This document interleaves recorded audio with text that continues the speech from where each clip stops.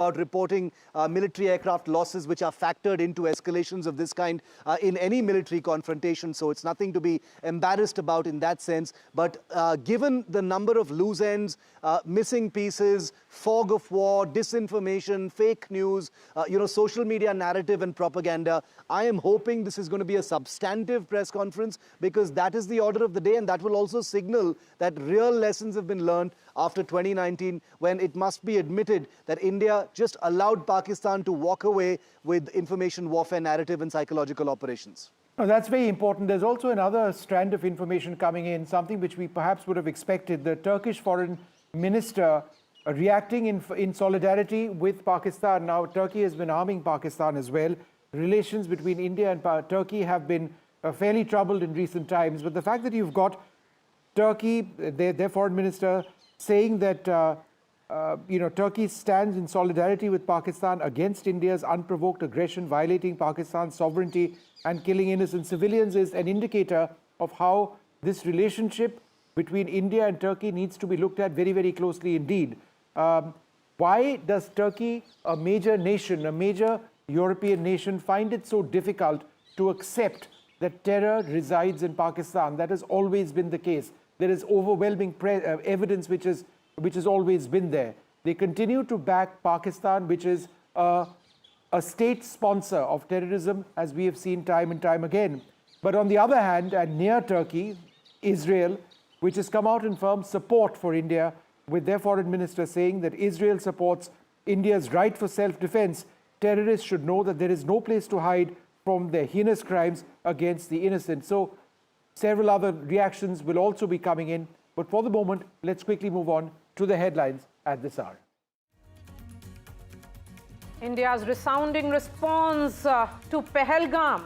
India strikes back with Operation Sindoor. Sources say this is just the phase 1 of Operation Sindoor. More strikes likely at the nerve center of Pakistan terror factory. India's message is loud and clear. In fact, details are coming in that the 9 targets which have been chosen by India, 4 are inside Pakistan, 5 in Pakistan-occupied Kashmir. Sources say casualties are there in Pakistani army. External Affairs Minister Jaishankar tweets, must show zero tolerance to terror. Operation Sindoor, what we know of this strike, it is right inside Pakistan, 150 kilometers inside Pakistan. Prime Minister Modi monitored the operation through the night.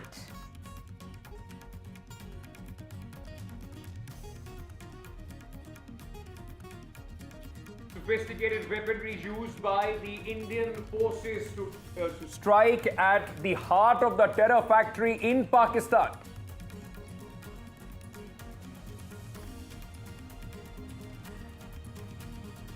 It's cornered. Pakistan resorts to arbitrary firing along the line of actual control and along the LoC and international border.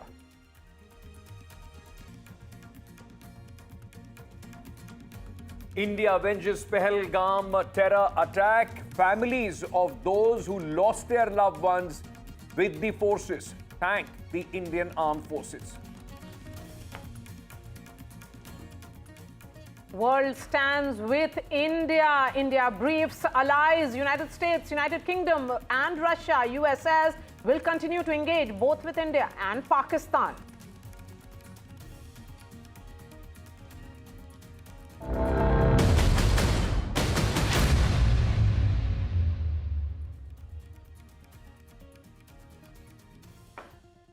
Good morning, viewers. For all of you who are joining us at this moment, India has avenged Pahalgam. All those who lost their lives, the grieving families, have come out in support and have actually said that what has happened at 1:44 a.m. this morning is what they were expecting and nothing less. India has actually struck at 9 terror hotbeds in Pakistan, going deep inside Pakistan. In fact, there are 4 points inside Pakistan, going to the extent of going inside with 150 kilometers. Terror headquarters of Lashkar-e-Toiba, Jaish-e-Mohammed have been hit in this precision strike, which all the three forces of the Indian Army, Navy and the Air Force have conducted together. 26 innocent, those who died in Pahalgam, their deaths have been avenged. A strong and loud message has been sent to Pakistan. Let's get you more details at this moment, because remember, ladies and gentlemen, after India, in fact, has now conducted these strikes very categorically, it has been said, none of the Pakistani army installations, economic installations, or the civilian installations have been targeted in these strikes. It is only the terror and their launch pads, headquarters, which have been, in fact, hit by the Indian precision strike. Pakistan has now lit up the line of control and the border, international border along Jammu and Kashmir. India is retaliating in equal and more measure. Casualties of the Pakistani army have been reported.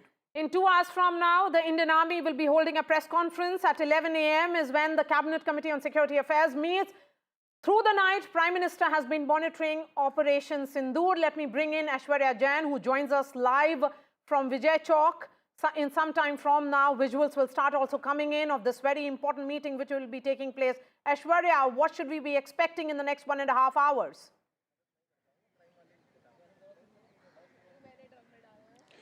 Well, first the press conference, a joint press conference by the Ministry of Defense and Ministry of External Affairs at the National Media Center. What we have been told is that a statement will be read by the representatives from the Ministry of Defense regarding Operation Sindoor.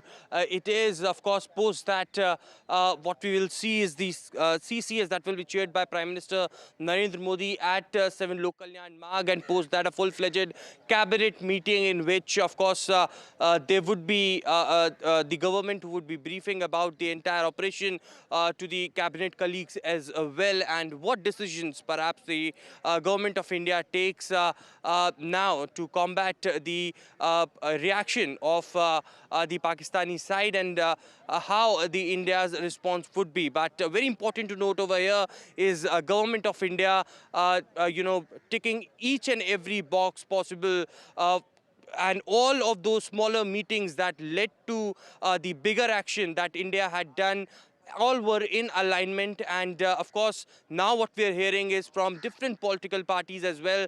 The statements have coming in. All are unitedly supporting the government and certainly backing our Indian armed forces. And that's where we have been also told that the government might call the all-party meeting later today or tomorrow to brief the political parties as well. So certainly it is a joint plan of action that we can see perhaps in next 2 or 3 days in terms of what government's internal action would be. But certainly all eyes would be at 10 a.m. when the Ministry of Defense and Ministry of External Affairs would be conducting that press conference. Yes, so India has executed Operation Sindoor, which is a calibrated military response to the Pahalgam terror attack, in which terror hubs in Pakistan, including Mudrike and Bahawalpur, have been targeted. I can see Sunil Prabhu, who continues to be with us. Sunil has been reporting since 2 a.m.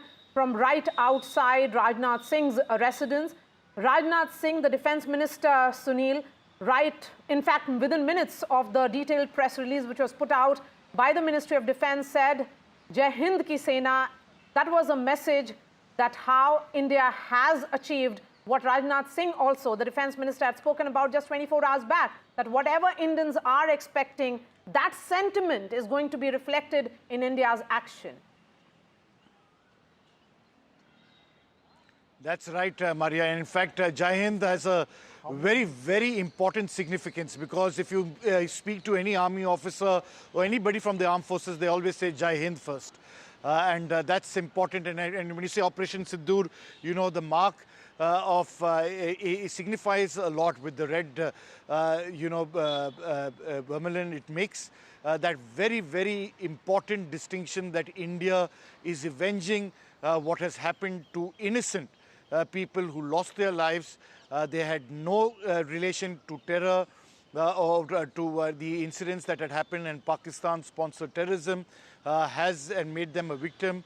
It's been a horrific few days and weeks for them, and many of those families will be happy that there has been some kind of avenging for what has been a very, very unfortunate incident in Pahalgam. So it's in that backdrop that India has struck at 9 places in a calibrated manner, non-military as it says, at the root of terror, people who have been responsible for Pak-sponsored terrorism on our borders, be it the Jaish-e-Mohammed, be it the Lashkar-e-Toiba. And we are told at 10 o'clock there will be the Ministry of External Affairs, there will be the Ministry of Defense, the Ministry the Armed Forces, in the sense the Army Chief as well as the Indian Air Force will be present at the briefing. There will be a statement. We'll wait and see how things play out, but definitely these are very, very tense moments, because we'll now have to see what does our neighbor on the other side decide to do, whether they will respond or not. And those are, extremely important steps. And what is the response that we do in this backdrop? So it's a critical state of a thing, but at this, it's tense moments, but we'll wait and see, Maria. Absolutely, because where it goes from here, it all depends on Pakistan, because India has demonstrated its capacity. We have only hit the terror targets, nothing else, but there is a lot of significance in what and the areas which have been targeted. Let me go across to Vishnu Shom, our colleague, just to give you a sense of how important and significant are these strikes.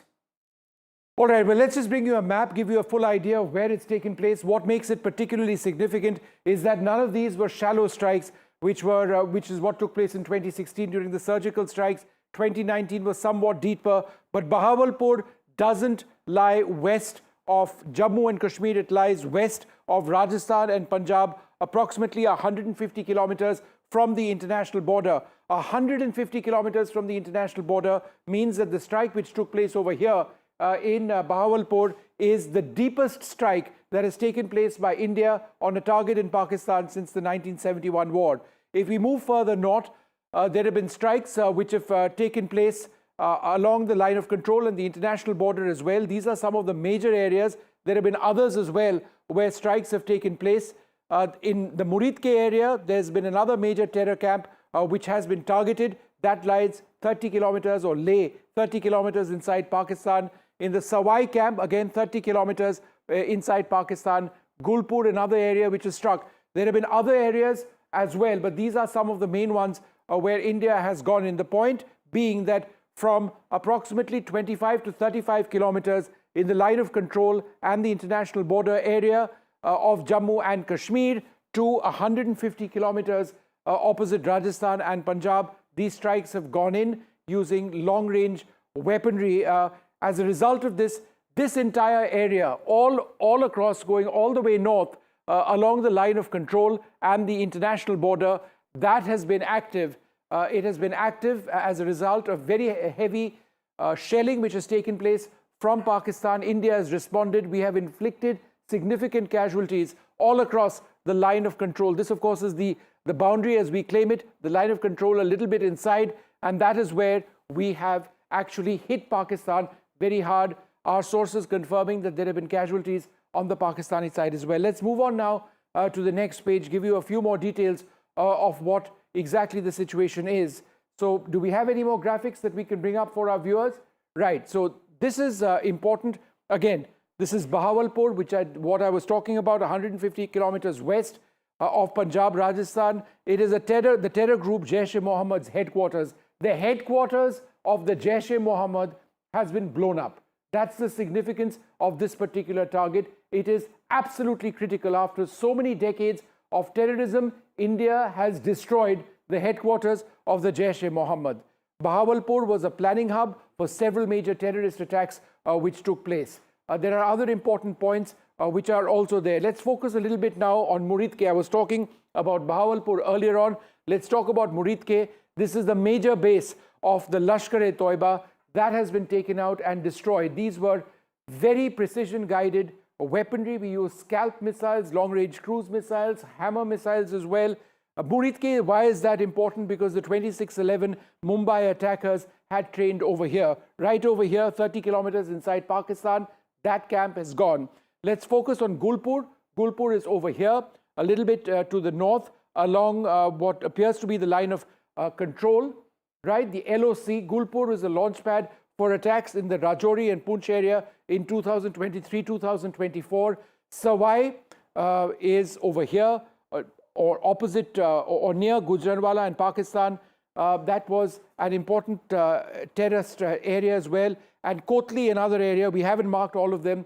Sarjal, Barnala, these are all close to the line of control areas where terrorists were trained. We often use the words terror training camp. These weren't just terror training camps or launch pads. This is what the hub of Pakistan's terror network. Many of those, including the main camp of the headquarters of the Jaish-e-Mohammed, has been blown up. Yes, let's now look at this video which has been put out by MyGov, which is the official handle of the Government of India, and then I'll go to the reporters.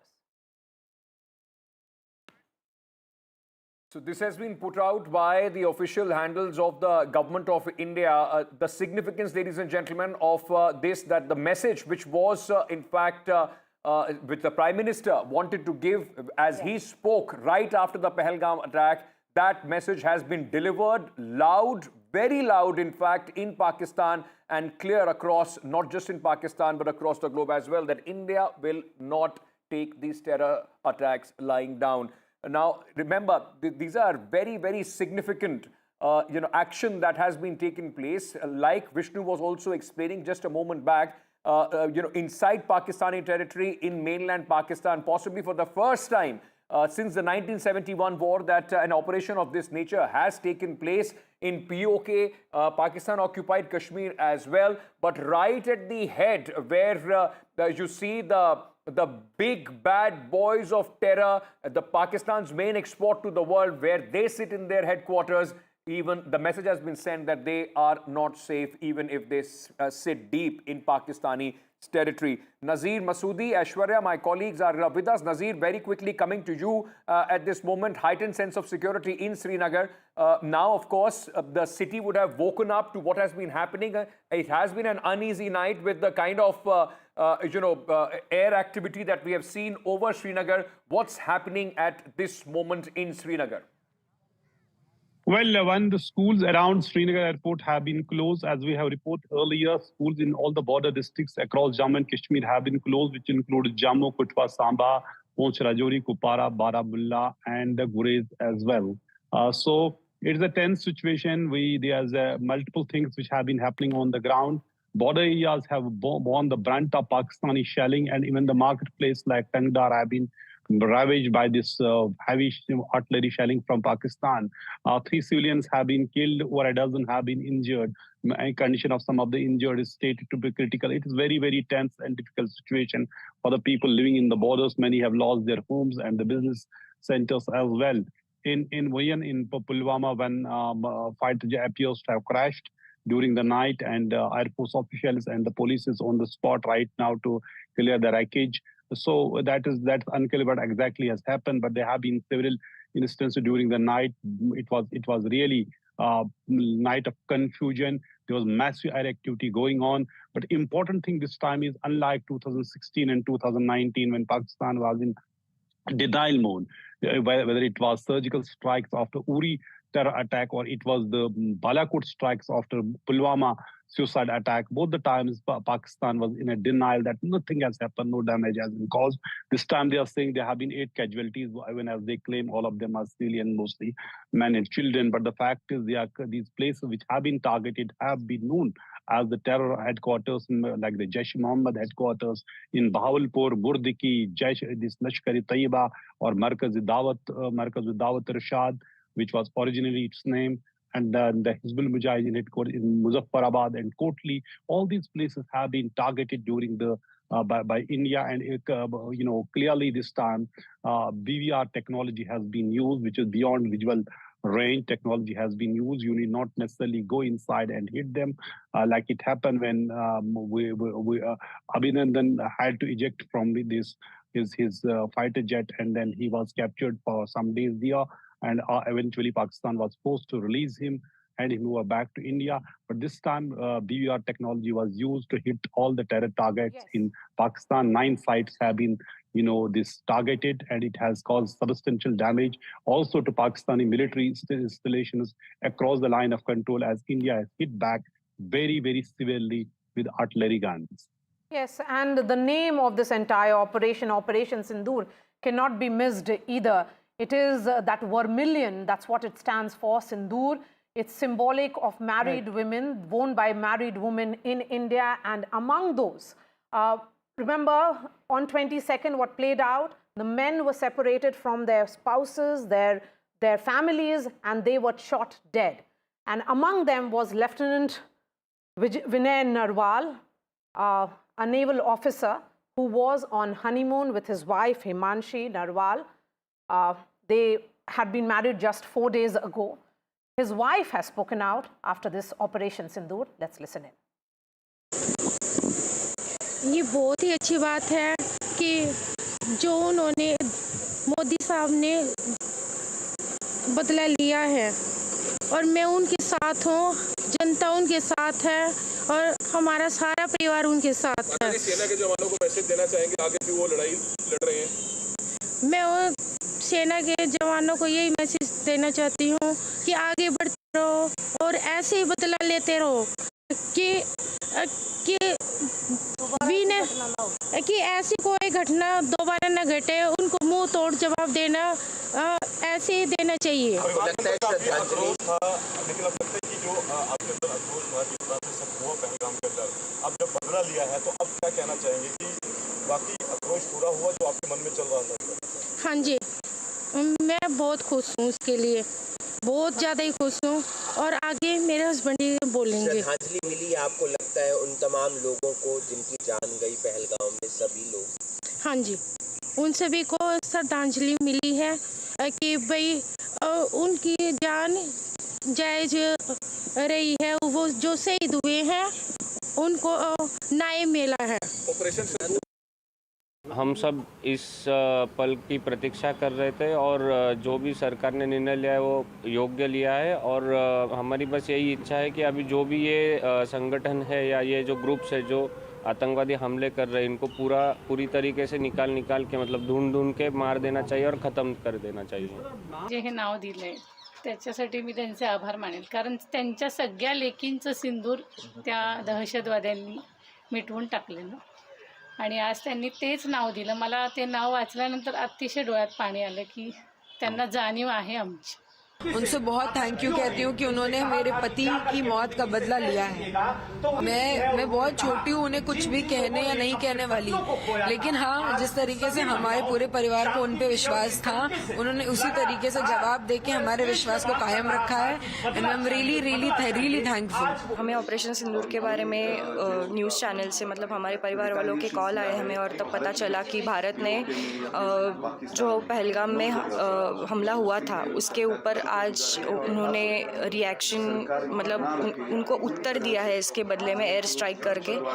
पहले तो mission का नाम सुन के हम लोगों को बहुत मतलब मैं तो बहुत रो रही थी सुन के। सिर्फ इतना बताना चाहूँगा कि मेरे पिताजी को और मेरे दोनों मामा को और जितने भी 28 लोग हैं उनको शांति मिली होगी ये देख के। और मेरा सिर्फ इतना कहना है कि ये सिर्फ एक अटैक नहीं होना चाहिए, जितने भी है सबको नेस्तनाबूद कर देना चाहिए। All right, so just in a couple of hours from now, an hour and a half is when that important press conference will take place. I think just to contextualize what has taken place, we've shared the details with you. We will continue to do that. There have been about 9 terror camps in Pakistan, some very deep inside Pakistani territory, which have been struck. The Army and the Air Force struck, possible involvement of the Navy as well. But where does this now go? The situation is very fluid, it's unclear, it's very, very tense. The line of control in the international border have entirely opened up. Very intense artillery duels taking place. India has inflicted damage significant, including casualties on the Pakistani side along the international border and the line of control in Jammu and Kashmir and counter-artillery shelling. But the question that needs to be asked is, what happens next? Are we done? Is it over? Is India going to look to go in with more strikes, or does this end over here? Does Pakistan accept this? There have likely been Air Force activity and Air Force operations as well, which have taken place. There are reports of fighter aircraft which may have gone down. We are waiting for more confirmation on that. 10 o'clock is going to be crucial. What happens next is Pakistan, has this conflict, have the military strikes been right-sized to this level, or is there a potential of expansion? I think this is the key question, because if there is a potential of expansion, it means that we are one big step closer to war between India and Pakistan, two nuclear-armed neighbors. That is something which we clearly don't want at this time. Two very quick details which are coming in at this moment. Leader of opposition Rahul Gandhi has also reacted to this operation and has put out an X, proud of our armed forces. Jai Hind is what Rahul Gandhi has said. One very quick thing, Vishnu, and if you can come in quickly on that as well. We have been speaking about what has been happening and how this has taken place, but also the fact of how Pakistan has used, and this is not the first time, misinformation, propaganda, to try and push some sort of a narrative as far as these strikes are concerned. One example, their defense minister first saying that they have captured some Indian soldiers, then denying it themselves, issuing a clarification. There is a lot of misinformation also coming in from the Pakistani side about, targeting Indian posts as well. There's a huge amount of misinformation which has come out. And let me spell out what those are, because this is confirmed that this is misinformation. Number one, 15 locations hit inside India by missiles as a retaliatory strike by Pakistan. Fake news. Srinagar Air Force Base struck by the Pakistan Air Force. Fake news. A brigade headquarters of the Indian Army destroyed. Again, fake news. That said, it is very important for this chasm which has been created by way of lack of information on our side to be filled. Yes, it's 1.5 hours since the situation or left for the press conference to take place. But in the meantime, it is important for more information to come our way as well. But just in terms of a little bit more confirmed information, just one or two small press releases did come. Pakistan resorted to arbitrary firing, including artillery shelling from posts across the line of control and the international border. 3 innocent civilians have lost their lives. In subsequent information, which was shared to us by defense sources, India has retaliated heavily to that, and my sense is that that may not have ended immediately. Okay, we have our reporters also joining us at this hour. Vasudha Venugopal is joining us from outside the Prime Minister's residence, which is 7 LKM. Aishwarya continues to report from Vijay Chowk, very close to South Block, where some meetings will be happening any moment now. Vasudha, coming to you. Prime Minister Narendra Modi has been monitoring the entire Operation Sindoor through the night. He continues to monitor even as we speak. 11 a.m. is when he will be chairing the CCS, the crucial meeting. But the message has been, and it has been happening since 22nd, when he was in Saudi Arabia. He flew down, cut short that trip in Saudi and came to India. And then the message came from him on 24th in Kishanganj, where he said that India will respond and it'll be tracking, tracing, and punishing them till the end of the earth. Absolutely, Maria. You know that when we've been talking to government sources in the last few days, they've been very clear that India is looking at being ruthless diplomatically but restrained militarily, and that's exactly what has happened. The Prime Minister has displayed a lot of political will in showing that he is capable of taking this message through. 14 days after that brutal attack in Pahalgam, these precision strikes have taken place, and all of these are either in Pakistan-occupied J&K, or they are in, of course, Punjab. Bahawalpur is a key epicenter, and that's one place where we have seen a lot of terrorists coming from 26/11 to even all the terror incidents that have taken place even in the past terrorists have come from there. So military bases have not been attacked, but it's the terrorist bases which have been attacked. And India has also said in its official statement that these strikes have been non-escalatory in nature. They've been restrained. There's been a lot of thought that has been put into it. And like you rightly said, the first CCS after this precision strike will take place today. The cabinet meeting is also expected to take place in a few hours from now, and we will get to know how India is monitoring this whole situation. Remember that Pakistan is also likely to retaliate. India is prepared for this. That's what our sources have been telling us, that India is prepared for more targets in case of a counter-attack from Pakistan. This is a counter-terrorism operation that's launched by India. It's a precision strike, so clearly very different from an all-out war. India doesn't clearly want to scale up this operation to an extent that it goes beyond its strategic intent. It wants to send out a message and wants to say that it has the political will to take care of its citizens. The mock drills or the civil defense exercises are about to begin in this country in a few hours from now. So clearly there are two operations happening here. One, of course, sending out the right kind of message to Pakistan, holding it accountable for the kind of cross-border terrorism, and also ensuring that our own citizens are safe in this country and prepared for whatever threats or attacks that's likely to come. Yes, we have Aishwarya Jain, who continues to be with us as well. Aishwarya, two messaging put out by two ministers. Defense Minister Rajnath Singh tweets at 2 a.m. and he says, Jai Hind. And the second message has come from Dr. S. Jaishankar, External Affairs Minister, just a few minutes ago, where he says that the world must show zero tolerance for terrorism. The messaging from India is that all those nations who have been briefed, because within hours of 22nd, when that dastardly attack, India did brief envoys of 30 nations. So they have constantly been kept in loop as far as what has happened on 22nd and what India did just few hours ago.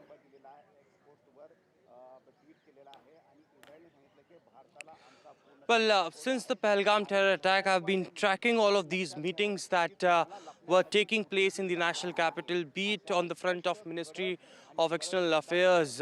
We saw those envoys and counterparts of the Indian government been called in at the Ministry of External Affairs here at the Raisina Hills. They were briefed about the situation by the senior officials of the MEA. On the other side, it was the Ministry of Home Affairs who were doing their own job as far as implementation of the guidelines that were given, the directions that were issued after the CCPA that was shared by Prime Minister Narendra Modi. There were diplomatic actions and the ministries were up and they were doing their work. But Ministry of Defense, that was one ministry who was constantly, briefing the Prime Minister. Remember that important meeting that Prime Minister chaired along with Defense Minister Rajnath Singh, NSA, Ajit Doval, alongside with the CDS and 3 service chiefs, in which the message from Prime Minister came out that he believes in full professional capabilities of Indian Armed Forces and he have given free hand to Indian Armed Forces. They can choose their time, place and action, and that's what happened after 14 days. Let me quickly show you these visuals from the Ministry of Defense South Block over here as far as the developments are concerned, because since morning we've been told that the senior officials are here at the Ministry of Defense and they are closely monitoring the situation, what's happening at the international border or along with the line of control.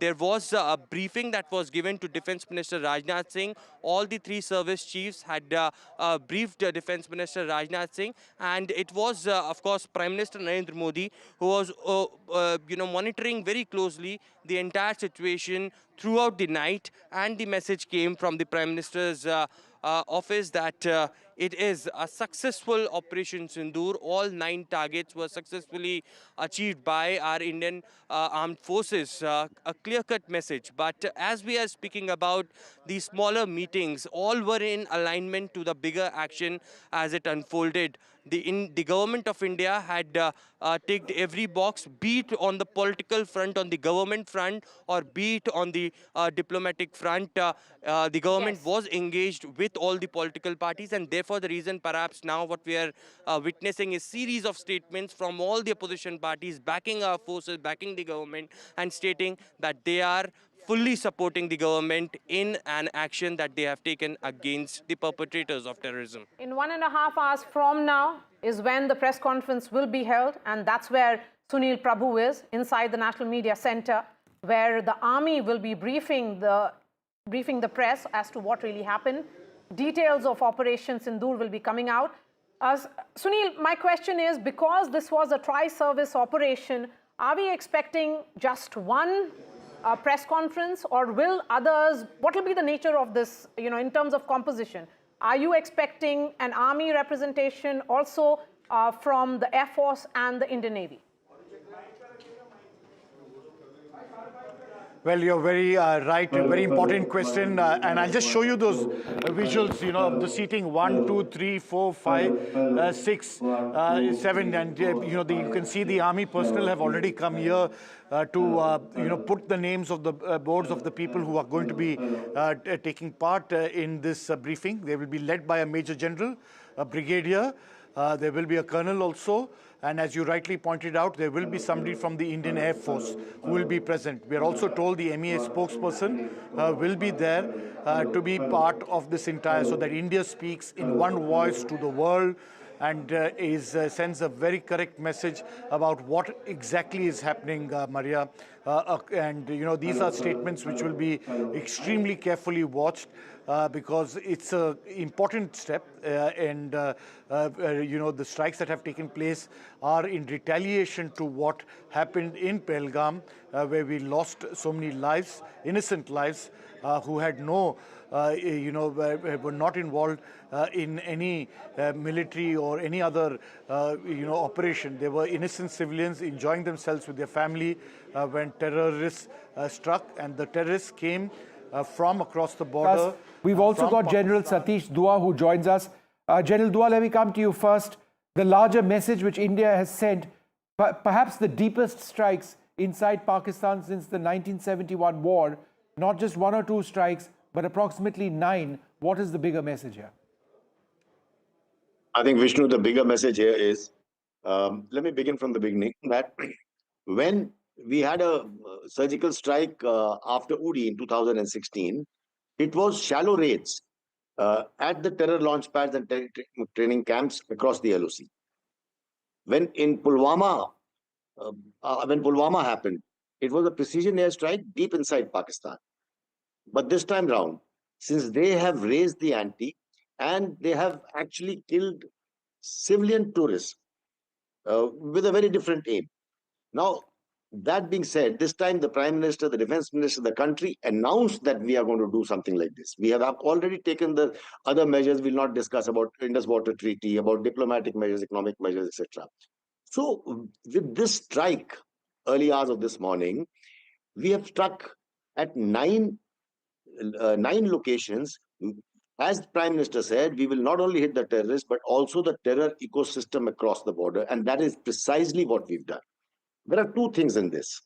Before I come to the message, I think striking at the headquarters of LET, the Jaish-e-Mohammed, this is the kind of strike at the ecosystem. And for the first time, it is not only deep inside Pakistan, 4 locations in Punjab have been struck. Now, Punjab, everyone knows, is the heartland of Pakistan. And this time round, Muridke is 30 kilometers from Lahore. So these are the kind of, this message that goes across now is very clear. I'm sorry I'm interrupting you here. Just give us a moment, because my colleague Radhika is in Mumbai at this moment, and she's joined by one of the victims of the Pahalgam terror attacks. Their family is with Radhika. This is a significant moment, Radhika, for the people, those who lost their loved ones in that dastardly terror attack. Absolutely. This was a significant moment as far as families of the victims are concerned. 64-year-old Dilip Desley lost his life when he was on a holiday with his wife, and he was shot dead in front of his wife. This is what happened. He was from Panvel, and I am with his relatives, Dilip Desley's relative Prajakta as well as Sanjay. Of course, a retaliatory step has taken place. India has attacked Pakistan in several of the terror infrastructure. Do you see this as a sense of justice for families of those who lost their loved ones? Honestly, sense of justice, that would be a right answer. A person has already been lost.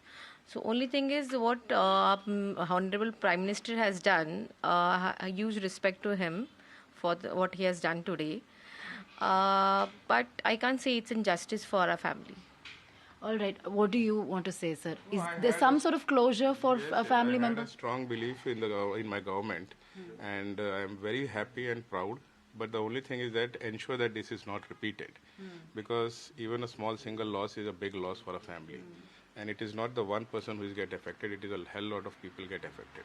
And, how has the family been coping, over the last couple of weeks? The family is still in trauma because we are still getting a lot of relatives, we are visiting our village hometowns, the rituals and all. So it will take some time to cope up. It is not going to be 100% for sure. And this morning when you heard the news, what went through your minds? Especially of the wives. I'm sure you're in touch with the wife who saw what had happened. Yes, but honestly, I have not been in contact with her since morning. But whatever we saw in the morning, as I told, it was a big relief that some action has been taken by government. But as I told you that whatever is lost, we are not going to get it back. Absolutely. And how has the family coping, sir, over the last 2 weeks? Because, you've... It will take time. It will take time. We can't expect her to cope up because it is a huge loss, and I don't think it is going to be 10-15 days. And so what do you want the country, Prime Minister Modi, and what do you want the centre to understand about the loss? Because a lot has happened over the last few weeks. Multiple retaliatory action has taken place diplomatically. Now, of course, an attack has taken place. So what would you like the centre to understand coming from the victims' families? No, I think they have understood what we wanted, and they have done exactly what was expected. And this action is definitely going to... what I can say, give them the response that, okay, this country is into retaliatory mode. And apart from that, the other steps that has been taken, which is going to affect them in a big way. So all in all, I think that why the Pakistan is existing here. Is it just for the terrorism or is it something for else? So that is what I believe. Any other message that you'd like to give? Somebody who suffered this loss? Somebody has suffered, but the only thing is that it should not be repeated again. It should not absolutely zero tolerance on this. And Jammu Kashmir is our own country, and we should not have a fear to reach out to go over there. So right now the situation is not like that. We are having a fear to go there. So I want that to be changed. And I think Dilip Desle went there for the first time after his retirement, right? After our recommendation only. Okay. We only had discussion and we thought that let's go to that place. It is now safe, it is sound, and we can go. So he had been, I think Vaishno Devi we had been. So we thought that let's go step ahead. So, and we paid the price for that. Right, I'm really sorry about that. There you heard family members of Dilip Desle, how they had planned the trip for 64-year-old Dilip soon after his retirement. This was the first visit, as far as Dilip is concerned, was his first visit to Kashmir, but that didn't turn out well at all. Tragic, certainly, but of course, obviously the family members here are relieved that some sort of action has taken place, but they feel more must be done and this cannot be repeated, and that J&K should be a place where every citizen can visit without any fear and with confidence. All right, Radhika, thanks very much for joining us. So just about 1 hour, 20 minutes from now for that important press conference. What we don't know at this juncture is whether there'll be questions and answers or just a statement. But there are more than 5 people who will be on the dais from the armed forces. So we do believe that there is a good chance of that taking place.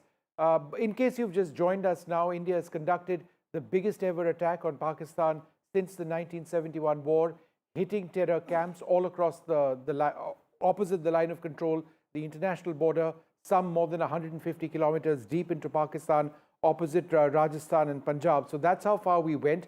The attacks took place at approximately 1:30 a.m., 1:40 a.m. this morning.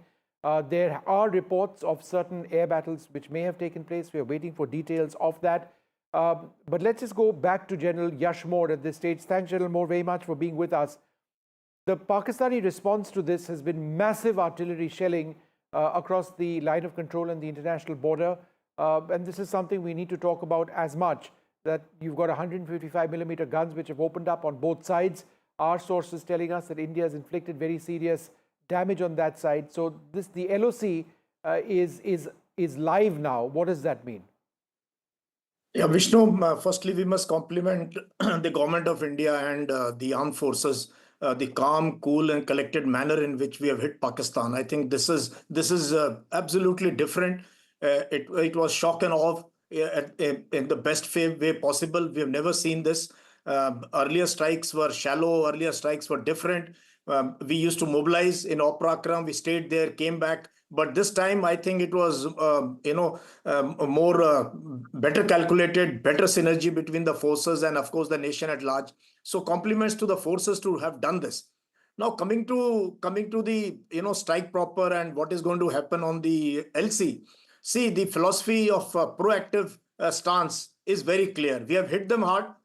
This was the first phase of the escalatory ladder, if you can say. Now we must hit them harder and continue hitting harder as we go up the chain of the escalatory ladder, because at each stage we must be more proactive, we must be more aggressive, because we have hit all targets which are of Lashkar-e-Toiba and Jaish-e-Mohammed. No military targets have been hit or installations where Pakistan Army and all is there. So probably once the retaliation comes back, then we will be having second list, third list, and many other options will be available to the forces. Many other target lists will be there, which will be activated now. So I think this is time to stay strong, stay united, and do not believe in a lot of Pakistani propaganda that would have started or is already started on the social media. Vishnu. First response, sir, and as expected from Pakistan, of course, they try and push in as much propaganda as they can to try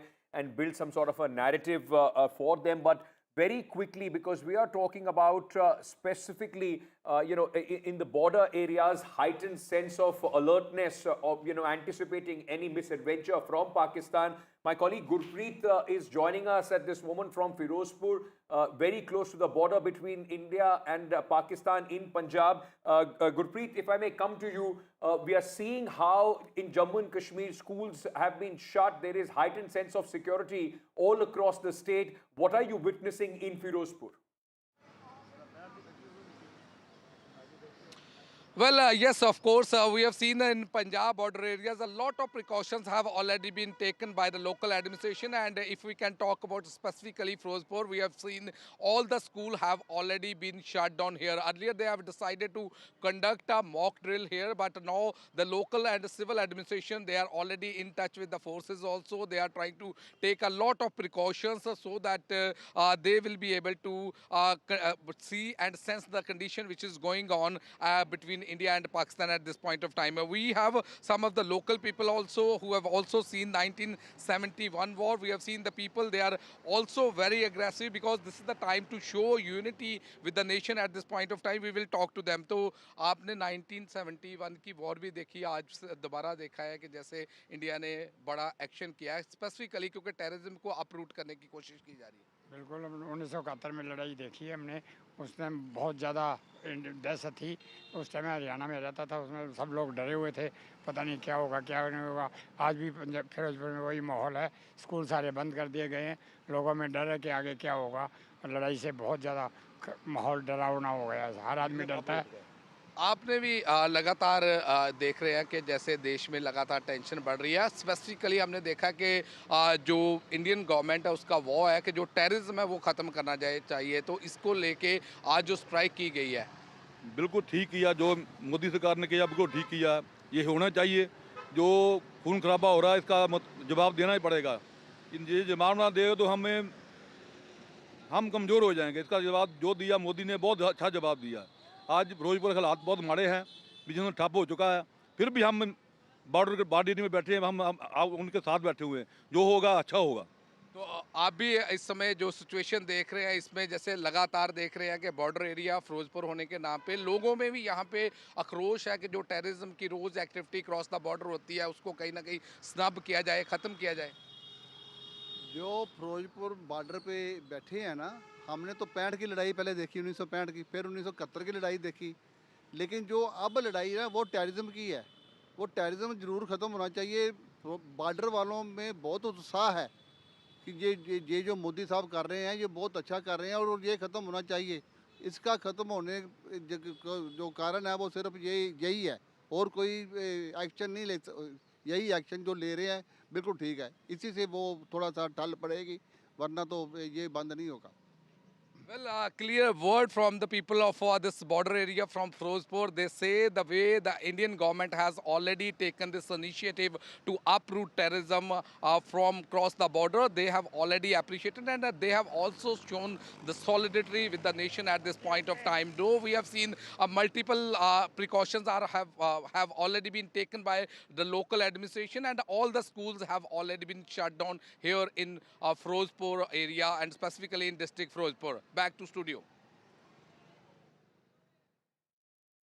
All right. Well, we're just going to come back, and again, a reminder: 1 hour, 10 minutes or so is when that press conference will happen, and there will be word, I'm sure, hopefully clarity on the extent of the air battles which have reportedly been taking place as well. But in as much as we talk about the strikes in Pakistan, and it is so important to reflect that Bahawalpur, Gulpur, Muridke, these are some of the areas where India has really hit Pakistan. The Hizbul Mujahideen camp near Sialkot has been blown up. The Jaish-e-Mohammed's headquarters in Bahawalpur has been destroyed. That our government and our forces would have known that if you hit Pakistan, they will retaliate. There has been retaliation. India has retaliated to that as well. And by that I mean artillery shelling across the line of control in the international border. The details on an air battle having taken place, that's still sketchy at this stage. There is unconfirmed information coming in. We are waiting for that clarity. But until such time as that press conference happens, and we've been asking for several hours now, that clarity has so far not emerged. But these are tense times. There are casualties on both sides. In fact, the government of India has confirmed that at least 3 civilians have been killed on our side. Our defense sources have confirmed that we've hit the Pakistanis very hard on their side of the line of control in artillery shelling. What happens next is the question. Is this going to go up the escalation matrix or not? General Satish Dua with us as well. General Dua, do you believe that there is a real possibility of this becoming more or going up the escalation matrix? We will talk to them. So, all right. We don't have General Dua, but General Moore, would you like to take? Yes. Would you like to take that question, General Moore? Yeah, see, knowing Pakistan and Pakistan military, this is the time for them to, they look for this, anti-India. That is the only glue that sticks Pakistan army with the people of Pakistan. So I'm sure they would be retaliating, probably on targets close to the LoC. But for them to find targets not going to be easy. If they hit military targets, then the second phase will hit very harder. Any of their formation headquarters, brigade headquarters, divisional headquarters, ammunition dumps, fuel dumps, all that will also become a target. So let's wait and watch.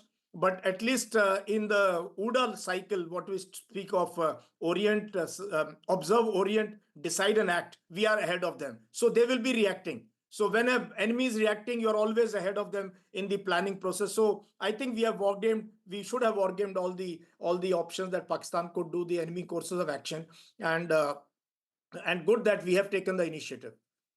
General Moore, while we know about Bahawalpur, Muridke, there are other places also within POK, Savai, for example, Sarjal, Barnala. These are infiltration routes which have been destroyed by India. And Sarjal and Barnala in particular are located close to international border and the line of control, and they are considered as almost like gateway points of infiltration. India has chosen its target carefully, calibrated it, and calculated it. And that's why it's saying that it's a strike with great precision, and it's not a strike on a military installation, neither it's a strike on a civilian or an economic installation. I think that it's a brilliant planning, especially hitting Muridke. We've all commanded formations very close to Muridke. It's so close to the border. And Muridke was always the headquarters of Lashkar-e-Toiba. So hitting Muridke, hitting Bahawalpur, deep into Pakistan's Punjab province. So it sends really a message. also to the local people also, because wherever these, you can say this terror factories or madrasas where they really, nobody likes them around. So I think sooner or later, if these are really destroyed and they don't come up, then it's the best thing possible. In the targets that we have hit in POK are exactly the routes where the Pakistan army gets these people together, trains them for some days, and then depending on the time and this thing, they launch them across the LC into in any parts of Jammu and Kashmir. So I think very well calibrated targets, very well hit. And as per reports are concerned, there has been absolutely, we caught them napping. The time, the date. Imagine we planned the mock drills today, and the news that was going around was that probably the strikes will take place after the victory parade in Moscow. So there is amazing amount of, in spite of, there is so much transparency in the battlefield today. But I think we were able to surprise them really well. So hats off to all the planners who have done this brilliant action. While, in the dead of the night, Pakistan woke up with these strikes from India, the message and the bang of these strikes is now being heard all across the world. There are countries, those who are reacting to what India has done. Most countries, and I must underline this, have supported India's retaliation as India's right after the Pahalgam terror attack. Let me go across to our colleague Arjun, who's joining us at this moment from the news pit, to give us a sense of how the world has reacted to Operation Sindoor. Arjun, that's absolutely right, Ankit. You put things into perspective very clearly and properly. The latest, in fact, statement coming in from the Israeli envoy to India, Reuven Azar, and I'm quoting him here, where he mentions Israel supports India's right for self-defense. Terrorists should know there's no place to hide from the heinous crimes against the innocent. For our viewers joining us right now, in fact, I'll repeat the Israeli envoy's statement where he says Israel supports India's right to self-defense. Terrorists should know there's no place to hide, in fact, from their heinous crimes against the innocent. We've got one more recent statement being released, and this is being released by Japan's Chief Cabinet Secretary, where he says, in regard to the terrorist attack that occurred in Kashmir on the 22nd of April, our country firmly condemns such acts of terrorism. Now, these were two of the latest statements which have in fact come out right now. Meanwhile, the United Nations, America, all other countries are also very carefully following the developments. Not only all of these statements in fact come at the back of Pakistan being slammed at the UNSC, at the emergency closed-door meeting it had in fact called, prior to which our External Affairs Minister had spoken to all the non-permanent members, and also Prime Minister Modi, with his unparalleled outreach to other world leaders, had already briefed them. Back to you, Ankit. Arjun, the significance of the fact that India was constantly keeping its allies informed. Soon after the terror strike, which happened on our soil on 22nd, there was a briefing which was held in the Ministry of External Affairs of 30 envoys.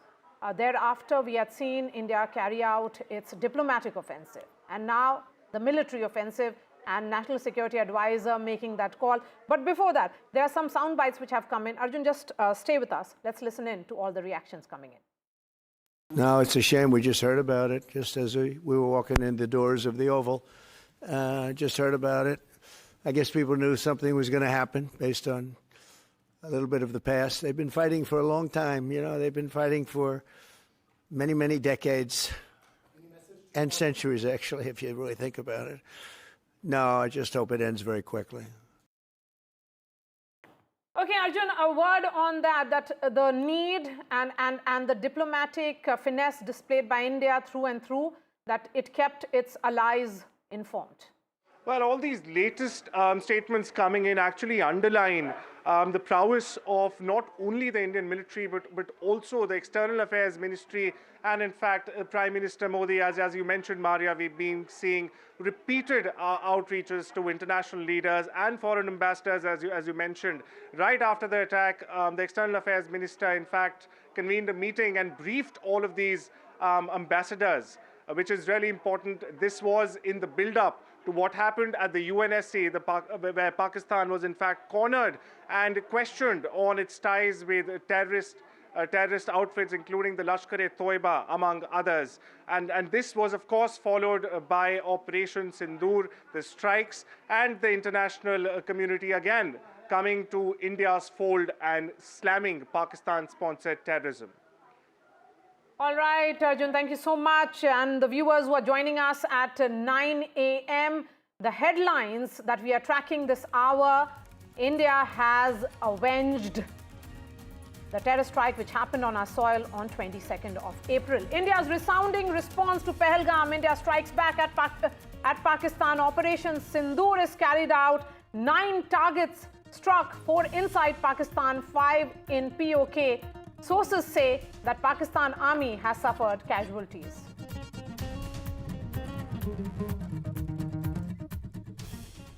India targets Pakistan-based terror group headquarters of Jaish-e-Mohammed, Lashkar-e-Toiba inside Pakistan. It's high alert on border areas, alert at all air bases in Haryana and in Punjab. A cornered Pakistan resorts to arbitrary fighting. 3 people have been killed in Pakistan. Firing artillery filing across the line of control. India has responded extensively.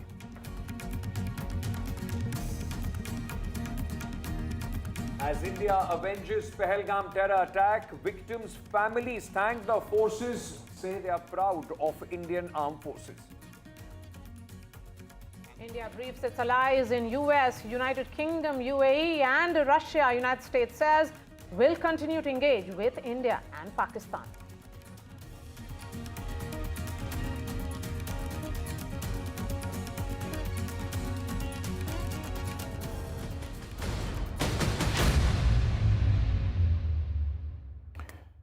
Good morning and welcome. In case you're just tuning in, this has been a remarkable several hours now. Shortly after 1:40 a.m., Pakistan hit out as a result of the terror attack in Pahalgam. India has retaliated. We have blown up several Pakistani terror camps all across on the Pakistani side of the line of control and the international border. Some strikes going up to 150 kilometers deep on west of the Rajasthan-Punjab front. The strikes themselves have been successful. Video shows several explosions at these terrorist camps. The base, the headquarters of the Hizbul Mujahideen has been blown up. Some of the major terror camps of the Lashkar-e-Toiba have been destroyed. These are the most in-depth strikes done by India since the 1971 war on Pakistan. We're going to get reactions very soon. We hope to be joined by the former Army Chief General Bikram Singh in a little while from now. But in the last little while, Pakistan has responded through artillery shelling, 155mm gun shelling across the international border and the line of control. India has retaliated, but there have been casualties there on both sides. Very significantly, in less than an hour from now, a press conference by the Defense Ministry where we will get clarity on just what has taken place.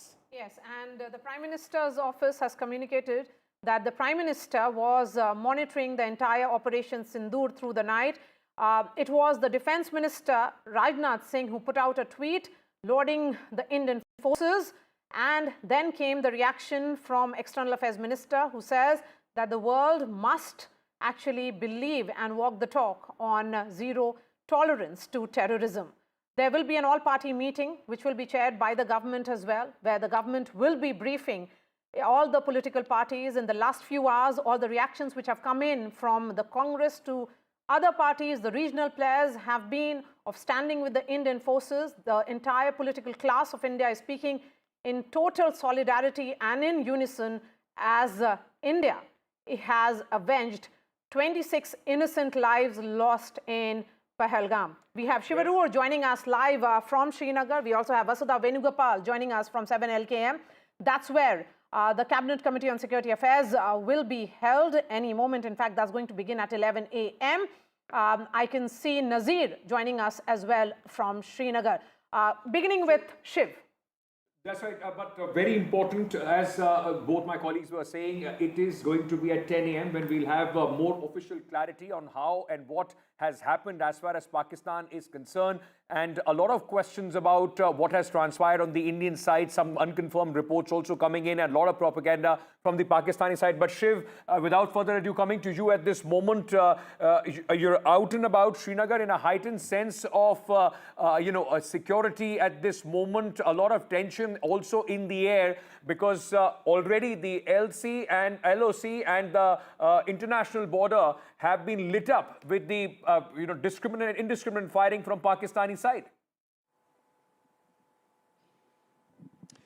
Ankit, we've just returned. We're on the road towards the forward areas, including Uri. We've just been turned back on this highway. No vehicular traffic is being allowed on the road from Srinagar towards the forward areas. After this particular broadcast, we're going to try and make it back towards those forward areas, because this is still an evolving situation. We've worn our protective gear in order to make it clear that we are from the press, because there's a huge amount of traffic congestion in that area, especially in Shiri, in the Baramulla sector where we've been reporting from. Remember, Uri, Baramulla, Kupwara are completely lit up as far as the line of control is concerned. Nobody is being allowed access to the extreme forward areas where the actual artillery fire is taking place. Extensive damage is being reported on the Indian side, the civilian side of both Kupwara and Uri, but a huge amount of damage to military infrastructure, including Pakistan Army posts, is being reported on the Pakistan side of the LC of both Kupwara, Uri, as well as south of the Pir Panjal in the Rajouri Poonch sector. Remember, the other aspect of this entire unfolding story from Operation Sindoor is what's happening in the air. Indian fighter aircraft, Pakistani fighter aircraft have been involved in an air battle of sorts since late last night. There are a lot of claims and counterclaims which we hope to get clarified very soon. There appear to be some military losses as far as fighter aircraft are concerned on the Indian side as well as the Pakistan side. Lots of misinformation by way of old videos, old images from news clippings being put out by the Pakistan media and the Pakistan ISPR at this point of time in order to make it look like they're dominating the narrative, but a lot of myth busting is taking place already on social media. But there is a huge information vacuum right now. So two aspects of what we're looking at in the wake of Operation Sindoor is A, what's happening at the line of control, because that is the live escalating situation right now, which could expand into the international border if it is not contained. The other is the aerial aspect of it. All of this, of course, in the wake of 9 targeted strikes on terrorist infrastructure from Bahawalpur to Muzaffarabad to Kotli to Muridke and to 5 other targets in Pakistani Punjab as well as Pakistan-occupied Kashmir.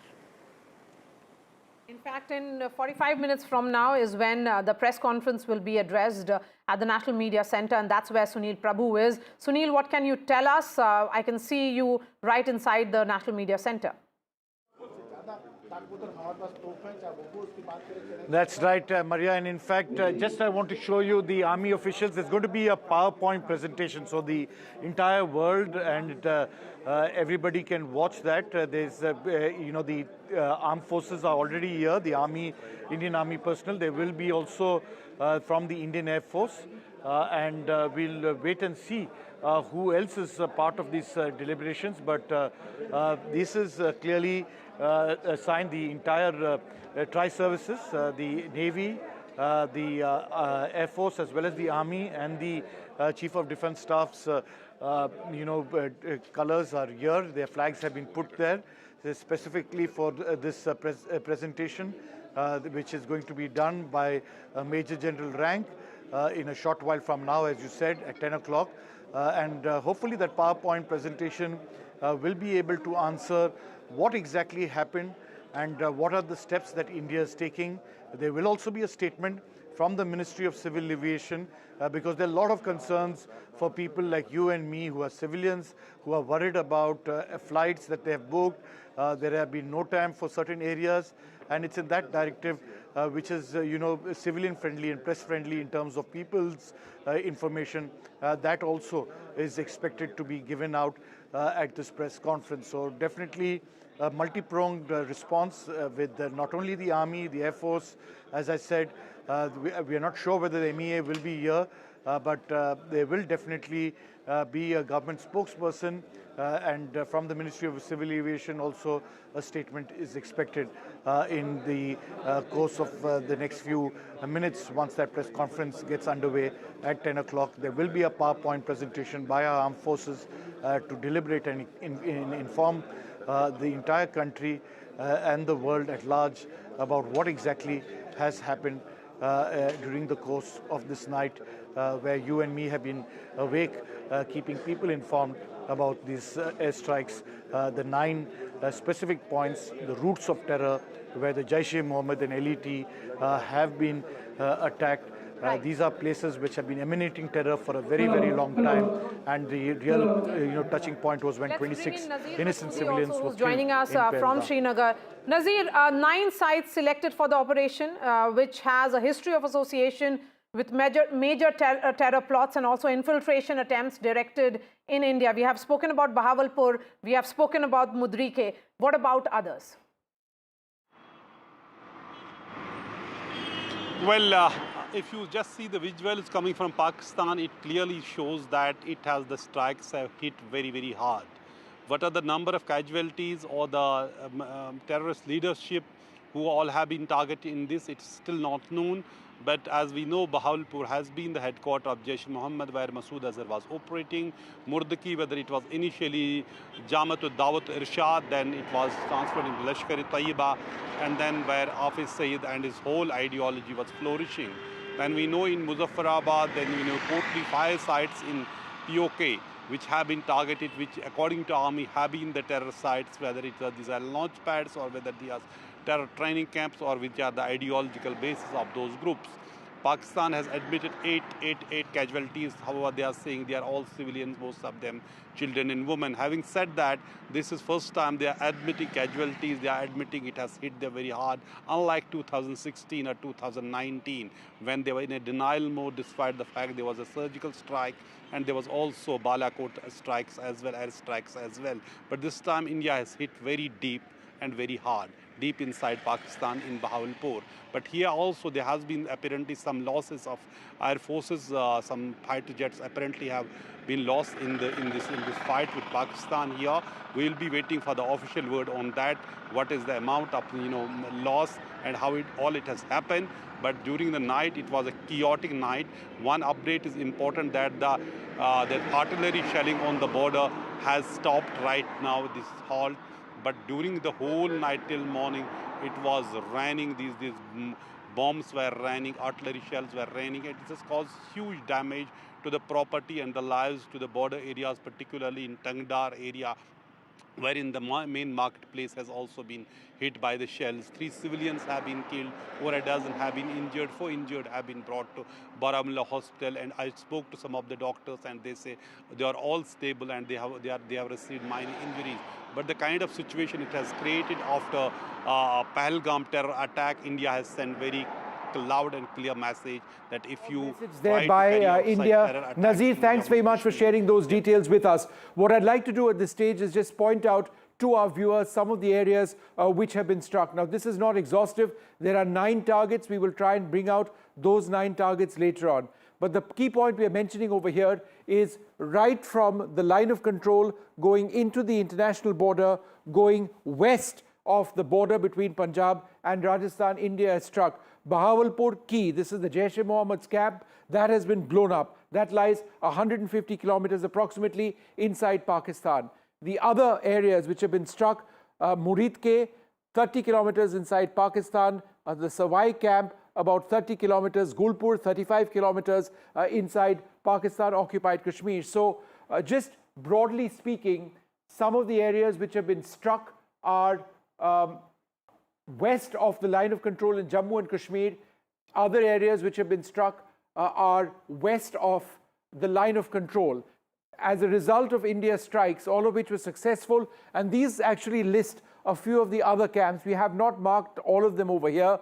They're all between 15, 10, 8. So some of them are very shallow strikes. Some of them are strikes in depth. These are, by which I mean Bahawalpur, the most in-depth strikes which India has conducted on Pakistan since the 1971 war.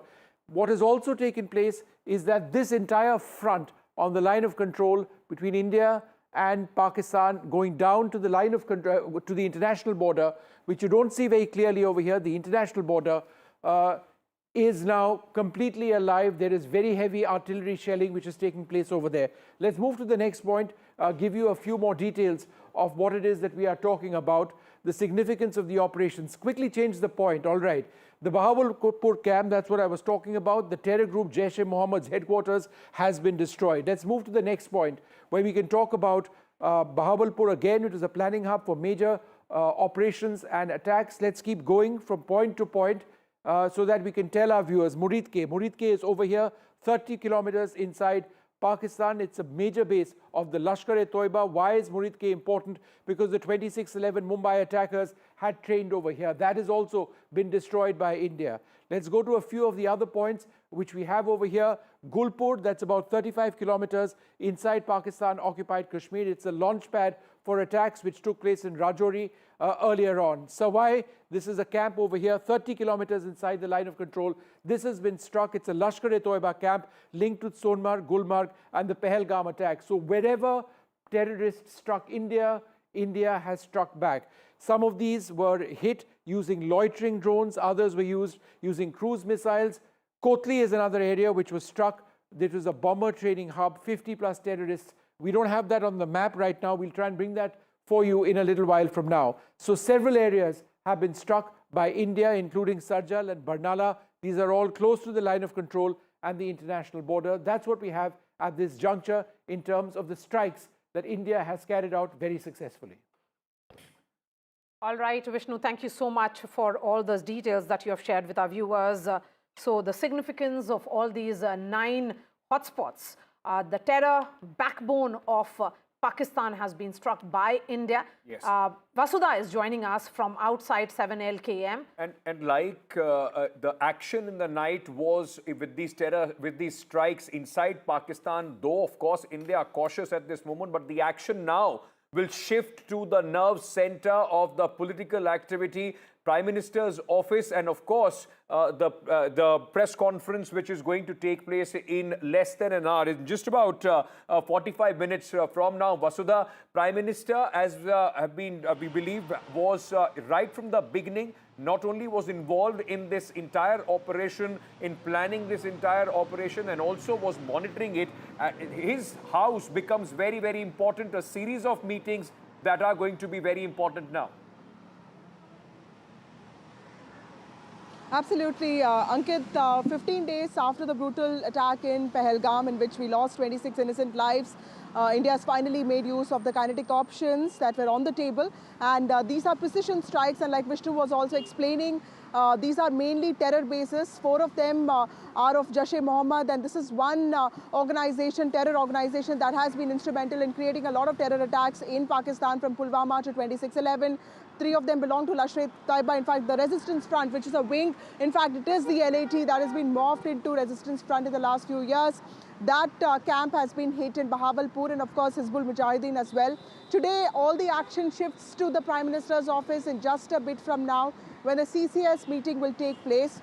The cabinet meeting is also expected to take place in just a bit, because remember, while we talk about the precision strikes and what's happening in Pakistan, there's a domestic narrative, there's a domestic situation that also needs to be managed, because Pakistan is going to retaliate. India is prepared for that militarily, and also domestically it has to make that kind of arrangements, like Sunil was saying, from flights to transport to logistics to preparing the country for anything any threat that can come from a hostile neighbor and an angry neighbor, an aggressive neighbor like Pakistan. India needs to be prepared. So what I'm told is that in the CCS meeting, the Prime Minister is going to be explained, is going to be told as to what really are the options right now, what needs to be, what are the areas that need care right now, and what really happened last time. Remember, he was in the PMO, he was monitoring Operation Sindoor. In fact, sources have also told me that this name has come from him because Operation Sindoor also denotes something very emotional to the Indian community, to the Hindu community, and also remember that most of the victims in this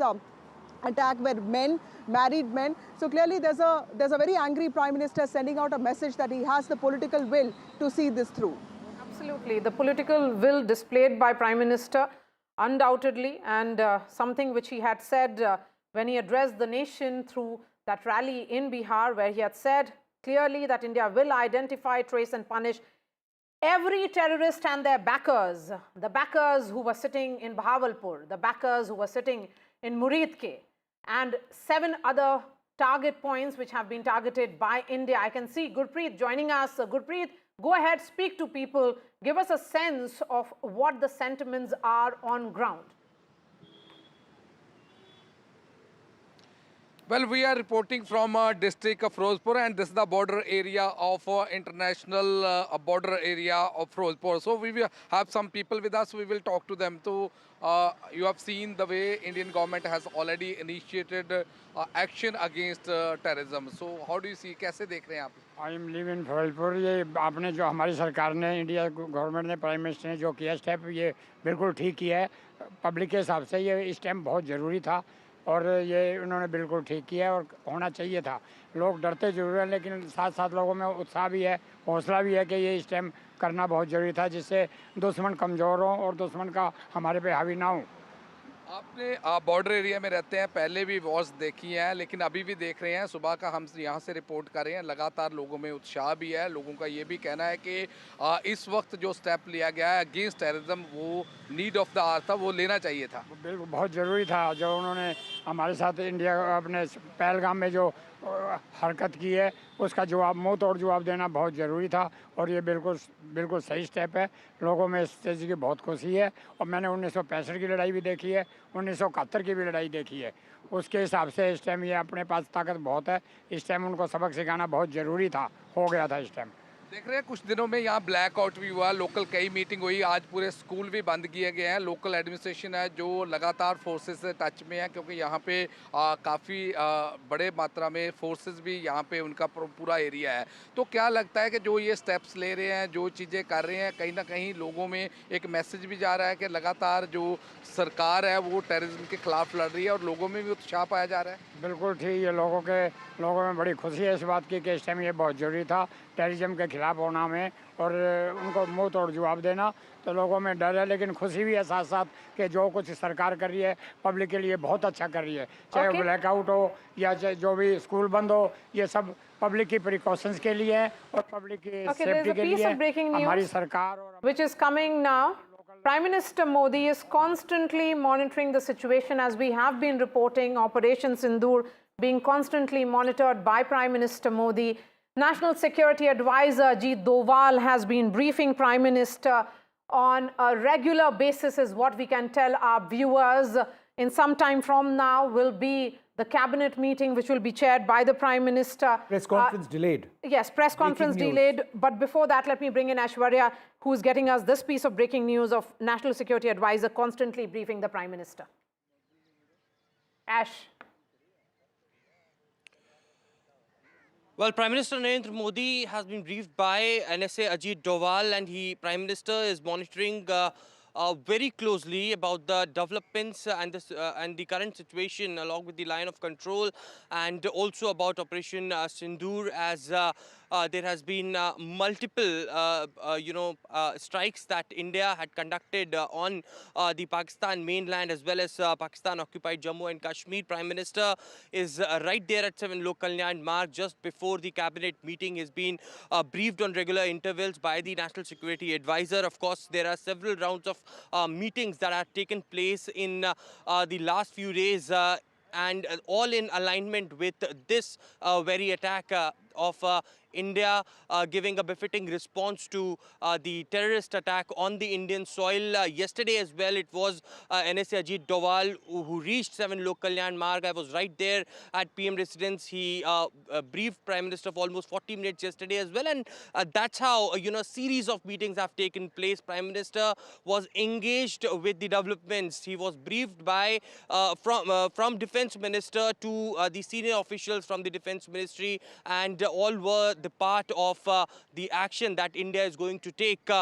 Just the information that is pouring in is as well that Prime Minister is still at 7 Lok Kalyan Marg. He has been briefed by NSA Ajit Doval just before the CCS that he will be chairing, and also soon after that there would be a full-fledged cabinet briefing. Of course, the all-important briefing by joint press conference by the Ministry of External Affairs and Ministry of Defence had been postponed by 30 minutes. So now it will start at 10:30 because of the developments that are taking place along with the line of control.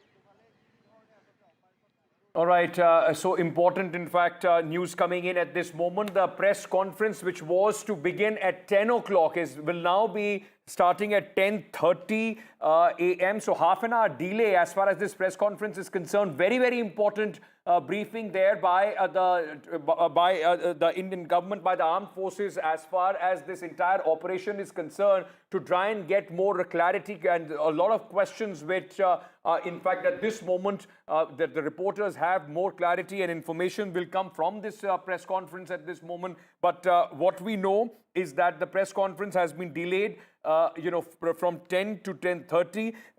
Vishnu, Maria, any particular reason that we know about why this has been moved forward? I think it's just in terms of getting a little bit more information. The situation is fairly dynamic. There would be new developments. There would be new information which they're looking to clear at this stage. There is a lot of information now which needs to come in. We should be getting more details on that. What we can say is that what took place from approximately 1:30 p.m. is far more than just the missile strikes and the other weapons which were used to strike Pakistani terror camps. There was an air battle which also likely took place. We don't know the extent of it. There are some reports of fighter jet losses. This would have been factored in by our armed forces. If we go kinetic, then Pakistan would retaliate. So this would be something that needs to be assessed. Perhaps time would be needed for that. Also, the situation along the line of control and the international border in terms of artillery shelling, very, very active. Several areas have been hit. 155mm gunfire taking place over there. Several Pakistani posts have been struck. What I have been told that there have been significant casualties inflicted on the Pakistani side as well on the line of control in the artillery shelling and on the international border.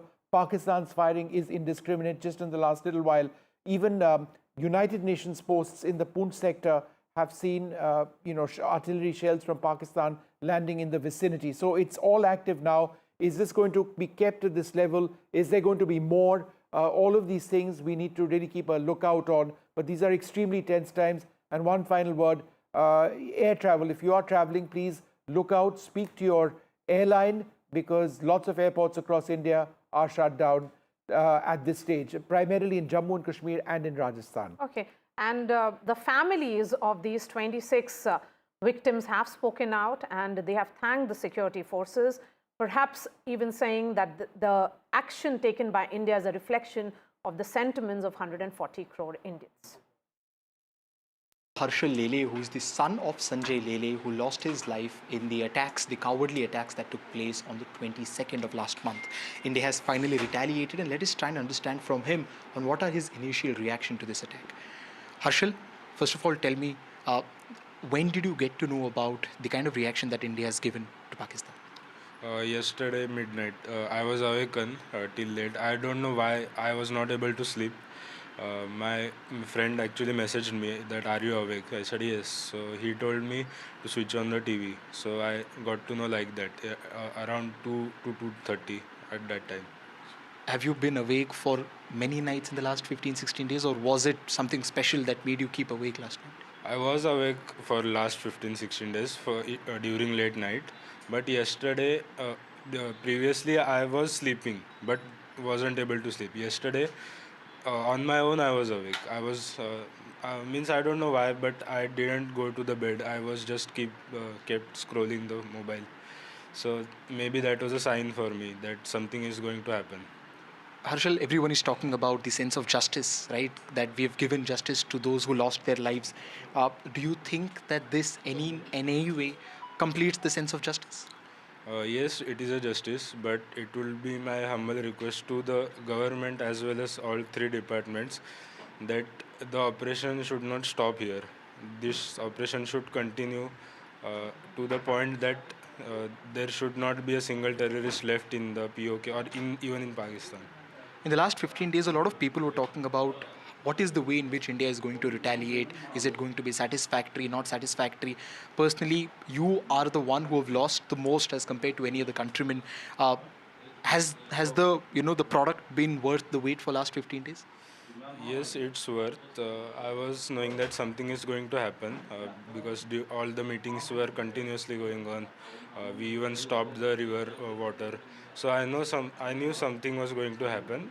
But I would say that this should not be the end. This should be the beginning of the operation. Okay, thank you so much. I have with me the family of Bharat Bhushan. He was shot dead by the terrorists in Pahalgam, even as he said that he has a young 3-year-old child and requested to spare his life, but there was no mercy shown. Today, as these retaliatory attacks have happened, so I have with me the father of Bharat Bhushan. So do you feel that this is some sort of, how is the family feeling? I don't want to really put words in your mouth. Family is in a difficult state. Every day they are suffering like anything. Yeah. And small kid, and he is also suffering much because the incident happened just in front of him and his mother. So they are in severe pain.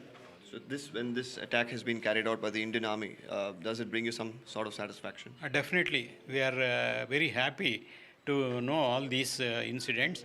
And Army and Air Force, they have done very good work. And they are controlling the terrorists as well as they are attacking terrorist camps in Pakistan. And they are putting missiles so that everything will be demolished then and there itself, and even terrorists are killed there itself. Absolutely. And while many of them have in the past said that, including the families of several of the victims, that they are not looking for any sort of vengeance. They're looking for safety measures. They're looking to ensure that the government in the future ensures that such an incident does not occur. But right now, with such an attack that's being carried out, Operation Sindoor being carried out, somewhere for the family, is it relief that if those terrorists who are a part of Pahalgam or any other people who could carry out such an attack, them being eliminated, does that bring you some level of satisfaction?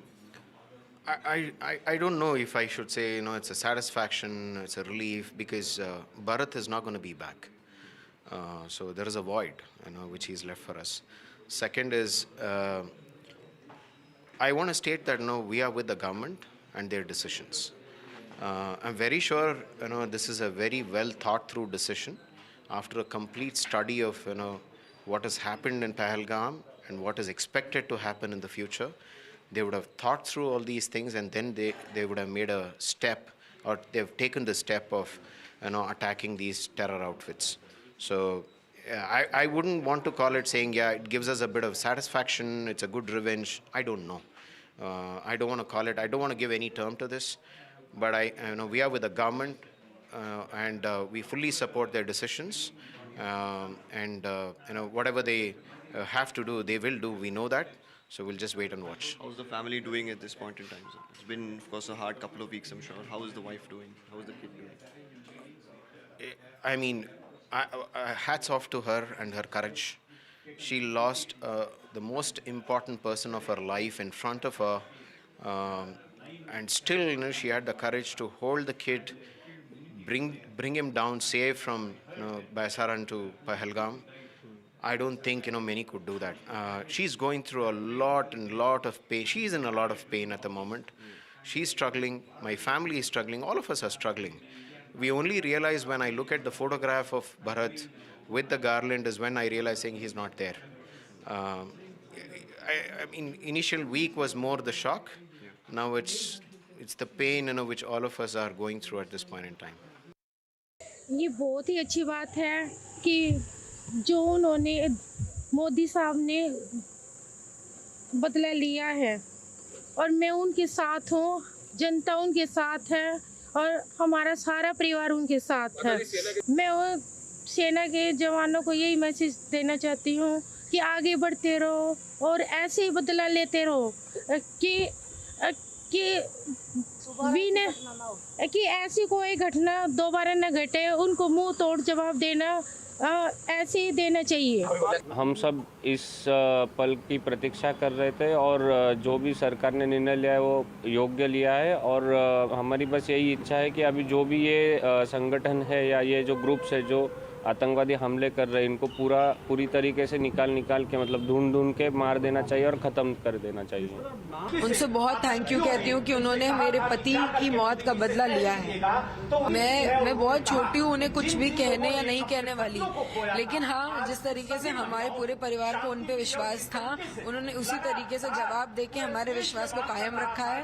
And I am really thankful. हमें operation सिंदूर के बारे में news channel से मतलब हमारे परिवार वालों के कॉल आए हमें, और तब पता चला कि भारत ने जो पहलगाम में हमला हुआ था उसके ऊपर आज उन्होंने रिएक्शन मतलब उनको उत्तर दिया है इसके बदले में एयर स्ट्राइक करके।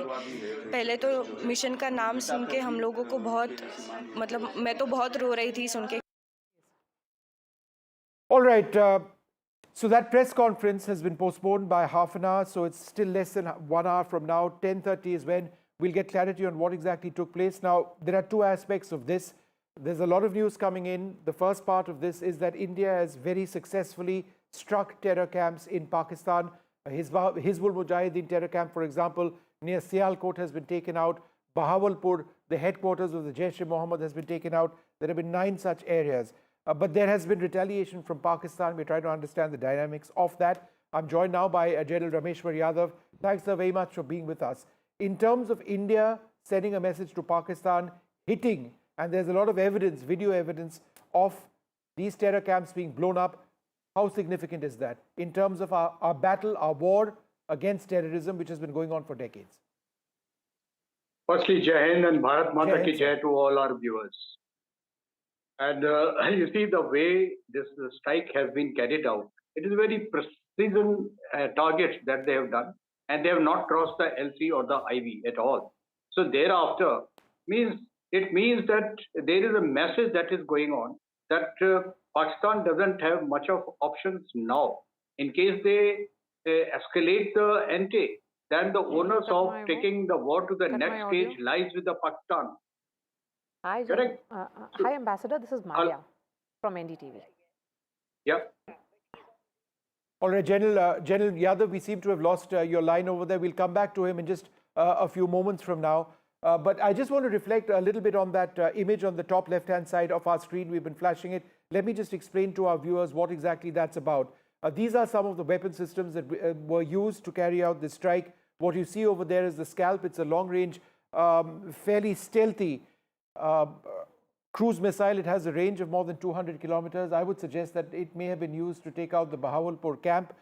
There were loitering munitions, otherwise known as suicide drones, which were also used. These ensured precision hits on targets. These were some of the weapon systems which were used. There may have been other ones, including the Hammer, which is a smart bomb. It is extremely precise. It needed to be precise because a lot of these areas have civilian populations, so the possibility of collateral damage is something India wanted to avoid. So the Hammer is something which is fired from the Rafale, some other platforms as well. It enables, it has a man in the loop or a pilot in the loop if required, so that they can steer the weapon to a particular target. A smart bomb likely to have been used as a suicide weapon, a suicide drone on targets which were closer, just across the line of control. Let's also give some more information about the 9 targets which have been struck by India, and the terror groups which are operating from those targets. Information coming in is that from Bahawalpur in Markaz Subhanallah, it was a Jaish-e-Mohammed terror camp which was struck by the Indian precision attack in Markaz Taiba in Murid-ke Lashkar. Let's have the map up as Ankit describes these areas. Let's have that map up, please. Lashkar-e-Toiba was the terror group operating from there. In Sarjal, Tehra Kalan, Jaish-e-Mohammed, another terror camp of Jaish-e-Mohammed. In Memuna Zoya, in Sialkot, it was Hizbul Mujahideen's camp, which has in fact been struck by Indian armed forces. Markaz Ahle Hadith in Barnala, Lashkar-e-Toiba, another camp of Lashkar-e-Toiba. Markaz Abbas in Kotli. 2 camps have been stuck in Kotli. One of the Jaish-e-Mohammed, Maskar Rahil Shahid in Kotli as well of Hizbul Mujahideen. Meanwhile, in the Savai Nala camp of Muzaffarabad, Lashkar-e-Toiba camp has been hit by the security forces. And in the Saydana Bilal camp in Muzaffarabad, Jaish-e-Mohammed terror camp has been dismantled by the security forces, particularly, and as we've been speaking, Vishnu, in Bahawalpur and Muridke, yes, these are the terror headquarters of Jaish-e-Mohammed and Lashkar-e-Toiba. So a very significant blow as far as our terror infrastructure of Pakistan is concerned.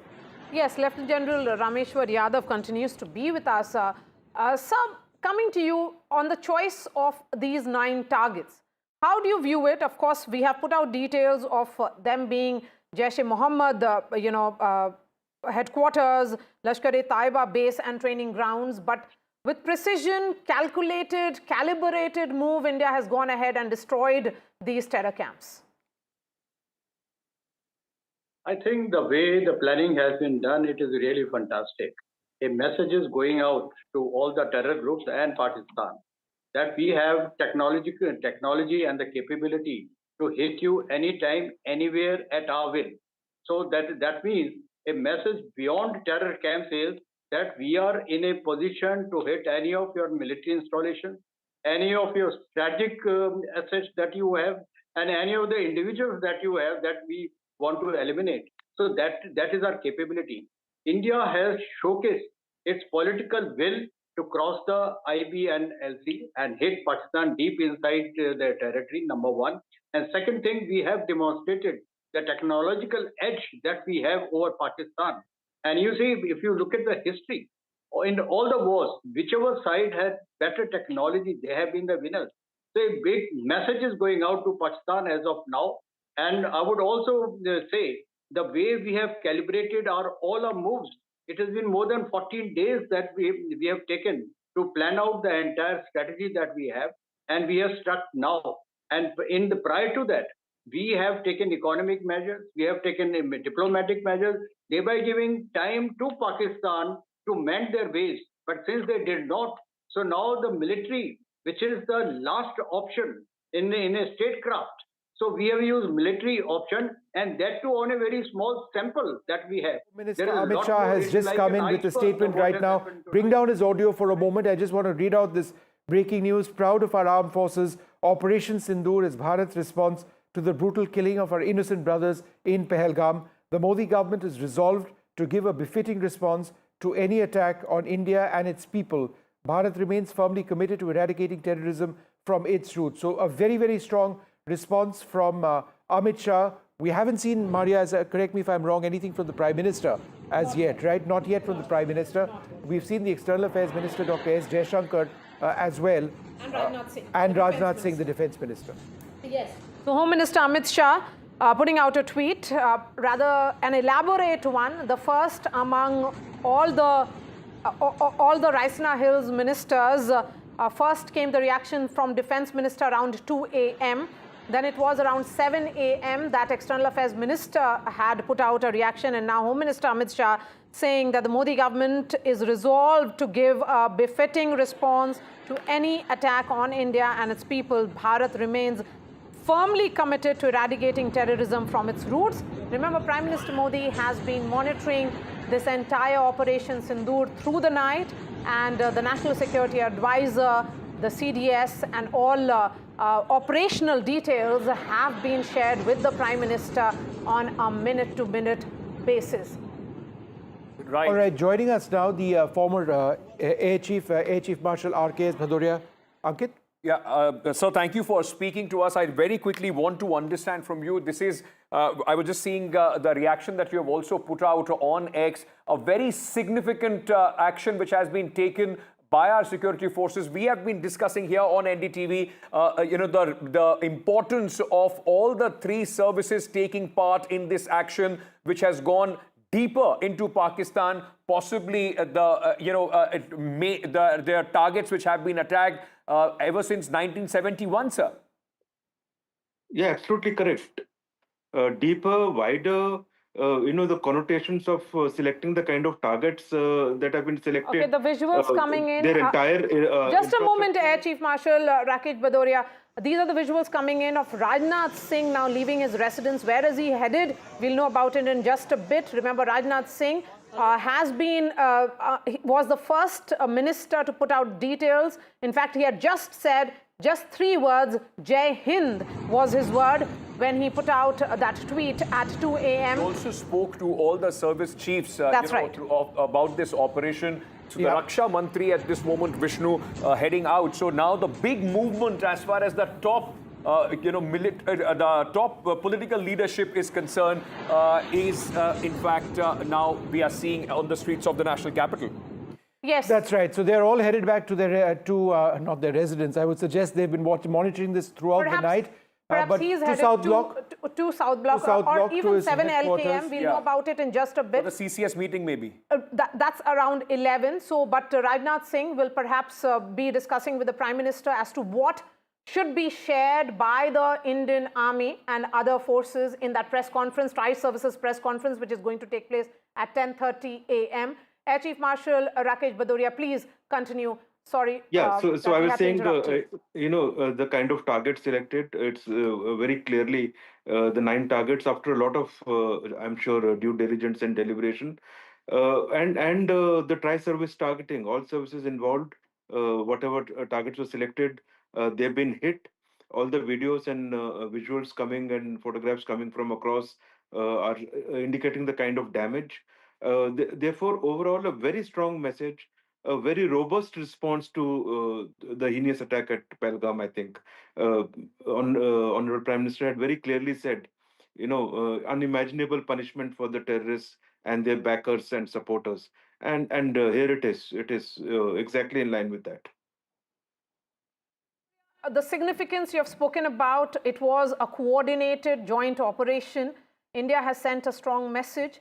But it's coming also that, today is a sense of preparation which is going on. India is the pan-India 259 district, which is witnessing that mock drill which is happening. What happens now in terms of how, after 9 terror bases struck by India, what happens now in terms of our preparation? So firstly, the pan-India drill, it becomes, apart from a drill, actual, implementation of this kind of actions that need to take place when you prepare for any kind of conflict or when you expect any kind of attack.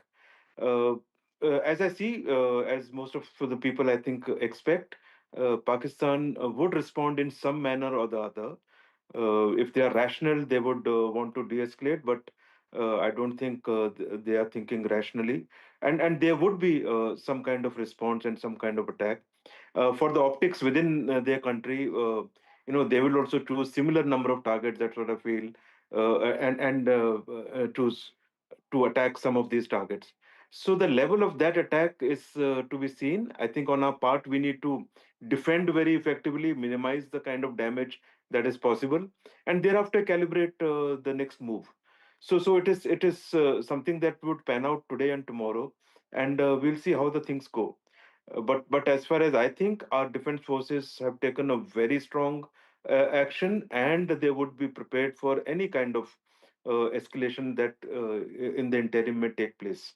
Sir, can I also understand from you, because when the Balakot airstrikes took place, of course, the onus was on the Indian Air Force to go deep into Pakistan and conduct those airstrikes. This time, what we are learning is largely the attack has happened from within our own borders. We did not cross over to Pakistan. It not only shows our capabilities of hitting deep inside Pakistan, remaining within our own borders, it also, in fact, demonstrates how we have changed and learned our tactics from what we did in Balakot. Yeah, a lot of changes have taken place after that. We have a lot of weapons that are now much more capable. We have standoff weapons and precision weapons is what I'm talking about, from anywhere from 60 kilometers to right up to 300 odd kilometers, subsonic to high supersonic. So we have a range of weapons. We have a range of aircraft, most effective being the Rafale, the last induction. Very capable if you see with scalp and hammer. So overall, what I can see from targets, I don't have the information from Air Force to clarify upfront, but what I can see from the kind of visuals coming, it's a combination of weapons used and some strong high caliber precision weapons, but all are precision strikes, and you would find the chances of collateral damage has been contained to the absolute minimum, and there is no military target. So our intent has been a very strong, robust response, but yet no military target and no civilian casualties, effective measures to minimize casualties. And I think that should be very clear to Pakistan and to the world. So, in terms of what should we be expecting, the reason why I'm asking that is because in the last few hours, there has been shelling which has happened along the LoC and also at the international border. When you say escalation that Indian forces are prepared for, what can happen? So shelling would certainly continue, and I'm sure that is being adequately responded to. Uh, in terms of other concrete actions, I think it's my view that Pakistan would take, because of the kind of statements that Pakistan Army Chief has made in the recent past, and some of their ministers, and for the optics within. They would certainly take some action, and that is what we need to be prepared for, and that's what we need to counteract effectively. Uh, After that, depending on the nature of damage that is done, uh, you see, we have terrorist targets across. They don't have terrorist targets. They will end up hitting some kind of military targets. There is no other target here. And when they hit some military targets, if they were to achieve some damage, it will have obviously an escalatory effect. Air Marshal, And let we me cannot ask keep. you, Air Marshal Vishnu here, just a quick word. Whenever India plans a military operation of this sort, it is in a sense war. We factor in casualties on our sides as well. I mean, I think it's important for our viewers to understand that this doesn't come without us also potentially being hit. So therefore, it is important for us to realize that when we go kinetic, they respond. There are casualties often on both sides. Nothing is seamless, nothing is perfect, nothing is like the movies. Is that correct? Absolutely, absolutely. In fact, in the initial kinetic action itself, casualties are to be expected. That is the nature of task, and especially if your mission is more complex, and especially if the adversary is expecting it and fully deployed. You see, the Pakistani defense forces have been deployed. They know what the terrorists had done, and the kind of heinous attack and absolutely barbaric attack that was done in Pahalgam. So obviously they knew there would be something major, and Honorable Prime Minister clearly said what is to be done. With this kind of activation, obviously the level of damage can be expected in the actions that are taken, any kinetic action. Now, when Pakistan takes some action, we should expect some kind of targets that may get hit. We need to take precautions for that, and also we need to have a strategy, which I'm sure they already have. All the forces are deployed, and we would be thinking rationally and de-escalating where it is possible. Yes. But should Pakistan want to continue to escalate, I'm sure our forces are ready for that too. No, and that's where India comes into our strength, because we can outlast them. Of that, there is no doubt. We are a larger air force, we are a larger army. But what I can share with our viewers at this stage is that the artillery shelling is absolutely intense. It is continuing now across the line of control, all across the international boundary, and we are inflicting serious damage on the Pakistanis. 3 civilians on our side have sadly lost their lives. But Air Chief Marshal, thanks very much for being with us. The message, however, in all of this is absolutely clear. If Pakistan hits us with terrorists, we will hit them with cruise missiles. That's something that's been done. Unlike Balakot, the video evidence this time is absolutely clear. There has been extensive Air Force activity which has been there. There has been Army activity as well. So that's the situation on the ground right now. There has been a piece of breaking news which is coming in now is that the schools and colleges and other educational institutions have been closed. Where? In Jammu, Samba, Kathua, Rajouri and Poonch. They will remain closed today. So the border districts in Jammu, schools have been shut.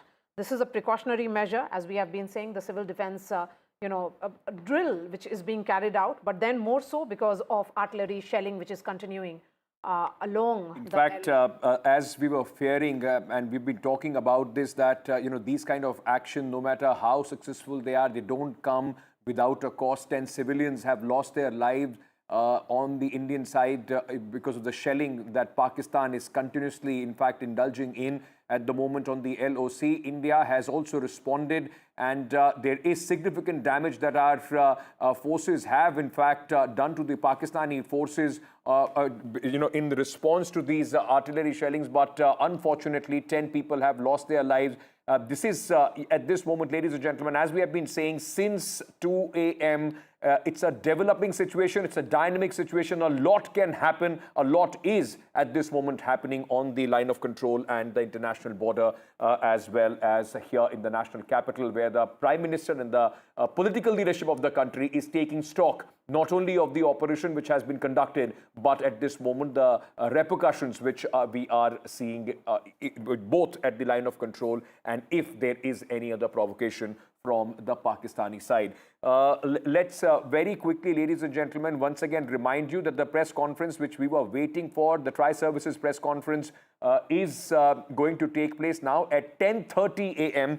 So just about 37 minutes from now, that Tri-Services press conference is going to take place. And very, very importantly, just before that, we saw those visuals of the Raksha Mantri getting out of his house.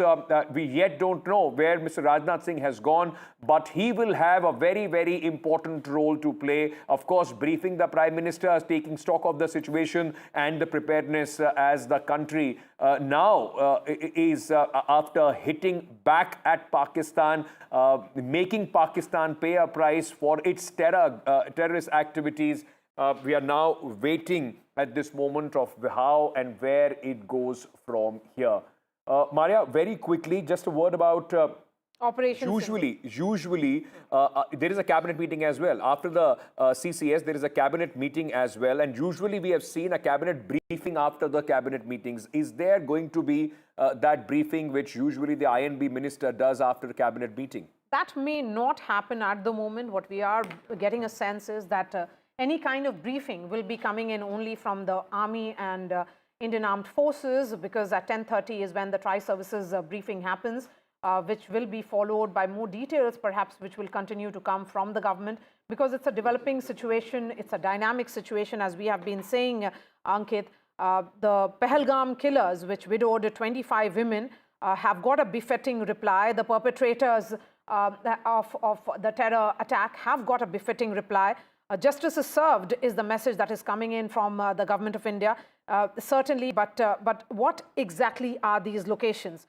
Let's look at those locations, and Vishnu is standing by to give us details of these 9 terror hotbeds and terror launch pads. All right, well, in case you've just joined us, this has been the big story. India has hit Pakistan very, very hard. There have been 9 places which have been struck across the international border and the line of control. These are all terrorist hotbeds. The headquarters of the Jaish-e-Mohammed in Bahawalpur has been blown up. In Murid-ke, headquarters of one of the headquarters of the Lashkar-e-Toiba has been blown up. There have been other strikes which have been taking place as well.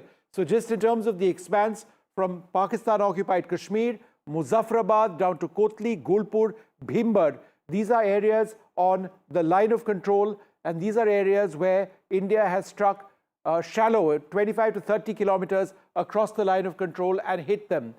From Sialkot down, is the Sialkot sector. The strikes which we have carried out are in that sector, but on the Pakistani side. So therefore, from here, it's roughly the international border which starts. Now, the international border continues all the way over here.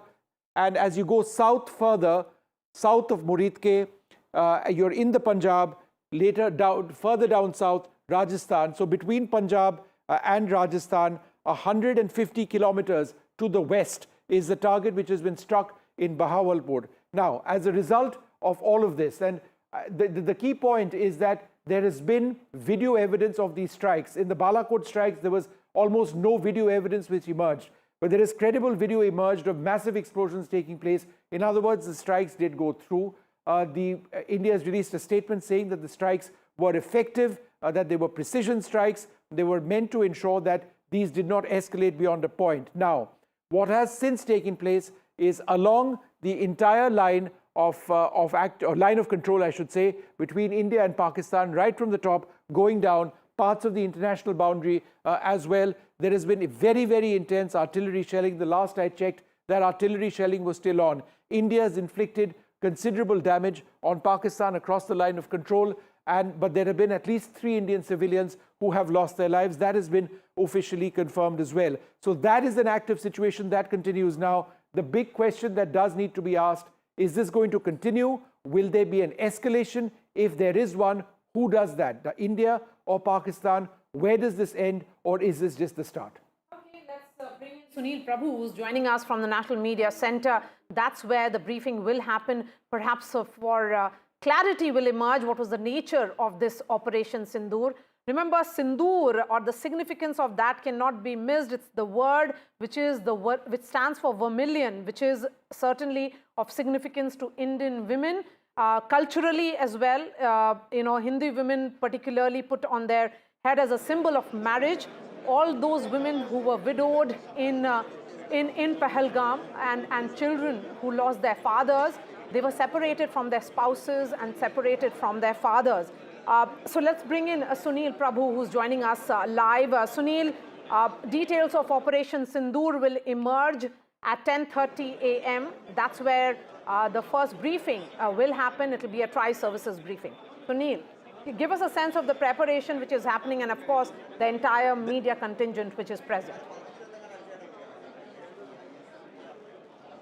So, Maria, just on that Sindoor thing, I mean, this is something that the Prime Minister himself chose in terms of a code name, very significant, as you said, the vermilion for women, Indian women in particular, and the fact that they targeted innocent men. And really, this is something that he wanted to restore in terms of honor. He's, of course, been monitoring the situation along with the National Security Advisor. As you can see, all the service chiefs' flags are here. The army, which had come in earlier in the day, earlier in the hours of the morning, still present, still speaking and doing the background checks to be ready. The Foreign Secretary of India, Mr. Vikram Misri, who's an old foreign security of India, one of India's top diplomats, Pakistan, Bangladesh, Sri Lanka, and the list carries on, is going to be briefing us along with hopefully. Right, Sunil, I'm just going to interrupt you so that we can share a couple of important details which we've now got with us.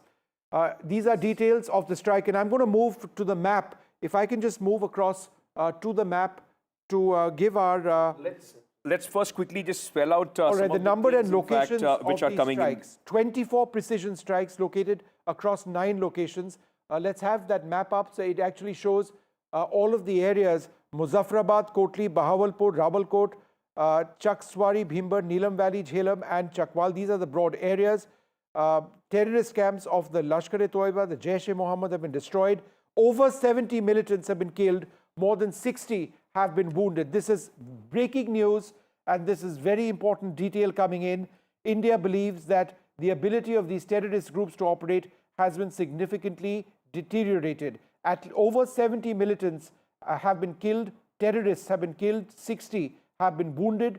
The ability of these groups to operate successfully has suffered. Pakistan has officially confirmed at least 9 civilian deaths and 38 injuries. 2 individuals apparently are missing. Very interestingly, Vishnu, it also summarizes that once again signifies as well that no Pakistani military facilities were hit as far as these strikes are concerned. Though Pakistan has been reporting at this moment 9 fatalities and 38 injuries on their side, but India in this report which has come in says over 70 militants have been neutralized as far as the strike is concerned.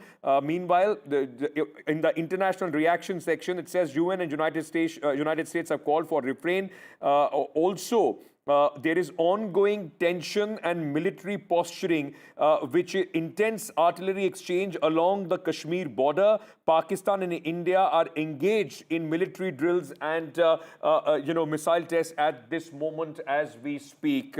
Yes. These are very, very important details which are coming in. In terms of location and locations of strike, I think it becomes important again.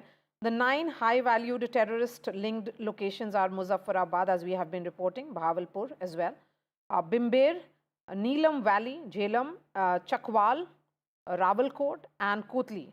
These are the locations, and each of these locations had long been monitored by the Indian intelligence for harboring extremist elements, functioning as an operational basis of facilitating terrorist movements, is what the Indian Army says.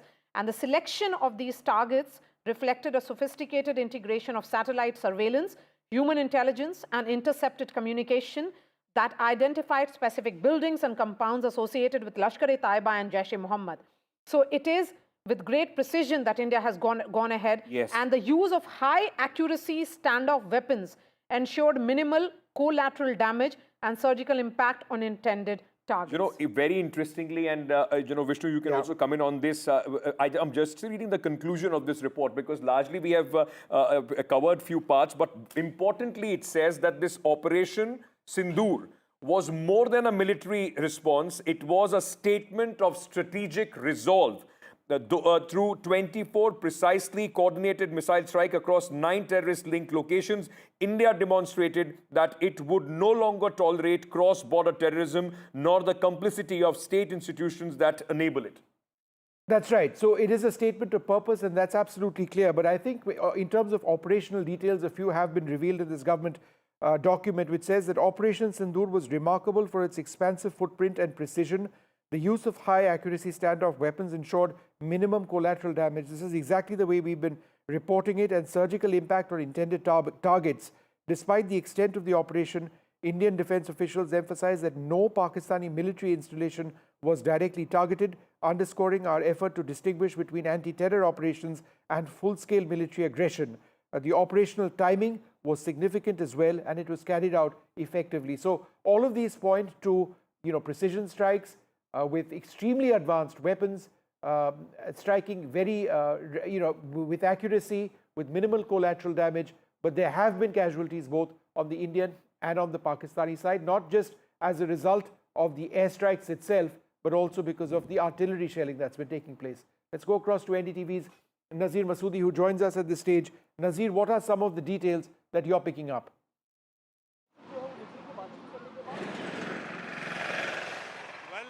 Because of the Pakistani shelling, they have targeted both military and the civilians. And the worst brunt has been borne by the Poonch town and the Poonch area, Poonch district, the border areas. 10 civilians have been killed in Poonch and over 30 have been injured. And they are not just statistics, let me name all of them 10. Muhammad Adil, is Salim Hussain, Rubi Kaur, Muhammad Zain, just 10-year-old, Muhammad Akram, Amrik Singh, Ranjit Singh, Zoya Khan, Muhammad Rafi and Muhammad Iqbal, 45-year-old, have been killed in Pakistani shelling. You can see India saying they have targeted targets, they have attacked terror targets, and no military site was targeted and no civilian site was targeted. But you can see the shelling from across the border. We have seen from Tangdar to Keren and then Poonch Rajouri to international border. There have been huge loss of lives and the property because of the Pakistani shelling. There are reports there have been some aircrafts have been hit because of the Pakistani, missile attacks, and we are waiting for the confirmation. But there are reports of some loss.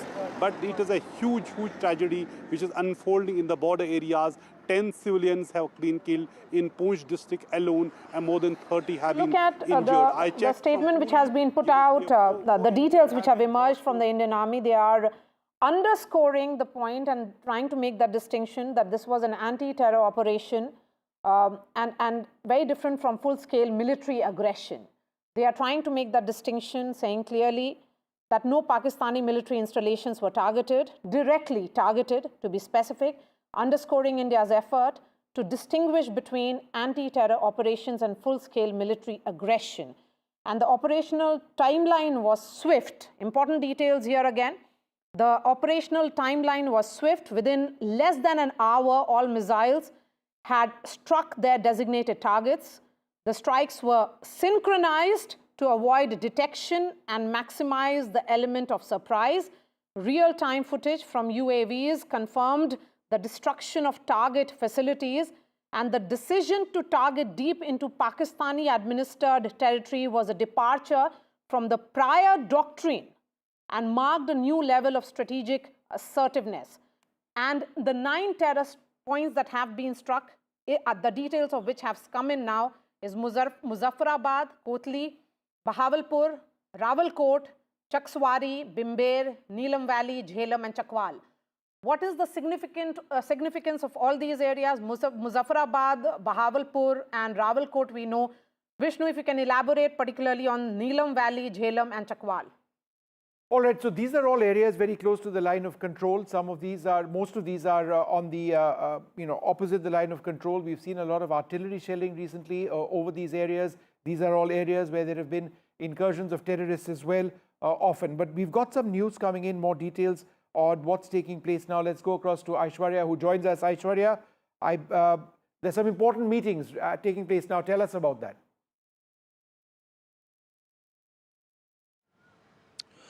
Well, let me first quickly show you these visuals from the Ministry of Defense. As we've been told that important meetings taking place over here. These are high-level meetings as far as the officials are concerned. They have reached Ministry of Defense. It was earlier, the Defense Minister Rajnath Singh was briefed by the CDS and Rajnath Singh, we've been told, has left his residence, will be soon reaching 7 LoC Kalyan Marg, where Prime Minister Narendra Modi would be chairing the high-level meeting as well. The CCS, of course, the body that take care of the national security and, of course, the full-fledged cabinet meeting that will be again chaired by Prime Minister. But certainly it is, of course, just before that, NSA, Ajit Doval, who is at 7 LoC Kalyan Marg already. He's been constantly briefing Prime Minister about every update. The press conference being delayed by 30 minutes, that clearly had suggested that there are more operational details that needs to be pulled out from from these locations, and that are being gathered. And finally, at 10:30, what we will see is that press conference, a joint press conference, of course, by the Ministry of External Affairs and the Ministry of Defense. But as I mentioned, that senior officials have reached the Ministry of Defense as I was speaking, and high-level meetings are underway at the South Block as well. All right, high-level meetings in the South Block. In 20 minutes from now, we expect a press conference to take place. I believe the Foreign Secretary, Vikram Mistry, will be addressing that press conference. There will be representatives, obviously, of the armed forces. There will be a senior officer of the Indian Air Force who will be involved as well in this. So that's the presence. All right, we've got Vasudha as well with us. Vasudha, the Prime Minister has kept track overnight of these operations. What else can you share with us? Well, Vishnu, this is a big political moment for him, and also this is the Prime Minister showcasing his political will to take this through. Remember, Maria was also talking about how the Prime Minister, just 2 days after what happened in Pahalgam on 22nd of April, that brutal attack, spoke in Bihar, and he talked about how Pakistan will receive a befitting answer. When I spoke to my sources, they said that these precision strikes, the ones that you've been explaining about, are completely different in scale from what happened, from how India responded after Uri in 2016 and also after Pulwama in 2019, because these have been high precision strikes. There have been massive 24 missile strikes, 9 specific locations, and also hitting out at the terror bases of Jaish-e-Mohammed and Lashkar-e-Taiba, 2 important organizations, terror funding groups which have actually created a lot of terror attacks in India. And remember that civilian and military bases have not been attacked. India has used a very calibrated approach in this. It has been pushing for ruthless diplomatic moves in the last 12 days, which is why we saw India make those important moves at UNSC and also FATF, and also putting the IWT in abeyance. But kinetic options were always on the table, and India knows that with the kind of global stature it has and with the kind of message that it wants to give out to Pakistan, Kinetic options are important. Hence, these military strikes have taken place in a short while from now after the press conference by MEA and, of course, the army officials. The CCS will meet at the Prime Minister's residence, and I come to you just outside the Prime Minister's residence. The first cabinet meeting is also going to take place. Remember, there's a domestic narrative, there's a domestic situation that also needs to be managed in terms of flights, logistics, a lot of other things, preparing the country's civilians for what is to be expected next, the kind of threats and also hostilities that can be expected from Pakistan, because my sources tell me that India is prepared for retaliation from Pakistan. So the Prime Minister will be meeting his ministers, his Council of Ministers, his cabinet very soon. And of course, towards the later part of the day, there can be some announcement on an all-party meeting as well, because the Prime Minister he's making sure that there is a sense of unified voice that comes out on this from the political class of this country. All right, so in just about 15 minutes from now, that press conference, Omar Abdullah speaking, let's listen in. Civilians in Pahalgam. It was expected that India would use its right to respond in an appropriate and proportional way. I think Government of India, the Indian Defence Forces have gone out of their way to ensure that no military and civilian targets were hit in Pakistan. They have only hit terror bases and launch pads. Unfortunately, the response has been anything but proportionate. Pakistan, as reports are coming in, has gone out of its way to target civilian populations. So I've just had a video conference with all the district collectors along the border and the line of control. I've taken stock of the situation, and we're dealing with the situation as it develops. So there are reports of people injured in Poonch and Uri. There are some reports of casualties. Unfortunately, in Poonch, there are some reports of injuries. I won't get into specifics, but as I said, I've spoken to, in spite of the ongoing shelling in Poonch, DC Poonch was able to come onto the video conference.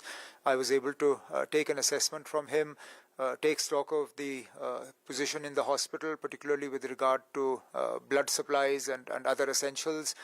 We are moving more ambulances to the forward areas. At the moment, we can't do much more because shelling is ongoing. But we are keeping totally sort of abreast of the situation. And as it develops, our response will also be tailored accordingly. In the meantime, I have asked the Finance Department to release a contingency fund to all the DCs of Jammu and Kashmir, but with an additional amount to the DCs along the border and the line of control for any exigency that will arise in the current situation. So Pakistan is claiming that their civilians... Yes, at this stage, Ambassador Dogra, thank you very much for being with us. Pakistan hit us with a terrorist attack. India has responded. What is the play from here onwards? Well, India has responded, yes, and it was also expected that Pakistan would respond to India's response. And as Mr. Omar Abdullah has indicated, there has been Pakistani response, which does not mean that Indian army has not responded in equal measure and perhaps with greater force. And I'm sure that would be the case. So Pakistan is not an easy nation to handle, and Pakistan's army is the most unruly and difficult force to tackle. So we have to be prepared for some unexpected surprises from Pakistan, and I think that is how it is going to be in the coming hours, and hopefully not more than many days to come. But it is a difficult situation. The important thing is, I think here I want to stress one point, that there was some kind of an sort of noises being made in India that, since 22nd April, there's been no retribution, there's been no action. So there was some pressure on the Indian government as well that do something. So Indian government has done something after taking international opinion makers into view. And this is important because that is why Trump responded immediately. Some people are giving extra emphasis to his centuries-old conflict and so on. But that is the Trumpian style. He doesn't care for facts. What he said was that terror must be crushed. That is important. Second, Prime Minister had taken the Qatari Amir into confidence yesterday. And that again was important on a day when OIC was passing its usual resolution. Because Qatar has been host to Hamas, Qatar has been host to Taliban, and Qatar has some links with some other elements in Pakistan. So Qatar came out with a very forthright and forceful statement against terror. So preparations were on for some days. Naturally, it was not possible for government to share everything with the public.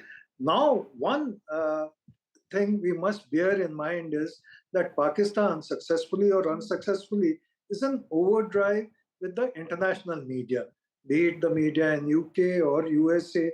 Its ministers have been busy burning the wires since late yesterday night. Yes. So we must also tackle that part of the show as we have tackled the preparations for the strike today night. I think, Ambassador, the fact that it will be Vikram Misri, who is the Foreign Secretary, who will be briefing the media, is an indication enough as to how India is looking at it, whether it will be indeed this Operation Sindoor will be a deterrent or will it be a spark for future confrontation is the big question that is before India at the moment.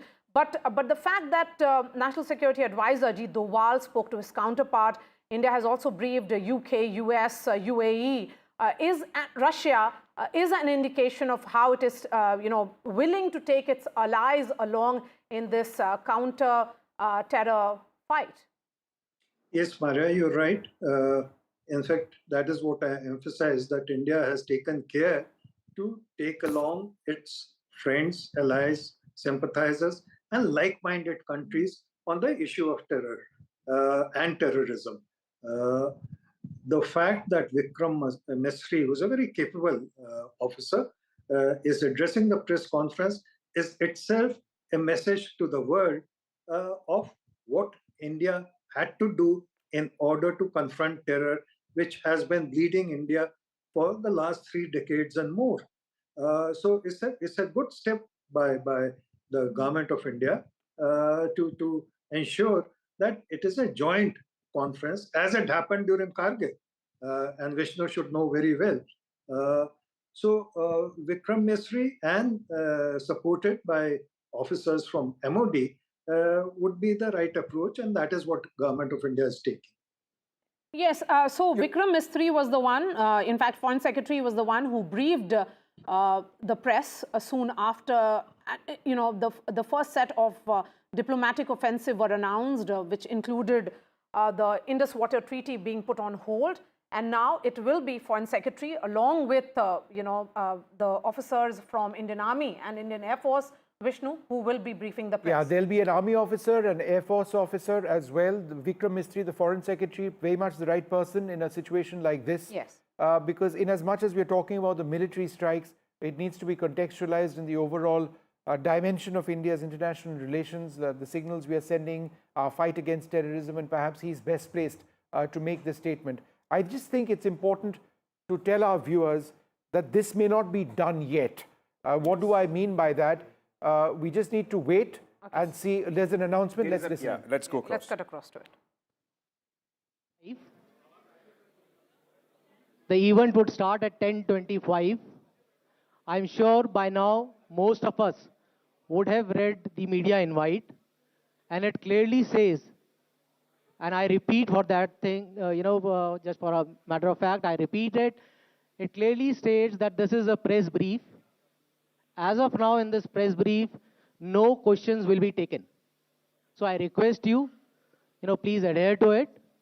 And 10:25 we start. Request to please settle down. Thank you. The breaking news before the breaking news comes in is that there will be no questions taken. And this is exactly what we were talking early in the morning. Hopefully, and this is disappointing. And I think that there are questions which are being asked, and these are valid questions. And these also questions are with the being kind asked of because misinformation, Vishnu, exactly that is going on, you will there need is clarity. intense misinformation that has been taking place. Pakistan has it's a owned developing situation. this disinformation space. Therefore, the need for clarifications and questions is important. We did not do this after Balakot. We needed to have done this today. This statement hopefully will be extensive and answers all queries. We will know in a little while. Meanwhile, another important information coming in. Chief of Defence Staff has met the Raksha Mantri, Defence Minister has met the CDS, and of course, remember that this would be specifically with respect to what is happening, and at this moment, the options and how India is preparing itself for any kind of escalation. You know, we are seeing one part of that escalation already at the line of control and the international border along Jammu and Kashmir, but for any other escalation that Pakistan could indulge in, of course, these are very significant meetings which are taking place in the national capital.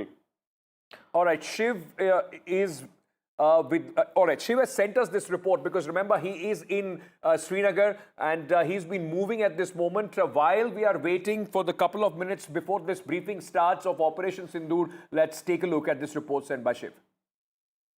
It's been hours since Operation Sindoor took place. It is the biggest Indian non-war military strike in depth into Pakistan. As NDTV has been reporting since 2 a.m., minutes after the Indian Army announced it, 9 separate targets, which include seminaries, madrasas, schools, etc., belonging to terrorist organizations, including the Lashkar-e-Taiba in Muridke, the Jaish-e-Mohammed in Bahawalpur, and the Hizbul Mujahideen in Mehmoon cantonment areas have all been targeted. These are all terrorist infrastructure. These are all headquarters and governing bodies of these terrorist groups targeting India, and is seen as the biggest retaliatory response by the Indian military so far. Now remember that Operation Sindoor has only completed phase 1. There is a huge escalation that's currently on the line of control.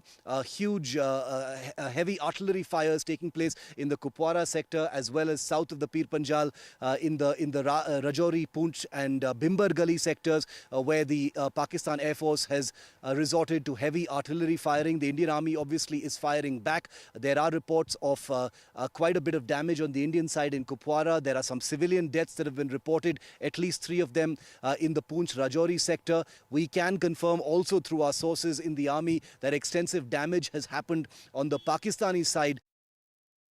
You can see 3 chairs now inside the National Media Center. That's where the briefing of Operation Sindoor will happen. Foreign Secretary Vikram Misri will be leading this entire briefing along with the Wing Commander Vyomika Singh and Lieutenant Colonel Sofia Qureshi. The message will come in from the government. It will be a statement which will be read out, highlights of which is now available with the media, which talks about 24 missile strikes across 9 locations, which includes 4 in Pakistan and 5 in Pakistan-occupied Kashmir. So targets which included, which were terror pads of Lashkar-e-Taiba and Jaish-e-Mohammed, and no Pakistani military facilities were hit, has been the briefing which has come in from the Indian Army. Indian Army going ahead and giving more details in terms of how it all played out and how it happened in a matter of less than an hour. A synchronized strike which happened within less than an hour. All missiles had struck their designated targets. The strikes were synchronized to avoid detection and management of surprise, and real-time footage from UAVs confirmed the destruction of target facilities. But the Prime Minister had been monitoring this entire Operation Sindoor through the night. He was up. He was giving all the details of it he was giving all the details, getting all the details from the National Security Advisor. The selection of intercepted communication that identified specific buildings and compounds associated with groups like Jaish-e-Mohammed and Lashkar-e-Taiba. The details from the Indian Army also suggest that it was the integrated functioning of satellite surveillance, human intelligence, and intercepted communication. And unlike past response that were often limited in scale and scope. Operation Sindoor was remarkable for its expansive footprint and precision, and the use of high accuracy standoff weapons ensured minimal collateral damage and surgical impact on intended targets. So that briefing by the government going to begin any moment now. This is going to be the first official briefing as far as the government of India is concerned.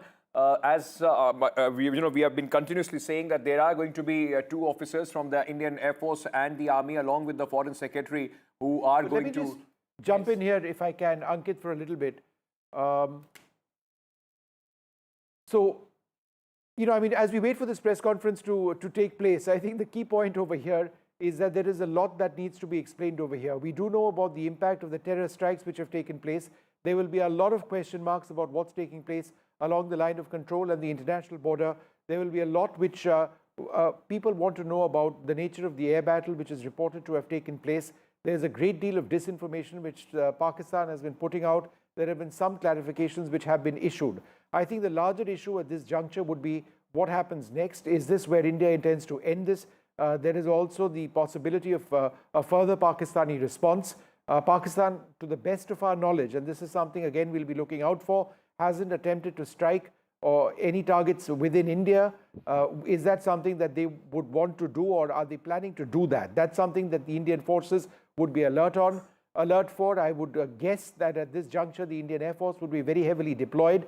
Remember, in 2019, a day after the Balakot strikes, when we saw some of the most intense air battles which had been fought between India and Pakistan since the 1971 war. Abhinandan went down. He was captured by Pakistani forces on that occasion, but Pakistani forces did try to hit a military target in Rajouri, but were unsuccessful.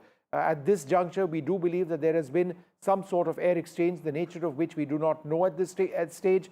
What happens next, we're going to have to try and find out. What we can say is that there is video evidence, unequivocal proof of India having struck these terror targets. There are 9 of them.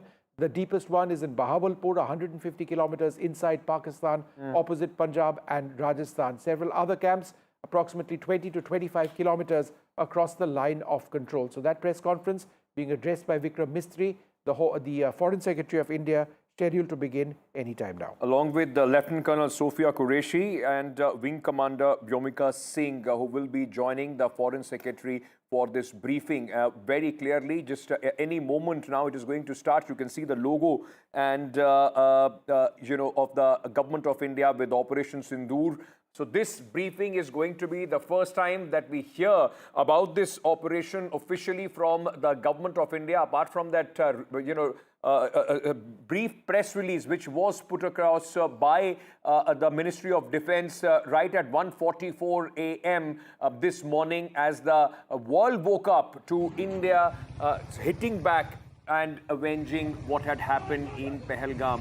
There is a lot which is happening at this moment. Situation is still very, very hot, ladies and gentlemen, as far as the line of control and the international border in Jammu and Kashmir is concerned. That is where Pakistan has chosen to retaliate. Civilian areas on the Indian side are being targeted by the Pakistani artillery and is being responded to by the Indian security forces. And what we have learned also is that heavy damage has been inflicted on the Pakistani army. All right.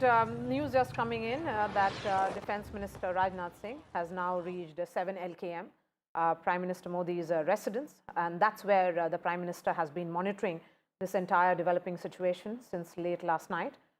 He has been constantly briefed by the CDS, that is the Chief of Defense Staff, and also by the National Security Advisor.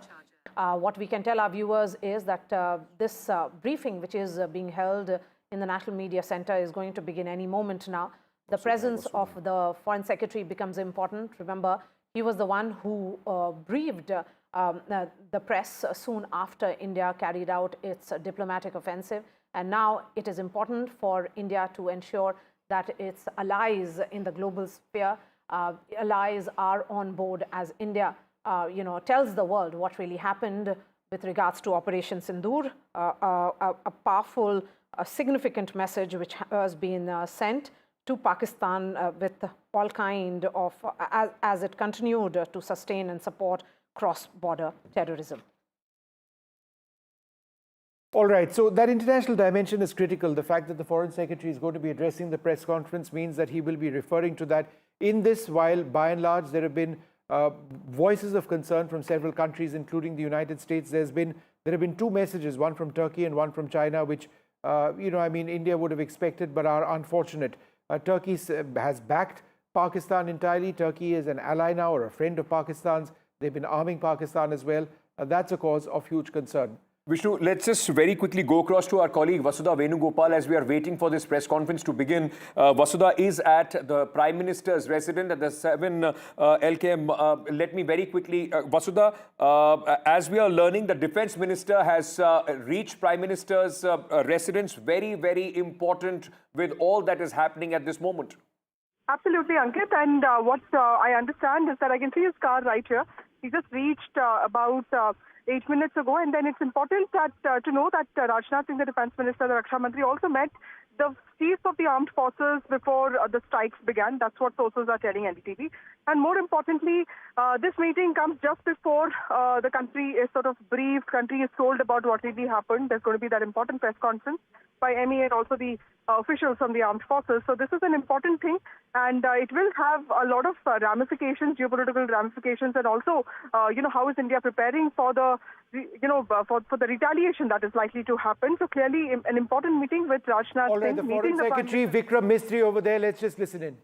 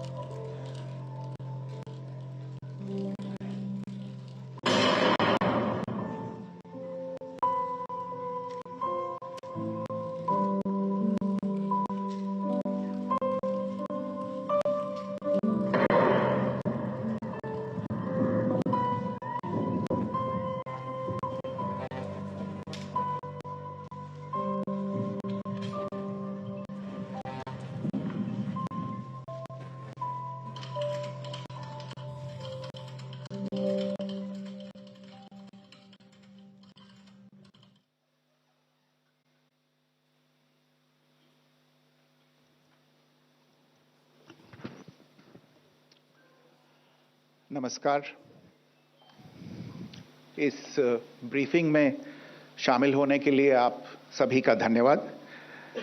जैसा कि आप सभी जानते हैं, 22 अप्रैल 2025 को लश्कर तैयबा से संबंधित पाकिस्तानी और पाकिस्तान प्रशिक्षित आतंकवादियों ने भारत में जम्मू और कश्मीर के पहलगाम में भारतीय पर्यटकों पर बर्बरतापूर्ण हमला किया। 25 भारतीयों और 1 नेपाली नागरिक को कायरतापूर्ण मौत के घाट उतार दिया गया। मुंबई के 26 नवंबर 2008 के हमलों के बाद ये भारत में हुई किसी आतंकवादी हमले में मारे गए आम नागरिकों की संख्या की दृष्टि से सबसे गंभीर घटना है। पहलगाम का हमला अत्यधिक बर्बरतापूर्ण था, जिसमें वहां मौजूद लोगों को करीब से और उनके परिवारों के सामने सिर पर गोली मारी गई। हत्या के इस तरीके से परिवार के सदस्यों को जानबूझकर आघात पहुंचाया गया। साथ ही उन्हें यह नसीहत भी दी गई कि वे वापस जाकर इस संदेश को पहुंचा दें। यह हमला स्पष्ट रूप से जम्मू और कश्मीर में बहाल हो रही सामान्य स्थिति को बाधित करने के उद्देश्य से किया गया था। चूंकि पर्यटन फिर से अर्थव्यवस्था का मुख्य आधार बन रहा था, इस हमले का मुख्य उद्देश्य इसे प्रतिकूल रूप से प्रभावित करना था।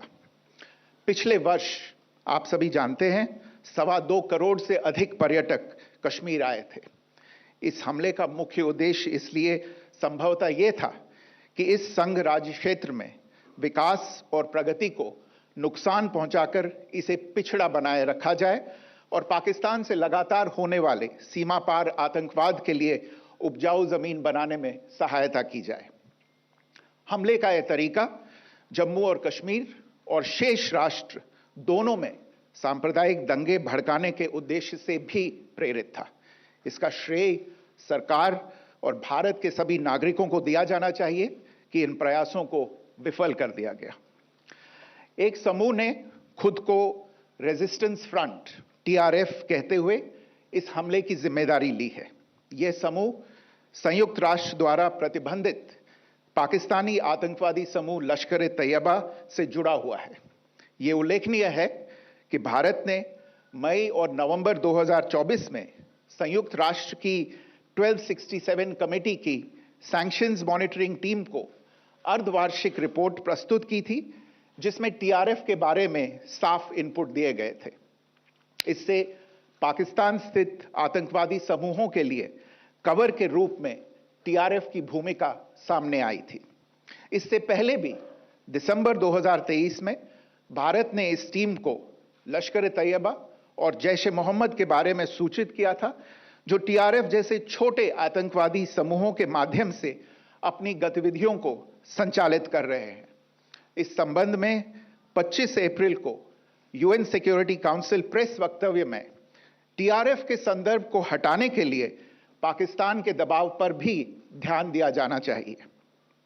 पहलगाम आतंकवादी हमले की जांच से पाकिस्तान के साथ आतंकवादियों के संपर्क उजागर हुए हैं। रेजिस्टेंस फ्रंट द्वारा किए गए दावे और लश्कर ए तैयबा से ज्ञात सोशल मीडिया हैंडल द्वारा इसको रीपोस्ट किया जाना इसकी पुष्टि करता है। चश्मदीद गवाहों और विभिन्न जांच एजेंसियों को उपलब्ध अन्य सूचनाओं के आधार पर हमलावरों की पहचान भी हुई है। हमारी इंटेलिजेंस ने इस टीम के योजनाकारों और उनके समर्थकों की जानकारी जुटाई है। इस हमले की रूपरेखा भारत में सीमा पार आतंकवाद को अंजाम देने के पाकिस्तान के लंबे ट्रैक रिकॉर्ड से भी जुड़ी हुई है, जिसके लिखित और स्पष्ट दस्तावेज उपलब्ध हैं। पाकिस्तान दुनिया भर में आतंकवादियों के लिए एक शरण स्थल के रूप में पहचान बना चुका है। यहां अंतर्राष्ट्रीय स्तर पर प्रतिबंधित आतंकवादी सजा पाने से बचे रहते हैं। इसके अलावा पाकिस्तान ने इस मुद्दे पर विश्व और फाइनेंशियल एक्शन टास्क फोर्स जैसे अंतर्राष्ट्रीय मंचों को जानबूझकर गुमराह करने के लिए भी जाना जाता है। साजिद मीर का मामला, जिसमें इस आतंकवादी को पाकिस्तान ने मृत घोषित कर दिया था और फिर अंतर्राष्ट्रीय दबाव के परिणाम स्वरूप वो जीवित पाया गया, इसका सबसे स्पष्ट उदाहरण है। यह स्वाभाविक है कि पहलगाम में हुए इस हमले से जम्मू और कश्मीर के साथ साथ भारत के अन्य भागों में भी आक्रोश देखा गया। हमलों के बाद भारत सरकार ने स्वाभाविक रूप से पाकिस्तान के साथ संबंधों को लेकर कुछ कदम उठाए। आप सभी उन निर्णयों से अवगत हैं जिसकी घोषणा 23 अप्रैल को की गई थी। तथापि ये आवश्यक समझा गया कि 22 अप्रैल के हमले के अपराधियों और उनके योजनाकारों को न्याय के कटघरे में लाया जाए।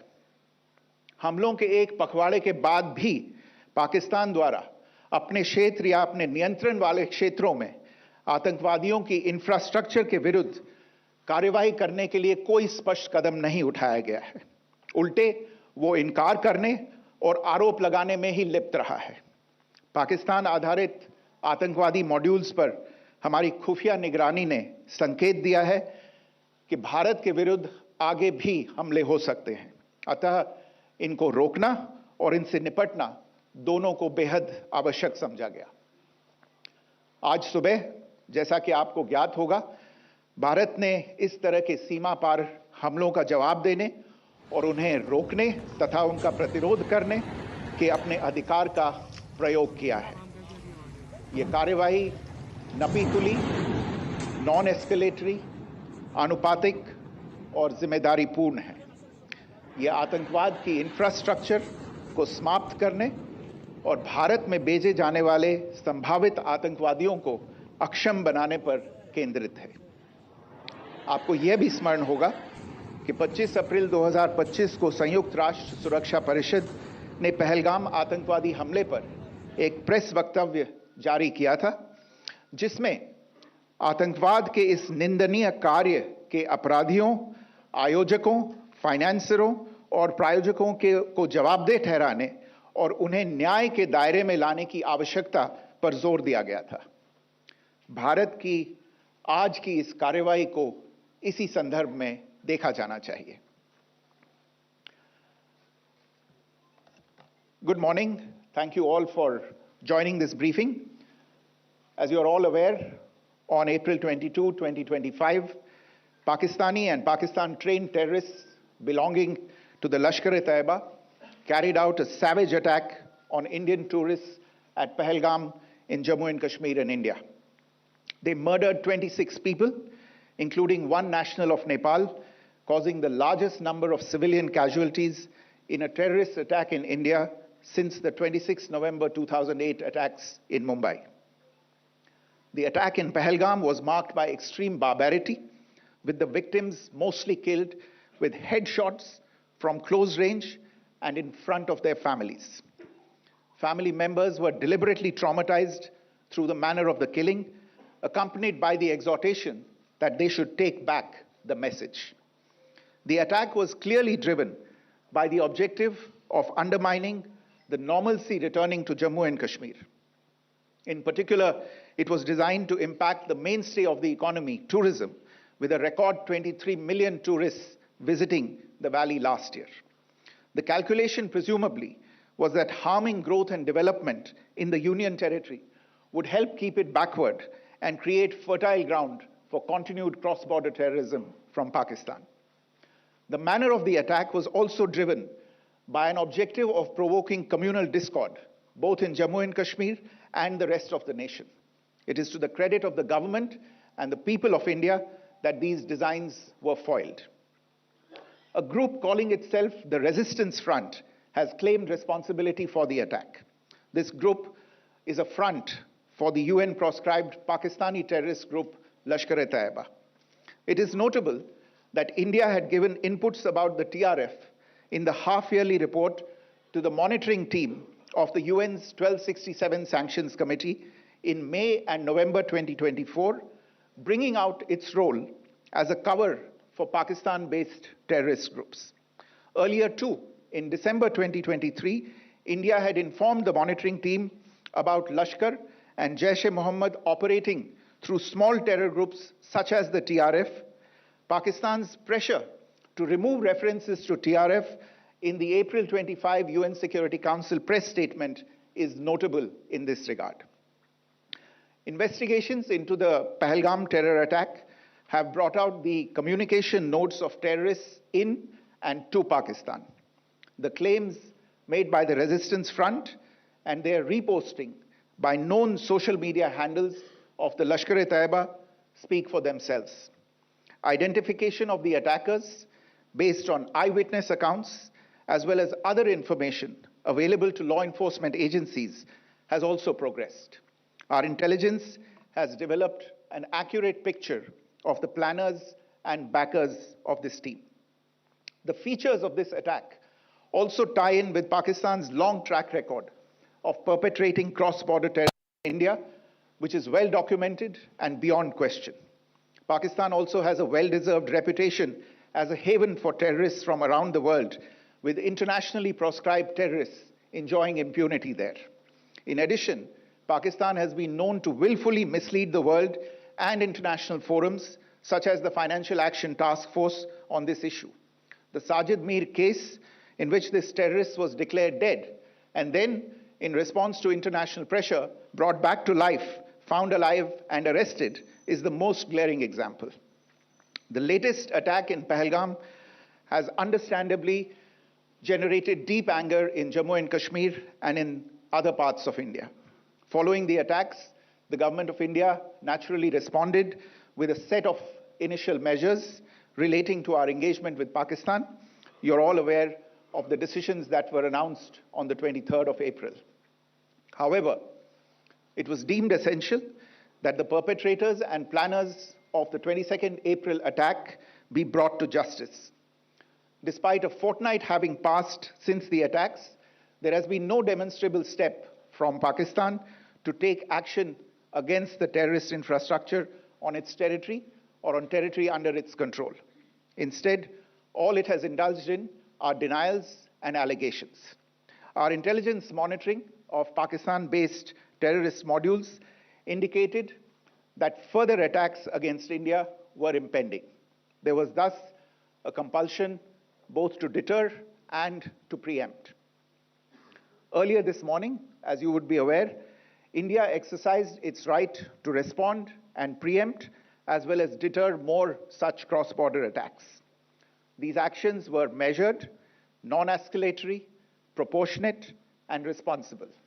They focused on dismantling the terrorist infrastructure and disabling terrorists likely to be sent across to India.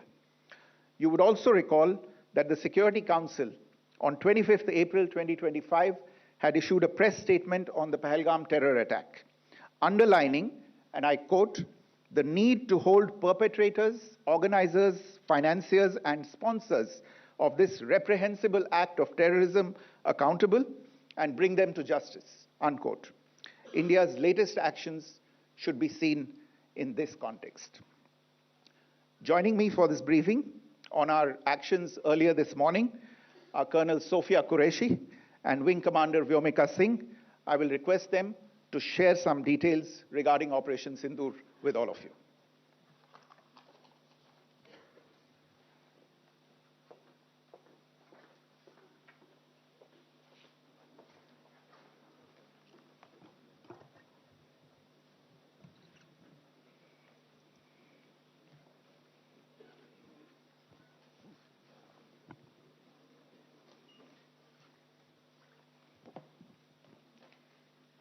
सुप्रभात देवियों और सज्जनों, मैं कर्नल सोफिया कुरैशी और मेरे साथ विंग कमांडर व्योमिका सिंह आज आपको 6 से 7 मई 2025 की रात 1:05 से 1:30 बजे के बीच भारतीय सशस्त्र बलों द्वारा अंजाम दिए गए ऑपरेशन सिंदूर के बारे में जानकारी देंगे। ऑपरेशन सिंदूर 22 अप्रैल को पहलगाम में हुए विभत्स आतंकवादी हमले के शिकार मासूम नागरिकों व उनके परिवारों को न्याय देने के लिए लॉन्च किया गया था। इस कार्रवाई में 9 टेररिस्ट कैंप्स को टारगेट किया गया और पूरी तरह से इसे बर्बाद किया गया। पाकिस्तान में पिछले 3 दशकों से टेरर इंफ्रास्ट्रक्चर का निर्माण हो रहा है। इसमें recruitment, indoctrination centres, training areas व लॉन्च पैड शामिल थे, जो पाकिस्तान और पाक अधिकृत जम्मू कश्मीर POJK दोनों में फैले हैं। Operation Sindoor was launched by Indian Armed Forces to deliver justice to the victims of Pahalgam terror attack and their families. 9 terrorist camps were targeted and successfully destroyed. Over the last 3 decades, Pakistan has systematically built terror infrastructure. It is a complex web of recruitment and indoctrination centers, training areas for initial and refresher courses, and launch pads for handlers. These camps are located both in Pakistan as well as Pakistan-occupied Jammu and Kashmir areas. Some of the well-known training camps are located, as you can see on the screen. They are distributed from Savai Nala in the north, counting to approximately 21, ending at Bhagalpur to the south.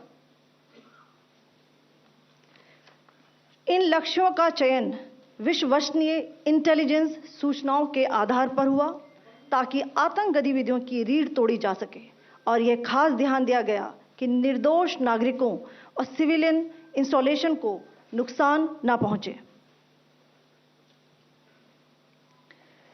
The selection of these targets for Operation Sindoor was based on credible intelligence inputs and role of these facilities in perpetrating the terror activities. The locations were so selected to avoid damage to civilian infrastructures and loss of any civilian lives. This was done with due diligence, and the camps selected for targeting and their engagement will now be shown to you one by one. POJK के target मैं आपको बताना चाहूंगी. सबसे पहले सवाई नाला camp Muzaffarabad, जो कि POJK के लाइन ऑफ कंट्रोल से 30 किलोमीटर दूर है. यह एक लश्कर तौयबा का ट्रेनिंग सेंटर था. 20 अक्टूबर 2024 सोनमर्ग, 24 अक्टूबर 24 गुलमर्ग, 22 अप्रैल 2025 पहलगाम. इन हमलों के आतंकियों ने यहीं से प्रशिक्षण लिया था. सैयदना बिलाल कैंप मुजफ्फराबाद, यह एक जैश-ए मोहम्मद का स्टेजिंग एरिया है. यह हथियार, विस्फोटक और जंगल सर्वाइवल ट्रेनिंग का केंद्र भी था. गुलपुर कैंप कोटली, यह LoC से 30 किलोमीटर दूर था. लश्कर तौयबा का बेस था जो रजौरी पुंछ में सक्रिय था. 20 अप्रैल 2023 को पुंछ में और 9 जून 2024 को तीर्थ यात्रियों के बस हमले में यहीं से आतंकी को ट्रेन किया गया था.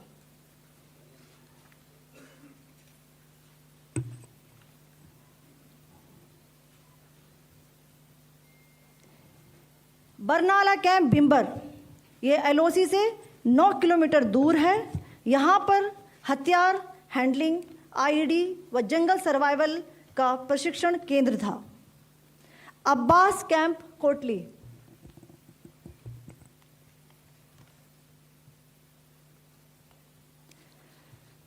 यह LoC से 13 किलोमीटर दूर है.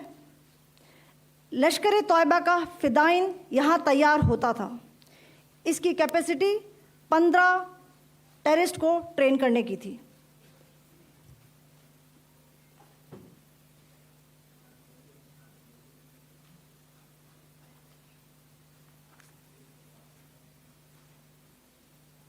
अब मैं पाकिस्तान के अंदर के टारगेट से अवगत कराना चाहूंगी. पहला, सर्जल कैंप सियालकोट. यह अंतर्राष्ट्रीय सीमा से 6 किलोमीटर की दूरी पर है, सांबा कटवा के सामने.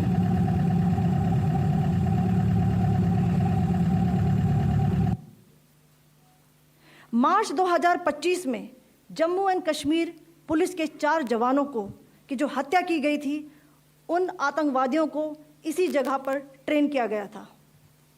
दूसरा, महमूना जाया कैंप सियालकोट.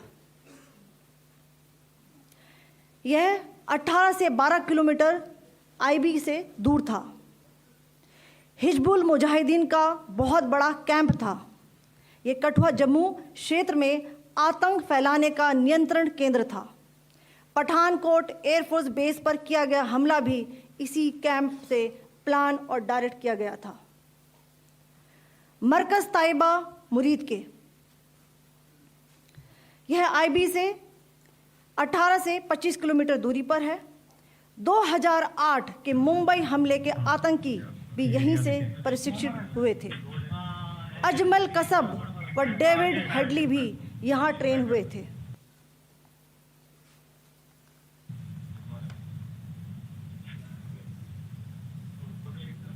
आगे दूसरा आया।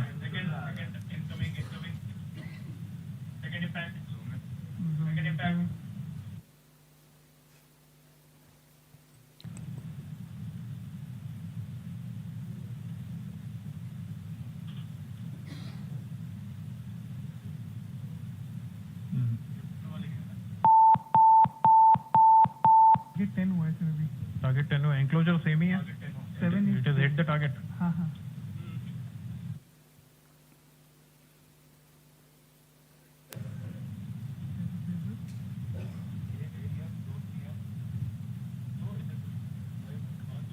आ गया sir impact.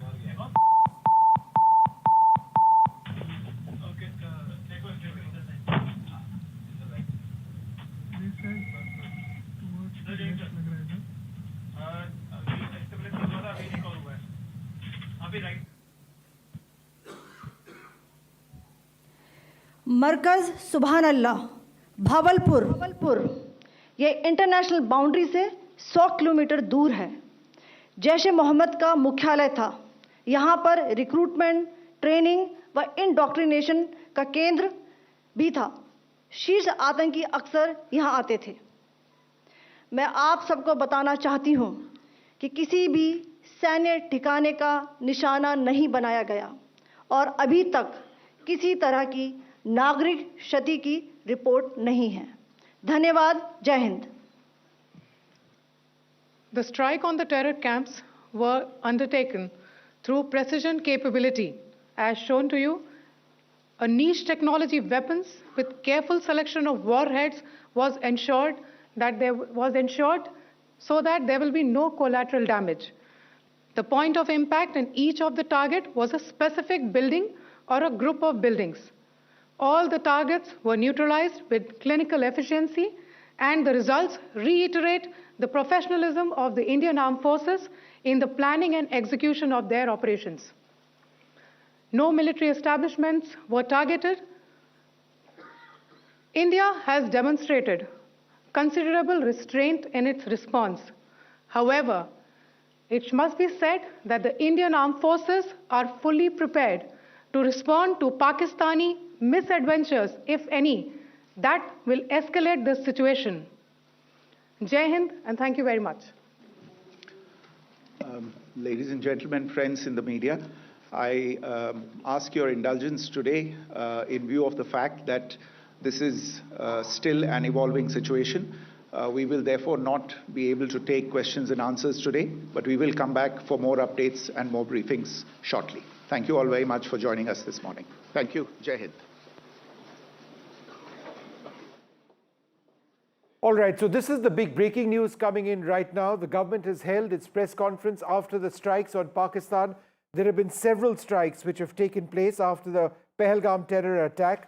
The strikes took place between 1:05 a.m. in the morning and 1:30 in the morning. Operation Sindoor, terror infrastructure was struck, launch pads were struck, the targets were selected with due diligence.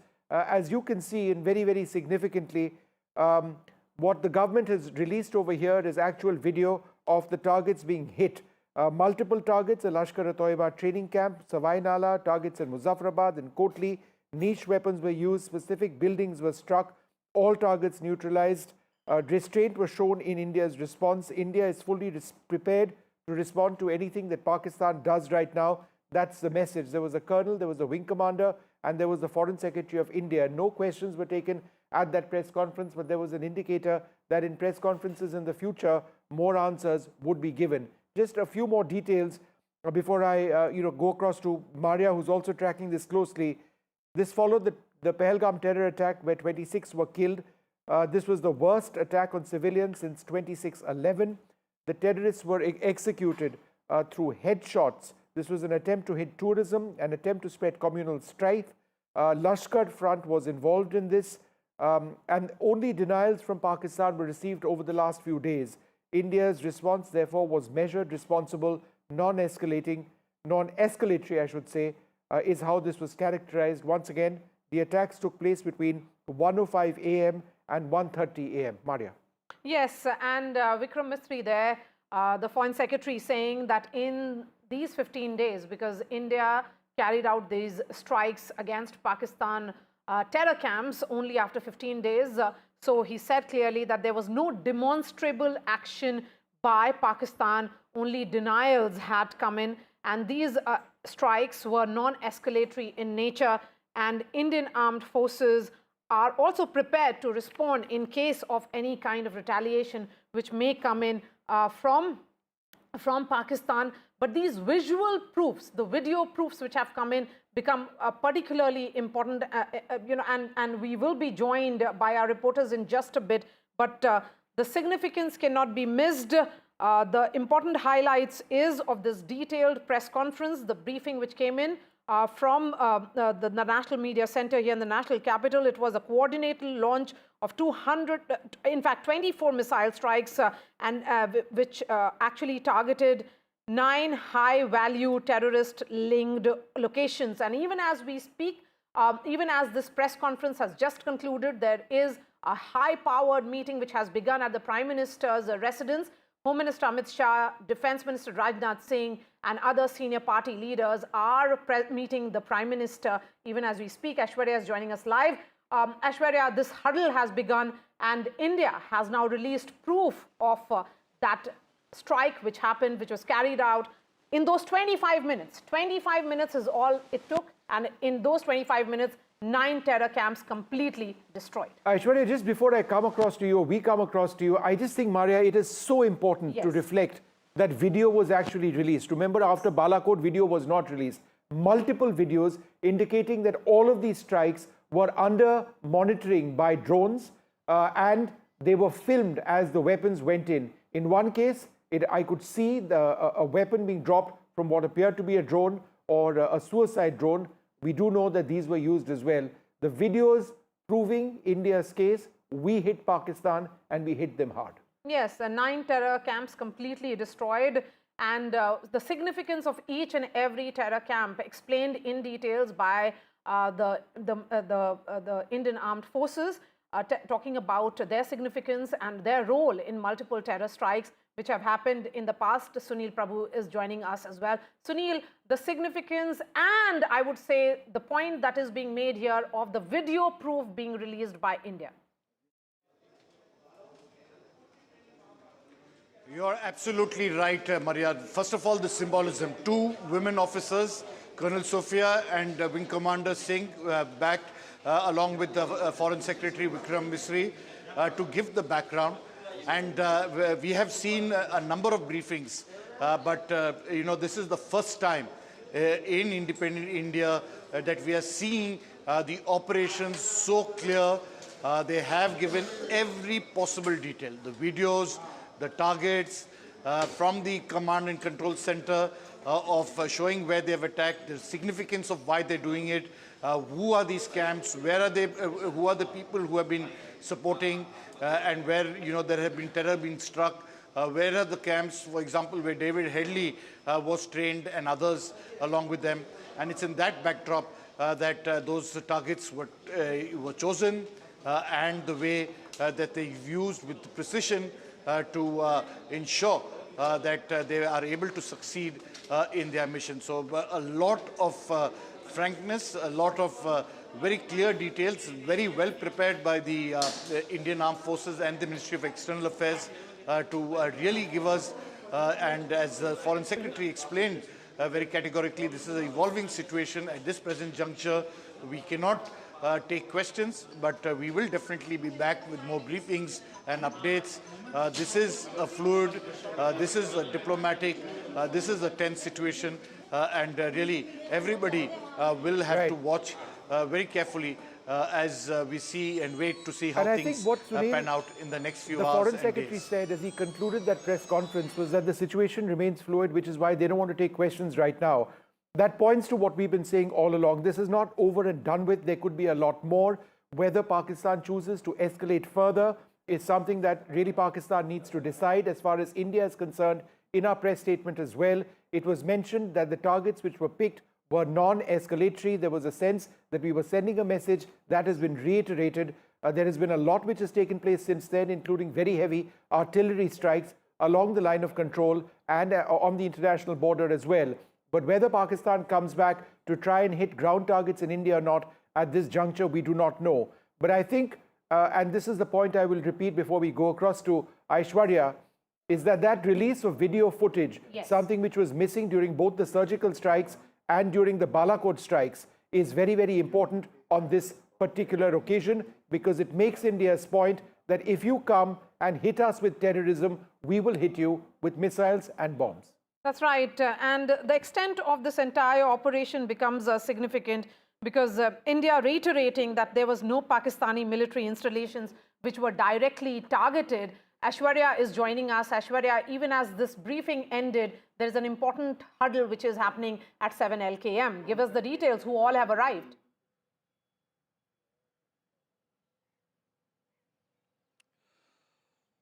Well, Ash, if you heard me. Briefing giving each and every minute detail of well, yes, after that important press conference and putting out each and every minute detail of how the Operation Sindoor was operationalized, it is all-important meeting, the CCS that has started at Prime Minister's residence at 7 LoC Kalyan Marg, chaired by Prime Minister Narendra Modi. We have been told Home Minister Amit Shah, Defence Minister Rajnath Singh, External Affairs Minister S. Jaishankar, Finance Minister Nirmala Sitharaman, the part of the CCS have all arrived, and CCS has begun at the 7 LoC Kalyan Marg. That will be followed by the full-fledged cabinet meeting. But of course, it would be the cabinet ministers also who would be briefed by the government about the operation that India had staged along with the line of control in the POK or in Pakistan.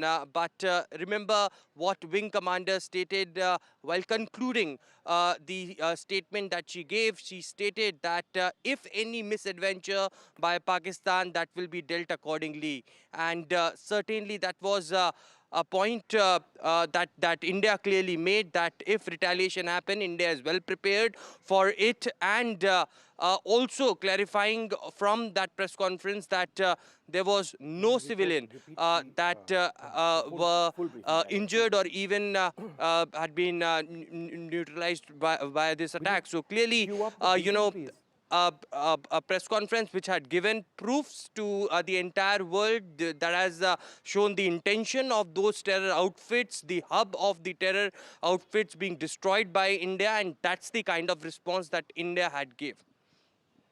All right, we're going to be playing out that entire video in just a couple of minutes from now, that entire briefing. We'll play it out for the benefit of our viewers who haven't had a chance to see that. Shiv Arur joins us as well, as does my colleague Nikunj Garg. Nikunj, let me come to you first.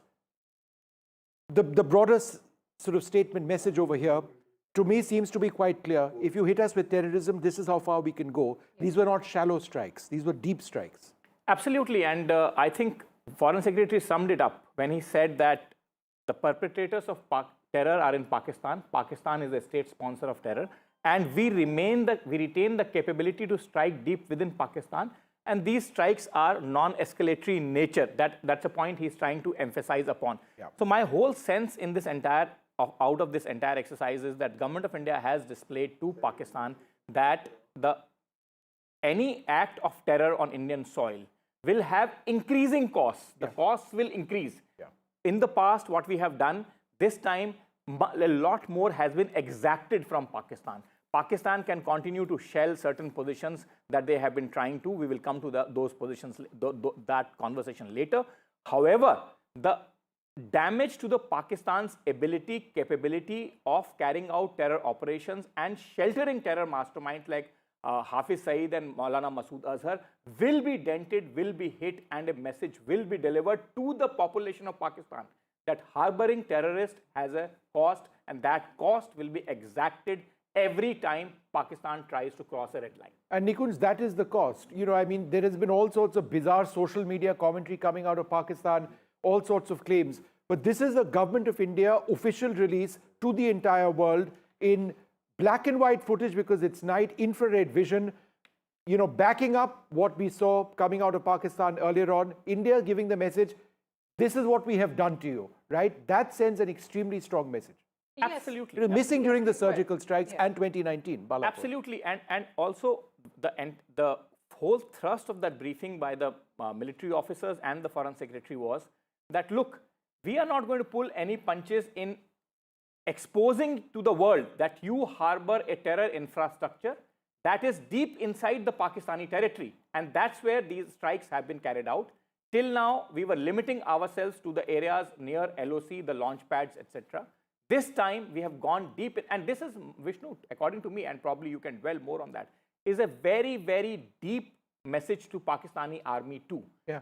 The Pakistani army has been told, look, when the heart of Pakistan, that is Punjab, is hit, and when that message is delivered loud and clear to the Pakistani army that any misadventure will have cost and will have tremendous cost that will be exacted out of you. You can think that you can carry out certain attacks on civilians and probably try to show to your population that you remain a fighting force.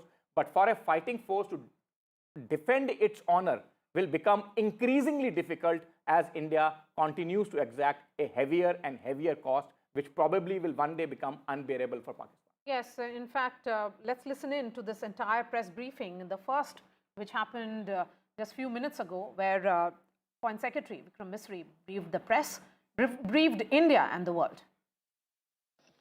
Good morning. Thank you all for joining this briefing. As you are all aware, on April 22, 2025, Pakistani and Pakistan-trained terrorists belonging to the Lashkar-e-Taiba carried out a savage attack on Indian tourists at Pahalgam in Jammu and Kashmir in India. They murdered 26 people, including one national of Nepal, causing the largest number of civilian casualties in a terrorist attack in India since the 26 November 2008 attacks in Mumbai. The attack in Pahalgam was marked by extreme barbarity, with the victims mostly killed with headshots from close range and in front of their families. Family members were deliberately traumatized through the manner of the killing, accompanied by the exhortation that they should take back the message. The attack was clearly driven by the objective of undermining the normalcy returning to Jammu and Kashmir. In particular, it was designed to impact the mainstay of the economy, tourism, with a record 23 million tourists visiting the valley last year. The calculation, presumably, was that harming growth and development in the Union Territory would help keep it backward and create fertile ground for continued cross-border terrorism from Pakistan. The manner of the attack was also driven by an objective of provoking communal discord, both in Jammu and Kashmir and the rest of the nation. It is to the credit of the government and the people of India that these designs were foiled. A group calling itself the Resistance Front has claimed responsibility for the attack.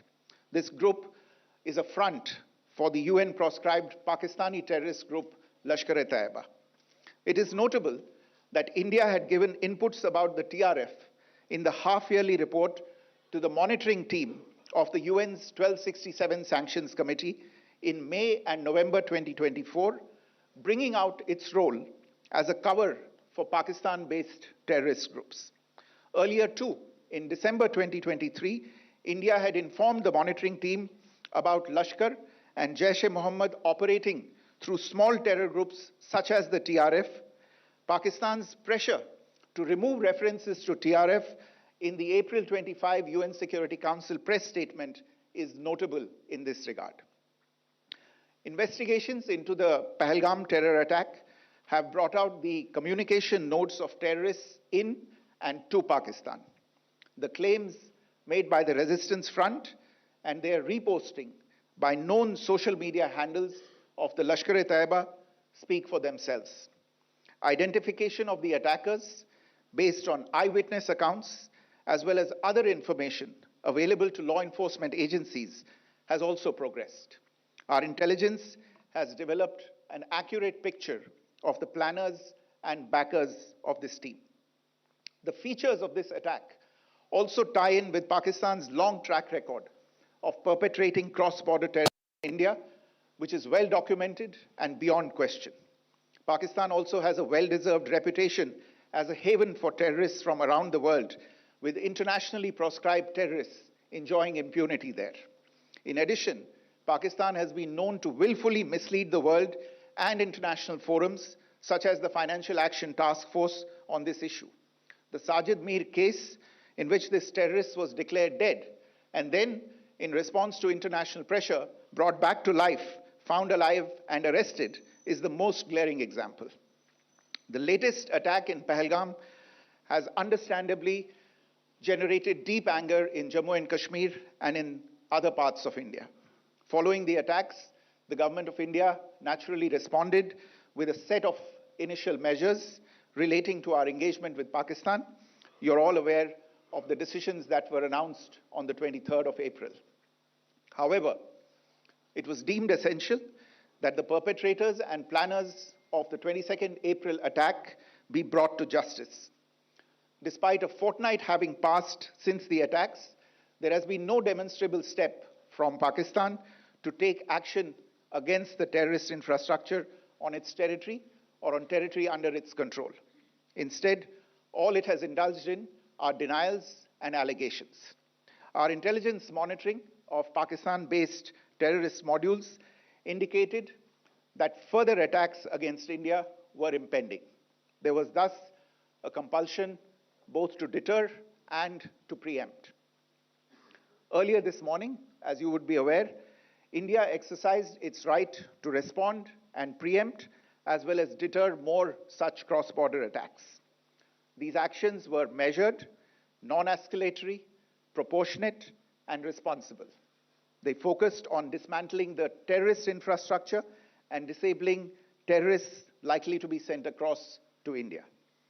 You would also recall that the Security Council on 25th April 2025 had issued a press statement on the Pahalgam terror attack, underlining, and I quote, the need to hold perpetrators, organizers, financiers, and sponsors of this reprehensible act of terrorism accountable and bring them to justice, unquote. India's latest actions should be seen in this context. Joining me for this briefing on our actions earlier this morning are Colonel Sophia Qureshi and Wing Commander Vyomika Singh. I will request them to share some details regarding Operation Sindoor with all of you.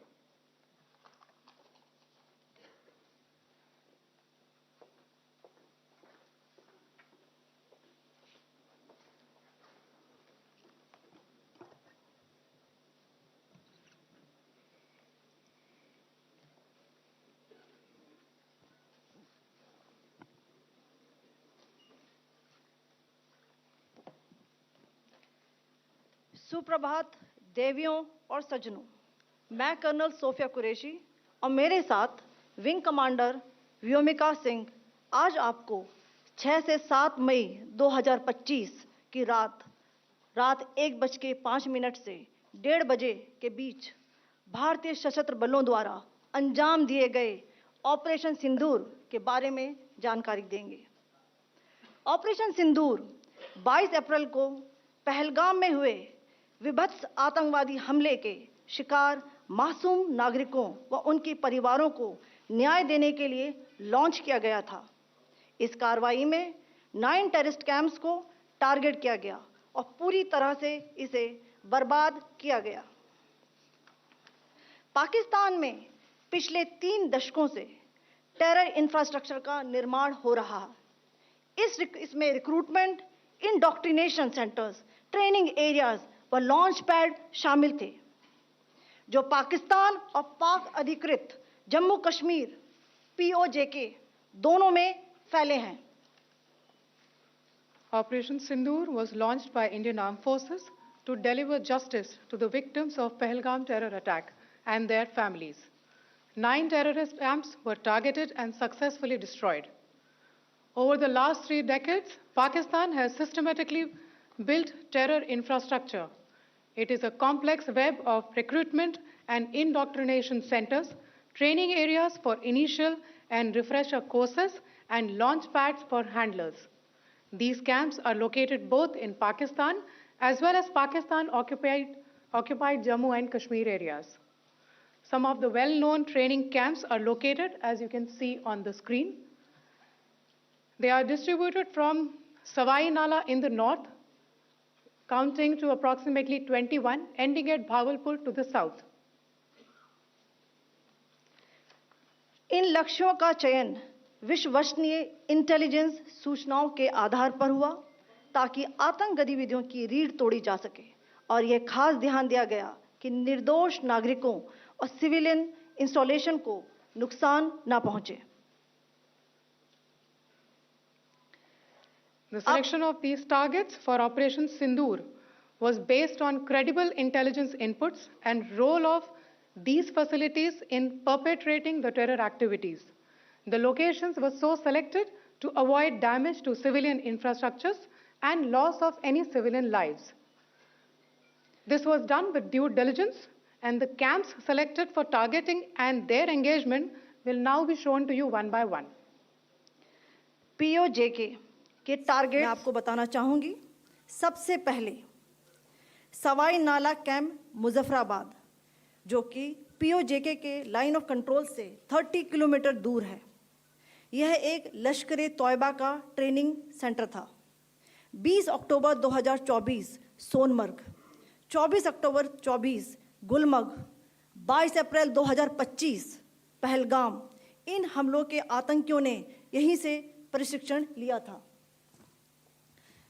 Syedna Bilal camp Muzaffarabad, यह एक जैश मोहम्मद का staging area है.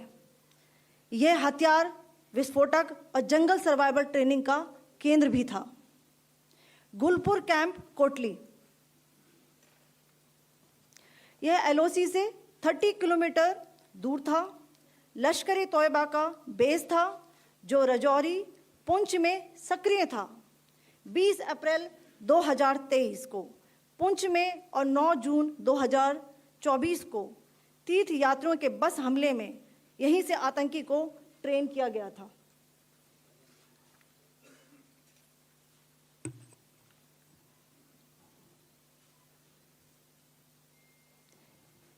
Barnala camp बिम्बर, यह LoC से 9 kilometre दूर है. यहाँ पर हथियार हैंडलिंग, IED व जंगल सर्वाइवल का प्रशिक्षण केंद्र था. अब्बास कैंप कोटली,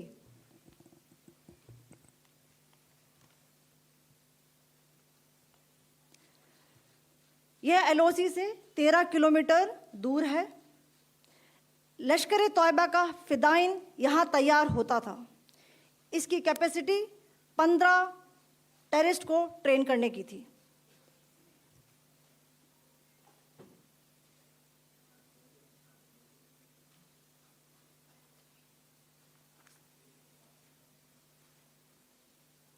अब मैं पाकिस्तान के अंदर के टारगेट से अवगत कराना चाहूंगी.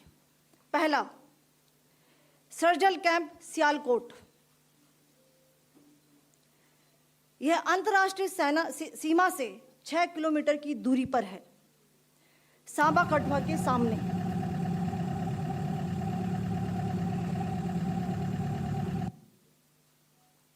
मार्च 2025 में जम्मू एंड कश्मीर पुलिस के 4 जवानों को की जो हत्या की गई थी, उन आतंकवादियों को इसी जगह पर ट्रेन किया गया था. दूसरा, महमूना जाया कैंप सियालकोट. यह 18 से 12 किलोमीटर IB से दूर था. हिजबुल मुजाहिदीन का बहुत बड़ा कैंप था. यह कठुआ जम्मू क्षेत्र में आतंक फैलाने का नियंत्रण केंद्र था. पठानकोट एयरफोर्स बेस पर किया गया हमला भी इसी कैंप से प्लान और डायरेक्ट किया गया था. मरकज ताइबा मुरीद के, यह IB से 18 से 25 किलोमीटर दूरी पर है. 2008 के मुंबई हमले के आतंकी भी यहीं से प्रशिक्षित हुए थे. अजमल कसब व डेविड हेडली भी यहां ट्रेन हुए थे.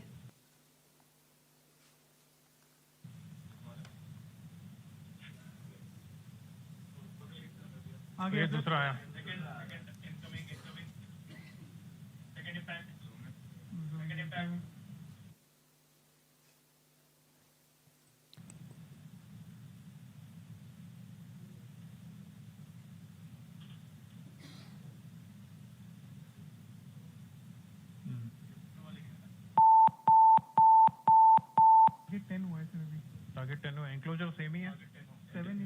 target.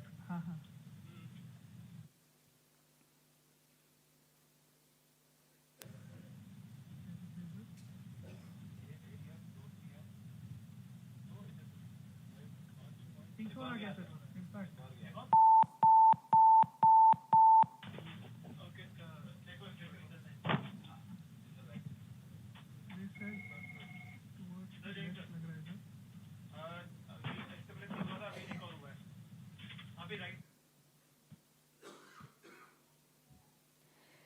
मरकज सुभान अल्लाह भावलपुर ये इंटरनेशनल बाउंड्री से 100 किलोमीटर दूर है।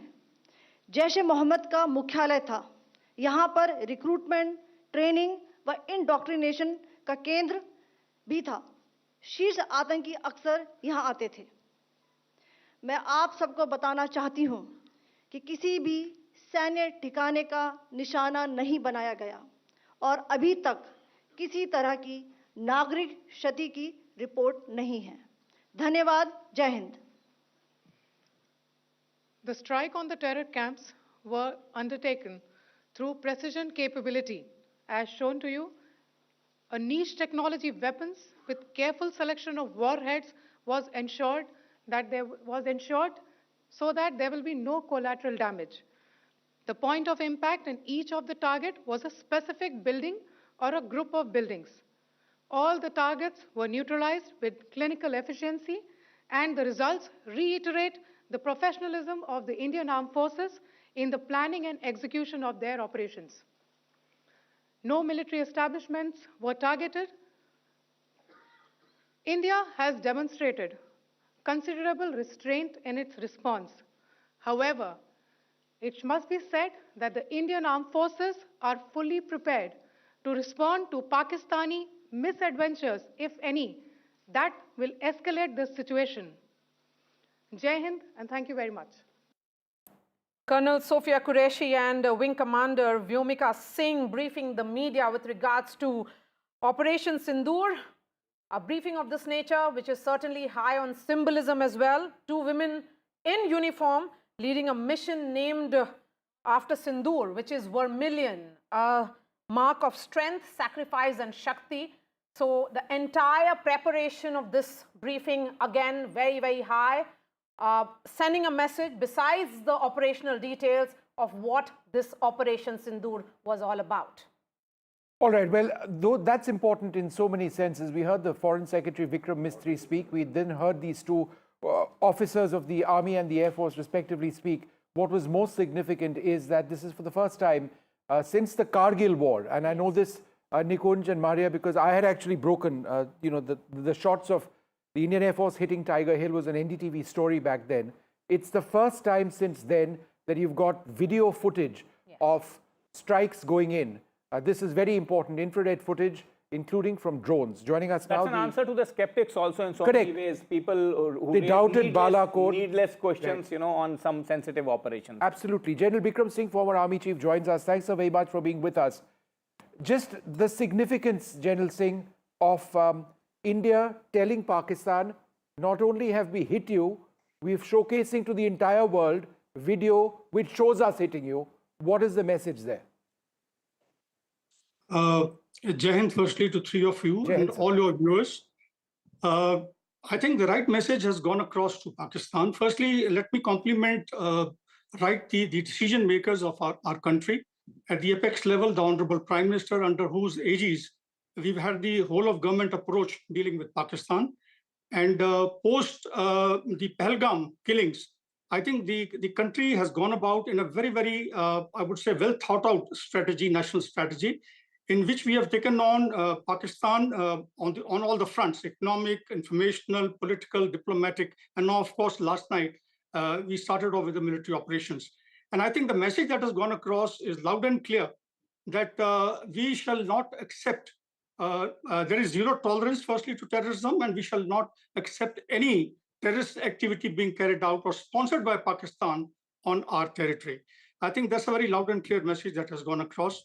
And but along with this, I would like to also highlight that while we have, I heard the Foreign Secretary, he's called in terms of non-escalatory, action that we have taken. while it meets the connotation of jus ad bellum. Now, jus ad bellum is a concept that is followed while using force, using kinetic means. It is, last resort, chances of success, proportionality. So proportionality has been ensured. But the only point I would like to give out now is to everybody that let's not be complacent with regard to calling it non-escalatory. It will get escalated given the conditions, the dynamics in Pakistan, given the conditions under which the pressure that at the moment would be on the chief of the Pakistani army, on the terrorists, and they're going to leverage the potential of terrorists to take us on. Therefore, the risk management has got to be ensured at the strategic level, at the operational level, and at the tactical level. And I'm certain that our decision makers, the military, all elements of national power are totally geared up to deal with this. But the message has gone out loud and clear. The message that is coming in from the Indian establishment certainly is also that there is no civilian infrastructure which has been targeted, no Pakistani military installation which were directly targeted. India has ensured minimal collateral damage, and it was known terror bases or known terror hotbeds which have been subject of Indian target. That's a message that is going to the world, that this is not against Pakistan, but the terror state that Pakistan has become. Absolutely, Maria. I mean, this is another message that has gone across. And let me tell you, I didn't talk about it because the Indian military is a very responsive, accountable element of national power. It will go exactly as per the diktats of the Honorable Prime Minister and what the government has told it to do. Therefore, the operations have been calibrated, and we've used precision ammunitions. The strikes have been precision. The camps have been targeted while ensuring that there's no collateral damage. And that has been the hallmark of our operations throughout. That we have scrupulously stayed away from ensuring any collateral damage in our operations. I want to ask you one specific question, which probably would be at the top of the mind of most of the population on both sides. And you are talking about an escalation. It is not as if Indian defenses would not be prepared for any kind of escalation, but do you think that Pakistani military planners would escalate this situation necessarily, knowing that the world is watching, that the world has put them on notice, that the United Nations Security Council, the top security body of the International Committee of Nations, has squarely blamed Pakistan and castigated them? Do you think they will still go ahead and plan for an escalation? Yeah, what does your military experience tell you, sir?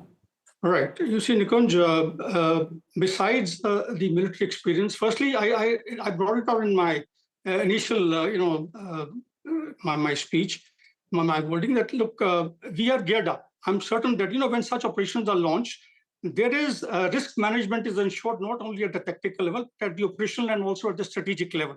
And if you ask me, I can later on clarify to you what I mean by these, what all facets are going to come in these. But yes, with regard to your question, specific question, that will Pakistan do something? Yes, it will. I'll tell you why. The reason is that firstly, the statement that was made by the Pakistani chief, where virtually willy-nilly, indirectly, he threatened India, and he brought it out that how he was viewing India as an enemy, despite the various efforts that have gone in the past 10, 12 years to actually assuage the concerns and to ensure that, the situation is stabilized on the line of control and with Pakistan. But the statement that he gave, now he has to live up to it, number one. Number two, it's a state that lacks the compatible conventional war-fighting might. And therefore, it's going to resort to the sub-conventional, that is the asymmetric capability of terrorists being used against us. So what is going to happen is that he has to do something. If it does not, he will lose his primacy in the environment. The famous term that is used, that is the Pakistani army that owns the nation, the only army of the world that owns the nation. To have its prima donna position in the environment, to pass the message to their allies like Turkey, for example, Bangladesh and others, they will come in with something or the other. It's not that they're going to keep quiet about it. No, but so yes, therefore, sir, if we look at some of the options available to Pakistan, if it's a sub-conventional option, it means another terrorist strike. That's the last thing that they would like to send a message out on. Therefore, the possibility of airstrikes, similar to what we saw a day after the Balakot strikes of 2019 may well take place. Pakistan has not hit any so-called targets in India on our territory as yet. Is that a very likely possibility that we could see aerial encounters? Well, Vishnu, firstly, let me compliment our intelligence agencies. I think they've been very precise in giving us the information. So is the military. All security agencies have done a wonderful job. But yes, they are going to definitely, there's going to be a fillip to the insurrectionists, to the proxy war activities in J&K along the line of control, and also certain other areas. And let me tell you, I won't be surprised if they start actually activating their sleeper cells in various parts of our country, joining Nepal, where we know very well they've had their sleeper cells. Siliguri corridor, Bangladesh, from there, toward 7 northeastern states. These kind of things you got to be careful about.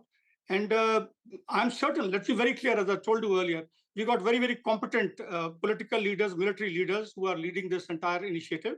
And they would have taken all measures. Risk management would have been ensured to the minutest, as far as the strategic, operational, and tactical risks are concerned. Yes, I feel that they will resort to maybe a limited airstrike. If they don't do it, then the chief of the Pakistani army is going to lose his stature in the environment. All right, General Bikram Singh, thank you very much for joining us. But I think that word of caution, which you've sort of you mentioned, is very significant. General Singh, just before we leave you, one short question: what is the situation on the line of control, given the intense artillery shelling between India and Pakistan? This, in fact, when I commanded my battalion, on the line of control, this used to be a daily affair. So our troops are absolutely, accustomed to this kind of firing, and we also are retaliating and firing back. Let me tell you, our defenses are robust. We have weapon systems with us which can neutralize the enemy, guns or missile sites from where they are firing. We have that, firstly, the will is there. Let me tell you this. The political will has throughout been there. The free hand has been given to the army, as the Honorable Prime Minister brought out. And you be rest assured, and the nation should be rest assured that things are going to be under control on the line of control. All right, General Singh, thank you very much. And we shall maintain the moral ascendancy. All right, so thanks so much for sharing your thoughts. I think it is important. It's not done as yet, possibly. If Pakistan chooses to escalate, then there could be more strikes from their side. The Indian Air Force is fully defended, fully on defense at this stage, as is the Indian Army. There are hectic artillery duels now taking place on the line of control. Point there, Vishnu. He says that, the LC skirmishes, you shouldn't add too much we factored that in. Yeah, a value to it, because he says that, if you get drowned in the regular news or the regular noise that Pakistan creates, then you are only giving Pakistan that kind of additional leeway or importance, which is avoidable. Yeah, no, that's true. Let's bring in the reporters who are tracking the story from ground.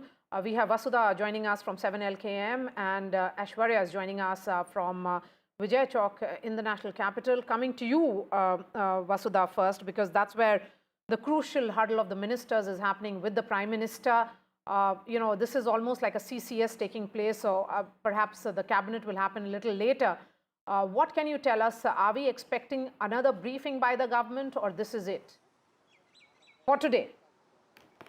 Well, Maria, I'm standing right outside the Prime Minister's residence, and this is a place that saw a lot of action last night. The Prime Minister, like you know, in fact, we've all been reporting that he has been monitoring Operation Sindoor, since it started. It's a 25-minute high-precision strike that happened, and I'm told by my sources that Operation Sindoor, the name itself came from the Prime Minister, because this is not just a move against Pakistan. This is also a justice for for Indian families, specifically for the women of this country. Many of them who lost husbands in this brutal attack in Pahalgam on 22nd of April. Sindoor is also something very symbolic to the Indian community. This is where the CCS meeting is going on. In fact, Rajnath Singh arrived here first, and he arrived here just 10-15 minutes before the press briefing began on Operation Sindoor. After that, it was Amit Shah, the Home Minister, who arrived. I'm told that Dr. S. Jaishankar, JP Nadda, everybody is still there, and the CCS meeting is on. After that, of course, course, the cabinet meeting will take place, and that is important because remember, there's a domestic situation that also needs to be managed. It's a domestic narrative. There are logistics that have to be planned because India is also planning to ensure that it has the right steps in order if a retaliation takes place. Vikram Misri, the Foreign Secretary, put it out very clearly that this is about a proportionate, responsible, measured response that India has taken. It's all about attacking the terror bases which have been not just funding terror but also preparing terrorists to come and attack India. And this has been going on for 3 decades is what Colonel Sofia Qureshi also said. And this time, like you rightly pointed out, the scale of this precision attack is much more than what happened in Uri in 2016 or what happened after Pulwama in 2019, because this time we also have visual evidence. So this time the country is also prepared to set this global discourse that India knows how to respond proportionately without really hitting out at civilians or for that matter even military installations, but hitting where it hurts the most and also something that serves justice to its own citizens. Okay, let's go quickly across to Gurpreet Chinna, who joins us. Gurpreet, preparations in border areas, that's of concern right now, and that may well be particularly important at this juncture, since it's not yet clear if Pakistan intends to end things now. What's been happening around you? Well, we are reporting from this border area of our district Firozpur, and right now we are standing in front of this civil administration office, SSP, Superintendent of Police, where we were trying to talk to the top officers of local administration. They are saying that what they have learned, advisory has already been issued to all the people in the various villages that they don't need to create any panic at this point of time. Some of the families, they have also met those who are trying to move from their village to nearby areas so that they will be able to save their families. But as of now, what we have learned, mock drill is already being prepared by the civil administration officers. At the same time, we have seen blackout had already happened in this specific area in district Firozpur few days back, and they are also trying to analyze how they are going to guide the people if any warlike situation is going to be created. But as of now, we have seen the people of this border area, they have already stood by the country, the way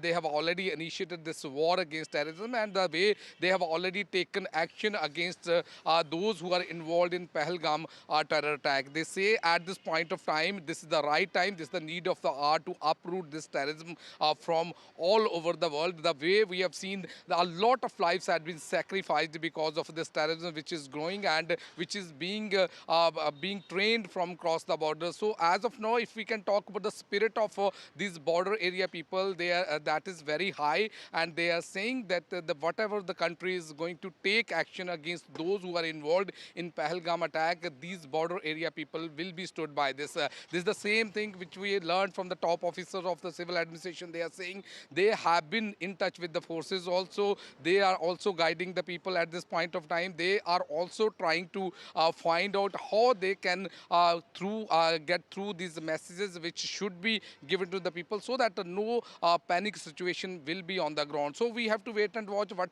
strategy they are going to opt in the coming days. As of now, what we have seen, multiple meetings are being made at the local administration so that they will be able to totally in touch and support the country in this cause which they have already initiated action against this terrorism and this drive which has already been initiated by the Indian government, and we have seen the multiple action had already been taken across the border. Back to studio. Let me now go to Aishwarya. Aishwarya, young man, another day of very hard work for you. Now getting hot outside. You keeping track of all the meetings there on the north and south block side of the New Delhi? Are the meetings in South Block still continuing? Are the defense brass still inside the South Block? Is Raksha Mantri at Prime Minister's residence, or is he back in the South Block? What are the status of the meetings on both on the Raisina Hill, both on the north and the south side? Do give us a detailed briefing. Well, there has been a continuous movement of senior officials from both the Ministry of Defense as well as Ministry of Home Affairs. We are witnessing heavy movement out here at the Raisina Hills since morning. And of course, the Defense Minister and the CDS was here at the South Block just before the CCS started at 7 LoC Kalyan Marg. The CDS briefed Defense Minister about the Operation Sindoor, and later Rajnath Singh left from Ministry of Defense. But still the hurdle is on as far as the officials from the Defense Ministry are concerned. But as far as Ministry of Home Affairs is concerned, a very important point to note in the press conference that was delivered, Vikram Mistry clearly stated that it was an attempt to end tourism in Jammu and Kashmir. I remember the document that was given by the Ministry of Home Affairs that it was a record high that was recorded as far as tourists going to Jammu and Kashmir is concerned. The infrastructural development that Jammu and Kashmir has seen in the last 1 or 2 years, and this attack on Indian tourists was a serious attempt to end tourism, to disrupt the infrastructure in Jammu and Kashmir. And the amount of money, the funding that was flowing from the government towards the Union territory of Jammu and Kashmir is something that needs to be impacted. The message was right clear. According to the Foreign Secretary as well, the terrorists told the family members that go and send this message to the dispensation out in the national capital or your government. So clearly that was the trigger point that led to the smaller meetings after Pahalgam terror attack. We have been witnessing series of meetings happening in the national capital. Prime Minister was briefed on a daily basis, and finally, in alignment to that, a bigger action has unfolded.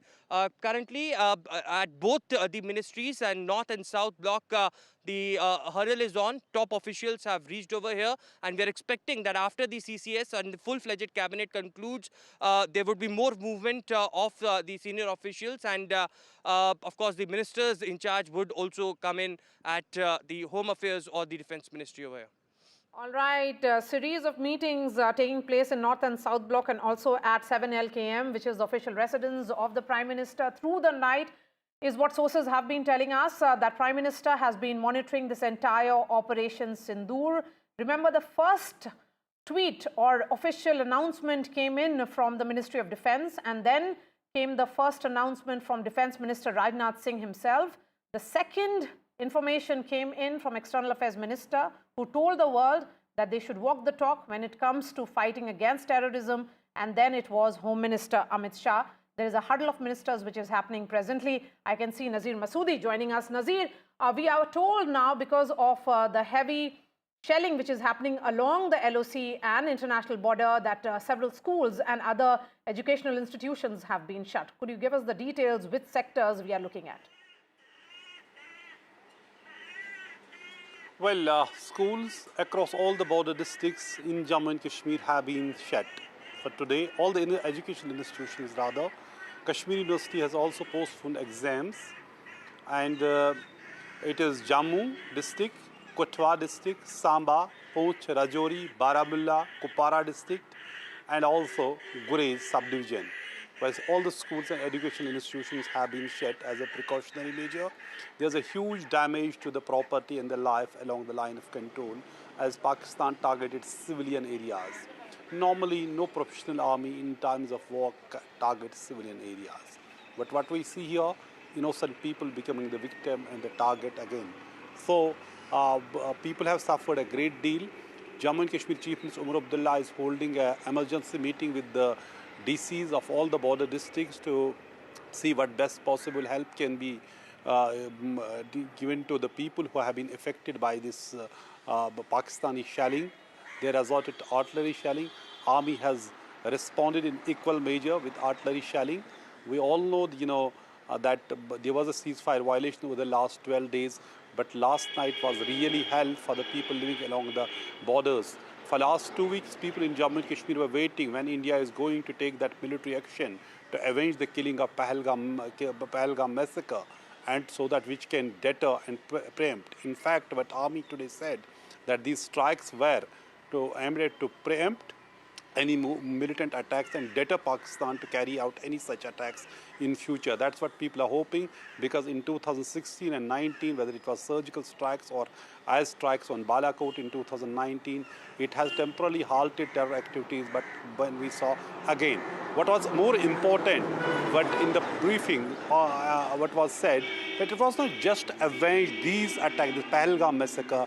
Army actually showed us how were these terrorists were involved in the, for example, in 2023 massacre of people, attacks on the army, attack on the pilgrim bus last year in Riyasi, or recent attack on the encounter in Kutwa in which 4 policemen were killed. So even those terrorists who were involved in 26/11 Mumbai attack, the camps where they had taken the training, they all were targeted in 9 coordinated military strikes by India in Pakistan, which includes Bahawalpur, well known for Maulana Masood Azhar's headquarters and his ideological base camp, Murdaki, which was earlier known as Jamiat Dawat Rashad, then transformed into the Lashkar-e-Taiba. Now it is operating in some other name. Then you see Muzaffarabad, Kotli, and other places which are known for hosting and training terrorists and militant leaders there.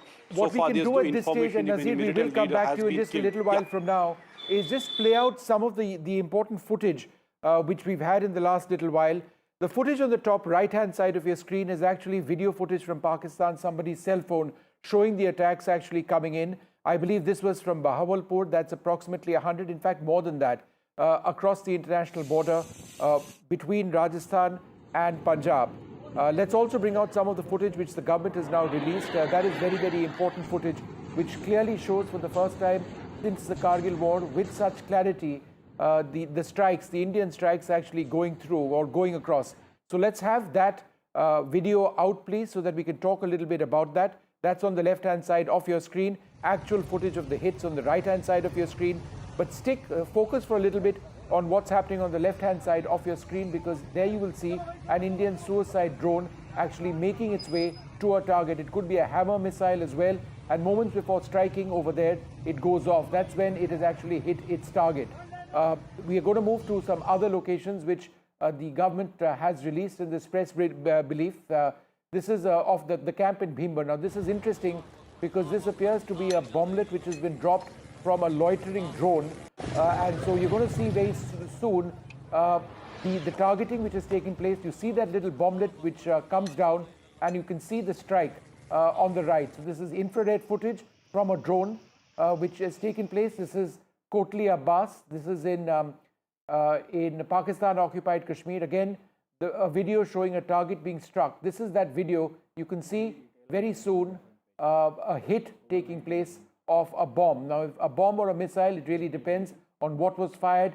It could be bombs or bomblets from drones. It could be short-range anti-surface missiles or air-to-surface missiles.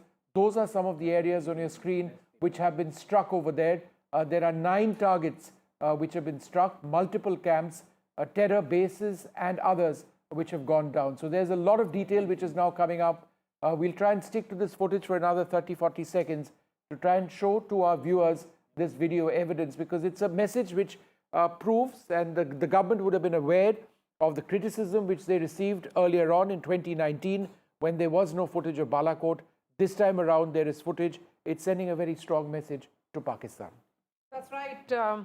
And this remains our top focus here on NDTV. We can tell our viewers that 24 missile strikes have happened across 9 locations in Pakistan, inside Pakistan, and also in Pakistan-occupied Kashmir. No Pakistani military facilities were hit. The message from the Indian establishment is that there has been no demonstrable action by Pakistan in the last 15 days. There were only denials and allegations. These are non-escalatory targets and strike by India. Operation Sindoor was carried out in a matter of just 25 minutes between 1:05 and 1:30 a.m. And Indian Armed Forces is actually prepared for any response. India ensured minimum collateral damage. They had carried out this entire strike with great precision. The operation, as we have been saying, was, the targets were highlighted, and these were target and terror camps of Lashkar-e-Taiba and Jaish-e-Mohammed. These included trainers and logistic officers who had been operating with impunity in the relative safety of Pakistan-administered Kashmir territory, and intelligence assessments and post-operation indicated that key communication nodes were also taken out. Our reporters continue to track the story because there are a series of meetings that are taking place at 7 LKM, Prime Minister Modi's residence. In fact, now there is a special report which has been sent by Shivarur from Ground Zero. Let's listen in. We've just arrived in Baramulla. We're making our way towards the line of control in the Uri sector. That lies just a few kilometers ahead from here when we'll be reaching Uri. Now, obviously, the Vikram Misri, the Foreign Secretary, and the two lady officers from the Army and the Air Force have provided an extensive briefing on what we already know. They talked about the targets that have been attacked. They've provided, very importantly, they've provided imaging video footage of the actual strikes, which adds a visual layer to Operation Sindoor, which was not there, at least thus far. But the missing pieces that are still there, because this is an evolving situation and the press conference wasn't able to take any questions, is probably because there is still a fog of war. A lot of information is still being corroborated and verified at this time, including casualties along the line of control on the Pakistan side, some on the Indian side as well. Information about fighter aircraft on both sides having been shot down, and the details of the escalation on the line of control, especially in Rajouri, Poonch, where the artillery shelling is heaviest at this point of time, and in Kupwara sector of North Kashmir, which is just north of where I'm standing right now in Baramulla district. We'll be reaching Uri in a very short while from now, where we will hopefully get a first-hand view of what this escalation is actually looking like. Suffice it to say that the two big points made by the Foreign Secretary were A, that these strikes were punitive in nature and preemptory in nature, trying to stop further attacks from these Pakistani terror camps. And the second point is that India reserves the right to escalate right back at Pakistan should it indulge in any misadventure. Those are the exact words. We're in Baramulla. We'll be reporting next from LoC in Uri. That's the update at this time. Kashmir Chief Minister Omar Abdullah has also spoken out. Let's listen in. I think Government of India, the Indian Defence Forces have gone out of their way to ensure that no military and civilian targets were hit in Pakistan. They have only hit terror bases and launch pads.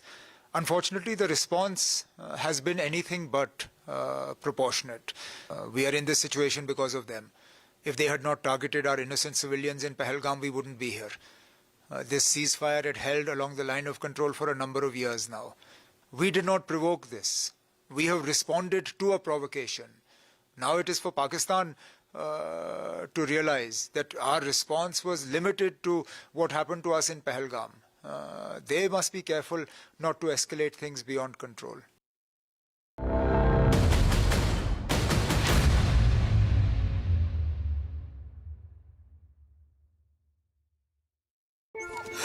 Mary auntie looks very happy today. Her 2.5 lakh rupees got saved. What good did she do? प्रधानमंत्री नरेंद्र मोदी के मार्गदर्शन और मुख्यमंत्री योगी आदित्यनाथ के कुशल नेतृत्व में UP में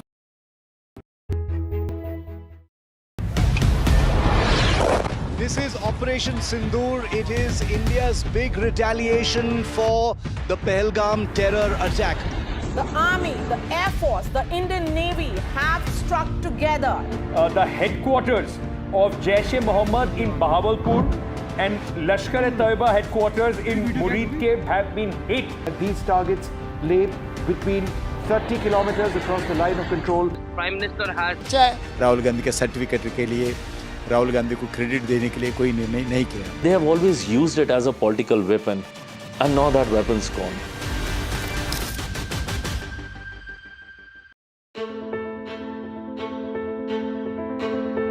News is not just headlines, it is what impacts you. And news should never be mistaken for noise. What matters is the reality. accurate, in-depth, and with the right perspective.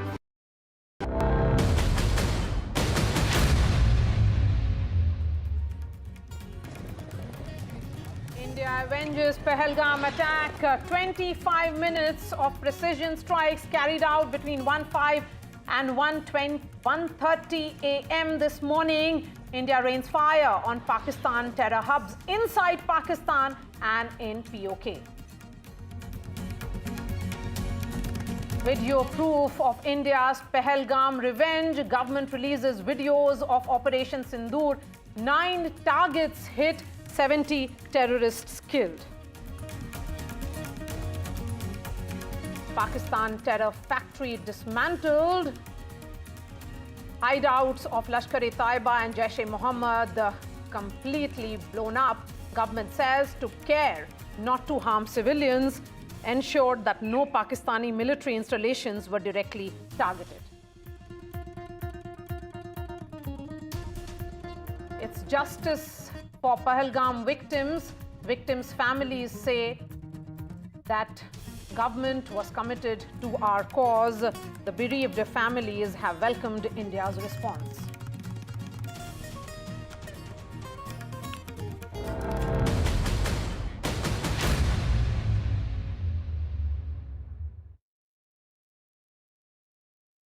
Details of Operation Sindoor has been shared by the Defence Forces. The strikes were carried out on camps in Pakistan-occupied Kashmir and inside Pakistan, straight 150 kilometers plus.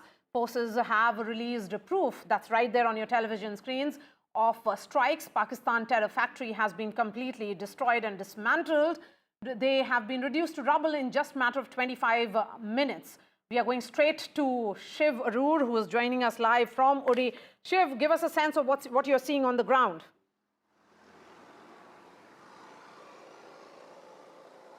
Well, I'm not far from the line of control in Uri sector. We've just arrived in the Uri sector and we're an hour away from that press conference that was just held by Vikram Misri, the Foreign Secretary.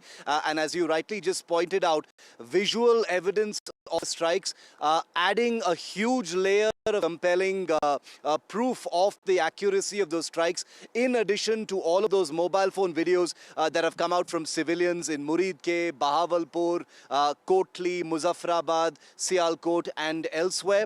The details coming out from that press conference clearly showing that the Indian military, the Indian armed forces and the government are not going to let grass grow under their feet as far as putting forward specific information is concerned.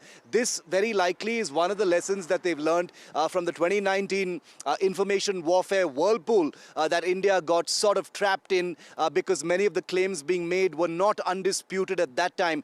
This time they definitely are. There are some unanswered questions. Behind me at the line of control in Uri sector, we are told that there is shelling going on. We will of course be going until a secured area. Uri town has been completely, people have fled from there. It's completely empty, we are told. We'll have a look for ourselves in a short while. From now, the forward villages which no one has access to at this point are being shelled.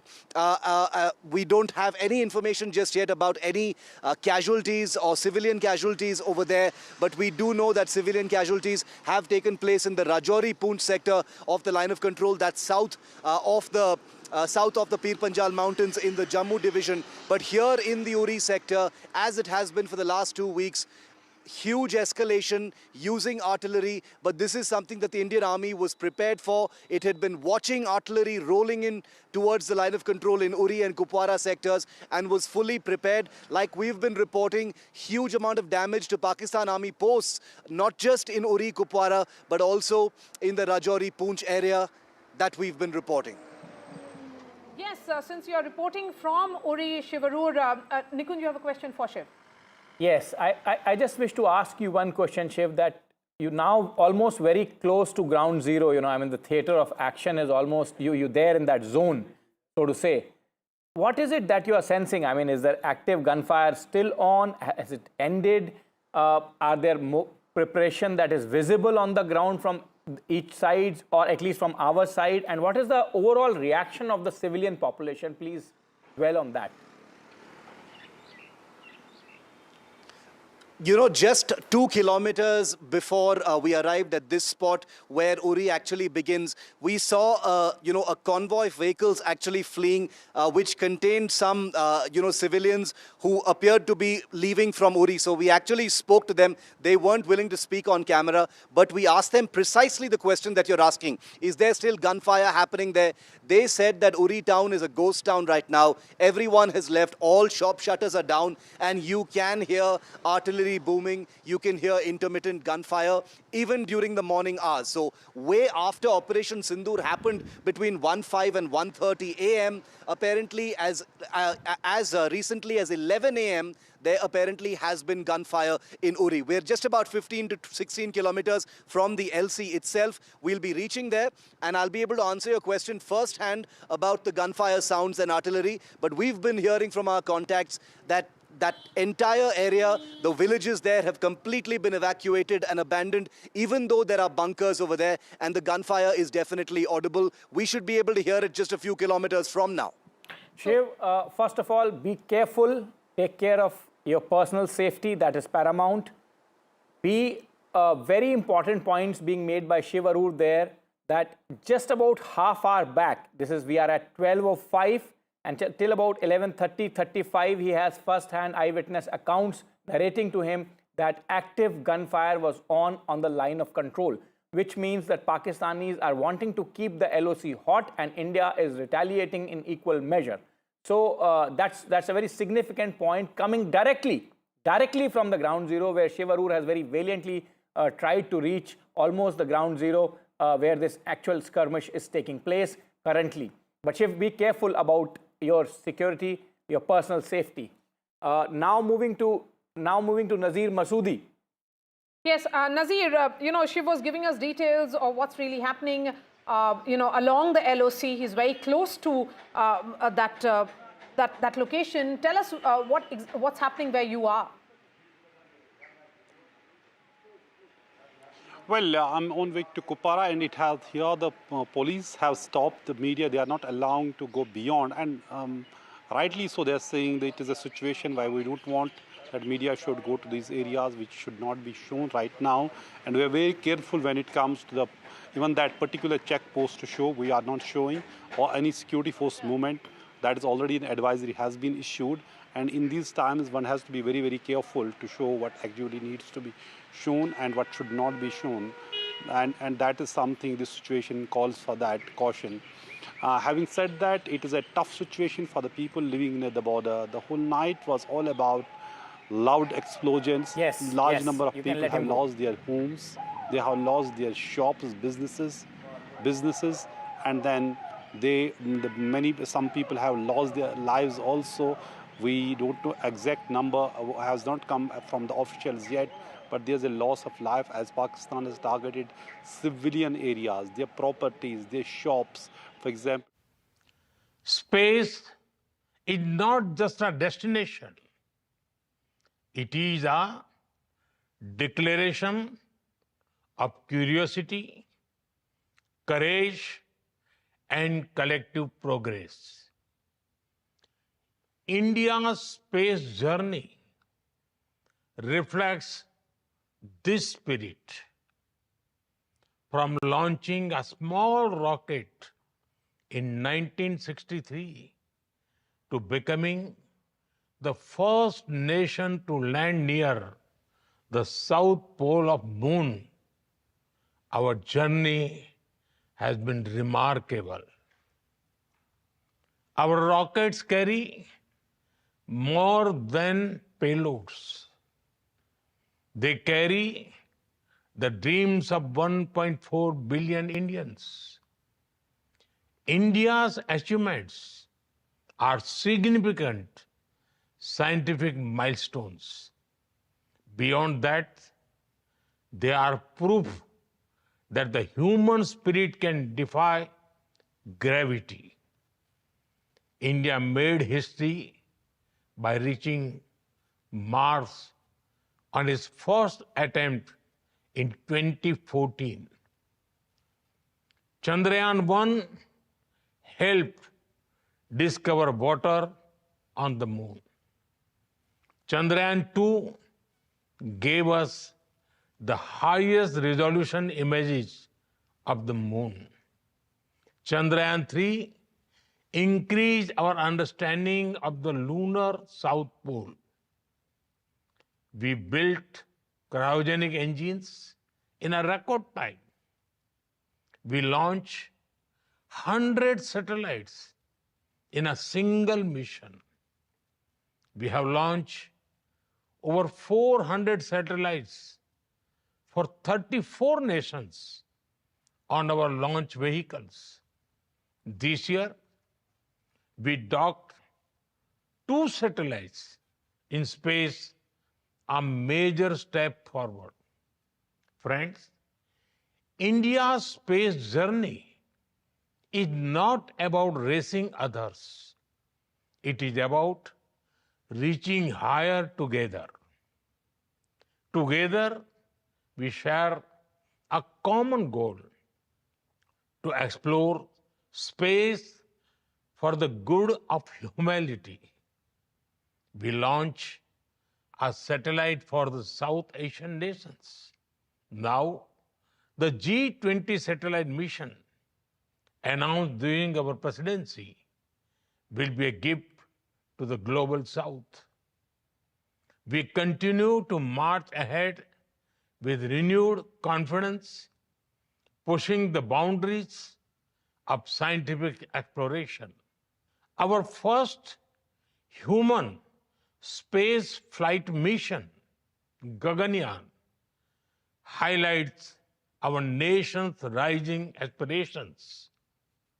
In coming weeks, an Indian astronaut will travel to space as part of a joint ISRO-NASA mission to the International Space Stations. By 2035, the Bharatiya Antariksh Station will open new frontiers in research and global cooperation. By 2040, an Indian's footprints will be on the moon. Mars and Venus are also on our radar. Friends, for India, space is about exploration as well as about empowerment. It empowers governance, enhances livelihoods, and inspires generations.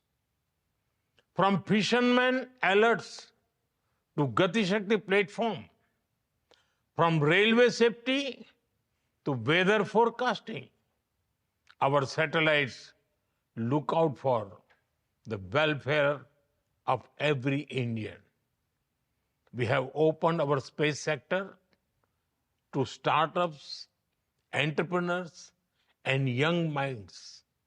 Today, India has over 250 space startups. They are contributing to cutting-edge advancements in satellite technology, propulsion systems, imaging, and much more. And you know, it is even more inspiring that many of our missions are being led by women scientists. Friends, India's space vision is grounded in the ancient wisdom of Vasudhaiv Kutumbakam. That is, the world is one family. We strive not just for our own growth, but to enrich global knowledge, address common challenges, and inspire future generations. India stands for dreaming together, building together, and reaching for the stars together. Let us together write a new chapter in space exploration, guided by science and shared dreams for a better tomorrow. I wish you all a very pleasant and productive stay in India. Thank you. So the Prime Minister addressing the nation on the subject of space, and he has spoken about exploration and empowerment. But shifting focus to our top story this hour, and Aishwarya is joining us. There's a piece of breaking news that is coming in now. Prime Minister Modi has postponed his three-nation tour. That tour was supposed to begin on 11th. He was expected to travel to Croatia, Netherlands and Norway. Aishwarya is joining us any moment now. That was a crucial meeting which was planned because remember, India has been looking at collaboration with European nations. There has been repeated messaging which has been coming in also from External Affairs Minister Dr. S. Jaishankar, who had said only recently that Europe cannot preach if they are not really practicing.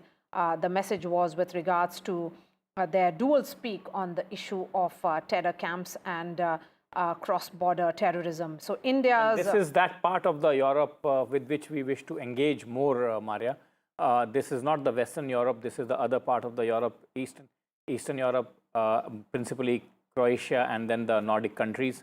Aishwarya is joining us live, Maria, and we can talk to him. Yes, Ash, give us the details. I mean, the Prime Minister postponing it. It is perhaps on expected lines. The Prime Minister is expected to be in India. It's a developing situation, a dynamic situation, as we have been saying. There could be retaliatory, attack by Pakistan, although we are certainly being careful and hopeful that Pakistan understands that India's target has been specific and also only on terror camps inside Pakistan. Well, we have seen in the last few days that it was Prime Minister who was briefed regularly on regular intervals by either Defense Secretary or, the Navy Chief, Army Chief, and he was constantly monitoring the entire situation as far as the entire operations that the country has conducted. Prime Minister was supposed to visit, and go for an official visit to Netherlands, Croatia, and of course, it was a three-nation tour of Prime Minister, and that was supposed to be on 13th to 18th of May, and it has been now postponed. It has not been cancelled as far as the official message from the Prime Minister's office is concerned. It has been postponed as of now, and Prime Minister will later visit these three countries. But certainly the focus of the government and Prime Minister will be certainly on the entire operations that are taking place as far as the Indian Armed Forces are concerned, and how there could be a possible retaliation from the Pakistani side. It will be, Prime Minister would be engaged in that, and therefore the reason it would, probably this would be the reason that Prime Minister had postponed his three-nation tour. All right, Ash, continue to be with us because just some time back, in fact, an hour ago, Vikram Misri, who is the Foreign Secretary, was leading this entire group of, that came in to brief what really happened vis-a-vis this Operation Sindoor. Let's listen in to what Foreign Secretary told the media. Earlier this morning, as you would be aware, India exercised its right to respond and preempt as well as deter more such cross-border attacks. These actions were measured, non-escalatory, proportionate, and responsible. They focused on dismantling the terrorist infrastructure and disabling terrorists likely to be sent across to India. You would also recall that the Security Council on 25th April 2025 had issued a press statement on the Pahalgam terror attack, underlining, and I quote, the need to hold perpetrators, organizers, financiers, and sponsors of this reprehensible act of terrorism accountable and bring them to justice, unquote. India's latest actions should be seen in this context.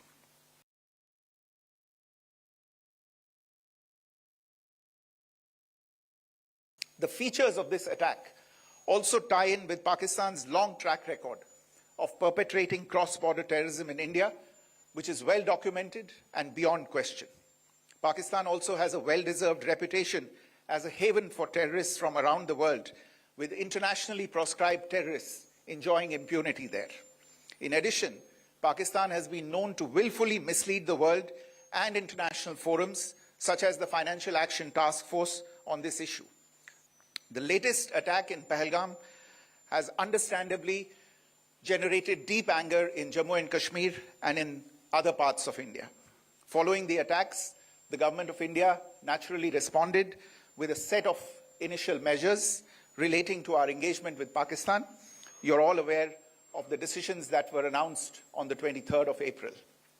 However, it was deemed essential that the perpetrators and planners of the 22nd April attack be brought to justice. Despite a fortnight having passed since the attacks, there has been no demonstrable step from Pakistan to take action against the terrorist infrastructure on its territory or on territory under its control. Instead, all it has indulged in are denials and allegations. Our intelligence monitoring of Pakistan-based terrorist modules indicated that further attacks against India were impending. There was thus a compulsion both to deter and to preempt. Two women officers, in fact, accompanied the Foreign Secretary in this briefing, reflecting that very important messaging which has come in, and the name of this entire operation, which is Operation Sindoor, an anti-terror operation, in a way honoring those women who were widowed by the terrorists because their men were killed in Pahalgam attack. Let's listen in to what Wing Commander said in that press briefing, which happened an hour ago. Through precision capability, as shown to you, a niche technology weapons with careful selection of warheads was ensured so that there will be no collateral damage.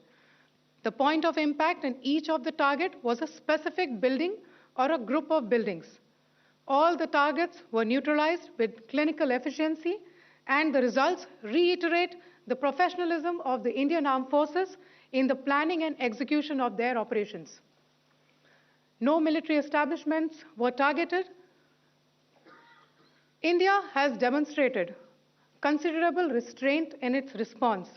However, it must be said that the Indian Armed Forces are fully prepared to respond to Pakistani misadventures, if any. Syedna Bilal camp, Muzaffarabad, यह एक जैश मोहम्मद का staging area है। यह हथियार, विस्फोटक और जंगल survival training का केंद्र भी था। गुलपुर कैंप कोटली, यह LoC से 30 किलोमीटर दूर था। लश्कर तोयबा का बेस था जो रजौरी, पुंछ में सक्रिय था। 20 अप्रैल 2023 को पुंछ में और 9 जून 2024 को तीर्थ यात्रियों के बस हमले में यहीं से आतंकी को ट्रेन किया गया था।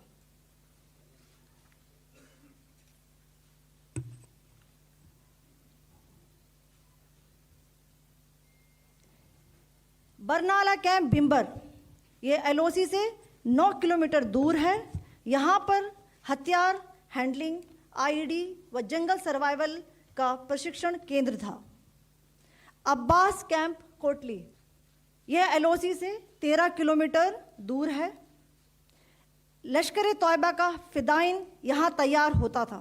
अब मैं पाकिस्तान के अंदर के टारगेट से अवगत कराना चाहूँगी। पहला, सर्जल कैंप सियालकोट, यह अंतर्राष्ट्रीय सीमा से 6 किलोमीटर की दूरी पर है, सांबा कठवा के सामने।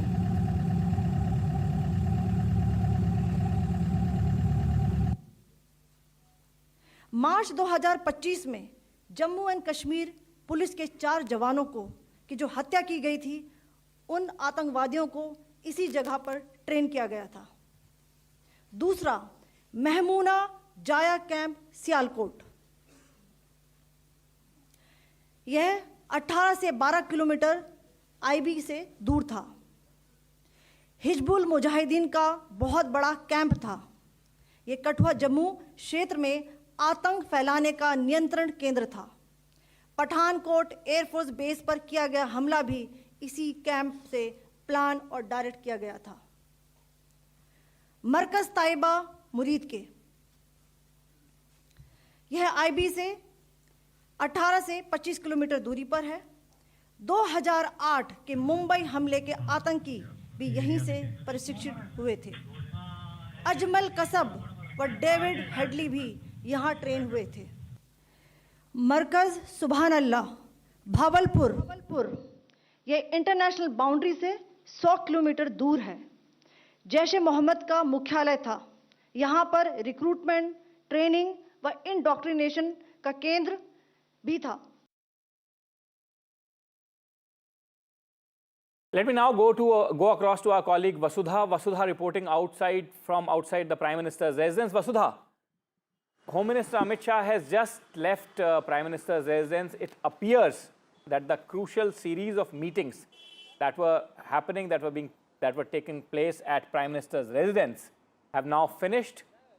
What is it, other than the Cabinet Committee on Security, that in your sense, it is too early for me to ask you that question, that, you know, what are you gauging from your sources? But in your sense, what is it that is being discussed now? Is it about success of the Indian operation, or potential Pakistani response, or both? Well, Nikunj, let me tell you that I'm right outside the Prime Minister's residence, and this road opposite me was completely full of vehicles today. The entourages of several ministers had come in just about an hour and a half ago, and in fact, around 10:15 is when Rajnath Singh, Defence Minister, arrived. He was one of the first to arrive, and within 10 minutes, even as the briefing was going on by Colonel Vyamika Singh and Wing Commander Sophia Qureshi, and of course the Foreign Secretary Vikram Misri, Amit Shah arrived, and now just 4 or 5 minutes ago, all the vehicles have left. So the cabinet meeting is over, the CCS meeting is over. We are told that in the cabinet meeting, the Prime Minister has listened to all of them very intently. He has been briefed again and again. In fact, there's no need for that as well, because he has been, at his residence, trying to find out what really is happening. He's been monitoring the entire operation. And Operation Sindoor is not just a military strike. This is also a move of justice to the country, because Sindoor is very integral to the Indian sentiment. The word itself evokes a lot of sentiment. It's core to the Indian family system, and that's what the Prime Minister, that's why the Prime Minister really came up with this name, because remember, of the 26 dead, all of them are males, and in fact, most of them, were married, and it was in front of the wives and children that they were attacked, they were killed, and the wives were often told to go and tell Prime Minister Modi that this happened. So clearly, this is a marker of how India seeks revenge and justice, but at the same time also is diplomatically ruthless with Pakistan, because we also saw with both UNSC and FATF, India worked very hard to create those diplomatic channels and isolation for Pakistan. But now I'm told that in the cabinet meeting, the Prime Minister has taken stock of the domestic narratives, ensuring that logistics are in place. There's a narrative, there's a situation that has to be managed within the country, and Pakistan is all set to retaliate, is what my sources are saying, which is why the country is also, India is also prepared for that. Now, the Prime Minister, I'm told, is in a wait-and-watch mode. At the same time, he is monitoring the entire situation, ensuring that India remains completely prepared, and civilians of India, the citizens of India, also know what is happening, which is why we also saw this extensive briefing by 3 senior officials with visual evidence, something that we didn't see in 2016 and also in 2019, which is why this time India is far more prepared to answer the world and also answer the people of this country, to basically defend its own point of view and say and prove this as something that was important for justice. Vasudha, before I let you go, let me ask you one more question, and that is that Prime Minister, we have just got the news. I'm quite sure that decision probably would have been taken earlier, but we have just got the news that Prime Minister has cancelled his multinational trip, multi-nation trip to Europe. Now, that clearly signifies that as the head of the state, he wants to be in the country, and he wants to monitor all the developments that are happening vis-a-vis Pakistan and vis-a-vis our neighborhood and larger security matrix personally. And that's quite quintessential Prime Minister Modi, isn't it? Absolutely, Nikunj, you're right, and this is what the Prime Minister did even with his Russia trip. He was supposed to travel to Moscow on the 8th of May for the parade day, and this was an important occasion for Russia, which has been a great friend of India, because this also is 80th year of Soviet Union's victory on Nazi Germany, and this was important for India as well to show its friendship towards Russia. But Prime Minister cancelled that trip. In fact, on the 22nd April, he rushed back to India as soon as he heard the news of this brutal attack in Pahalgam. He cut short not a Saudi Arabia official trip. In fact, he raised this, terror attack even with MBS in his official dinner. And then, of course, the latest is that he has cut short his trip to Croatia, Netherlands and Norway, which was very important. Remember, in this whole tariff war that's picking up, Europe has become very important for India also from the trade point of view. So this trip was considered important because this was also a move for India to strengthen its bilateral treaty. But nothing comes before national security, nothing comes before justice, and nothing comes before safety of the country, which is what this is. Which is what is being reflected by the Prime Minister yet again cancelling another important trip abroad, and this is a three-nation trip to Europe. That's right, Vasudha. Thank you so much for joining us. And remember, on 22nd, when that terror attack happened in Pahalgam, Prime Minister Modi was in Saudi Arabia. He cut short that visit as well and returned to India. So that sense of urgency, certainly ensuring that when it is about nation first, Prime Minister Modi is really in New Delhi. He is monitoring the situation by every minute. Javed Ashraf, former ambassador of India to France, is joining us. Ambassador Ashraf, how do you look at the situation? India, of course, briefing US, UK, UAE. But what is it that India should be prepared for in terms of reaction from other countries? Well, first of all, let me say that, it takes a great deal of political courage, political daring, and a sense of responsibility at the leadership level of the Prime Minister to undertake an operation of this magnitude. And also want to congratulate the Indian Armed Forces, particularly the Air Force, for the precision strikes. Remember, Bahawalpur and Muridke have been the crucible of terrorism for a very, very long time. Since at least the 1980s, we've been bringing them to the world's attention. Now, what happens from now onwards? One, we'll be having to be dominating the battle of the narratives. And this has got to be in the three important respects globally. One, that our attack was justified. Second, that it was measured with no collateral damage and that we took out terrorist camps. There were no civilian or military targets.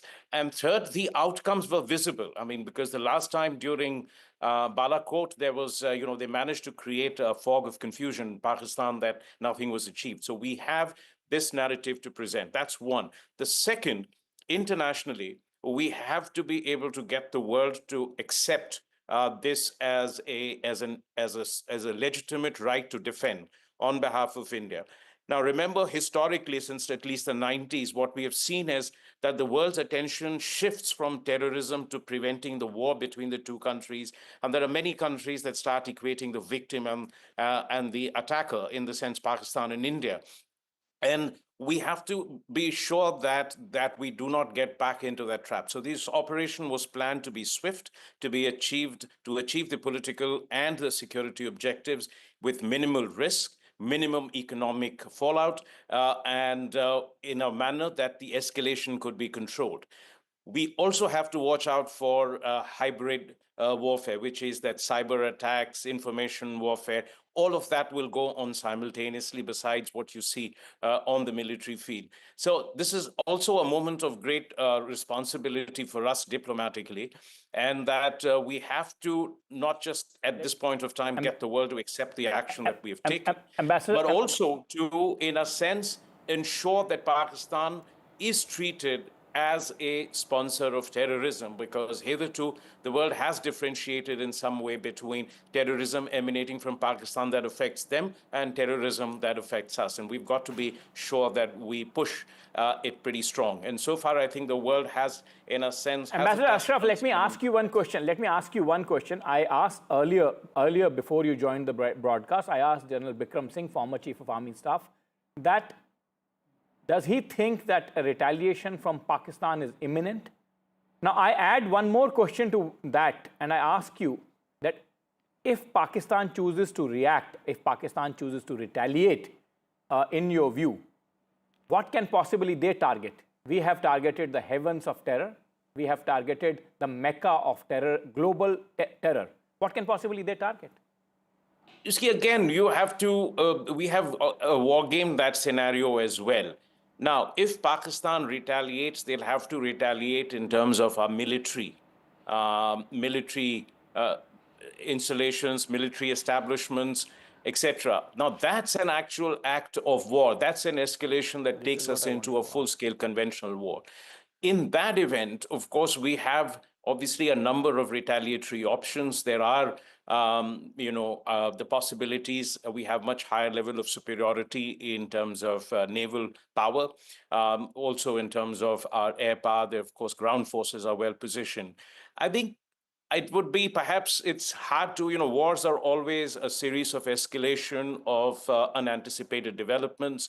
But I would say that Pakistan would have a limited objective of inflicting a limited damage, trying to win the battle of narratives, play the victim, and satisfy its domestic audience that it stood up to a much larger adversary and that had tried to bully it. I mean, that would serve its objective as long as it feels that India would not then go on to the second order and a third order steps after what we have done in terms of the taking out the 9 terrorist camps. So they will also be calculating how much staying power they have, and getting into retaliating against military targets in India would invite a massive retaliation and a legitimate one from India too. Yes, that's the concern. That's the concern, because if Pakistan chooses to escalate it and targets military bases or military targets, then possibly it will evoke a second or a third reaction. So you have to see that it's all a game of probabilities as well. I mean, sitting in Delhi, our planners will also be trying to get as much human intelligence and technical intelligence into what is the actual Pakistani calculations and thinking beyond their public rhetoric. And we will also be taking into account what their readiness and preparedness is. What is their staying capacity for a long duration war? What is the state of their economy? What is the level of supplies they have? And there are different modes through which you put pressure. So I think that once we attack Pakistan and we take out these 9 camps, we've also taken into account the risks that escalation and our capacity to contain it, manage it, and dominate that escalation. And that is something that we would have taken into account, because if they do target, and we've been very particular in pointing out that we've not targeted civilian or military installations. And therefore, if they do retaliate militarily in terms of military assets or military installations, then I think we would be prepared for a pretty strong response. And remember that there is an economic asymmetry, a capability asymmetry. And I don't think we will fall into the trap of the nuclear rhetoric, which they keep sometimes bandying about.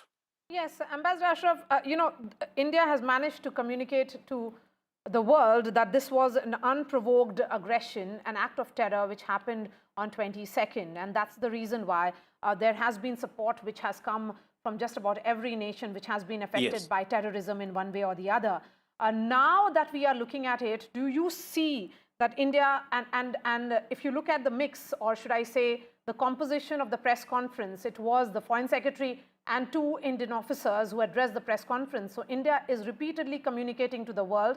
First it did after 22nd when the terror attack happened, and now after having carried out these strikes against terror camps, that there is a need for constant engagement with all these nations, not just the allies as we look at them, but also envoys of multiple nations as we did on 23rd. So, our diplomatic initiative is going to be intense and very comprehensive. One, we will reach out to all the countries in the world. It isn't just about the United States or our European allies or, Japan or Korea, or the countries in the Gulf, our partners in Africa. We will be reaching out to everyone to convey the correct picture. And it's important we do that, because we've done that at every time we have been hit by terrorism on this scale from Pakistan, and that we have retaliated. It's very important. One is that bilaterally we engage all the countries with evidence and with evidence of what we've done. That's number one. The number two is what we are already doing in the UN Security Council and the UN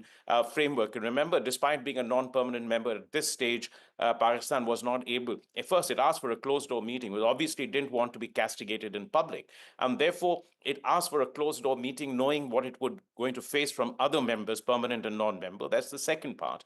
And the third is that we will now go back to putting them on FATF, and also taking a number of other steps, including at the IMF, at the World Bank, at the Asian Development Bank, because it is very important for us to be able to convey to the countries that their assistance to Pakistan eventually ends up helping the military continue with its unremitting hostility towards India, practiced through this unconventional, asymmetric, politico-military instrument of terrorism. So it'll be a very comprehensive engagement. But remember, we should not, we have to keep this as an ongoing process, not something that subsides after our rage and revenge period is, in a sense, over, because despite taking out these camps, we can't be sure that new ones will not crop up, or they will not find new recruits to the cause. So this is something that we'll have to continue pressing, and to ensure that, as Dr. Jaishankar, our External Affairs Minister, said, and that Prime Minister has said repeatedly, that the world must have a zero tolerance towards terrorism, and there cannot be good terrorism or bad terrorism. That terrorism that affects the West is of a different level than terrorism that affects us. So the kind of sanctions that we have seen on some of the state sponsors of terrorism need in a large measure to also apply to Pakistan as well. And this is something that is going to be an ongoing diplomatic effort. We're not against saying we are targeting the people of Pakistan, but we want to be sure that those who run Pakistan, literally, whether they sit in power or whether they are wearing the uniform, at some stage stop this unremitting effort at terrorism against India. Yes. Very, very important point Ambassador Ashraf makes there, that this process has to be continuous, and engagement with the entire world, the global community of nations, has to be continuous. And I think that is one thing that I would say that, I wanted to point this out also, that we need to focus on this perennial challenge that has been with us for decades, as much as we now focus on some of the great geopolitical shifts and the opportunities that the global shifts are creating for us, because this is at the fundamental level important for India's security. All right, Ambassador Ashraf, thank you for joining us and sharing all the details. Remember, the long-term impact of Operation Sindoor will depend on whether it serves as a deterrent or whether it is a spark for future confrontations. Thank you so much for joining us. A piece of breaking news coming in now, and this is with regards to top government sources who are telling us that in the cabinet meeting, the Prime Minister briefed his colleagues about the strike which was done by the armed forces. We can also tell our viewers that the members of the cabinet lauded the Prime Minister for his exemplary leadership. It is about the political intent which has been displayed by Prime Minister Modi. Vasudha joins us live. Vasudha, Prime Minister Modi monitoring this entire operation through the night. The messaging has been that minute-by-minute update being given to the Prime Minister by the entire security establishment. Absolutely, Maria. If you remember, one important move by the Narendra Modi government after 2014 has been on dehyphenation, because the Prime Minister has always believed that before 2014, India would behave like Pakistan is an equal, and hence the world used to think of India-Pakistan issues as together. And one thing that he did was to dehyphenate India and Pakistan, showing the world that Pakistan is no match for India. And this military strike, this precision strike that happened last night, 25-minute strike, was a move of retribution. It was to show the world that proportionate, responsible moves can be made, and that India can do this without hurting civilians. It can do this without hurting military installations. So in the cabinet meeting today, this was reflected by the Prime Minister. He took a lot of pride in the armed forces. He said that this was a perfect strike. It was done with a lot of research. Remember that ruthless diplomatic efforts have also been taken by India in the last few days with respect to alienating Pakistan on the global stage, on FATF and also in UNSC. So today's cabinet was also a reflection of the Prime Minister's pride and faith in the armed forces and as a country. And more importantly, what we understand is that the cabinet ministers also lauded the Prime Minister's initiative leadership in this. And now we'll have to wait and see how India is prepared for the retaliation. I'm told that the Prime Minister is monitoring each move very closely. He's being guided by the best voices and experts. So we'll have to wait and see how this pans out. There's no cabinet briefing today, as as there is every Wednesday. Whenever there's a cabinet meeting. So today is an important day. It's a day that India has, in some ways, changed the discourse on terrorism, saying that it can seek retribution, seek accountability on terrorism without really hurting civilians. Yes, and the message had come from the Prime Minister on 24th, Vasudha. Just a reminder to the viewers as to what the Prime Minister had said then. He had said that India will identify, trace and punish every terrorist and their backers. Prime Minister Modi then saying that terrorism will not go unpunished. Every effort will be made to make sure that justice is done and the entire nation is one in its resolve. On that note, we are slipping into a short break. We'll get you more details of Operation Sindoor, so stay with us.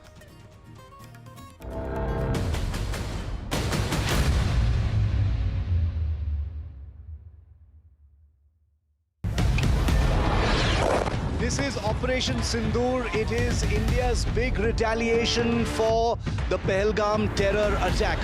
The Army, the Air Force, the Indian Navy have struck together. The headquarters of Jaish-e-Mohammed in Bahawalpur and Lashkar-e-Taiba headquarters in Muridke have been hit.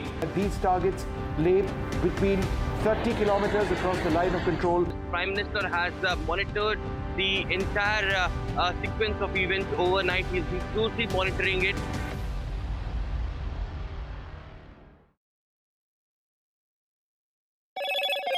Hello, Moto. Motorola, India's leading AI smartphone brand.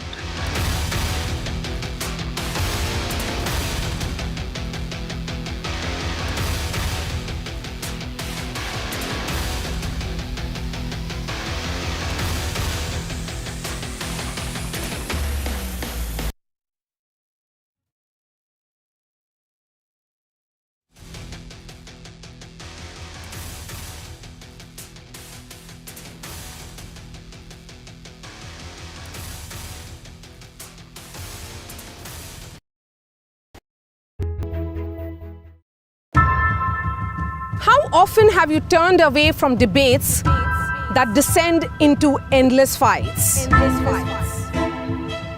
We bring you a show where every question is answered, where every debate finds its resolution, where every story finds its conclusion, where opinions collide but facts prevail.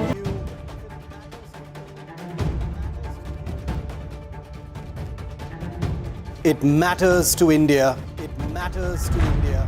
It matters to India. And it matters to me. And it matters to me.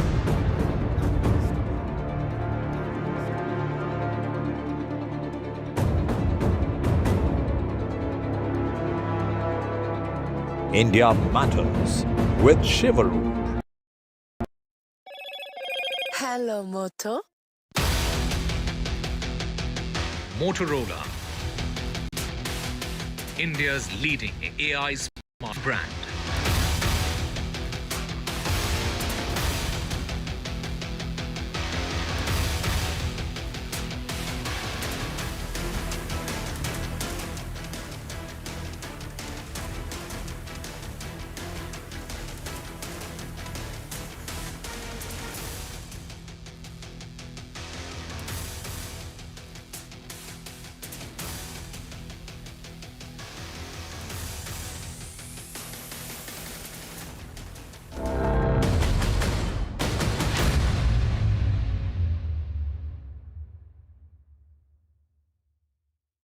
ये बहुत ही अच्छी बात है कि जो उन्होंने मोदी साहब ने बदला लिया है और मैं उनके साथ हूँ, जनता उनके साथ है और हमारा सारा परिवार उनके साथ है। मैं सेना के जवानों को यही मैसेज देना चाहती हूँ कि आगे बढ़ते रहो और ऐसे ही बदला लेते रहो कि ऐसी कोई घटना दोबारा न घटे, उनको मुंह तोड़ जवाब देना ऐसे ही देना चाहिए। हम सब इस पल की प्रतीक्षा कर रहे थे और जो भी सरकार ने निर्णय लिया है वो योग्य लिया है और हमारी बस यही इच्छा है कि अभी जो भी ये संगठन है या ये जो ग्रुप्स है जो आतंकवादी हमले कर रहे हैं इनको पूरी तरीके से निकाल के मतलब ढूंढ के मार देना चाहिए और ख़त्म कर देना चाहिए। उनसे बहुत थैंक यू कहती हूँ कि उन्होंने मेरे पति की मौत का बदला लिया है। मैं बहुत छोटी हूँ, उन्हें कुछ भी कहने या नहीं कहने वाली, लेकिन हाँ जिस तरीके से हमारे पूरे परिवार को उन पे विश्वास था उन्होंने उसी तरीके से जवाब देके हमारे विश्वास को कायम रखा है and I am really thankful. हमें ऑपरेशन सिंदूर के बारे में न्यूज़ चैनल से मतलब हमारे परिवार वालों के कॉल आए हमें और तब पता चला कि भारत ने जो पहलगाम में हमला हुआ था उसके ऊपर आज उन्होंने रिएक्शन मतलब उनको उत्तर दिया है इसके बदले में एयर स्ट्राइक करके। पहले तो मिशन का नाम सुन के हम लोगों को बहुत मतलब मैं तो बहुत रो रही थी सुन के। इंडियन गवर्नमेंट को बहुत थैंक्सफुल देना चाहता हूँ उसको, ये जो पाकिस्तान ये आपका टेररिस्ट ये अड्डा को मुँह तोड़ ये जवाब दिया है, काफ़ी डैमेज किया है।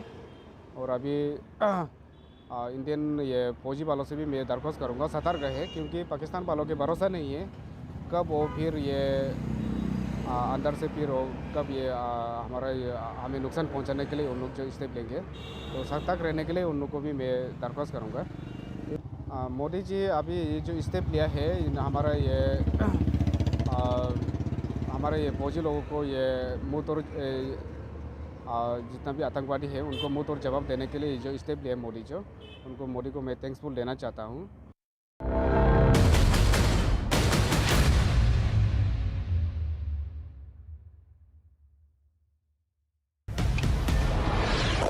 This is Operation Sindoor. It is India's big retaliation for the Pahalgam terror attack. The Army, the Air Force, the Indian Navy have struck together. The headquarters of Jaish-e-Mohammed in Bahawalpur and Lashkar-e-Taiba headquarters in Muridke have been hit. These targets lay between 30 kilometers across the line of control. The Prime Minister has monitored the entire sequence of events overnight. He's been closely monitoring it.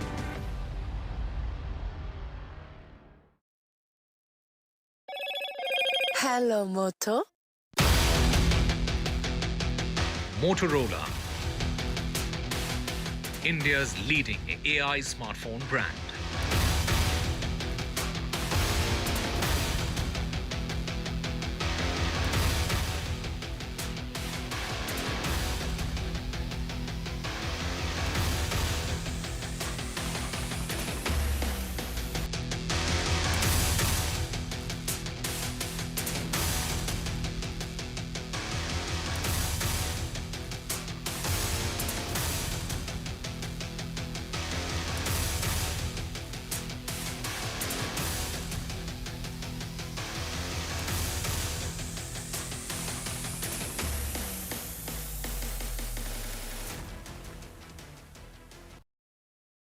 You won't find anywhere else. Not just another prime time. It's a prime time that's unmissable. I've been reporting on all issues big and small from Andhra Pradesh, Telangana, rest of South India, bringing you all the action, all that you need to know, all that you want to know. The energy of maximum city is infectious. I'm bringing that energy in our news coverage from financial capital Mumbai. Covering from the southernmost part of India over the last 23 years, I bring in-depth and 360-degree coverage from the Dravidian heartland. The land of Mishti, also known for its bitter politics. I have seen much water flow under the Howrah Bridge, covering Bengal in all its vivid colors. India's IT capital is always bustling, a city full of startups, stories and surprises. And I keep you ahead on all the Bengaluru buzz.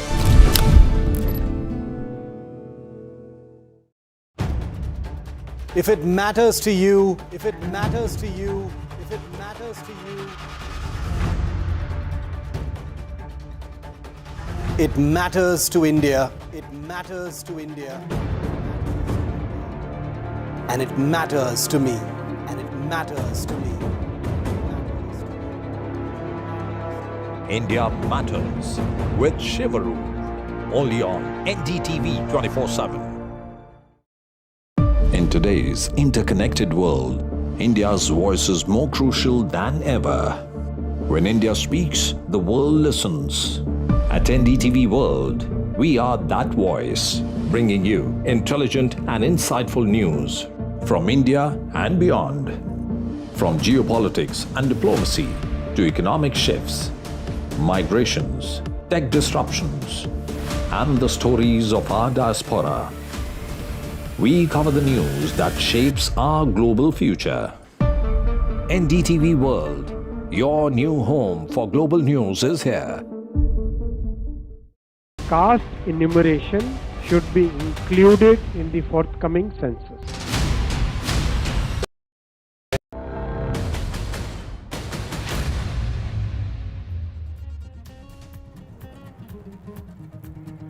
Pakistani terror factories have been dismantled. India raises the camps after targeted attacks in Pakistan-occupied Kashmir and in Pakistan.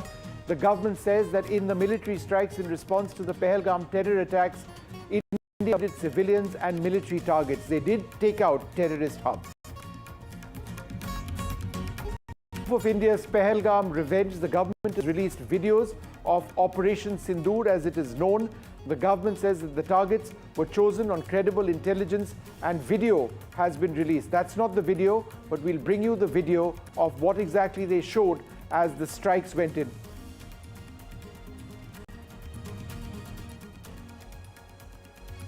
Prime Minister Modi has briefed the cabinet on Operation Sindoor. This is the footage that I was talking about. It actually shows some of the strikes, including footage from the weapons itself, which actually went through. The Prime Minister said that this is a perfect strike by the armed forces. The cabinet has lauded the Prime Minister for his exemplary leadership.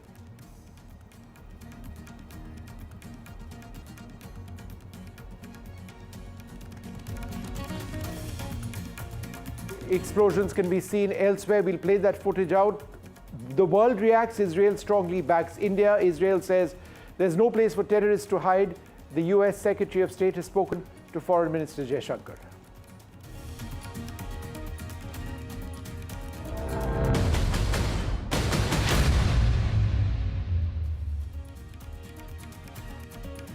Good afternoon. In case you've just tuned in, the big story we are tracking right now, and we'll bring you all aspects of this, is that in a period of approximately 25 minutes from 1:05 a.m. in the morning to 1:30 a.m. in the morning, 25 minutes of Indian fire on Pakistani terrorist hubs all across the line of control, or on their side of the line of control, and deep in Pakistan itself. So let me give you an idea of what India did in terms of raining fire on these Pak terror hubs. We'll give you as much detail as we can over here.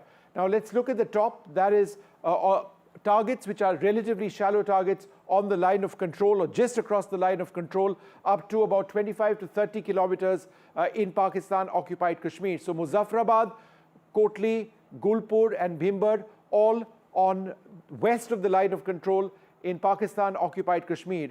But in terms of the Sialkot sector, the Chakamru sector and Muridke, that is all on the international border, west of the international border in Pakistan itself, Pakistan-occupied Kashmir itself. That's where the international border begins. So above the international border in Jammu and Kashmir is the line of control. That's where the international border is. And I'll tell you about the significance about all of these areas in a little while from now.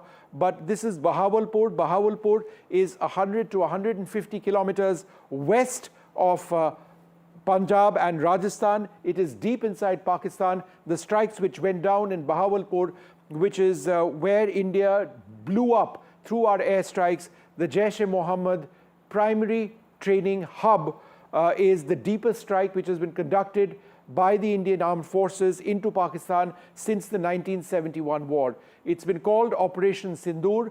It took place as a result of precision airstrikes which were carried out by the Indian Air Force. Soon after the strikes, there has been a strong retaliation by Pakistan all along the line of control, where there has been extensive artillery shelling that was going on even till a couple of hours back.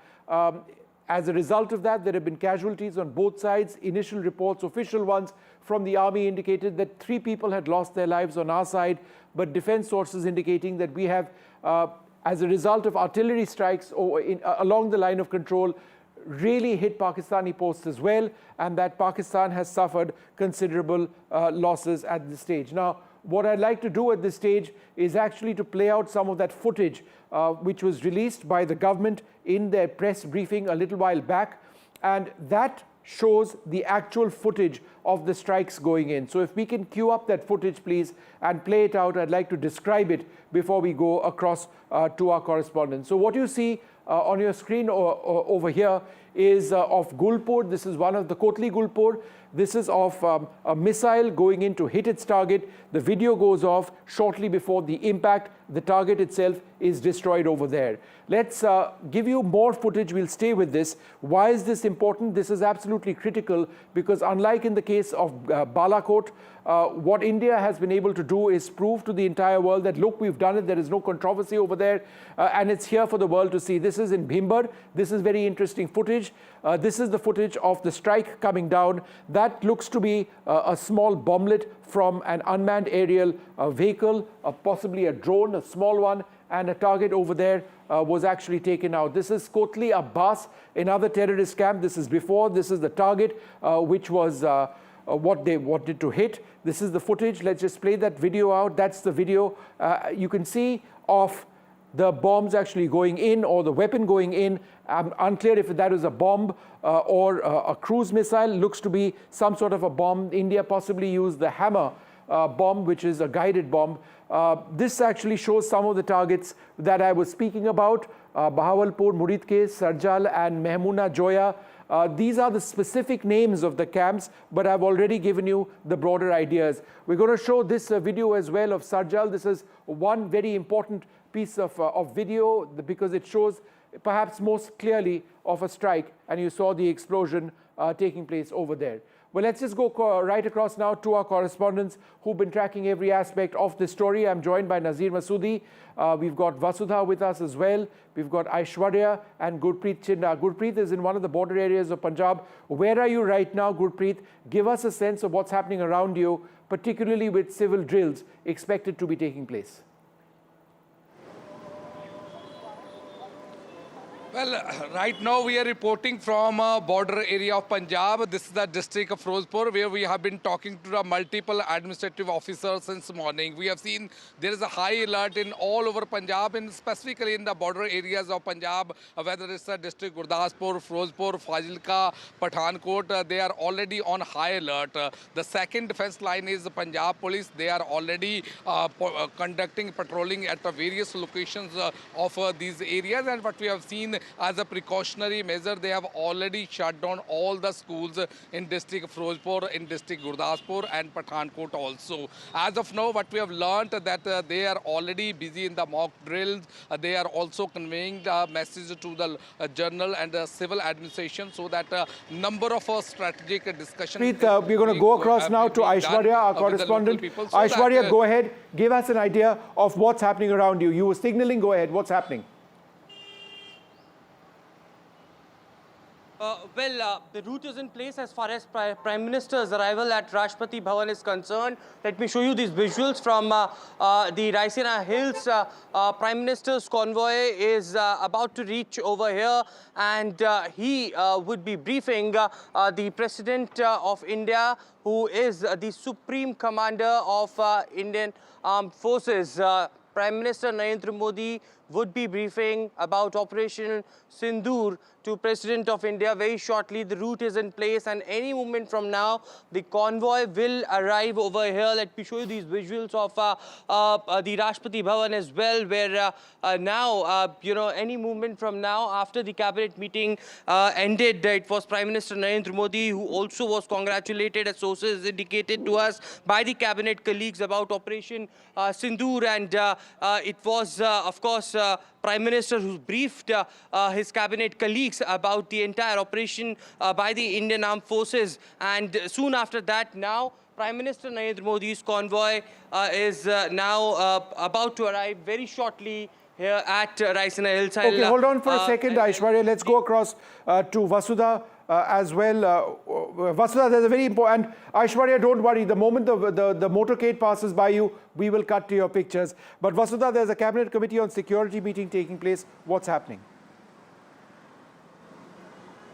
Well, the CCS meeting happened today, and this is an important meeting because it's happening after the precision strikes that took place. And of course, the visuals of the cabinet meeting came out, Vishnu. And this cabinet meeting is extremely important because the Prime Minister in this cabinet meeting, according to sources, talked about the pride that he takes in the armed forces, how it's a special day for the entire country. And if you look at the visuals, everybody is present. It's a full cabinet. And of course, ministers from TDP, ministers from JDU are also present.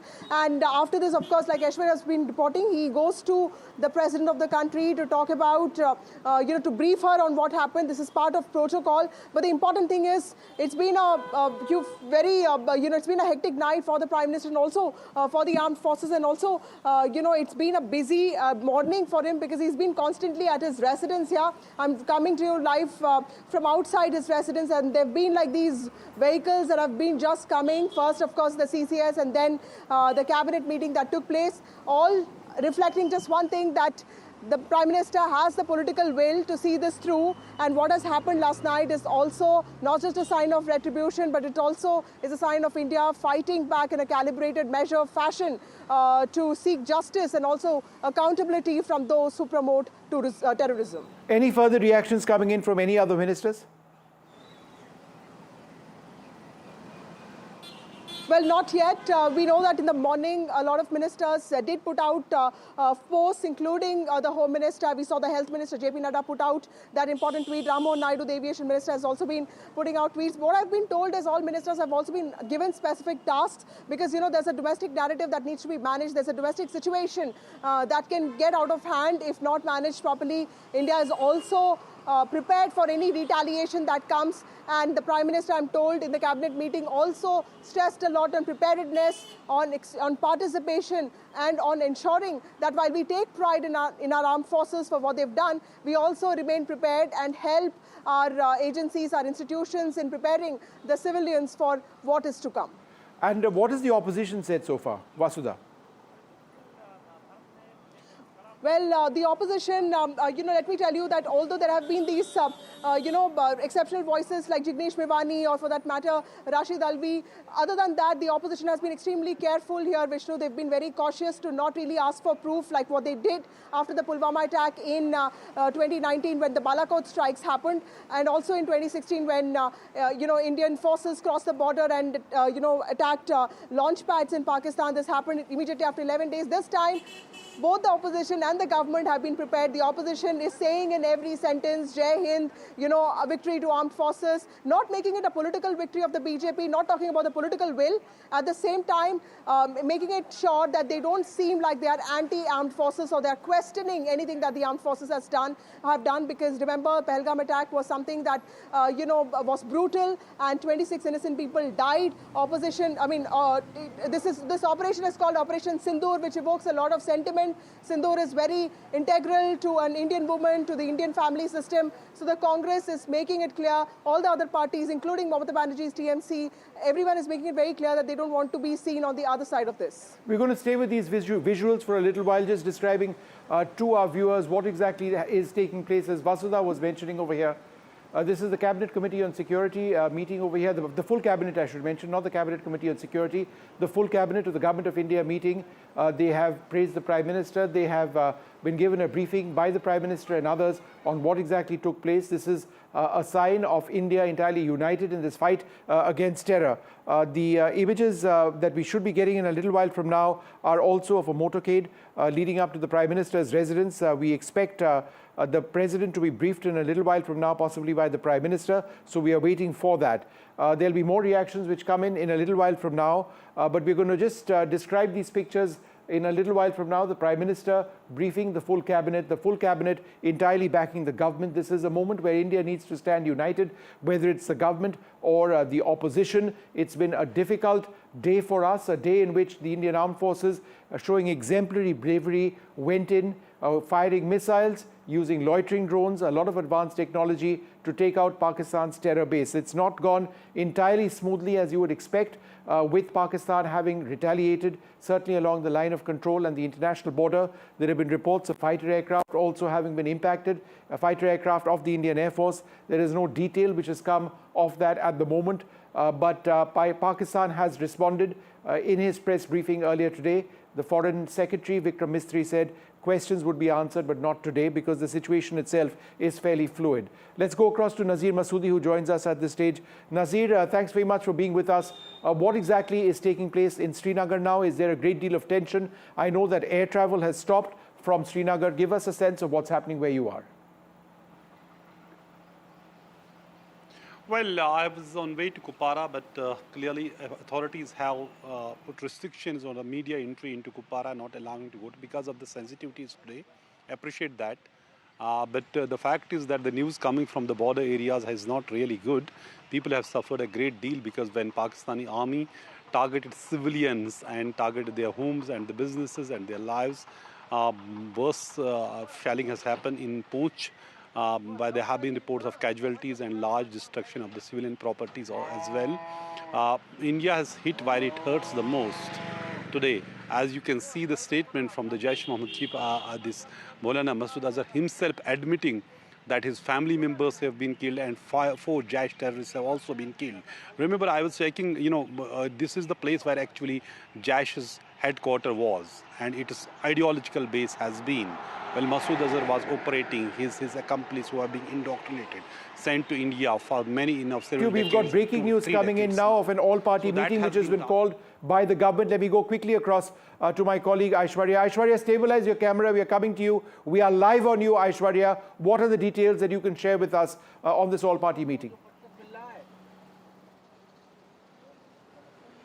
Well, the government wants to keep every political party on board, and that's something that happened after the Pahalgam terror attack when the all-party meeting was briefed by Defense Minister Rajnath Singh and Home Minister Amit Shah was also present. All the political parties were on board as far as the developments at that point of time unfolded, and the opposition clearly stated that they are together with the government and in whatever response the government of India will give to the perpetrators of terrorism. And now tomorrow at 11 a.m. is something that sources have indicated to us that government has called in an all-party meeting where Defense Minister Rajnath Singh again will be chairing and will be updating about the details of the Operation Sindoor to all the political parties. The agenda behind that is, of course, to keep all the political parties on board when they are completely united. Today's statements have come in from the Congress President to Leader of Opposition Rahul Gandhi that it is the political parties, the opposition parties who salute our Indian armed forces, and they are together and united in support of the government. So tomorrow at 11 a.m. is what we can witness another round of all-party meeting after Operation Sindoor. All right, that's a very important development, an all-party meeting scheduled to be held with the government reaching out to the opposition to explain what exactly India has achieved in all of this. The images on your screen over here, what Vasudha was describing a little while back of that Cabinet Committee on Security meeting. I want to go back to what is very much the footage of the day. This is footage of India strikes going in. This is possibly a hammer missile, footage from that coming in. The footage goes off moments before it strikes a target. This is in Kotli, Gulpur. It goes off because it's hit the target. And there is a lot more which has been played out by the government over here. They're going to run through that footage and bring you what exactly it is. Now, this is what they were trying to hit. This is before the target was struck. This is a camp in Bhimber. This is particularly interesting footage because, as you will see very shortly, there appears to be a loitering drone which drops a bomblet that you can see over there. It goes and it hits its target right over here. So you can see the target being hit as well over here. Now, this is the Kotli Abbas terrorist camp. I believe this is a Lashkar-e-Toiba terrorist camp. This is what they were looking to target. This is what they were looking to target. And this is actual footage of the weapon going in. And you're going to see a strike taking place over there. So this is absolutely lucid. And you can see it very, very clearly indeed over here. If the camera can just come back to me so that I can point out what it is that we are talking about. The next couple of shots are particularly interesting because it shows in perhaps more clarity what I'm talking about. So if you can just come back to me, I can point out as we move to the next area which has been struck. This is Sarjal and Sialkot. This is to the west of the international border. This is what they were looking to hit. And now this is footage possibly from a drone or another platform, and you will see an explosion which takes place in Sarjal. This is the area that is being targeted, that was destroyed. You saw that very briefly, a flash as it were. This is Mahmouna Joya. This is a terrorist camp. Again, this is what they were looking to strike. This is what they were looking to target. And the next piece of footage which plays out, and all of this is from that press briefing, is of this target having been taken out. So this is the target. Again, they're playing the video out over here. This is the drone coming in to hit this. This is a suicide drone. It does appear. This is the last video. It goes right in and the video stops. That's because it has been destroyed. So what exactly has the government said in all of this? Let's listen in. Earlier this morning, as you would be aware, India exercised its right to respond and preempt as well as deter more such cross-border attacks. These actions were measured, non-escalatory, proportionate, and responsible. They focused on dismantling the terrorist infrastructure and disabling terrorists likely to be sent across to India. You would also recall that the Security Council on 25th April 2025 had issued a press statement on the Pahalgam terror attack, underlining, and I quote, the need to hold perpetrators, organizers, financiers, and sponsors of this reprehensible act of terrorism accountable and bring them to justice, unquote. India's latest actions should be seen in this context. The features of this attack also tie in with Pakistan's long track record of perpetrating cross-border terrorism in India, which is well documented and beyond question. Pakistan also has a well-deserved reputation as a haven for terrorists from around the world, with internationally proscribed terrorists enjoying impunity there. In addition, Pakistan has been known to willfully mislead the world and international forums, such as the Financial Action Task Force, on this issue. The latest attack in Pahalgam has understandably generated deep anger in Jammu and Kashmir and in other parts of India. Following the attacks, the government of India naturally responded with a set of initial measures relating to our engagement with Pakistan. You're all aware of the decisions that were announced on the 23rd of April. However, it was deemed essential that the perpetrators and planners of the 22nd April attack be brought to justice. Despite a fortnight having passed since the attacks, there has been no demonstrable step from Pakistan to take action against the terrorist infrastructure on its territory or on territory under its control. Instead, all it has indulged in are denials and allegations. Our intelligence monitoring of Pakistan-based terrorist modules indicated that further attacks against India were impending. There was thus a compulsion both to deter and to preempt. Through precision capability, as shown to you, a niche technology weapons with careful selection of warheads was ensured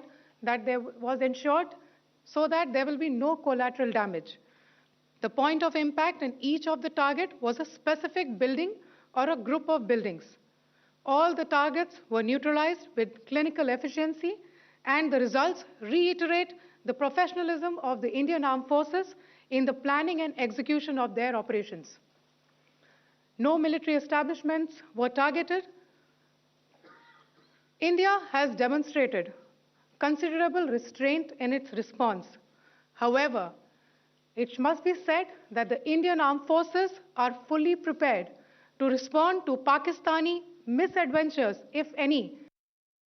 Syedna Bilal camp, Muzaffarabad, यह एक जैश मोहम्मद का staging area है।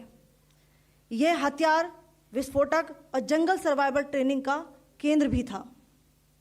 Gulpur camp Kotli, यह LoC से 30 kilometre दूर था। लश्कर-ए-तोयबा का base था, जो रजौरी पुंछ में सक्रिय था।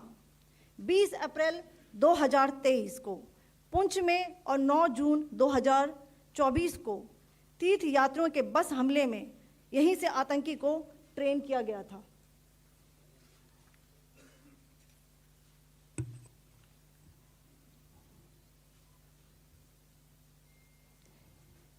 बरनाला कैंप बिम्बर ये LoC से 9 किलोमीटर दूर है।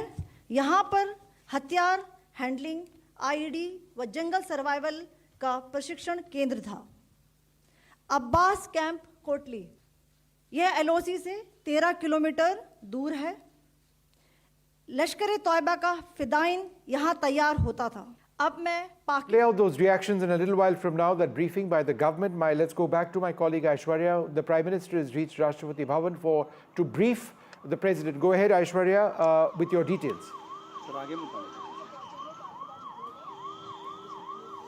Well, it's the protocol that needs to be followed, and Prime Minister will be briefing President of India, Draupadi Murmu, very shortly, as his convoy has just arrived here at the Raisina Hills. Let me show you these live visuals from the Raisina Hills as the convoy arrives of Prime Minister, and he'll be shortly briefing Rashtrapati Draupadi Murmu about the recent operation that the Indian armed forces have undertaken as far as Operation Sindoor is concerned.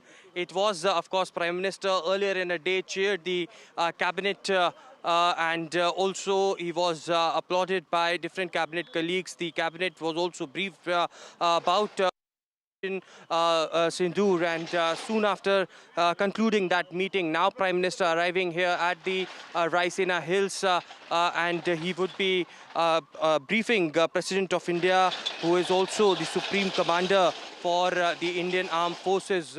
The armed forces who had conducted a successful attack on POK and Pakistan as well, and it is just in a short while we can see that convoy arriving at Raisina Hills. Remember, it was in the midnight when the Indian armed forces conducted that attack with at least 9 locations, and it is in the briefing which had been stated by the wing commander and also the officials from the army, that it is Operation Sindoor hitting terrorist infrastructure in Pakistan and Pakistan-occupied Jammu and Kashmir, and it was Prime Minister Narendra Modi, remember, who closely monitored the entire situation throughout the night. He was briefed by NSA Ajit Doval on regular intervals, and the terror camps have been targeted who are linked to various banned outfits, including Lashkar-e-Toiba, Jaish-e-Mohammed, Hizbul Mujahideen. According to the agencies, it was also stated that these were focused strikes and were carried out on 9 terrorist infrastructure sites in Pakistan and Pakistan-occupied Jammu and Kashmir. It is certainly, a big achievement for Indian armed forces, and therefore the reason perhaps Prime Minister Narendra Modi would be briefing the Rashtrapati very shortly as his convoy now arrives at the Raisina Hills. It is also, remember, the Prime Minister who was briefed on a regular from Aishwarya, as we wait for the Prime Minister to drive up to Rashtrapati Bhavan. The image on the right-hand side of your screen is of the cabinet, the full meeting of the cabinet a little while earlier on, where the government has endorsed the moves of the Prime Minister in authorizing the strikes to take place. You see the Prime Minister, Amit Shah, over there as well, and the entire cabinet of the Government of India. So this is important. It is a statement of support which the government has received. I should also mention that there's been several reactions which has come in from countries around the world. Israel, one of our strongest allies, has backed India 100% in the fight against terrorism. We've had strong reactions from the United States. The US President as well has said that he was made aware of the strikes. So when they were going in, India has reached out earlier on today, shortly after the strikes, to some of our closest allies. We'll track all of those developments as well. For now, this short break.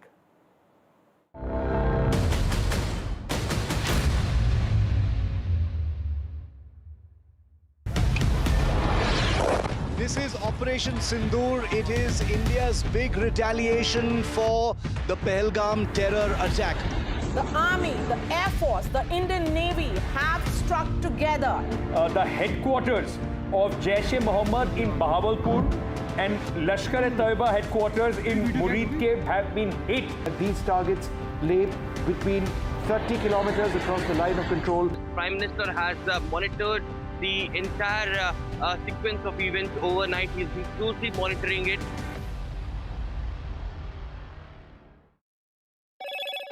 Hello, Moto.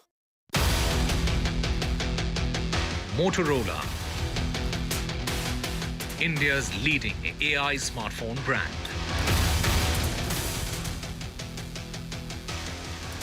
Payback for Pahalgam. India takes out Pakistani terror hubs. 24 strikes, 9 targets.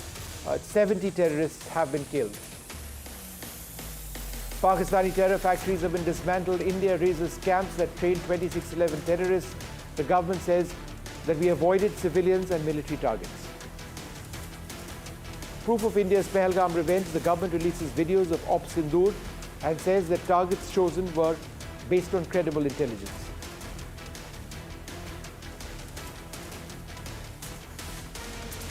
The Prime Minister briefs the cabinet on Ops Sindoor. He says that a perfect strike by the armed forces have taken place. Sources say that the cabinet has lauded the Prime Minister for exemplary leadership. Claims. Know Your Company, powered by NDTV Profit Research, shines a light on the biggest stock market movers.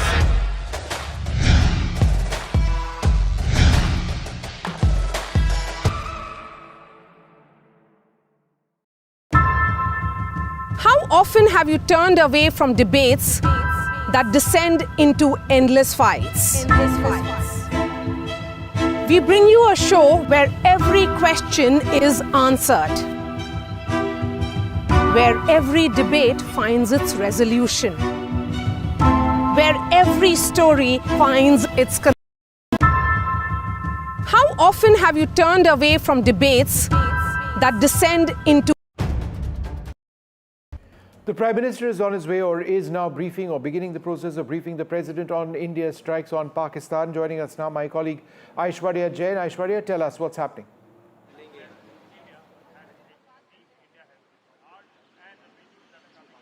The Prime Minister Narendra Modi had reached Rashtrapati Bhavan over here just a short while back, and now he would be briefing President of India Draupadi Murmu about a successful operation that Indian Armed Forces had concluded in the midnight Operation Sindoor. That was also something that was awaited by the entire nation, and that's what Prime Minister also stated in the cabinet meeting, that Desh ko isi ka intezar tha. And finally, as far as the protocol is concerned, after any such major operation by the Indian Armed Forces, it is Prime Minister who usually briefs the President of India. And just now, let me show you these visuals around Rashtrapati Bhavan. Over here, it is Prime Minister who had arrived at the Rashtrapati Bhavan, and he would be briefing President of India Draupadi Murmu about the successful operation. He chaired a crucial CCS and the cabinet meeting this morning, and after concluding that, now Prime Minister reaches Rashtrapati Bhavan over here at the Raisina Hills. All right, Aishwarya, there's also been an important meeting of the Cabinet Committee, not the Cabinet Committee on Security, the full Cabinet, I should say, a little while back. And I believe there's an important meeting where the opposition will be brought in tomorrow as well. Tell us what happened at the Cabinet and what's expected tomorrow.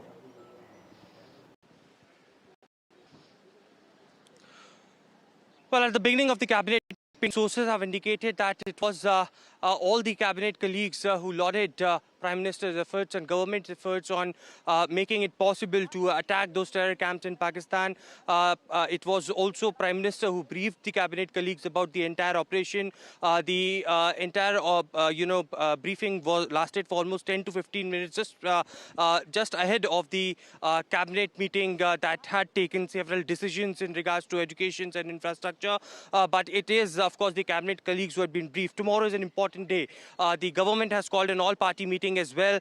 This is to keep all the political parties on board as far as India's decisions regarding these operations, the kind of developments that are taking place along with the line of control, how India is well prepared in terms of the retaliation from the Pakistani side. So all of that would be briefed to the opposition parties. Remember, in the last all-party meeting, it was the unanimous decision that was taken by the opposition, who had supported the government and stated that it will be at any point of time in response to the terror and to the perpetrators of terrorism who had come to the Indian soil to kill our Indian civilians. The entire opposition united together in response to the terror attacks, and it is tomorrow as well. We can see a unanimous resolution that could be brought in by the government, can be brought by the government.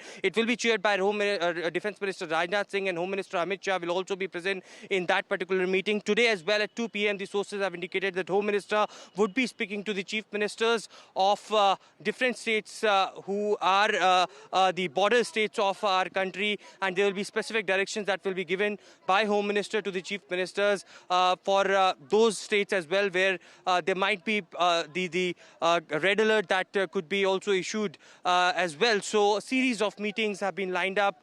These 3 to 4 days are very tense, very sensitive in nature, and therefore the reason perhaps the top ministers of the country had been given the directions to reach out to every possible unit to take care of the situation, to deal with the entire situation with enough sensitivity, and therefore the reason perhaps these.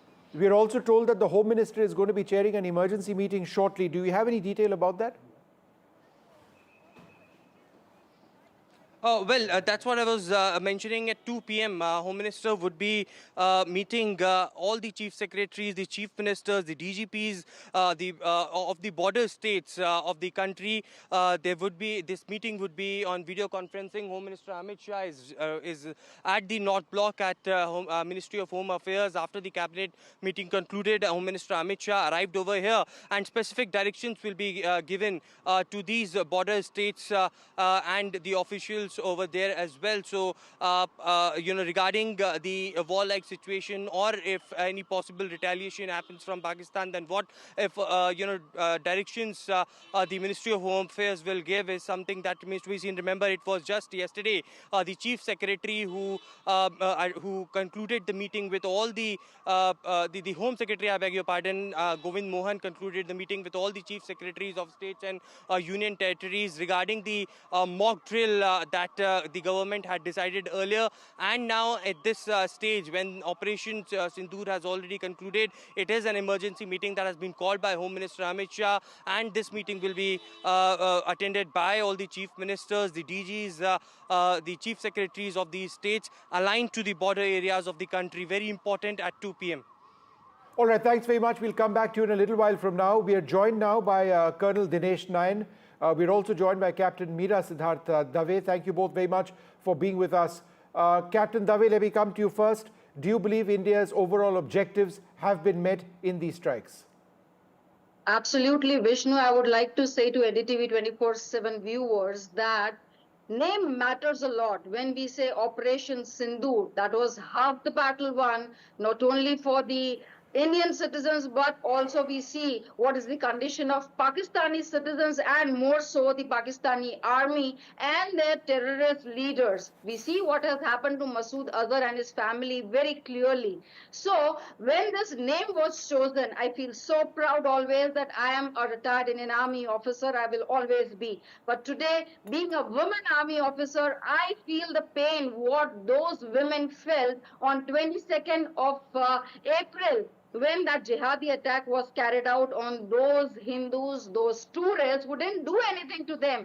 But jab unka sindoor mita, then we saw how this sindoor has taken the right kind of action onto those terror camps. And yes, why it is so much important? Because till now, Pakistan and Pakistani army always would want to think that POJK terror hideouts would be eliminated. But they didn't know, even in their wildest of dreams, that in their own backyard of Lahore, Sialkot, which is very much in the Pakistan mainland. Their main terror camps of Jaish-e-Mohammed and Lashkar-e-Toiba in Murinke and Bahalpur will be eliminated in such a manner that what the kind of pictures we are seeing today, 20 feet big, huge craters which have been found there, is in their main terror camps of Lashkar-e-Toiba, which was the mastermind of 26/11 also. So this answer is not only of Pahalgam, but also of 26/11, maybe of Pathankot, maybe of Uri,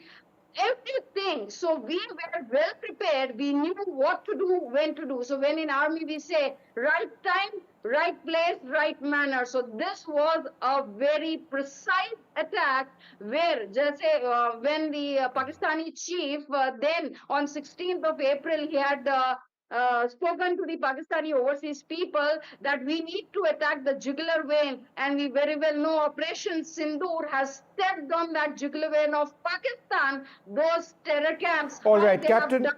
All right, Captain, lots of key points over there. We're going to go back to Colonel Nine in a little while from now. I don't think he can hear me. We'll fix that line. He can me now. He can hear me now, I'm told. Colonel Nine, is there, in your opinion, and briefly, sir, a possibility that Pakistan can still strike India? Colonel Nine.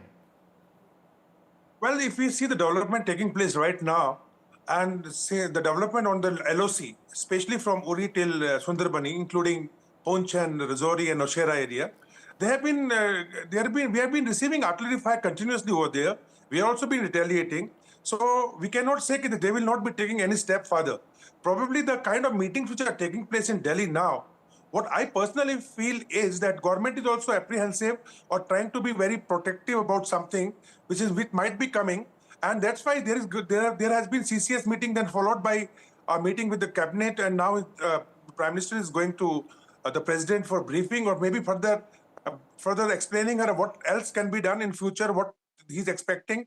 And tomorrow, when he has called all-party meeting, that itself shows that definitely there is something in mind, but there are some informations which we are having that definitely something is coming.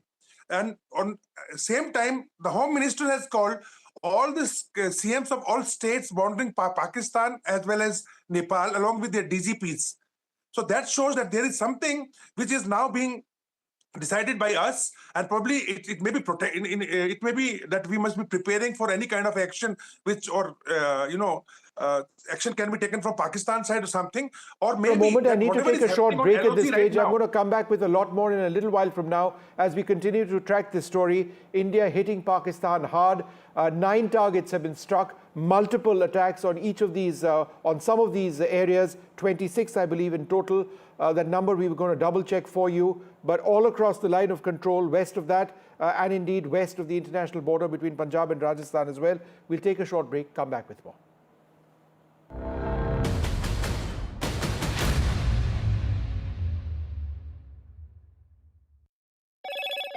Hello, Moto.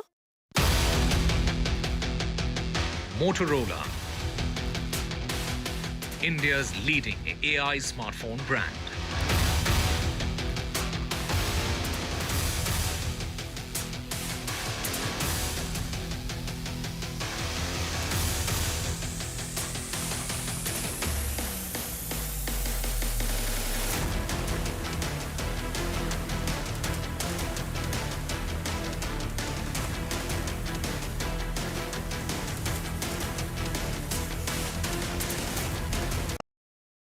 Exclusives you won't find anywhere else.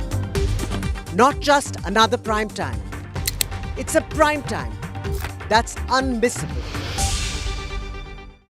I've been reporting on all issues big and small from Andhra Pradesh, Telangana, rest of South India, bringing you all the action, all that you need to know, all that you want to know. The energy of Maximum City is infectious. I'm bringing that energy in our news coverage from financial capital Mumbai. Covering from the southernmost part of India over the last 23 years, I bring in-depth and 360-degree coverage from the Dravidian heartland. The land of Mishti, also known for its bitter politics. I have seen much water flow under the Howrah Bridge, covering Bengal in all its vivid colors. India's IT capital is always bustling. A city full of startups, stories and surprises. And I keep you ahead on all.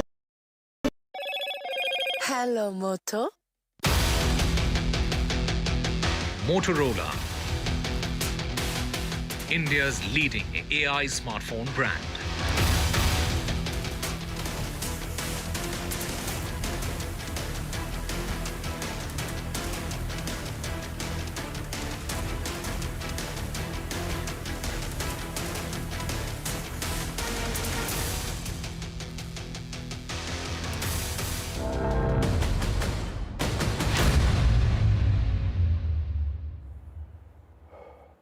Well, in all of this, let's not for a moment forget about the families of the Pahalgam victims, people who've lost so much. We've reached out to these family members to ask on their reaction to India striking back. Here's what they've said.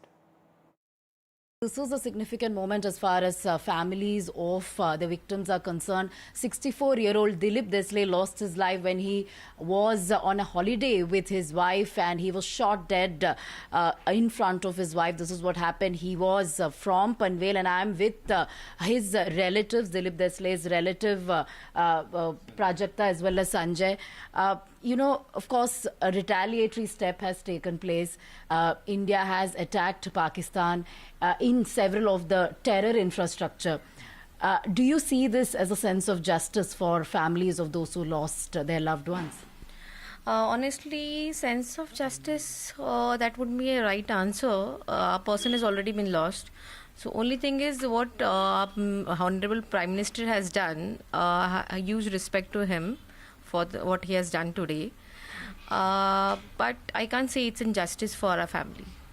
All right. What do you want to say, sir? Is there some sort of closure for a family member? I have a strong belief in my government, and I am very happy and proud.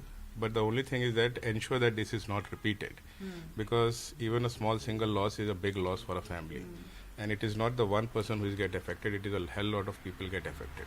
And, you know, how has the family been coping, over the last couple of weeks? The family is still in trauma because we are still getting a lot of relatives, we are visiting our village hometowns, the rituals and all. So it will take some time to cope up. It is not going to be 100% for sure. And this morning when you heard the news, what went through your minds? Especially of the wives. I'm sure you're in touch with the wife who saw what had happened. Yes, but honestly, I have not been in contact with her since morning. But whatever we saw in the morning, as I told you, it was a big relief that some action has been taken by government. But as I told you that whatever is lost, we are not going to get it back. Absolutely. And how has the family coping, sir, over the last 2 weeks? Because, you've... It will take time. It will take time. We can't expect her to cope up because it is a huge loss, and I don't think it is going to be 10-15 days. And so what do you want the country, Prime Minister Modi, and what do you want the centre to understand about the loss? Because a lot has happened over the last few weeks. Multiple retaliatory action has taken place diplomatically. Now, of course, an attack has taken place. So what would you like the centre to understand coming from the victims' families? No, I think they have understood what we wanted and they have done exactly what was expected. And this action is definitely going to... what I can say, give them the response that, okay, this country is into retaliatory mode. And apart from that, the other steps that has been taken, which is going to affect them in a big way. So all in all, I think that why the Pakistan is existing here. Is it just for the terrorism or is it something for else? So that is what I believe. Any other message that you'd like to give? Somebody who suffered this loss? Somebody has suffered, but the only thing is that it should not be repeated again. It should not absolutely zero tolerance on this. And Jammu Kashmir is our own country and we should not have a fear to reach out to go over there. So right now the situation is not like that. We are having a fear to go there. So I want that to be changed. And I think Dilip Desle went there for the first time after his retirement, right? After our recommendation only. Okay. We only had discussion and we thought that let's go to that place. It is now safe, it is sound and we can go. So he had been, I think Vaishno Devi we had been. So we thought that let's go a step ahead. So, and we paid the price for that. Right, I'm really sorry about that. There you heard family members of Dilip Desle, how they had planned the trip for 64-year-old Dilip soon after his retirement. This was the first visit, as far as Dilip is concerned, was his first visit to Kashmir, but that didn't turn out well at all. Tragic, certainly, but of course, obviously the family members here are relieved that some sort of action has taken place, but they feel more must be done and this cannot be repeated, and that J&K should be a place where every citizen can visit without any fear and with confidence. আমার গভর্নমেন্টের কাছে শুধু thank you বলার আছে। আমি আমার স্বামী হারা হয়েছি। আমি 9টা জায়গায় স্ট্রাইক করেছেন, জাস্টিস চেয়েছিলাম গভর্নমেন্টের কাছে। ইন্ডিয়া গভর্নমেন্ট উনি অ্যাকশন নিয়েছেন, তার জন্য আমি এই যে হাত জোড় করে বলছি। কিন্তু একটাই প্রেয়ার, ভবিষ্যতে যাতে কারোর সিঁদুর না যায়, এই জঙ্গি, এই টেররিস্ট, এদের প্রতি যাতে প্রচণ্ড স্ট্রিক্ট হয়। কারোর যদি এরকম মর্মান্তিক মৃত্যু কারোর ওয়াইফকে চোখের সামনে দেখতে না হয়, কারোর বাচ্চাকে দেখতে না হয়। কিন্তু গভর্নমেন্ট অফ ইন্ডিয়া আমাদের প্রার্থনা শুনেছেন, ওনারা অ্যাকশন নিয়েছেন, ওনারা আমাদের পাশে আছেন, আমরা proud.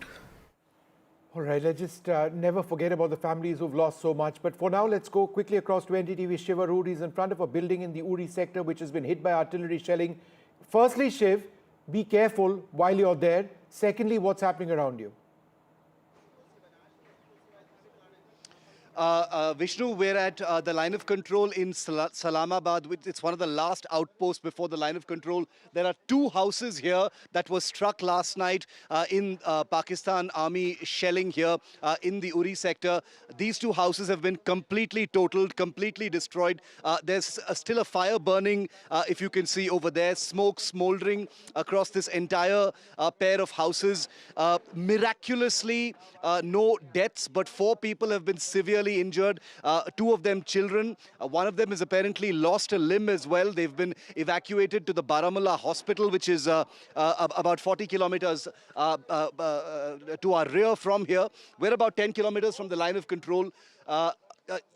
Complete damage over here, Vishnu. If you can see that these 2 houses, I'm surprised that anything is left everywhere else, because it looks like a stray shell may have come and landed here.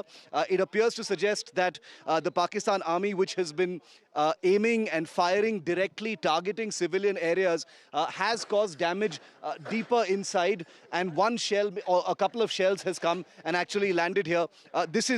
This has all the telltale signs of artillery damage. You can see shrapnel completely ripping through these metal sheets. These are very clear signs of artillery shrapnel that has ripped open these roof sheets. The walls completely broken, and everything is still burning in these houses. This is a place called Salamabad where there have been some casualties. The 4 people from just this small little settlement over here.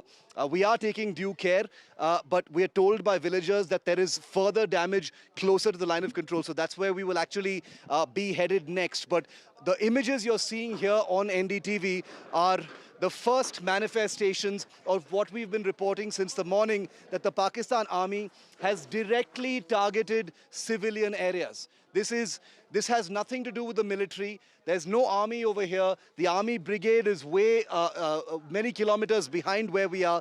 This is a civilian settlement. A rural folk live in this area, and this is what a couple of Pakistani shells has done in this place. These are live images, first on NDTV, that we're bringing to you of what targeting a civilian establishment, a civilian area really looks like. And remember that, now it's midday here, but it is very likely that an escalation will begin again. We were told earlier by people who were fleeing from this village and others that the firing took place till as late as 11:30 in the morning. They heard the thuds of artillery fire and small arms fire till at least 11:30 in the morning.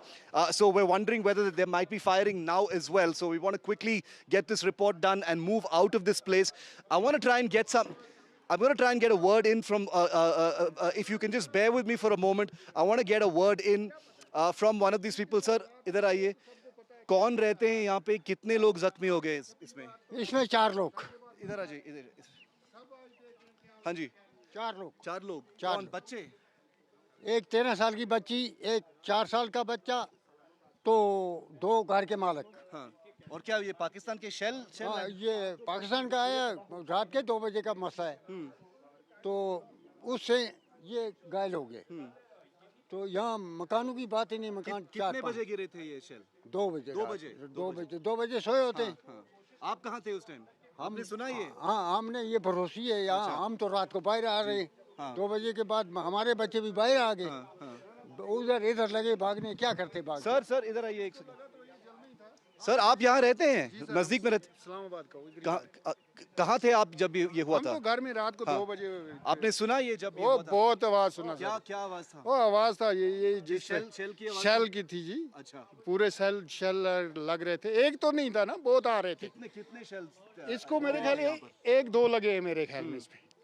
दो लगे. जख्मी लोग Baramulla hospital में हैं. पहले उड़ी लिए, उसके बाद उन्होंने उड़ी वालों ने बारामूला भेज दिए. बारामूला हॉस्पिटल में कितना बुरा है जख्म? वो जख्म तो सर में भी लगी. हमने उसको देखा नहीं है. सुबह हम खुद डरे थे. हम जंगलों में भाग रहे थे. इधर तो हमारे पास कोई है ही नहीं. सेफ्टी है ही नहीं. क्यों? तो इस गांव में डर नहीं है अभी? वो डर तो बहुत है. माल तो आप यहीं पे हैं? क्या करेंगे? अपना कहाँ छोड़कर जाएंगे? किसके घर जाएंगे? गरीब शख्स कहाँ जाएगा? हमारे पास कोई बैंकर नहीं है, कुछ नहीं है, तो कहाँ जाएंगे? अगर बैंकर होता फिर अपनी कुछ सेफ्टी होती. बैंकर ही नहीं है. I want all of our viewers to hear what this gentleman has just said. For all of those people who say, why don't you get out of the village? Why are you still standing there? This gentleman and this elderly gentleman here have basically told a truth that needs to sink in. People don't have a choice to leave. They have their livelihoods here. This is their home. They've got their children. They've got their agriculture. They've got their jobs here. And this is what Pakistan has done. India targeted terror sites in Pakistan and Pakistan-occupied Kashmir, and this is how Pakistan has responded by directly targeting a civilian area. Let me take you a little bit deeper. Ashwini will join me a little bit deeper. Let's just show you, it's not just one house. There are 2 houses that have been completely decimated. We are taking due care because we do realize that that shell ammunition, artillery ammunition was used. But just take a look at the complete destruction of this house. All of the wood has been reduced to coal and charcoal.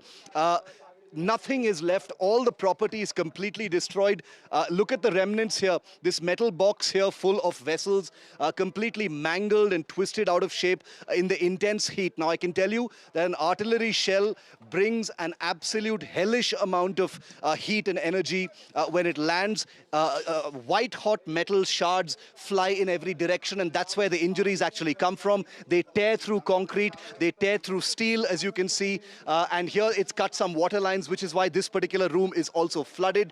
Glass, plastic, everything completely shattered in this particular house. This is a ground report that NDTV is bringing to you from Islamabad, one of the last settlements before the actual line of control. But we are going to travel a little deeper to see the other damage and document with our own eyes the kind of damage that Pakistan has caused to civilian areas. These images are not second-hand, third-hand, first-hand on NDTV's cameras, showing you that Pakistan has deliberately, consciously, and with total amounts of information targeted a civilian area here in Islamabad. This is close to the line of control in Uri. All right, Shiv, there are other areas where you're headed to as well, right? Nearby, where apparently there has been... I think that in just seeing the footage that you put out right now, when Pakistan says that they're just hitting the Indian army, that's rubbish. They're hitting civilian areas. It's abundantly clear, and it's not just where you're standing now, it's other areas as well. I want our viewers to see this. I'm going to call Ashwini a little closer, and I want our viewers to see this. This is a poor family's grain store ablaze right now. It was struck at 2 in the morning. You know, nearly 12 hours ago. 12 hours ago it was struck, and the fire is still burning. It's a huge heap of wheat, which was the food, of a poor family that lived in these 2 houses, and it is smoldering right now. This is an image that I want to go out to the entire world not a military target, not an armed forces target, not a vital establishment, not a vulnerable point. This is a poor family living in Islamabad, Kashmir, close to the line of control, that has been deliberately targeted by a Pakistan shell. And there you have it, their livelihood, probably the rest of their year's supply of wheat, simply burning in a pile over there. There's nothing left of this house. There's nothing more to really say.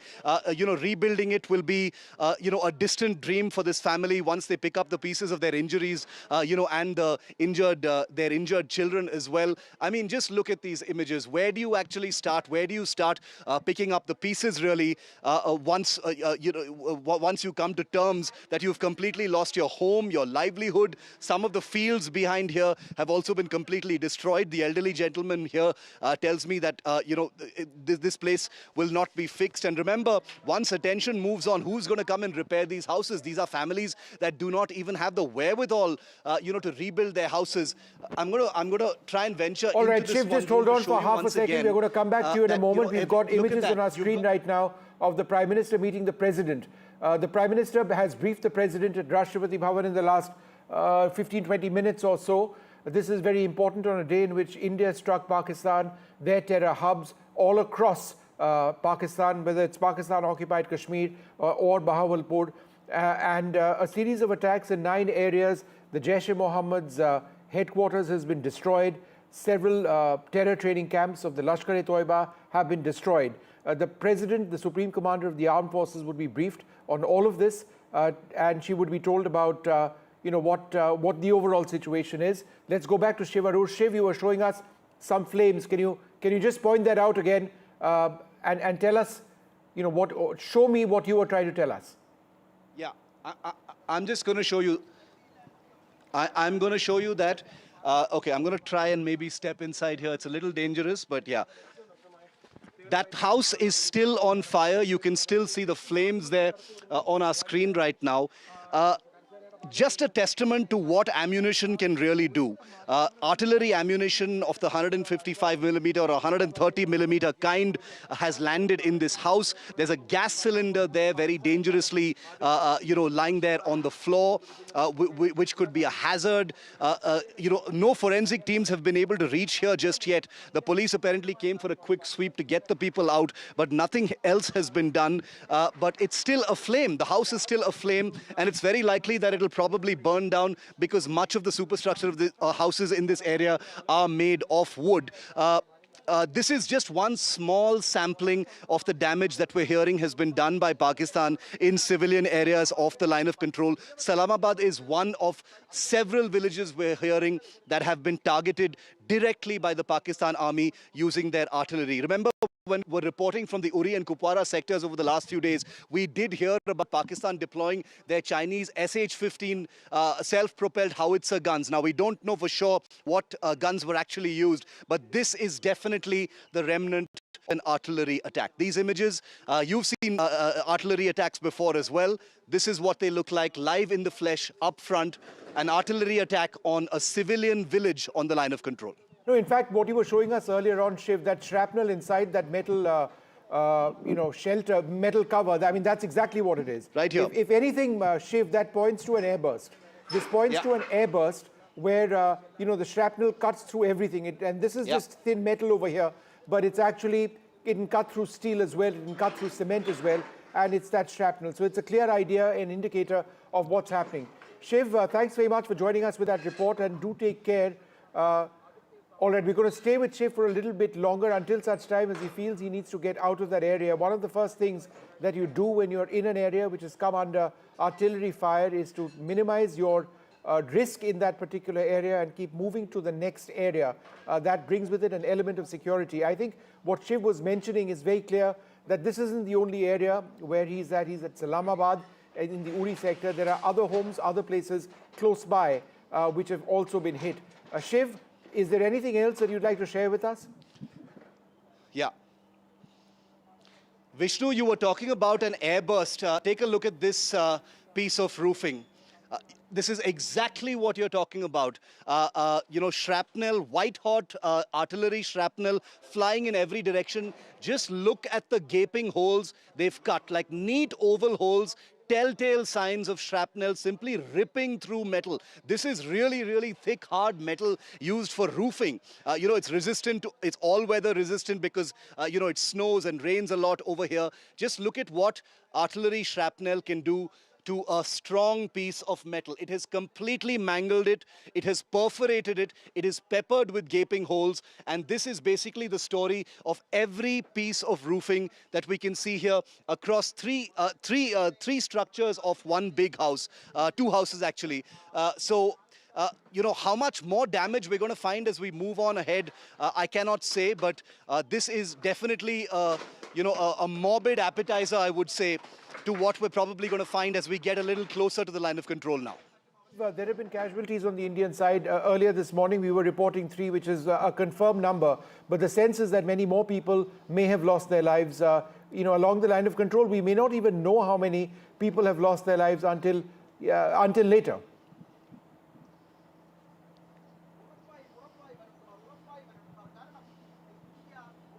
Shiv, can you hear me? All right, I think we've lost that line. Yeah, Vishnu, I can hear you. Go ahead. I'm sorry, I didn't know. Yeah, I'm just trying to get to another point to, you know, to show our viewers the damage from another angle, if possible.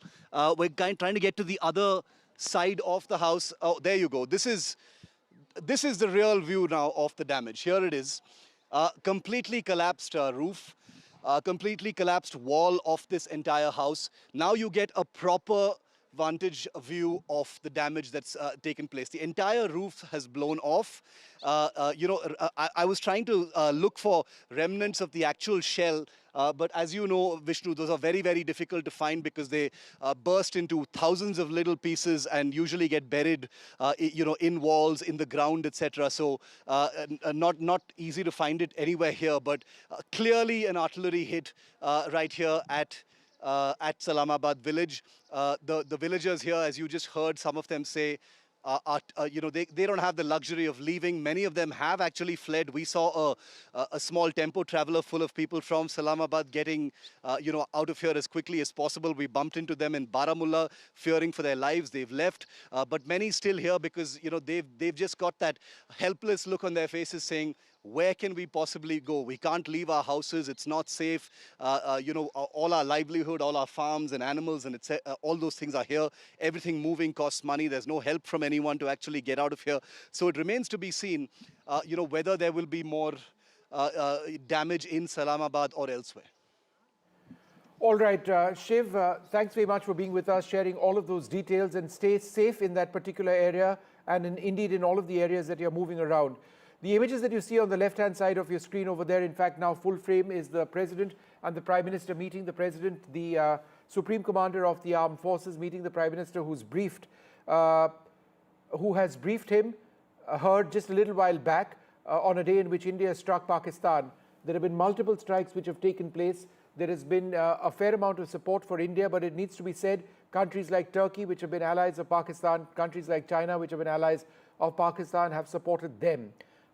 This is all going to be played out at an international level as well at some stage, but India has gained fairly strong support from our partners, such as Israel, which has said that the fight against terrorism must continue and that Israel completely backs India. The United States is one of the countries that India briefed earlier on in the morning. There have been reactions from President Trump as well. The US Secretary of State, the National Security Advisor of India, and the US have spoken as well. Let's go back to Shiv Arur. Shiv, go ahead. Vishnu, I want to show you some more damage that we're seeing here in some of the surrounding houses as well. I'm going to ask Ashwini to follow me. You know, another house that's had its, you know, all of its glasswork completely blown in. The window panes have blown in. You know, the wooden support pillars and support structure completely damaged here. So it's not just one or two houses, at least 4 houses either destroyed or damaged very, very badly. This is a house which still has its carpeting because obviously the fire didn't spread to this particular house. But if you can see here, all the glass pieces, the glass shards here, showing the kind of damage from the shockwave of that artillery landing here that has destroyed this house. The door has completely blown off the hinges. There's another door just lying there on the ground here, and this is right next to this house. The residents of this house have not left. We'll talk to them in just a moment. We can hear their voices inside. Others are, of course, also speaking to them. The more we dwell on these images, the more I'm hoping that people across India and across the world realize, or at least their belief that Pakistan targets civilians is reinforced. It's a default, warcraft of a country that is a terror sponsor, that has responded in this manner to India attacking terror targets in POK and in Pakistan. We will be getting more images of this kind because we do know that there are many more villages that have been similarly shelled. All right, Shiv, what happened to the families over there? Just for the benefit of our viewers who've joined in right now, there have been injuries over there in this particular hamlet, right? There have been injuries. We just spoke to someone who told us that there have been as many as 4 injuries, including one person who's apparently lost an arm. A 13-year-old child has also been injured, received a shrapnel injury to the head, and 2 other people have also been injured.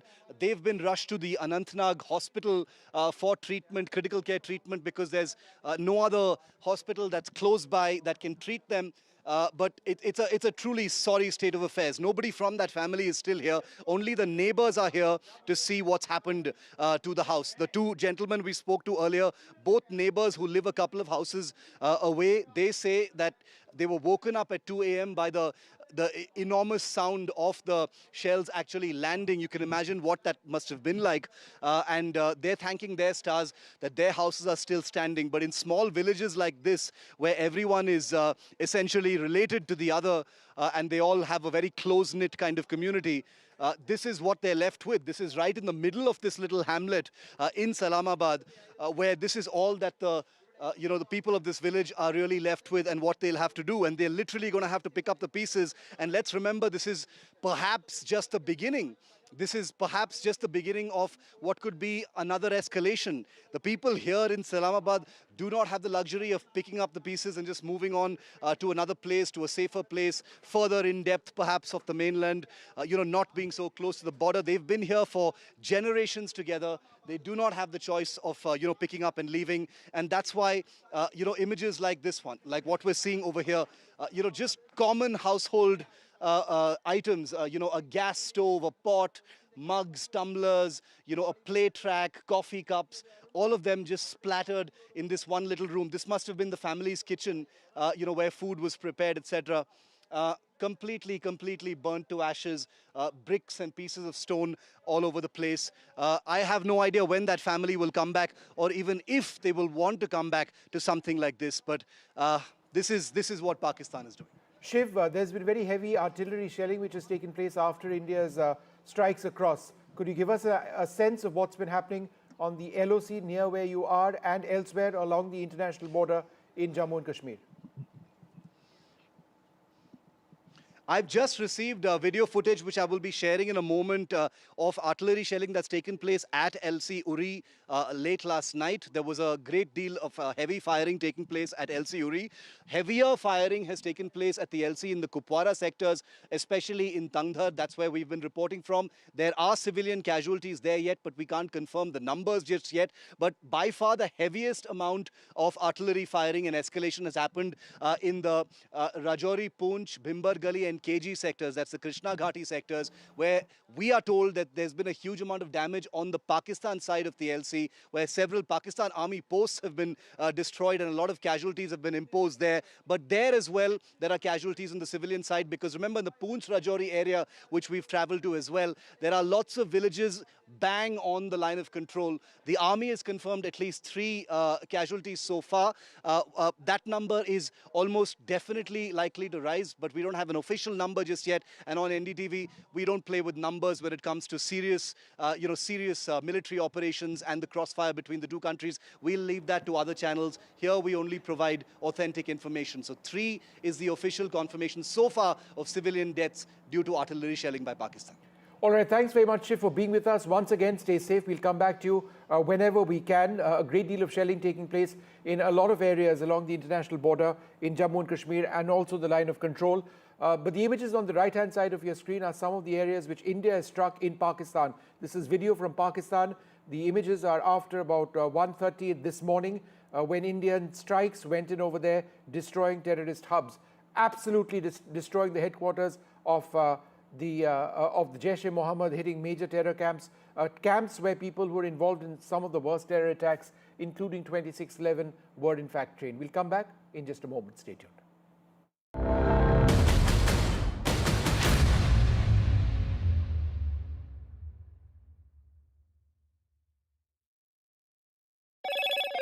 Hello, Moto. Motorola, India's leading AI smartphone brand.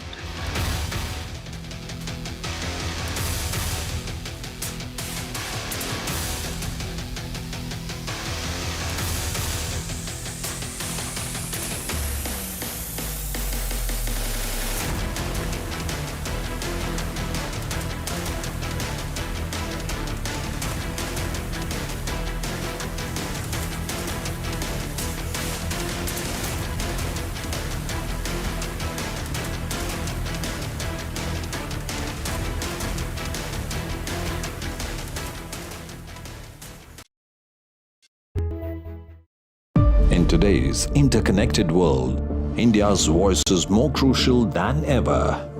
When India speaks, the world listens.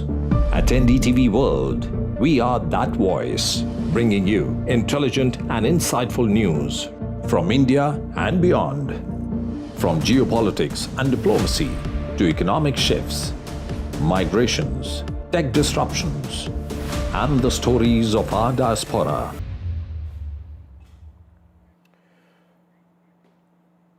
All right, as we see, some of the video which was released by the government earlier on showing the Indian strikes going in, footage from drones, footage from missiles as well.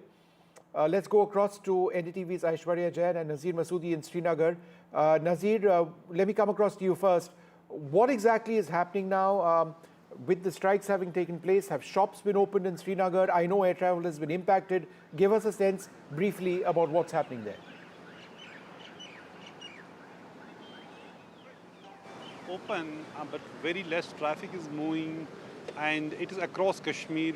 Fingers crossed, people are actually fearing something more can happen. The way border areas suffered great, damage, huge damage during the night, and people suffered. People don't know what will happen next when again there would be clash between India and Pakistan if it doesn't stop here where it is.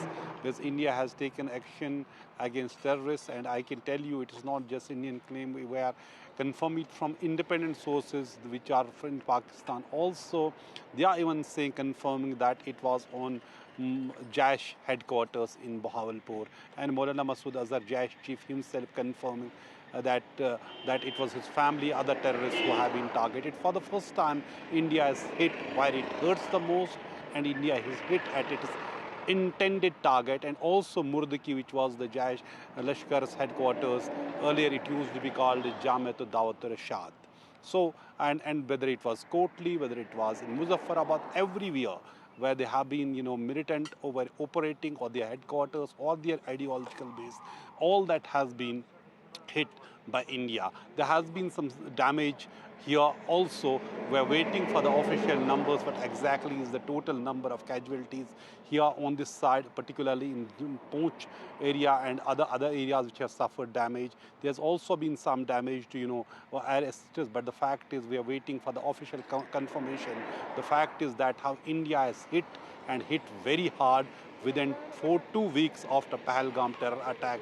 But on the ground here in the valley, people are really apprehensive what is going to happen next, while the people were actually saying here after terror attack in Pahalgam that there should be retribution and this terror factory should end once for all, and it should not be done in the name of Kashmiris, not in our name, what was always said. And India has actually paid back and very, very hard in the areas which Pakistan would have never All right, thought Nazir, hold on they for a can be second. Let's go targeted. across to Aishwarya Jain as well. Aishwarya, very important meetings taking place in Delhi today, but also tomorrow, the government taking the set to take the opposition into confidence, right?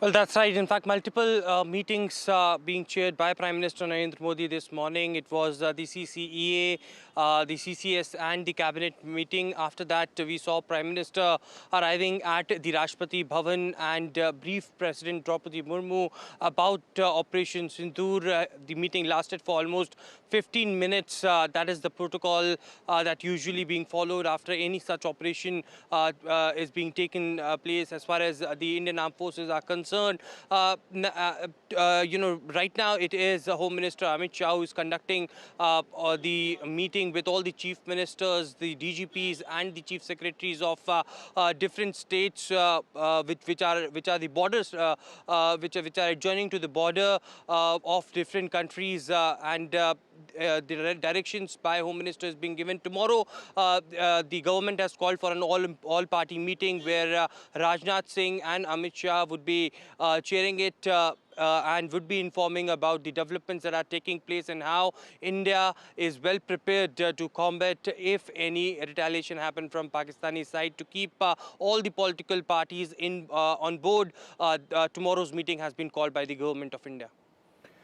All right, thanks very much for being with us. I can also tell you now that as many as 20 airports across the country have been shut till the 10th of this month, according to some reports from reliable journalists who track this very closely.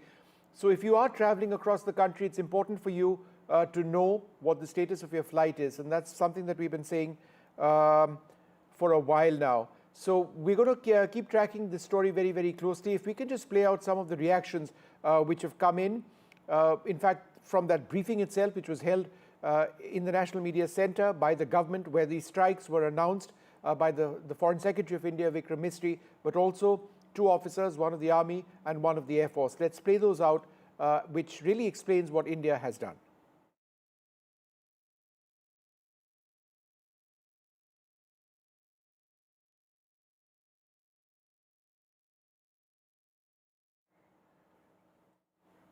All right, we're just about to show you that footage in a moment from now, but what you see on your screen is some of that video which was publicly released.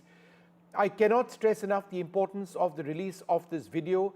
It indicates quite clearly that Pakistan needs to be sent a message, India wanting to send Pakistan a message, unlike the surgical strikes where there was only very, very sketchy footage, and Balakot where there essentially was none. This is very clear footage which has been sent. So let's play those packages across. Earlier this morning, as you would be aware, India exercised its right to respond and preempt as well as deter more such cross-border attacks. These actions were measured, non-escalatory, proportionate, and responsible. They focused on dismantling the terrorist infrastructure and disabling terrorists likely to be sent across to India. You would also recall that the Security Council on 25th April 2025 had issued a press statement on the Pahalgam terror attack, underlining, and I quote, the need to hold perpetrators, organizers, financiers, and sponsors of this reprehensible act of terrorism accountable and bring them to justice, unquote. India's latest actions should be seen in this context. The features of this attack also tie in with Pakistan's long track record of perpetrating cross-border terrorism in India, which is well documented and beyond question. Pakistan also has a well-deserved reputation as a haven for terrorists from around the world, with internationally proscribed terrorists enjoying impunity there. In addition, Pakistan has been known to willfully mislead the world and international forums, such as the Financial Action Task Force, on this issue. The latest attack in Pahalgam has understandably generated deep anger in Jammu and Kashmir and in other parts of India. Following the attacks, the government of India naturally responded with a set of initial measures relating to our engagement with Pakistan. You're all aware of the decisions that were announced on the 23rd of April. However, it was deemed essential that the perpetrators and planners of the 22nd April attack be brought to justice. Despite a fortnight having passed since the attacks, there has been no demonstrable step from Pakistan to take action against the terrorist infrastructure on its territory or on territory under its control. Instead, all it has indulged in are denials and allegations. Our intelligence monitoring of Pakistan-based terrorist modules indicated that further attacks against India were impending. There was thus a compulsion both to deter and to preempt. Precision capability, as shown to you, a niche technology weapons with careful selection of warheads was ensured so that there will be no collateral damage. The point of impact in each of the target was a specific building or a group of buildings. All the targets were neutralized with clinical efficiency, and the results reiterate the professionalism of the Indian Armed Forces in the planning and execution of their operations. No military establishments were targeted. India has demonstrated considerable restraint in its response. However, it must be said that the Indian Armed Forces are fully prepared to respond to Pakistani misadventures, if any. Syedna Bilal camp Muzaffarabad, यह एक जैश मोहम्मद का staging area है। यह हथियार, विस्फोटक और जंगल survival training का केंद्र भी था। गुलपुर कैंप कोटली, यह LoC से 30 किलोमीटर दूर था। लश्कर तोयबा का बेस था जो रजौरी पुंछ में सक्रिय था। 20 अप्रैल 2023 को पुंछ में और 9 जून 2024 को तीर्थ यात्रियों के बस हमले में यहीं से आतंकी को ट्रेन किया गया था।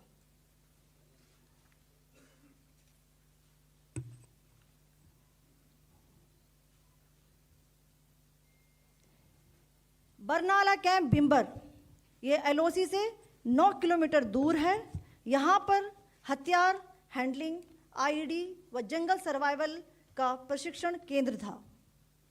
अब्बास कैंप कोटली, यह LoC से 13 किलोमीटर दूर है। लश्कर तोयबा का फिदाइन यहाँ तैयार होता था। अब मैं पाकिस्तान के अंदर के टारगेट से अवगत कराना चाहूँगी। पहला, सर्जल कैंप सियालकोट, यह अंतर्राष्ट्रीय सीमा से 6 किलोमीटर की दूरी पर है, सांबा कठवा के सामने।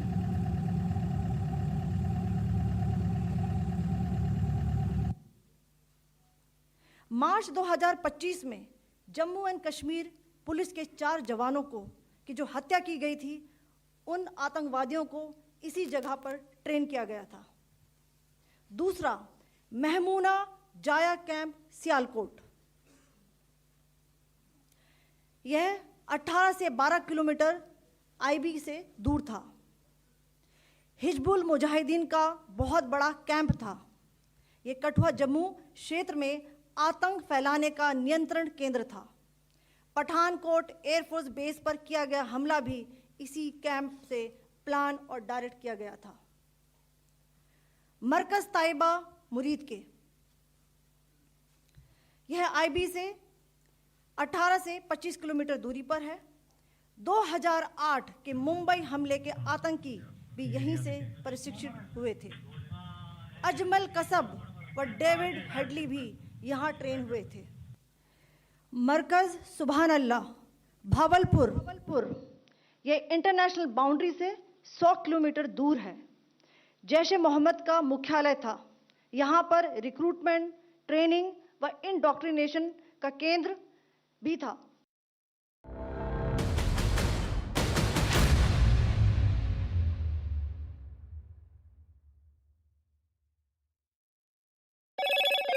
Hello, Moto. Motorola, India's leading AI smartphone brand.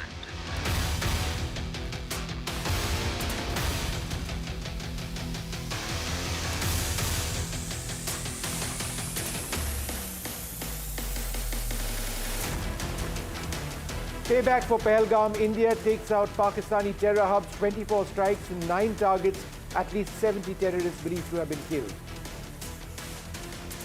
Pakistani terror factories have been dismantled. India raises camps that trained 2611 terrorists. The government says that India avoided civilians and military targets.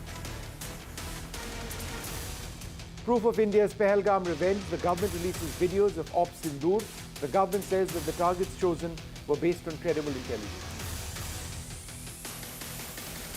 Prime Minister Modi briefs the cabinet on Ops Sindoor. He says that it's been a perfect strike by the armed forces. The cabinet lauds the Prime Minister for exemplary leadership.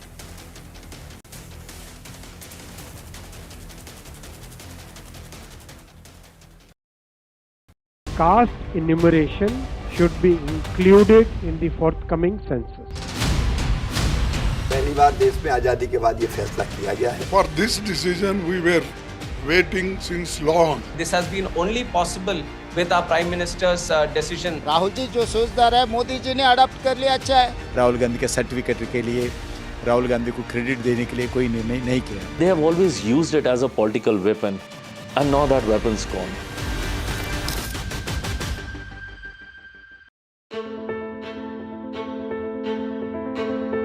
News is not just headlines, it is what impacts you. And news should never be mistaken for noise. What matters is the reality. Accurate, in-depth, and with the right perspective. For over 20 years, I have been a journalist, and never has clarity mattered more than now. At Newsnight, we go beyond the surface. We dissect the details, challenge the narratives, and bring you the unparalleled clarity you deserve in a world clouded by misinformation. We are bold, we are direct. Newsnight, for the news in your interest. Only on NDTV 24/7. Do you really know the company you invest in? What is the real picture behind presentations and claims?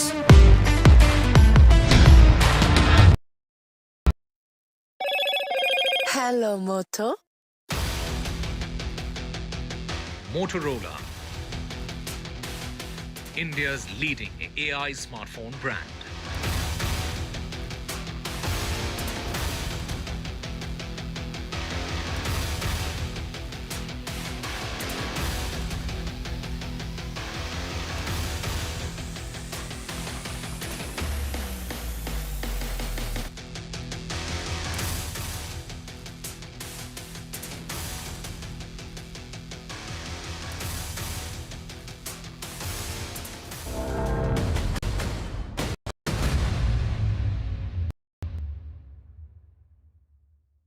Of the military India on targets in Pakistan. Airspace across Pakistan has been entirely shut down. As far as India is concerned, 20 airports have been shut down. These include Srinagar, Chandigarh, Jodhpur. Airports have been shut down till the 10th of May. The list is a little bit more exhaustive, and we'll try and bring you that entire list in a little while from now. But it is important what has taken place. The message is that you should perhaps consult your airline before you travel in case you are scheduled to travel. But there are 20 odd airports which have shut down, and we'll try and bring you more details of this in a little while from now. We're going to move on now to our guests. General Rakesh Sharma and Air Vice Marshal Manmohan Bahadur join us at this stage.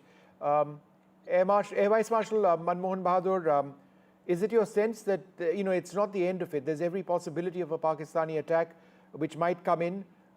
We've hit targets in Pakistan, and very correctly so, but they might retaliate, and that's a possibility, right?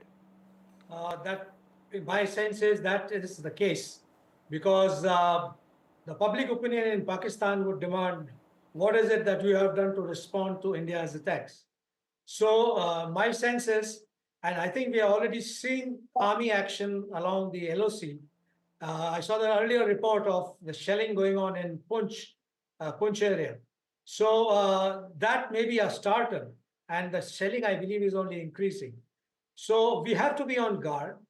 It's just what, 13 odd hours from the time we struck. So we have to be on guard, not only on ground, but also in the air. What exactly are their air planners doing to do a similar thing on us? But they are in a quandary, and I suppose they would be in a quandary. We have targeted terrorist targets. What do they target in India? Would they target army installations? Would they target our economic installations? So they, I think, are stuck or would be stuck with what to strike. Because striking a military target or an economic target would mean that we would have to respond again. So the choice of their targeting would be there, but we have to be on guard, absolutely. It's certainly not the end of it.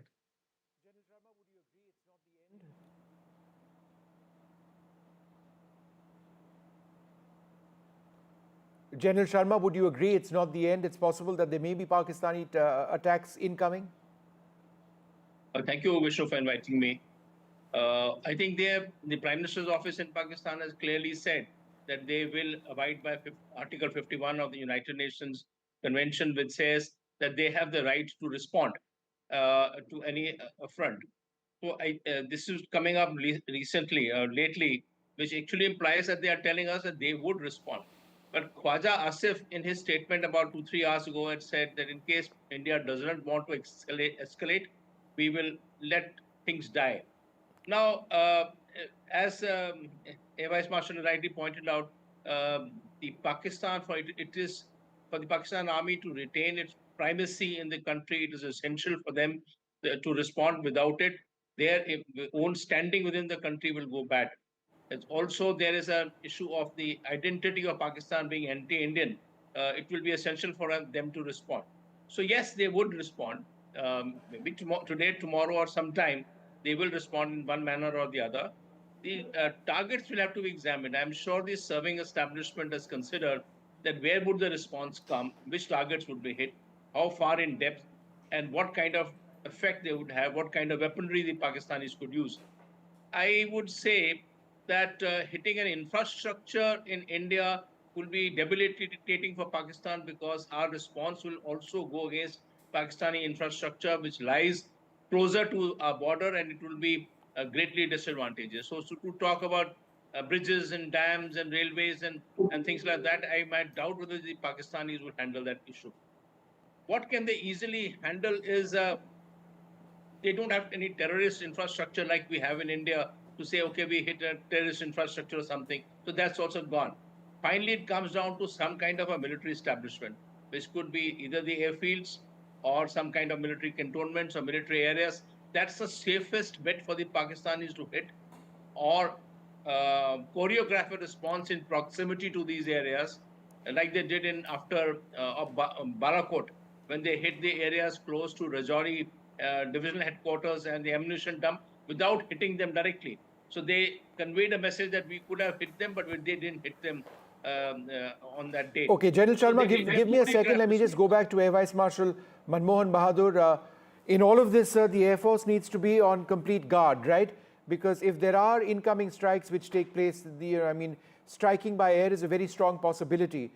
Therefore, I would suggest that the next couple of days, very, very crucial, particularly at night. Oh, that is absolutely true. And I can assure you all our radars must be churning. Our air defense controllers would be on the ball. All the ORPs, the operational readiness platforms at airfields would be live, 2 minutes live. That means 2 minutes the aircraft will be able to take off the moment the scramble order is given. And possibly at some places, we may be having a standing cab, possibly, we don't know. But our air defense mechanism would be fully on the ball to anticipate any response from the other side. This is a cat and mouse game, because how is it and when it would happen is the issue. So all these things would be on. At the background, diplomacy, I'm quite sure the diplomatic lines are churning, and they would like to dial down the temperature right now. So our diplomats would be earning their pay actually in trying to tell the international community that it is the other side which has to take steps, Pakistan has to take steps to ensure that our integrity, our people, our society is not affected by their actions. So yes, we can expect something from the air, and we would be standing guard on this. All right, we'll be standing guard. Thank you, gentlemen, both very much for being with us. I'm going to go across to my colleague Tanushka, who joins us at this stage. We're trying to get an idea of the number of airports in India which have been impacted, shut down. Tanushka, go ahead with what you're hearing.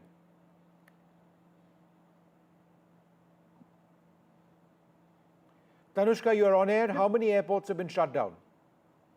Right, precisely, Vishnu. We have around, 20 airports, around 20 airports that have been shut down. This is specifically in North India. So Leh, Thoi, Srinagar, Jammu and Kashmir, Amritsar, Pathankot, Chandigarh, Jodhpur, Jaisalmer, Ramnagar, Bhatinda, Bhuj, Dharamshala, Shimla, Rajkot and Porbandar. These are namely some of the airports which have been shut down entirely in view of the airspace closure between, of course, and also in view of this attack, the Operation Sindoor that India carried out in the intervening night. Several airlines have suspended air travel to parts of northern India, and some of these airports are also shut. What we do understand as of this moment is that over 200 flights have been cancelled after these strikes that targeted 9 terrorist locations in Pakistan and Pakistan-occupied Jammu and Kashmir as well. Airlines such as Air India, Indigo, SpiceJet, Air India Express, Akasa Air, along with several foreign carriers as well, have suspended multiple services due to the resulting airspace restrictions. From Delhi airport alone, over 200 flights have been cancelled. And speaking of airlines, Indigo has also cancelled 165 flights to and fro Jammu, Kashmir, Leh, Chandigarh, Srinagar, Amritsar, Dharamshala, Bikaner and Jodhpur in its recent travel advisories. What we'd also know is that all of these airlines are also maintaining, constant updates and advisories and asking passengers to constantly be updated with respect to their travel plans. And these airports and airlines also continue to will remain discontinuing with their travel or air travel across northern India, especially to the areas that I just mentioned earlier, until May 8th and May 10th with some airports and airlines as well. All right, Tanushka, thanks very much for sharing those very important details. Approximately 20 airports have been shut till the 10th or so.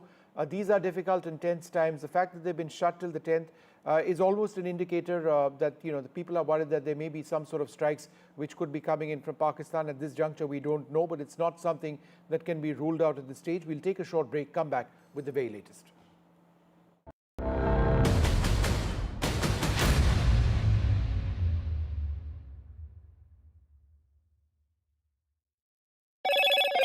Hello, Moto.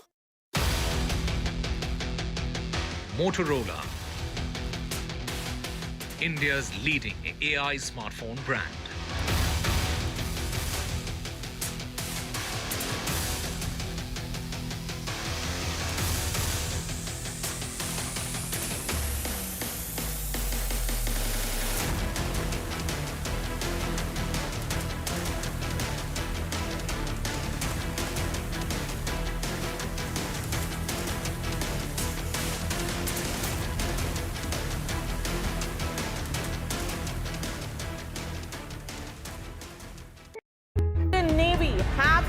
Together.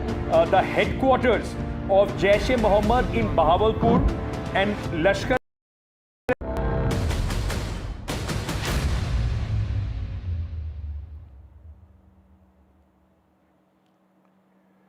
Welcome back. In all of this, let's not for a moment forget about the victims, the families of the victims who lost their lives in the Pahalgam terror attack in which 26 people were killed. We reached out to some of the families to ask for their reaction on India's strikes going in against terror centers in Pakistan. Here's what they said.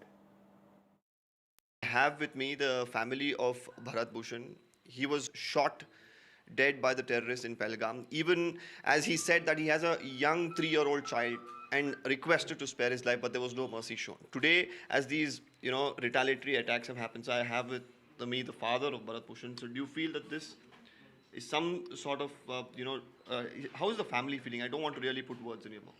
Family is in a difficult state. Every day they are suffering like anything. And small kid, and he is also suffering much because the incident happened just in front of him and his mother. So they are in severe pain.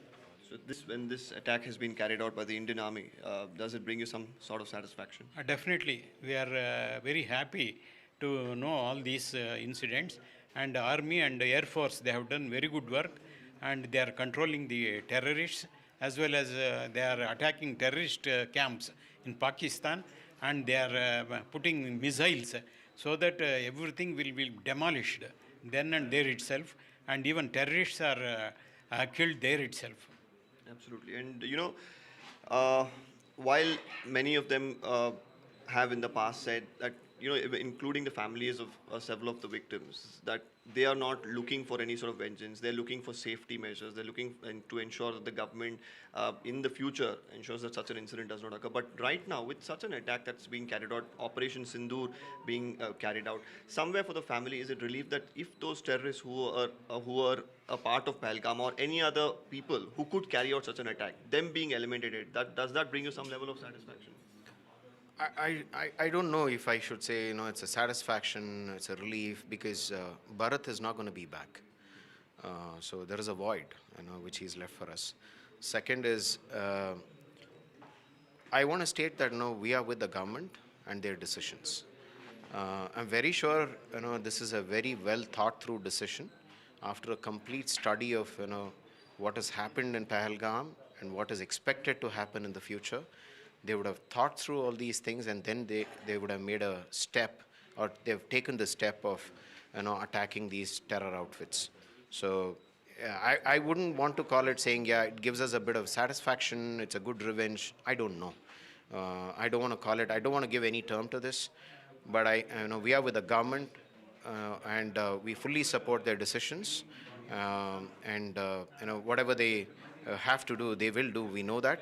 So we'll just wait and watch. How's the family doing at this point in time, sir? It's been, of course, a hard couple of weeks, I'm sure. How is the wife doing? How is the kid doing?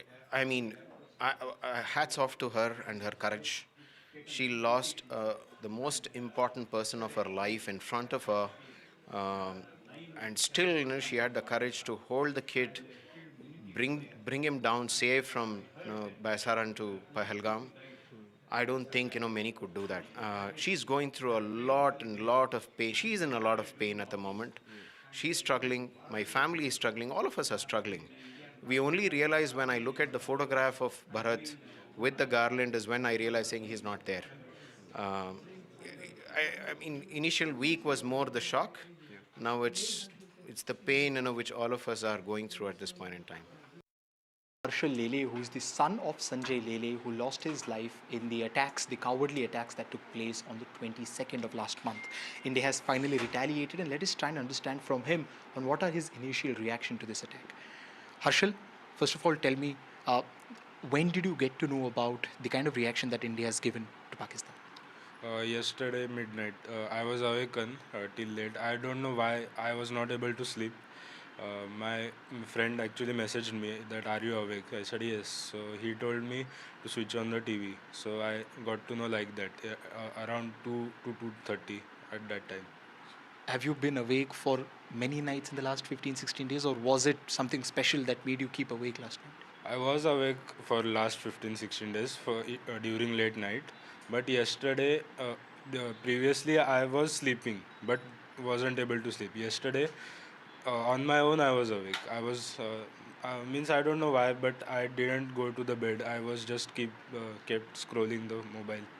So maybe that was a sign for me that something is going to happen. Harshal, everyone is talking about the sense of justice, right? That we have given justice to those who lost their lives. Do you think that this in any way completes the sense of justice? Yes, it is a justice, but it will be my humble request to the government as well as all three departments that the operation should not stop here. This operation should continue to the point that there should not be a single terrorist left in the POK or even in Pakistan. In the last 15 days, a lot of people were talking about what is the way in which India is going to retaliate. Is it going to be satisfactory, not satisfactory? Personally, you are the one who have lost the most as compared to any other countryman. Has the the product been worth the wait for last 15 days? Yes, it's worth. I was knowing that something is going to happen because all the meetings were continuously going on. We even stopped the river water. So I knew something was going to happen. But I would say that this should not be the end. This should be the beginning of the operation. Okay, thank you so much. ये बहुत ही अच्छी बात है कि जो उन्होंने मोदी साहब ने बदला लिया है और मैं उनके साथ हूँ, जनता उनके साथ है और हमारा सारा परिवार उनके साथ। सेना के जवानों को यही मैसेज देना चाहती हूँ कि आगे बढ़ते रहो और ऐसे ही बदला लेते रहो कि ऐसी कोई घटना दोबारा न घटे, उनको मुंह तोड़ जवाब देना ऐसे ही देना चाहिए। हम सब इस पल की प्रतीक्षा कर रहे थे और जो भी सरकार ने निर्णय लिया है वो योग्य लिया है और हमारी बस यही इच्छा है कि अभी जो भी ये संगठन है या ये जो ग्रुप्स है जो आतंकवादी हमले कर रहे हैं इनको पूरी तरीके से निकाल के मतलब ढूंढ के मार देना चाहिए और ख़त्म कर देना चाहिए। उसे बहुत थैंक यू कहती हूँ कि उन्होंने मेरे पति की मौत का बदला लिया है। मैं बहुत छोटी हूँ, उन्हें कुछ भी कहने या नहीं कहने वाली, लेकिन हाँ जिस तरीके से हमारे पूरे परिवार को उन पे विश्वास था उन्होंने उसी तरीके से जवाब देके हमारे विश्वास को कायम रखा है and I am really thankful. हमें ऑपरेशन सिंदूर के बारे में न्यूज़ चैनल से मतलब हमारे परिवार वालों के कॉल आए हमें और तब पता चला कि भारत ने जो पहलगाम में हमला हुआ था उसके ऊपर आज उन्होंने रिएक्शन मतलब उनको उत्तर दिया है इसके बदले में एयर स्ट्राइक करके। पहले तो मिशन का नाम सुन के हम लोगों को बहुत मतलब मैं तो बहुत रो रही थी सुन के। थैंक्सफुल देना चाहता हूँ उसको, ये जो पाकिस्तान ये आपका टेररिस्ट ये अड्डा को मुँह तोड़ ये जवाब दिया है, काफ़ी डैमेज किया है और अभी इंडियन ये फौजी वालों से करूँगा सतर्क है क्योंकि पाकिस्तान वालों के भरोसा नहीं है कब वो फिर ये अंदर से फिर कब ये हमें नुकसान पहुंचाने के लिए उन लोग जो स्टेप लेंगे, तो सतर्क रहने के लिए उन लोग को भी मैं दरख्वास्त करूँगा। मोदी जी अभी ये जो स्टेप लिया है हमारे ये फौजी लोगों को ये मुँह तोड़ जितना भी आतंकवादी है उनको मुँह तोड़ जवाब देने के लिए जो स्टेप लिया मोदी को मैं थैंक्सफुल देना चाहता हूँ। Well, several border areas are extremely tense right now. There have been civil alert drills or drills for civilians as well. My colleague Gurpreet Chinna has been in some of the border areas of Punjab and sent us this report. Sir, what is the ground situation? We have seen very volatile situation between both the countries. Right now in Firozpur, situation is normal. Like we have prepared for every exigency. Any kind of emergency we are prepared. Like we have done our mock drills also. Today also we are going to conduct one mock drill. Otherwise all other preparations on the part of civil administration and police administration, they are in place. But there is nothing to there's nothing to panic about. The situation is normal at the ground. So we have seen earlier blackout has been carried out in the district of Firozpur also, in some area of Firozpur also. So what was the response? Because we have seen the people are appreciating the way this Indian government has taken action against terrorism. Response is like whatever the preparedness part on the part of civil administration and the police administration, the people are cooperating in every whatever we say to them, whatever we tell them regarding the mock drills, and so it is everything is in control, and people are not at all. They are not afraid. They are not panicky. They are in normal situation. Well, it's time now for us to take this short break.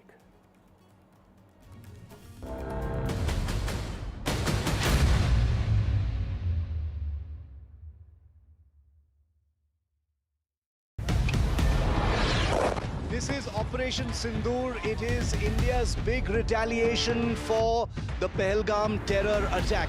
The precision with which this attack has been carried out, it's payback time.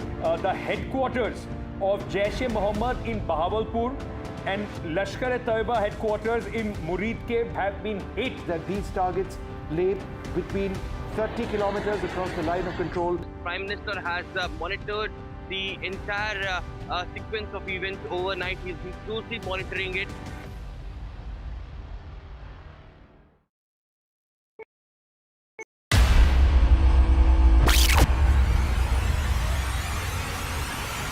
The last 1 month, if you see, the share prices of Genzol Engineering has fallen more than 58%. Why are the rating firms calling the debt payments as default? We have two credible credit rating agencies on March 4th coming and downgrading the stock to D. Statements are consistently being proven wrong, and transactions are being taken place which are different from what they were originally pictured to be.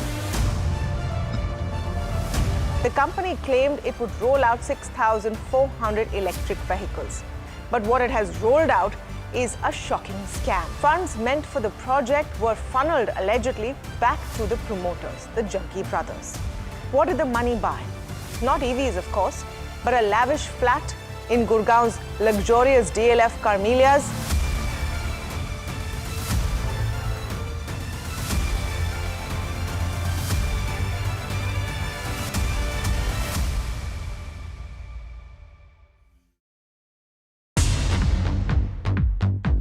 More news that matters. Big exclusive.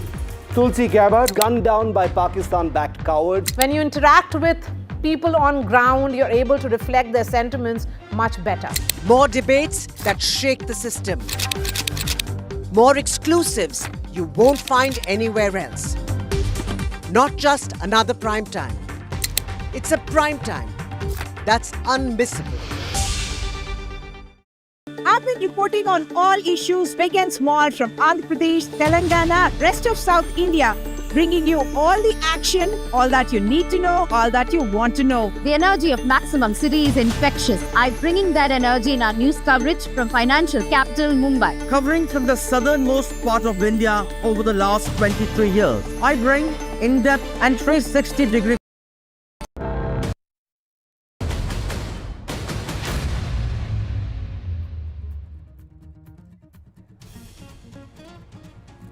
India avenges the Pahalgam terror attack, launches Operation Sindoor. 25 minutes of precision strikes. Prime Minister Modi briefs President Murmu on India's strike on Pakistan's terror camps. Government calls an all-party meeting after Operation Sindoor. The all-party meeting is scheduled for tomorrow, where Home Minister Amit Shah and Defence Minister Rajnath Singh will brief opposition. Security review post-Operation Sindoor as Home Minister Amit Shah chairs an emergency meeting, high-level meeting with the chief ministers of border states underway. World reaction coming in to Operation Sindoor as Israel strongly supports India and says there is no place for terrorists to hide. U.S. Secretary of State Marco Rubio speaks to External Affairs Minister Dr. Jaishankar.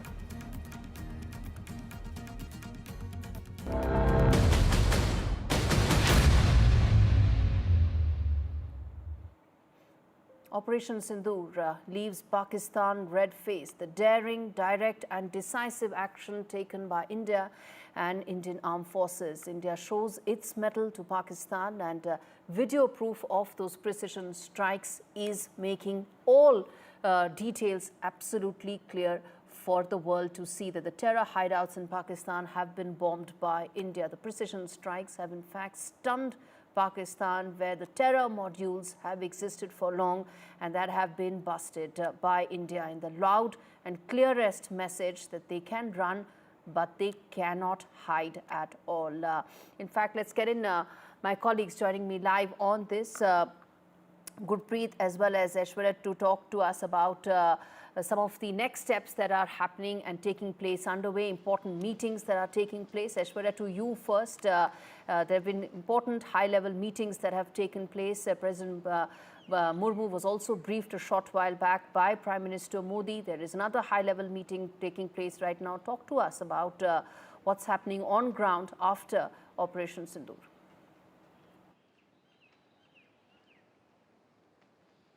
Well, in the morning, it was Prime Minister Narendra Modi who chaired the CCS, which is the Cabinet Committee on Security, the highest body who takes care of the national security, after which Prime Minister also chaired CCEA and a full-fledged cabinet. The sources of the cabinet had told us that it was the cabinet colleagues of Prime Minister Narendra Modi who lauded government's efforts of operationalizing, the entire Operation Sindoor, and how there were successful strikes in Pakistan and the POK region as well. Apart from it, it was later Prime Minister, after chairing those two crucial meetings, arrived at the Rashtrapati Bhavan. Prime Minister Narendra Modi briefed President of India, who is also the Supreme Commander for Indian Armed Forces, and these are some protocols that usually we see whenever Indian Armed Forces conduct any operations. Then Prime Minister goes to President of India. That meeting lasted for almost 15 minutes, and it is another high-level meeting which is underway at the Ministry of Home Affairs. Amit Shah is holding a very high-level meeting with the Chief Ministers, the DGPs, with the Chief Secretaries of the states which are joining to the border areas of Pakistan, Nepal and others as well, and important directions are being given in a situation of a war like what the state governments needs to do, and what directions the Ministry of Home Affairs will be conducting for tomorrow. Then we've been told that government has called an all-party meeting in which it will be Rajnath Singh, Defence Minister, and Home Minister Amit Shah will be chairing, and of course the political parties would be briefed about the development that India is taking and how India is well prepared to counter any such operations, or in a situation of retaliation by Pakistani side. The government aims to have all the political parties on board as far as the recent developments are concerned. So tomorrow the all-party meeting at 11 a.m. is what we've been told has been called in. Absolutely, very important meeting, the all-party meeting that will take place tomorrow. And that is when the opposition parties will be briefed by the Prime Minister on Operation Sindoor. Stay with us, Aishwarya, because I want to now get in Gurpreet to talk more about, some of the border areas after they are put on high alert after Operation Sindoor. Gurpreet is standing by and joining us from Firozpur, one of the border towns, to explain to us what's the situation on ground, the preparedness after Operation Sindoor. Tell us, Gurpreet, what are your sources telling you, and what's the situation like on ground, especially in Firozpur, a border town? Well, we have seen that this is the Punjab state is just next to Pakistan, and we have seen since morning high alert has already been issued on the whole border, whether it's the district Gurdaspur, district Firozpur or Pathankot, they are already on high alert, and we have seen the multiple precautions had already been taken by the local administration. If we can talk about Gurdaspur, we have seen already they have already shut down all the schools for 3 days, and in Firozpur, from where we are reporting at this point of time, we have seen they have also decided to shut down all the schools for 1 day. If we can talk about the meetings, we have seen the multiple meetings are happening, and a few minutes ago we have seen they have also decided to conduct this mock drill which has been asked by the central government, so that there should be proper preparedness if the war-like situation is going to be happen, and if war is going to be happen. As of now, we have seen all the top officers, they are sitting inside this municipal office where they are holding multiple meetings, even chalking out a strategy how they are going to deal the situation. We had a word with SSP of Firozpur also. He was saying as of now they are already in touch with the forces, they are already preparing on the ground each and everything, and a mock drill is also being conducted so that the people of this border area should be aware. But as of now, we have seen that he says we haven't issued a single advisory to villagers to leave the village to move other place, but some of the families we have seen they have also started moving from their village to nearby area to stay their relatives so that they can save their lives. But at the same time, we have seen the multiple decisions had already been taken by the administration, because we have seen the retreat ceremony which is also happening in this border area in Firozpur-Hossaini wala border, that had already scaled on. They had decided not to hold retreat ceremony here, and same thing is happening at Atari-Wagah border.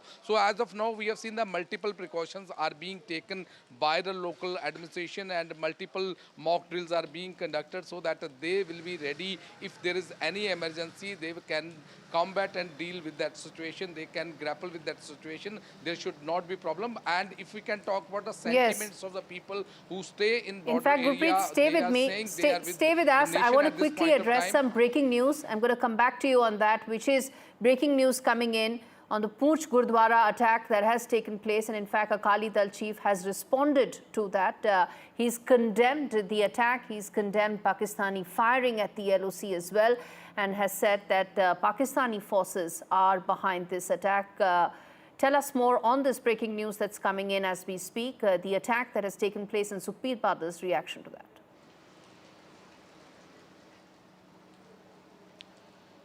Well, we have seen that everybody condemned the way this attack has been carried out. And if we can talk about this border area and specifically Firozpur area, people are with the nation. They are saying the way the Indian government has already started taking action against terrorism, there is a need to uproot this terrorism. How many more lives we are going to lose the way we have seen the multiple anti-India activities had been happening, and specifically this after this Pahalgam attack, some of the people, they are saying they are with the nation. They will be contributing to the nation from the forefront if any emergency things are going to be happen on the ground. So in nutshell, if we can talk about border area, the people are very motivated. They are in high spirit. They want that this terrorism should be uprooted, and the India has already started taking action. We have seen the multiple strikes had been taken place on the hides of these terrorists who are involved in multiple cases also. So administration, they are also preparing. We have seen the people, they are also preparing. They are also supporting the Indian action at this point of time. So we have to wait and watch how this preparation is going on, because we have seen the central government has already given direction to the state government to carry forward these mock drills so that the people should be aware, and that preparation is already on the cards at this point of time. Any time the officer who are holding meeting inside this office, they will come and they will also address their officer so that they will be able to deal with this emergency situation, and there should not be any more problem for the people of this border area. Back to studio. Right. Stay with us, Gurpreet, because I want to also get in Nazir Masoodi, who's joining us live from Kupwara to talk to us about what's the situation like on ground. There is, of course, high level of preparedness as drills are also set to take place. Those, of course, are mock drills that will take place later on. But the fact is, after Operation Sindoor, what's the situation like on ground, the level of preparedness of the security forces on high alert? Nazir, talk to us about what's it like on ground, joining us live from Kupwara. Well, we have been talking about it before all these 2 weeks that armed forces are always ready for any eventuality. Even without we saw any mobilization on the border, and when they hit very hard, and they hit where it hurts the most. But there has been the huge damage to the property and life here along the line of control, be it Tangdar in Kupwara, yeah, or it is Poonch and Poonch district which has borne the brunt of this Pakistani shelling, and particularly the civilian areas, houses, shops and innocent lives have been cut short. So they have been hit, and we are waiting for the official number, what is the total death toll, but several people have lost their lives.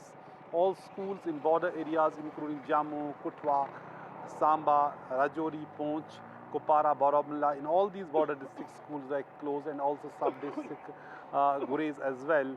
University also postponed exams for today. So fingers crossed, people don't know what will happen next. There have been some damage or the loss of some arrests as well during this military attack on Pakistan, which has been clearly targeted in those areas which have been known as terror factories or the militant headquarters like the Jaish-e-Mohammed, Bahawalpur, Murdiki, Lashkar-e-Tayyiba, earlier it was known as Jamaat-ud-Dawat Irshad, or the Kotli or Muzaffarabad, where Hizbul camps or the Lashkar camps were being run. So it is much more serious, much more coordinated than it was in 2016 or 2019 when surgical strikes were launched by the army or then the Balakot airstrikes. This time it has really hit deep inside Pakistan, and unlike the last two times Pakistan was in a denial mode, this time they are already accepting there have been more than 26 casualties. India has said that they have killed 70 terrorists in this attack, and even there are reports that even Masood Azhar of Jaish has admitted that his 10 family members have been killed and 4 Jaish terrorists have been killed. That is, statement we do. It's not signed or named that Masood Azhar done it, but there's a statement which is saying this. Having said that, it is a very, very tricky situation.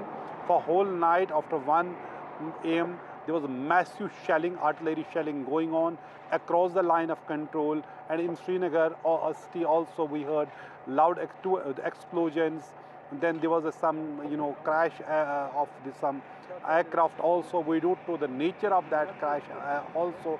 So far no official statement yet, but the fact is the way India has hit back at Pakistan 2 weeks after, exactly 2 weeks after the horrible terror attack in Pahalgam, clearly shows India's resolve, and India has clearly said this military action was to deter and preempt, because India had information that there could be more terror attacks. In fact, yesterday only we were talking about how security has been heightened at different places where there is input that there could be more attacks. So this strike was to preempt and deter Pakistan from carrying out future attacks in Jammu and Kashmir. So clearly it is a dynamic situation, very complex situation. The way things will unfold, our defense system has been operationalized since last night.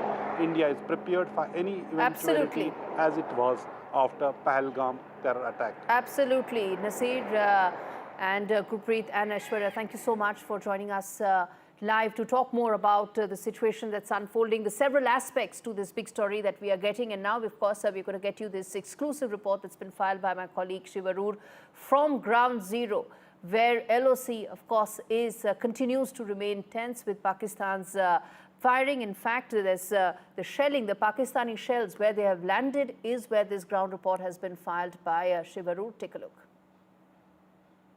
At the line of control in Salamabad, it's one of the last outposts before the line of control. There are 2 houses here that were struck last night in Pakistan Army shelling here in the Uri sector. These 2 houses have been completely totaled, completely destroyed. There's still a fire burning, if you can see over there, smoke smoldering across this entire pair of houses. Miraculously, no deaths, but 4 people have been severely injured. 2 of them children. One of them has apparently lost a limb as well. They've been evacuated to the Baramulla hospital, which is about 40 kilometers to our rear from here. We're about 10 kilometers from the line of control. Complete damage over here, Vishnu. If you can see that these 2 houses, I'm surprised that anything is left everywhere else, because it looks like a stray shell may have come and landed here. It appears to suggest that the Pakistan Army, which has been aiming and firing directly, targeting civilian areas, has caused damage deeper inside, and one shell or a couple of shells has come and actually landed here. This has all the telltale signs of artillery damage. You can see shrapnel completely ripping through metal sheets. These are very clear signs of artillery shrapnel that has ripped open these roof sheets. The walls completely broken, and everything is still burning in these houses. This is a place called Salamabad, where there have been some casualties. The 4 people from just this small little settlement over here. We are taking due care, but we are told by villagers that there is further damage closer to the line of control. So that's where we will actually be headed next. But the images you're seeing here on NDTV are the first manifestations of what we've been reporting since the morning, that the Pakistan Army has directly targeted civilian areas. This has nothing to do with the military. There's no army over here. The army brigade is way many kilometers behind where we are. This is a civilian settlement. A rural folk live in this area, and this is what a couple of Pakistani shells has done in this place. These are live images, first on NDTV, that we're bringing to you of what targeting a civilian establishment, a civilian area really looks like. And remember that, now it's midday here, but it is very likely that an escalation will begin again. We were told earlier by people who were fleeing from this village and others that the firing took place till as late as 11:30 in the morning. They heard the thuds of artillery fire and small arms fire till at least 11:30 in the morning. So we're wondering whether there might be firing now as well. So we want to quickly get this report done and move out of this place. I'm going to try and get a word in from, if you can just bear with me for a moment. I want to get a word in from one of these people. Sir, इधर आइए. कौन रहते हैं यहाँ पे? कितने लोग जख्मी हो गए इसमें? इसमें 4 लोग. इधर आ जाइए, इधर. हाँ जी. 4 लोग. 4 लोग. कौन? बच्चे? एक 13 साल की बच्ची, एक 4 साल का बच्चा, तो 2 घर के मालिक. हाँ. और क्या ये पाकिस्तान के शेल हाँ, ये पाकिस्तान का आया रात के 2 बजे का मसला है. तो उससे ये घायल हो गए. तो यहाँ मकानों की बात ही नहीं. मकान कितने बजे गिरे थे ये शेल? 2 बजे. 2 बजे सोए होते हैं. आप कहाँ थे उस टाइम? हमने सुना ये? हाँ, हमने ये भरोसी है यहाँ. हम तो रात को बाहर आ रहे. 2 बजे के बाद हमारे बच्चे भी बाहर आ गए. उधर इधर लगे भागने. क्या करते भाग? सर इधर आइए एक सेकंड. सर आप यहाँ रहते हैं? नजदीक में रहते? इस्लामाबाद का. कहाँ थे आप जब ये हुआ था? हम तो घर में रात को 2 बजे. आपने सुना ये जब वो बहुत आवाज सुना. क्या आवाज था? वो आवाज था ये शेल की थी जी. अच्छा. पूरे शेल लग रहे थे. एक तो नहीं था ना, बहुत आ रहे थे. कितने शेल? इसको मेरे ख्याल 1-2 लगे मेरे ख्याल में. इसमें 2 लगे. जख्मी लोग बारामूला हॉस्पिटल में हैं. पहले उड़ी लिए, उसके बाद उन्होंने उड़ी वालों ने बारामूला भेज दिए. जी. बारामूला हॉस्पिटल में भी. बुरा है जख्म? वो जख्म तो सर में भी लगी. हमने उसको देखा नहीं है. सुबह हम खुद डरे थे. हम जंगलों में भाग रहे थे. इधर तो हमारे पास कोई है ही नहीं. सेफ्टी है ही नहीं. क्यों? तो इस गांव में डर नहीं है अभी? वो डर तो बहुत है. माल तो आप यहीं पे क्या करेंगे? अपना कहाँ छोड़कर जाएंगे? किसके घर जाएंगे? गरीब शख्स कहाँ जाएगा? हमारे पास कोई बैंकर नहीं है, कुछ नहीं है, तो कहाँ जाएंगे? अगर बैंकर होता फिर अपनी कुछ सेफ्टी होती. बैंकर ही नहीं है. I want all of our viewers to hear what this gentleman has just said. For all of those people who say, why don't you get out of the village? Why are you still standing there? This gentleman and this elderly gentleman here have basically told a truth that needs to sink in. People don't have a choice to leave. They have their livelihoods here. This is their home. They've got their children. They've got their agriculture. They've got their jobs here. And this is what Pakistan has done. India targeted terror sites in Pakistan and Pakistan-occupied Kashmir, and this is how Pakistan has responded. That's a very important report that we just played out to show what exactly has Pakistan done in retaliation, hit out at civilian infrastructure. But listen now to these sound bites that I'm going to play out, first of Foreign Secretary and then of course of Wing Commander Vyomika Singh as well, to talk about the rationale behind these attacks, the precision with which they only hit the terror modules with absolutely no damage whatsoever to civilian infrastructure or to any military installations. Listen in. Earlier this morning, as you would be aware, India exercised its right to respond and preempt as well as deter more such cross-border attacks. These actions were measured, non-escalatory, proportionate and responsible. They focused on dismantling the terrorist infrastructure and disabling terrorists likely to be sent across to India. You would also recall that the Security Council on 25th April 2025 had issued a press statement on the Pahalgam terror attack, underlining, and I quote, the need to hold perpetrators, organizers, financiers, and sponsors of this reprehensible act of terrorism accountable and bring them to justice, unquote. India's latest actions should be seen in this context. The features of this attack also tie in with Pakistan's long track record of perpetrating cross-border terrorism in India, which is well documented and beyond question. Pakistan also has a well-deserved reputation as a haven for terrorists from around the world, with internationally proscribed terrorists enjoying impunity there. In addition, Pakistan has been known to willfully mislead the world and international forums, such as the Financial Action Task Force, on this issue. The latest attack in Pahalgam has understandably generated deep anger in Jammu and Kashmir and in other parts of India. Following the attacks, the government of India naturally responded with a set of initial measures relating to our engagement with Pakistan. You're all aware of the decisions that were announced on the 23rd of April. However, it was deemed essential that the perpetrators and planners of the 22nd April attack be brought to justice. Despite a fortnight having passed since the attacks, there has been no demonstrable step from Pakistan to take action against the terrorist infrastructure on its territory or on territory under its control. Instead, all it has indulged in are denials and allegations. Our intelligence monitoring of Pakistan-based terrorist modules indicated that further attacks against India were impending. There was thus a compulsion both to deter and to preempt. Through precision capability, as shown to you, a niche technology weapons with careful selection of warheads was ensured so that there will be no collateral damage. The point of impact in each of the target was a specific building or a group of buildings.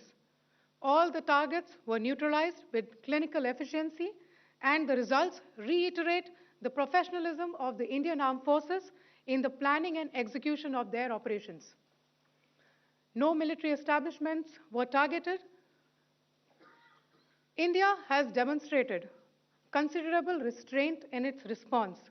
However, it must be said that the Indian Armed Forces are fully prepared to respond to Pakistani misadventures, if any. Syedna Bilal camp Muzaffarabad, यह एक जैश मोहम्मद का staging area है। यह हथियार, विस्फोटक और जंगल survival training का केंद्र भी था। गुलपुर कैंप कोटली, यह LoC से 30 किलोमीटर दूर था। लश्कर ए तोयबा का बेस था जो रजौरी, पुंछ में सक्रिय था। 20 अप्रैल 2023 को पुंछ में और 9 जून 2024 को तीर्थ यात्रियों के बस हमले में यहीं से आतंकी को ट्रेन किया गया था।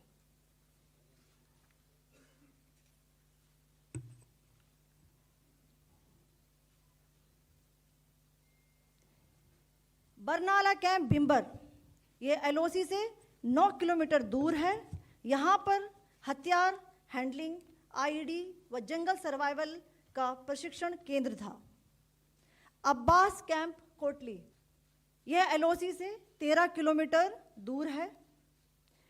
लश्कर ए तोयबा का फिदाइन यहाँ तैयार होता था। अब मैं पाकिस्तान के अंदर के टारगेट से अवगत कराना चाहूँगी। पहला, सर्जल कैंप सियालकोट, यह अंतर्राष्ट्रीय सीमा से 6 किलोमीटर की दूरी पर है, सांबा कठुआ के सामने।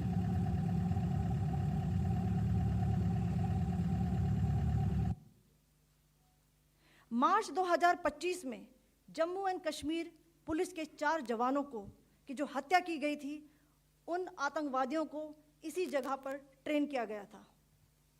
दूसरा, महमूना जाया camp Sialkot,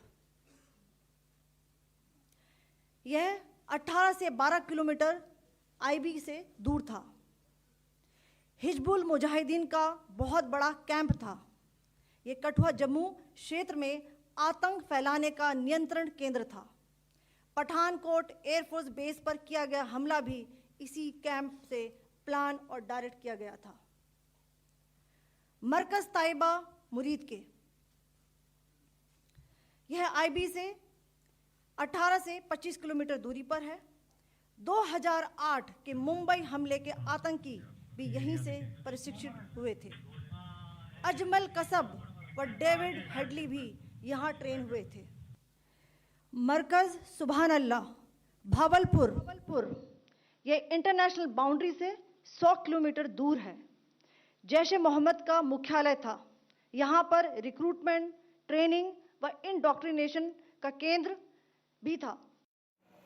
All right, shifting focus now. On your screens are those latest visuals coming in of the Congress Party meeting. Informal meeting of senior leaders of the Congress Party is underway ahead of the all-party meeting that will take place tomorrow. I guess the Congress Party leadership would like to decide its official line ahead of that all-party meeting tomorrow that will take place, when the government will brief all opposition parties about Operation Sindoor. On that note, let's quickly now play out some of those important reactions coming in from political parties across the board on Operation Sindoor. I think Government of India, the Indian Defence Forces have gone out of their way to ensure that no military and civilian targets were hit in Pakistan. They have only hit terror bases and launch pads. Unfortunately, the response has been anything but proportionate. We are in this situation because of them. If they had not targeted our innocent civilians in Pahalgam, we wouldn't be here. This ceasefire had held along the line of control for a number of years now. We did not provoke this. We have responded to a provocation. Now it is for Pakistan to realize that our response was limited to what happened to us in Pahalgam. They must be careful not to escalate things beyond control. As you know from my earlier statements and writings, this is exactly what I thought the government should do, and I'm glad they have done, which is that there is no question in my mind that we had to give some sort of fitting response to the terror attack. The terrorists had to be taught that there was a price to be paid. And sadly, this kind of impunity that they believe they enjoy would have only emboldened them to continue with further attacks. So it was important and essential to give them some sort of response that was a kinetic response. In addition to the diplomatic measures we all know about, the government announced various things, action on visas, all sorts of things. But today, what they have done is a fitting response. We support this attack on behalf of the government of Karnataka. I welcome this attack. And we will be in a position to attack if the Pakistan counter-attack us.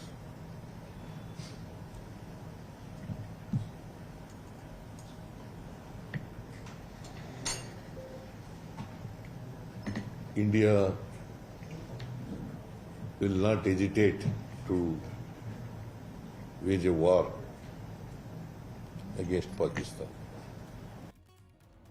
Slipping into a very short break, we come back with lots more on the other side. Rolling coverage of India Strikes Back continues. Political reactions, big reactions coming in. And what next? All that and more. Stay with us.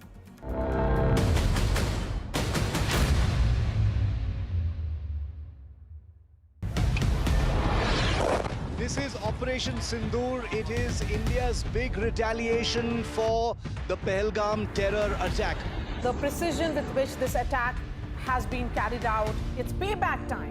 The headquarters of Jaish-e-Mohammed in Bahawalpur and Lashkar-e-Taiba headquarters in Muridke have been hit. That these targets lay between 30 kilometers across the line of control. Prime Minister has monitored the entire sequence of events overnight. He's been closely monitoring it.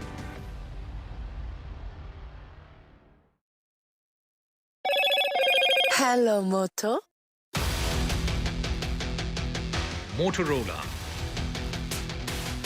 India's leading AI smartphone brand. India avenges Pahalgam terror attack. Operation Sindoor, 25 minutes of precision strike by India. Prime Minister Modi briefs President Murmu on India's strike on Pakistan. Government calls an all-party meeting after Operation Sindoor. The all-party meeting will take place tomorrow, where Home Minister Amit Shah and Defence Minister Rajnath Singh are set to brief opposition parties.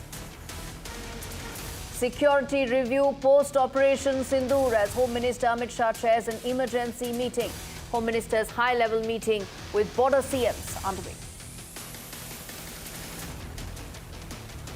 World reacts to Operation Sindoor by New Delhi. Israel strongly stands and supports India and says there's no place for terrorists to hide. US Secretary of State Marco Rubio speaks to External Affairs Minister Dr. Jaishankar.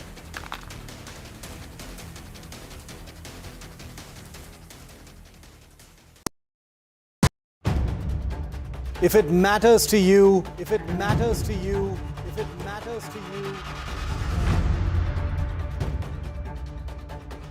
it matters to India. It matters to India. And it matters to me. And it matters to me. India Matters with Shivaru. Only on NDTV 24/7. This is Operation Sindoor. It is India's big retaliation for the Pahalgam terror attack. The precision with which this attack has been carried out, it's payback time. The headquarters of Jaish-e-Mohammed in Bahawalpur and Lashkar-e-Taiba headquarters in Murid have been hit. That these targets lay between 30 kilometers across the line of control. Prime Minister has monitored the entire sequence of events overnight. He's been closely monitoring it.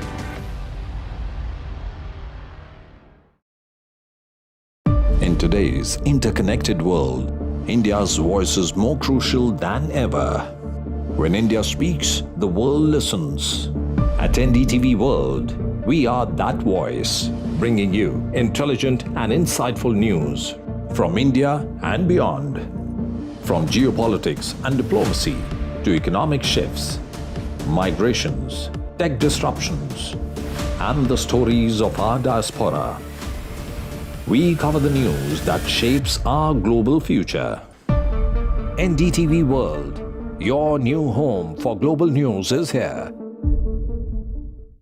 Caste enumeration should be included in the forthcoming census. पहली बार देश में आजादी के बाद ये फैसला किया गया है. For this decision, we were waiting since long. This has been only possible with our Prime Minister's decision. Rahul ji जो सोचदार है, मोदी जी ने अडॉप्ट कर लिया, अच्छा है. राहुल गांधी के सर्टिफिकेट के लिए राहुल गांधी को क्रेडिट देने के लिए कोई निर्णय नहीं किया. They have always used it as a political weapon, and now that weapon's gone.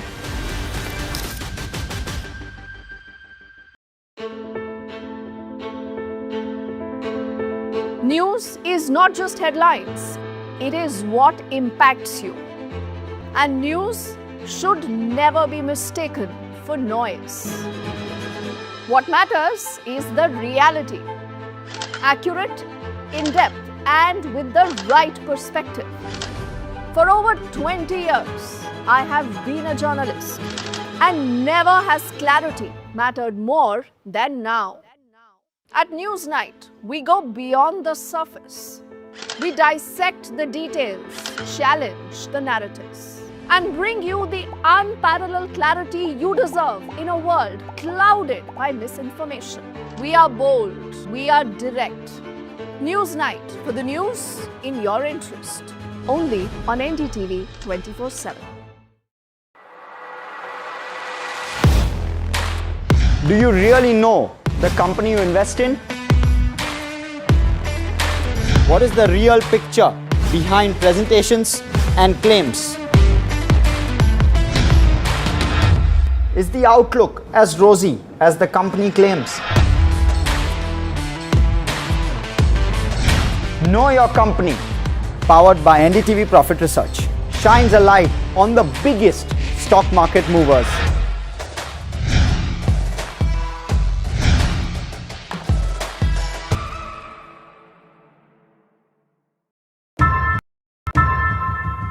How often have you turned away from debates that descend into endless fights?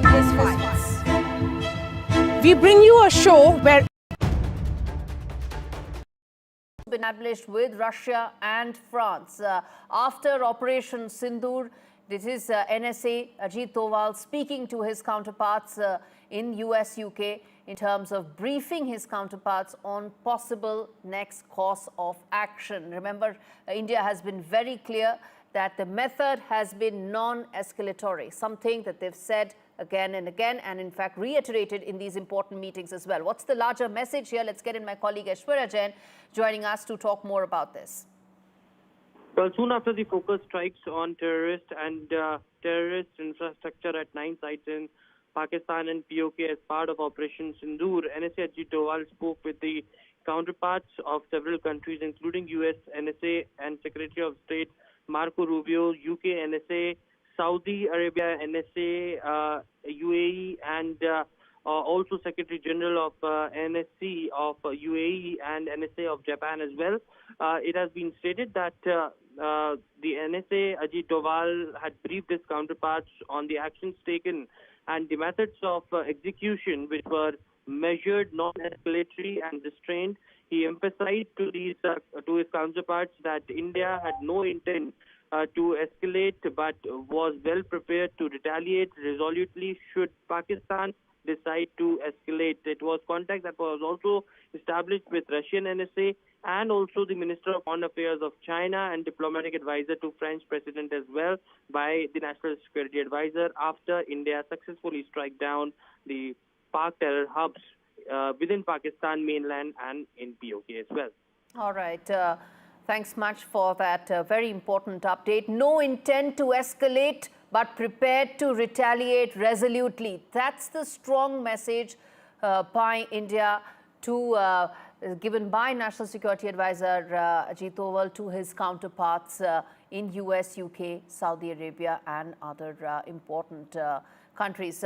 Let's quickly now welcome Dr. Brahma Jilani on that to talk more about the next course, including these diplomatic measures that India is now undertaking, and Captain D.K. Sharma on the broadcast. And in fact, Dr. Jilani, let me start with you. These measures, these diplomatic moves that India is making and has been making all along, your first reaction to that, how do you read, given the scenario, the situation that is unfolding? It's important for India to build diplomatic and international pressure on Pakistan. In fact, today, the geopolitical environment is quite favorable to India. The Trump administration effectively has green-lighted India's strikes. It has made no attempt to stop India from wreaking retribution on Pakistan. No important power in the world has criticized India for putting the Indus Waters Treaty in abeyance.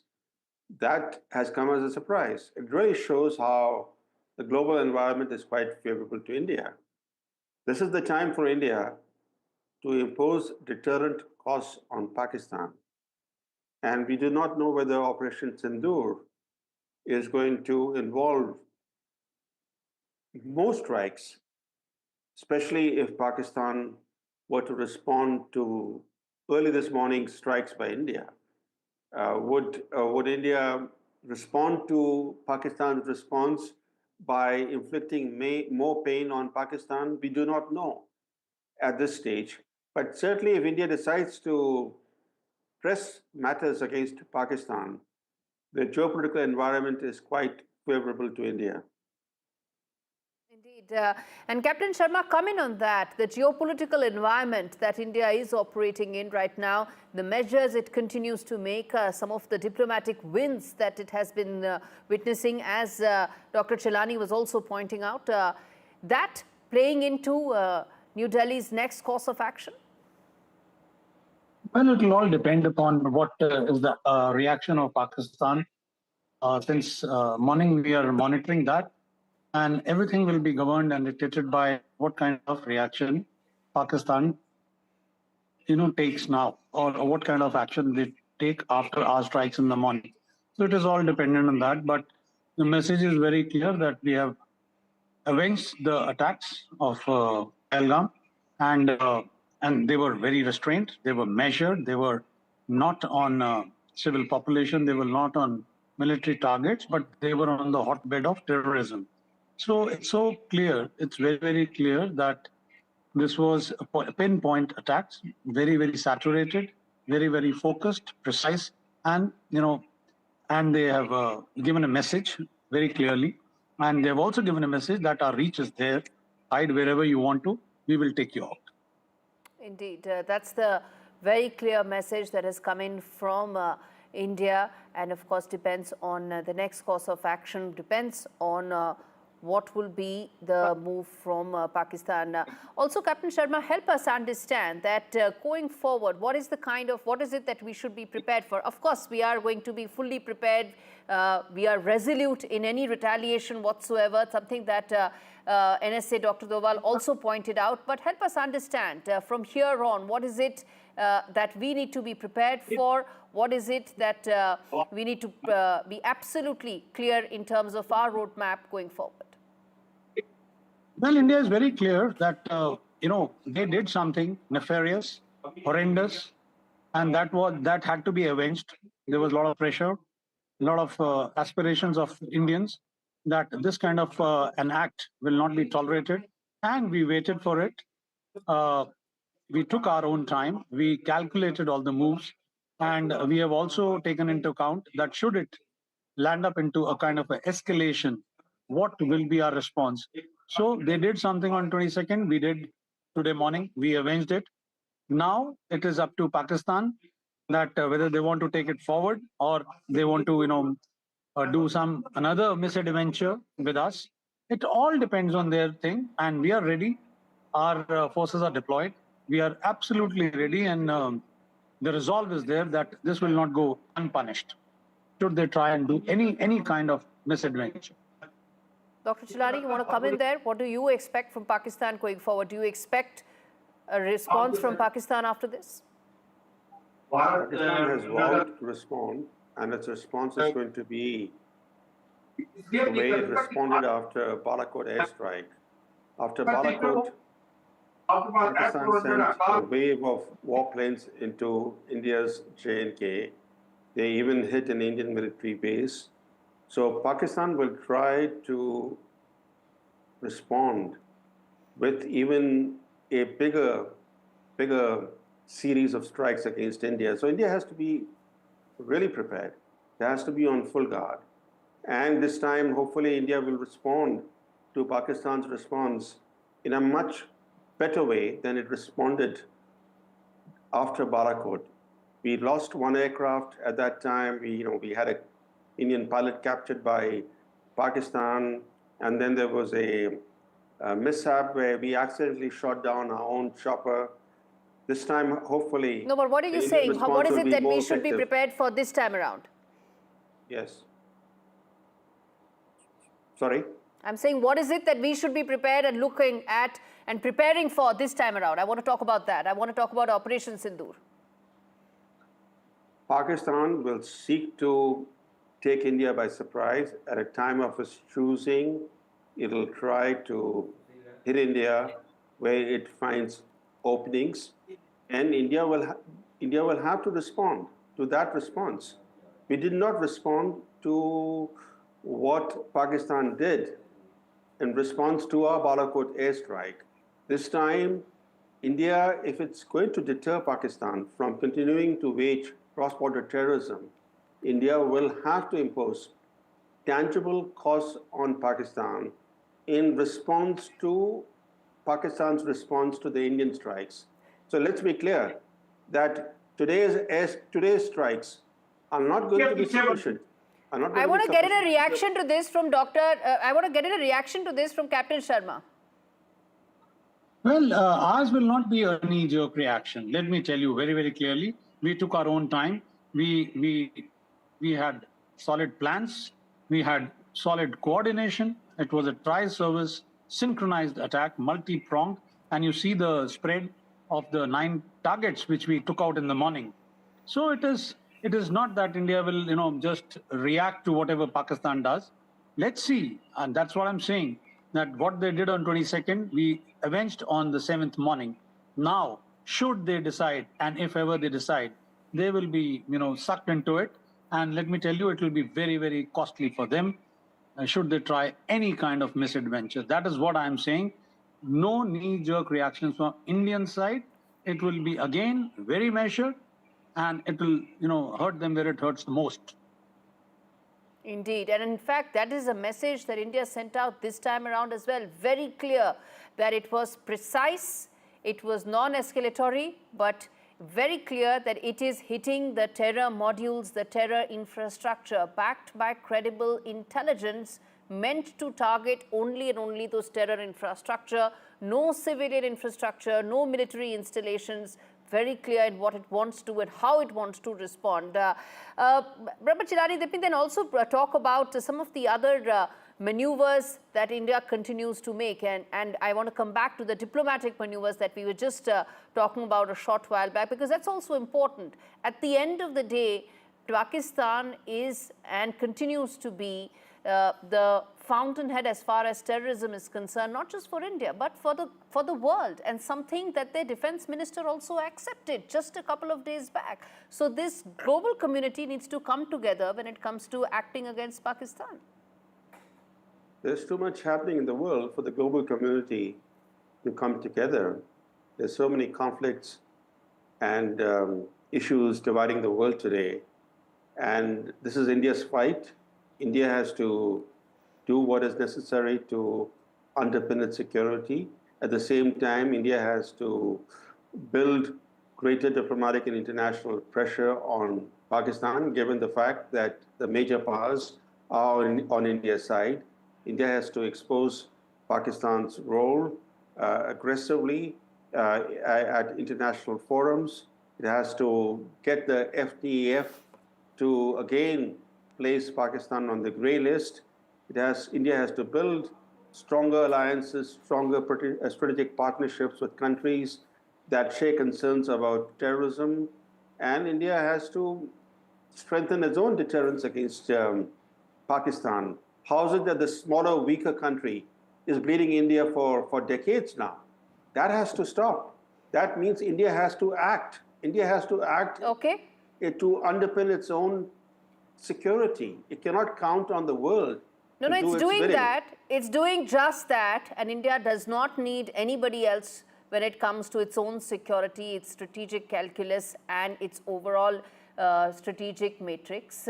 It's doing that, and today's strike is a demonstration of just that. Thank you so much, gentlemen, for joining me.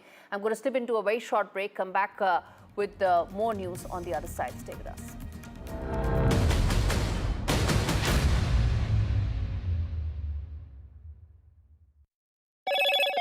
Hello, Moto. Motorola, India's leading AI smartphone brand.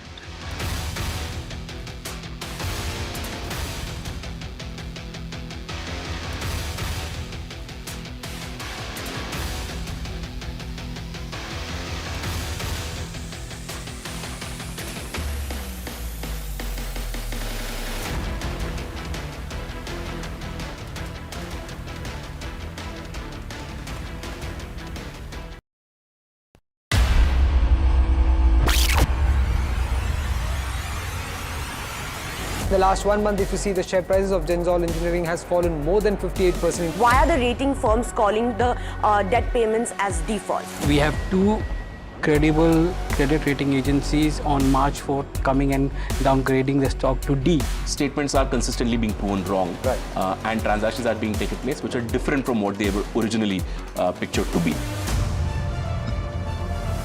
The company claimed it would roll out 6,400 electric vehicles. But what it has rolled out is a shocking scam. Funds meant for the project were funneled allegedly back to the promoters, the Jaggi brothers. What did the money buy? Not EVs, of course, but a lavish flat in Gurgaon's luxurious DLF Carmelias.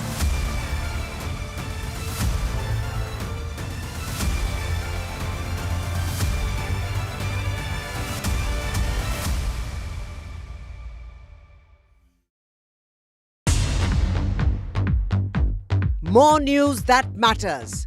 Big exclusive. Tulsi Gabbard gunned down by Pakistan-backed cowards. When you interact with people on ground, you're able to reflect their sentiments much better. More debates that shake the system. More exclusives you won't find anywhere else.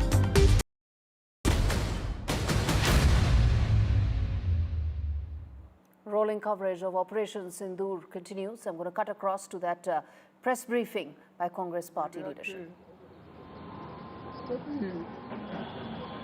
भाइयों और दोस्तों, मेरे media के दोस्तों और सारे print media के भी मेरे भाइयों,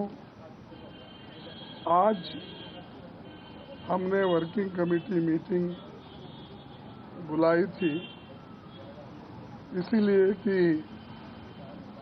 ये जो हमारे देश में घटना घटी है और जो सरकार कदम उठा रही है और उसी के साथ हमारे भारतीय सशस्त्र बलों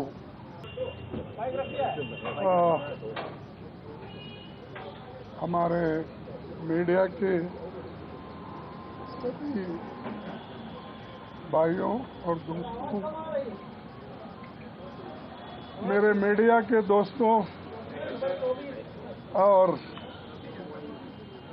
सारे प्रिंट मीडिया के भी मेरे भाइयों, आज हमने वर्किंग कमेटी मीटिंग बुलाई थी इसीलिए कि ये जो हमारे देश में घटना घटी है और जो सरकार कदम उठा रही है और उसी के साथ हमारे भारतीय सशस्त्र बलों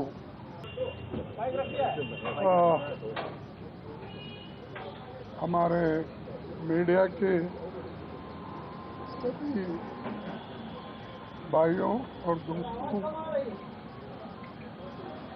मेरे मीडिया के दोस्तों और सारे प्रिंट मीडिया के भी मेरे भाइयों, आज हमने वर्किंग कमेटी मीटिंग बुलाई थी इसीलिए कि ये जो हमारे देश में घटना घटी है और जो सरकार कदम उठा रही है और उसी के साथ हमारे भारतीय सशस्त्र बलों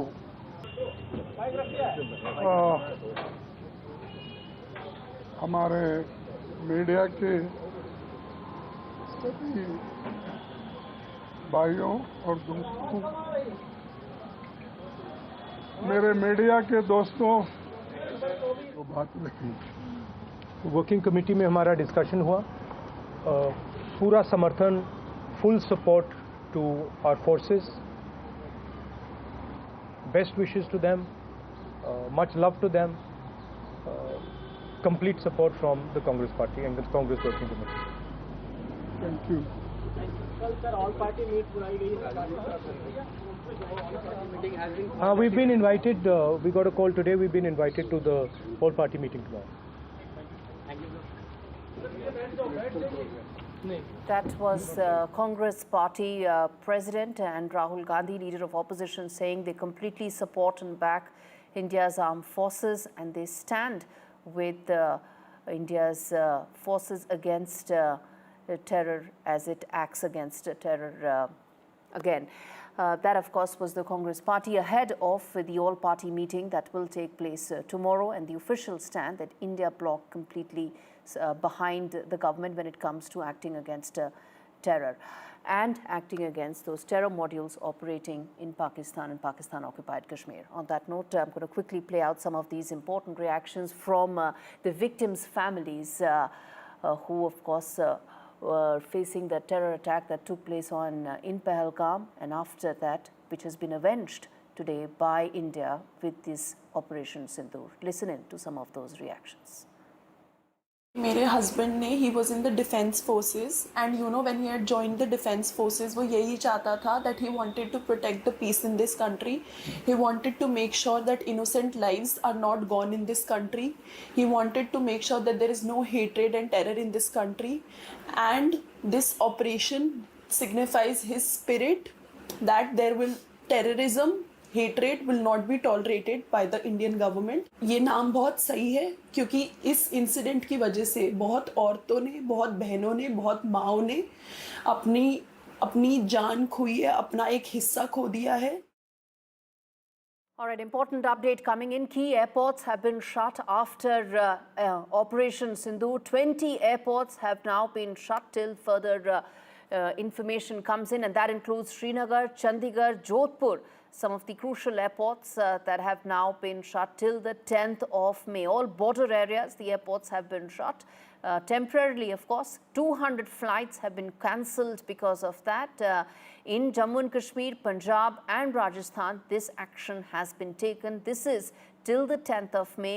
Leh, Jammu, Amritsar are some of the airports that have been impacted and shut till the 10th of May. All right, on that note, a quick break. We come back with more. Stay with us.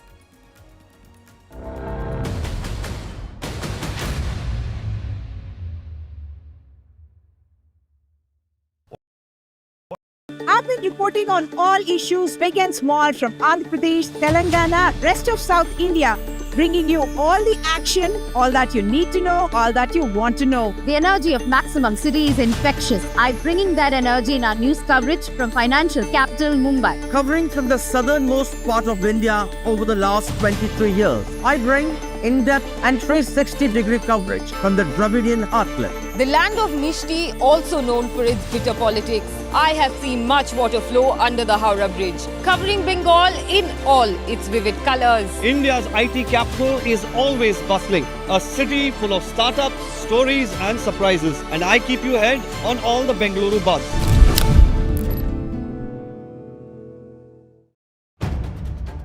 If it matters to you, if it matters to you, if it matters to you,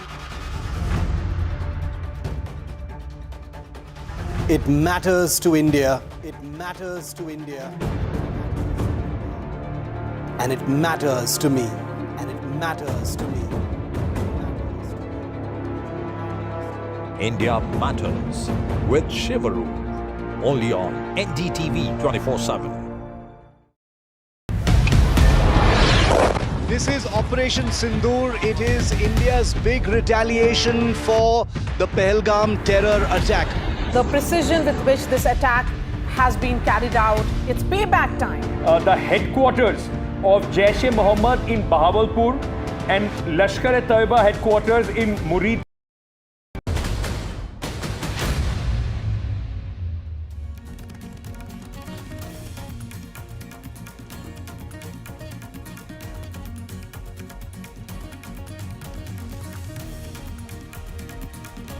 NSA speaks to his counterparts. This is after India's precision strikes on terror bases in Pakistan.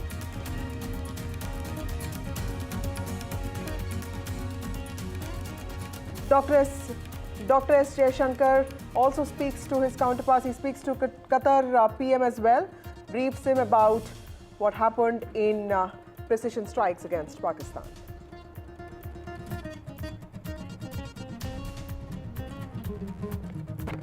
India avenges Pahalgam terror attack rattled Pakistan, attacks religious places in Poonch. Akali Dal Chief Sukhbir Singh Badal has spoken out, saying that Pakistan has attacked a Gurudwara, also killed 3 civilians.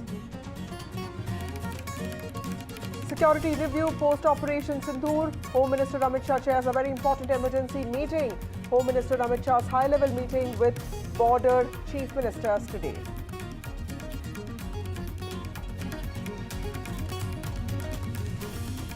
India prepares nationwide mock drills across 244 districts held today. India avenges Pahalgam, prepares its citizens.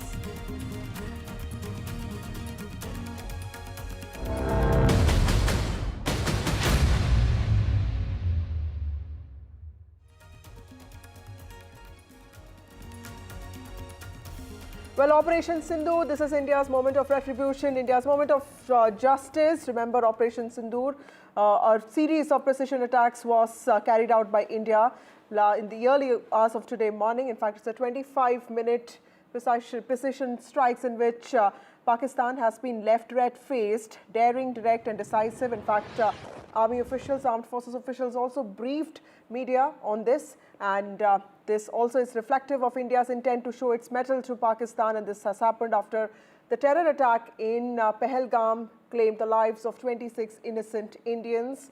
Video proof of precision strikes was also released during this media briefing. Terror hideouts in Pakistan have been bombed. In fact, India has taken a calibrated, measured approach to this, only attacking terror bases in Pakistan, specifically of Jaish-e-Mohammed and Lashkar-e-Taiba. And also, India's loud and clear message. In fact, the Prime Minister today, while speaking in cabinet meeting, has told his colleagues that this is time to be extremely proud of Indian armed forces. My colleagues Nazir joins us now. Nazir, to you first, and of course, Gurpreet joins us. Nazir, to you first. Tell us what has been the aftermath of Pakistan's violations of ceasefire in the last 12 days, and also today's reckless firing that has taken place. What is it that you're hearing from ground in J&K? Well, last 12 days was really very normal. It was small arms, but it was a hell for the night. People in the night when they used artillery, and innocent civilians are targeted. Their homes, their businesses, their lives, they have been targeted. There are casualties. The number of the casualties is exactly not known because officially no conclusive figure has not been given so far. There are casualties in different areas of line of control which have suffered heavy artillery shelling from Pakistan, and particularly the Poonch sector where most of the casualties have taken place, civilian casualties. We are waiting for the official number. India has hit hard and hit where it hurts the most, and Jaish headquarters or their ideological base in Bahawalpur has been hit. There are casualties which are reports attributed to Maulana Masood Azhar, founder and the chief of Jaish-e-Mohammed, their organization.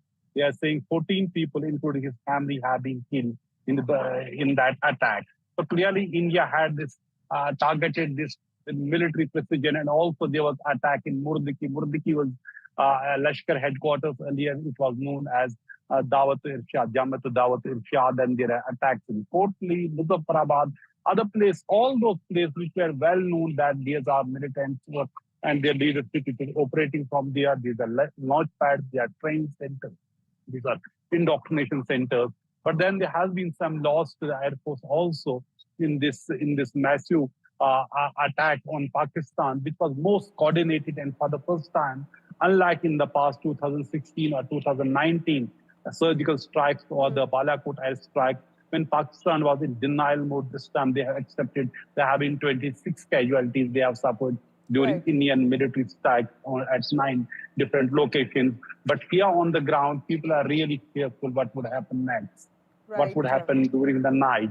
Night was held in the border areas, and even Srinagar, we heard some explosions as well. So fingers crossed what may happen next. In fact, the schools remain closed. All the education institutions remain closed. Chief Minister Umar Abdullah held emergency meeting with the district deputy commissioners of all the border districts to ensure that relief reached to the victims of this violence across border challenge. Okay, Harsha also joins us from Jaipur. But first of all, let me go to Gurpreet. Gurpreet, Akali Dal and especially Sukhbir Singh Badal have reacted very strongly to what Pakistan has done, and this has also claimed the lives of civilians. A Gurudwara has been attacked. Tell us how is Punjab getting sort of ready for mock drills, and also take us through the kind of action that Pakistan has taken in the last few hours.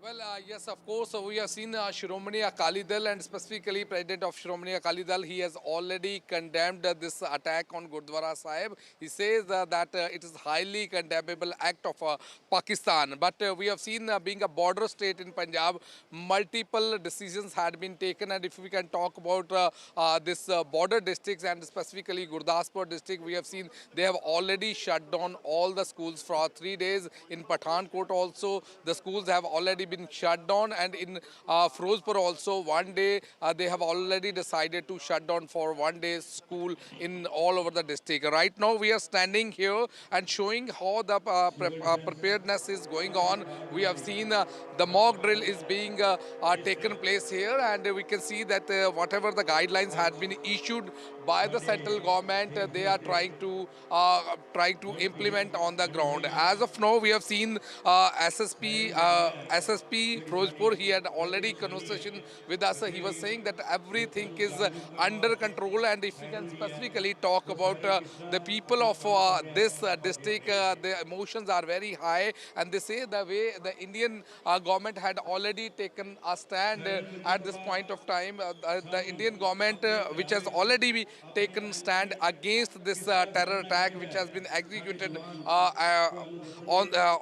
in India. So we will also talk the people who are present here. तो लगातार preparation चल रही है, क्योंकि अभी देख रहे हैं जैसे इंडिया और पाकिस्तान के जो अभी वॉलेटाइल सिचुएशन चल रही है, तो लगातार यहाँ प्रेपरेशन चल रही है। जो इंडिया पाकिस्तान ਦੀ ਸਿਚੁਏਸ਼ਨ ਚੱਲ ਰਹੀ ਹੈ ਉਹਨੂੰ ਦੇਖਦੇ ਹੋਏ ਸਰਕਾਰ ਦੀਆਂ ਹਦਾਇਤਾਂ ਅਨੁਸਾਰ ਅੱਜ ਇੱਥੇ 4 ਵਜੇ ਮੌਕ ਡਰਿਲ ਚਲਾਈ ਜਾ ਰਹੀ ਹੈ। ਅਸੀਂ ਕੱਲ ਵੀ ਰਿਹਰਸਲ ਕੀਤੀ ਹੈ, ਸਾਇਰਨ ਵਜਾ ਕੇ ਦੇਖਿਆ ਸੀ ਜੀ। ਉਸ ਦੇ ਨਾਲ ਜੋ ਅੱਜ ਸਾਨੂੰ ਹੁਕਮ ਮਿਲੇ ਨੇ ਉਸ ਦੇ ਨਾਲ ਅਸੀਂ 4 ਵਜੇ ਰਿਹਰਸਲ ਕਰਨ ਲੱਗੇ ਹਾਂ। ਪਬਲਿਕ ਨੂੰ ਵੀ ਦੱਸਣ ਲੱਗੇ ਹਾਂ ਵੀ ਕਿਹੜੀ ਸਿਚੁਏਸ਼ਨ ਵਿੱਚ ਤੁਸੀਂ ਕਿਵੇਂ ਅਵੇਅਰ ਰਹਿਣਾ, ਕਿਵੇਂ ਆਪਦੇ ਆਪ ਨੂੰ ਸੇਫ ਕਰਨਾ। ਉਸ ਤੋਂ ਬਾਅਦ 9 ਤੋਂ 9:30 ਵਜੇ ਜੋ ਸਰਕਾਰ ਦੇ ਜੋ ਮਾਨਯੋਗ ਡੀ ਸਾਹਿਬ ਨੇ ਜਾਂ ਮਾਨਯੋਗ ਐਸਐਸਪੀ ਸਾਹਿਬ ਨੇ ਹੁਕਮ ਦਿੱਤੇ, 9 ਤੋਂ 9:30 ਵਜੇ ਸਾਰੇ ਸ਼ਹਿਰ ਦੇ ਵਿੱਚ ਬਲੈਕ ਆਊਟ ਕੀਤਾ ਜਾਏਗਾ। ਤੇ ਮੈਂ ਸਾਰੇ ਸ਼ਹਿਰ ਨਿਵਾਸੀਆਂ ਨੂੰ, ਫਿਰੋਜ਼ਪੁਰ ਨਿਵਾਸੀਆਂ ਨੂੰ ਅਪੀਲ ਕਰਨਾ ਵੀ ਕਿਸੇ ਤਰ੍ਹਾਂ ਦੀ ਵੀ ਪੈਨਿਕ ਕਰਨ ਦੀ ਜ਼ਰੂਰਤ ਨਹੀਂ। ਅਸੀਂ ਹਰ ਵੇਲੇ ਉਹਨਾਂ ਦੇ ਨਾਲ ਖੜੇ ਆ। ਸਾਡੇ ਸਾਰੇ ਐਮਸੀ ਸਾਹਿਬਾਨ 9 ਤੋਂ ਲੈ ਕੇ 9:30 ਵਜੇ ਤੱਕ ਇੱਥੇ ਮੌਜੂਦ ਰਹਿਣਗੇ। ਸਾਡੇ ਨੰਬਰ ਇਹਨਾਂ ਸਾਰਿਆਂ ਕੋਲ ਹੈਗੇ ਨੇ। ਕਿਸੇ ਵੇਲੇ ਵੀ ਕੋਈ ਦਿੱਕਤ ਹੋਵੇ ਸਾਨੂੰ ਉਸੇ ਵੇਲੇ ਫੋਨ ਕਰਨ, ਅਸੀਂ ਉਸ ਵੇਲੇ ਉੱਥੇ ਪਹੁੰਚਾਂਗੇ। ਧੰਨਵਾਦ। Well, we can see these people, these are the local representatives. They are holding these mock drills on the ground so that they should be prepared. And what we have learned, the government has already given clear-cut direction to all the state government to hold this mock drill so that the people should be aware about the procedures during war if the situation is going to be arise in the coming days. So as of now, if we can talk about specifically this district Firozpur, we have seen the people are in very high spirit. They say the action which has been taken by Indian government against this terror attack, that is highly appreciable, and they say if it is required they will also support the nation, because they want that this terrorism should be uprooted. So we have to wait and watch how the situation is going to be turned in the coming days. Absolutely. Back to studio. To your right are those visuals, live visuals of the mock drills, the civil defense exercises that have been conducted across the country today in 244 districts of this country. Let me go across to Harsha. Harsha, you are going to Jaisalmer, and there's been a lot of emphasis on bordering districts. In fact, Home Minister Amit Shah also held a meeting, an important meeting with DGPs of states which are bordering districts. Tell us, how are the bordering districts preparing for any threat or attack of any kind? Because clearly India as a whole nationally is also in some ways prepared for a retaliation, but at the same time wants its civilians to be ready as well. Well, yes, absolutely. I'm on the way to Jaisalmer, and I'm now in close to Jodhpur, actually on the outskirts. So the Pakistan border is just about 350 to 400 kilometers away, and I'm at a village called Jhalamand. और आपके पास कुछ बताया गया है, क्योंकि यहाँ से पाकिस्तान दूर नहीं है, तो किस तरह से तैयारी रखनी चाहिए? हमारे यहाँ प्रशासन ने बताया है कि रात को 7 बजे साइरन बजेगा, वो लाइट बंद करके रखना है, और जहाँ भी खड़े हो आपके पास गाड़ी है तो गाड़ी की लाइट बंद करके रखनी है। इस तरह से प्रशासन ने बताया है। आप लोगों को कुछ तैयारी के बारे में बताया है, क्योंकि पाकिस्तान बहुत दूर नहीं है यहाँ से? हमारे को कुछ नहीं बताया। आपको नहीं मालूम है? कुछ बताया है, क्योंकि यहाँ से ज़्यादा दूर नहीं है, आपका बॉर्डर इधर है, ये बताइए। मैडम, हम तो सुबह घर पे ही थे, पर क्या हमें जो भाई बंधु ने बताया, गोवर्धन जी ने हमें, तो हम उसी प्रकार की तैयारी करके रखेंगे हम भी, जैसे कि कोई वारदात ना हो किसी के साथ। हम 71 की लड़ाई में तो यहाँ तक शेलिंग हुई। हाँ, यहाँ तक हुई थी, पर हम तो सारे बंदों को यही बोल रहे हैं कि आप अपना ध्यान रखें, खुद और अपना परिवार का। जो कच्चे मकान है उसमें रहे, बने बनाए ना रहे। जी बिल्कुल। So, these are people who faced, a lot of, in the 71 war, they were very close to the border. So they are kind of prepared. They've heard these things. But, Rajasthan is on high alert, especially the border districts are on high alert. The airports have been shut down in Jodhpur and Bikaner. In fact, Jodhpur, which is, the airport has been shut down till the 10th of May. Bikaner and Jaisalmer are non-functional right now. There are no tourists coming in. So anyway, the flights are not operating from there. Also, all railway employees, their leaves have been cancelled. They've been told to stay in duty. Schools have been closed in the border districts. Exams are not going to be held. So, and there's a state of high alertness in these border areas. Of course, in Jaipur also, but especially in the border districts of Jaisalmer, Jodhpur, Bikaner, Ganganagar, and Hanumangarh. Harsha, let me also ask you another question. There's been a lot of talk about the kind of precision strikes that India has undertaken, today morning. What is the sentiment amongst people? Because this time, the briefing that we saw by officials in the armed forces also had a lot of visual evidence. They had videos, they had context and history.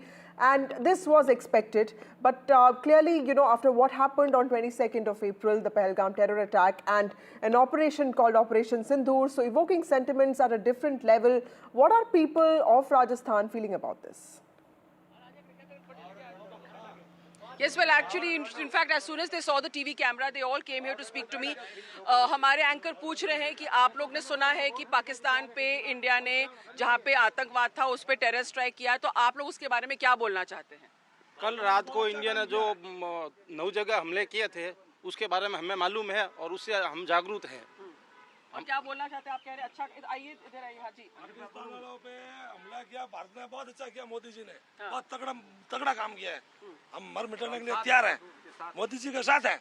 बस हम भी साथ हैं, हम अलग थोड़ी, मोदी जी के साथ है, मोदी जी के और हमारे सब साथ हैं। मोदी जिंदाबाद। आप लोग को सब मालूम है इसके बारे में क्या? हाँ, मोदी जिंदाबाद।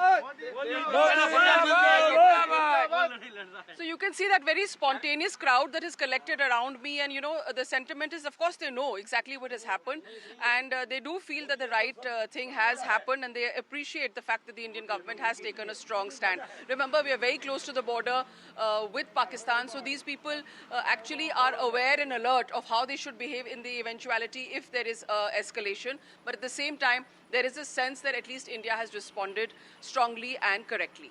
Right. Thank you, Harsha, for joining us with those details. My colleague Harsha on her way to Jaisalmer, and she's traveling to border districts, and border districts have become very important now because remember, nationwide mock drills are on. India has already retaliated to Pakistan's role in Pahalgam terror attack. In fact, as part of its precision strikes held today morning, 9 terror bases in Pakistan have been attacked, have been bombed by India, and there's a massive mock drill that's happening across the country today, across 244 districts. Remember, India has not hurt civilians or military infrastructure or installations in its process of teaching Pakistan 2 lessons on accountability on terrorism. These are just terror bases of Jaish-e-Mohammed and Lashkar-e-Taiba which have been attacked, but mock drills are happening across the country today to prepare citizens, to prepare Indian civilians in case of threats and also anything that can happen because of the hostilities that Pakistan has been showing towards India. Mock drills in the midst of heightened tensions are happening across the country,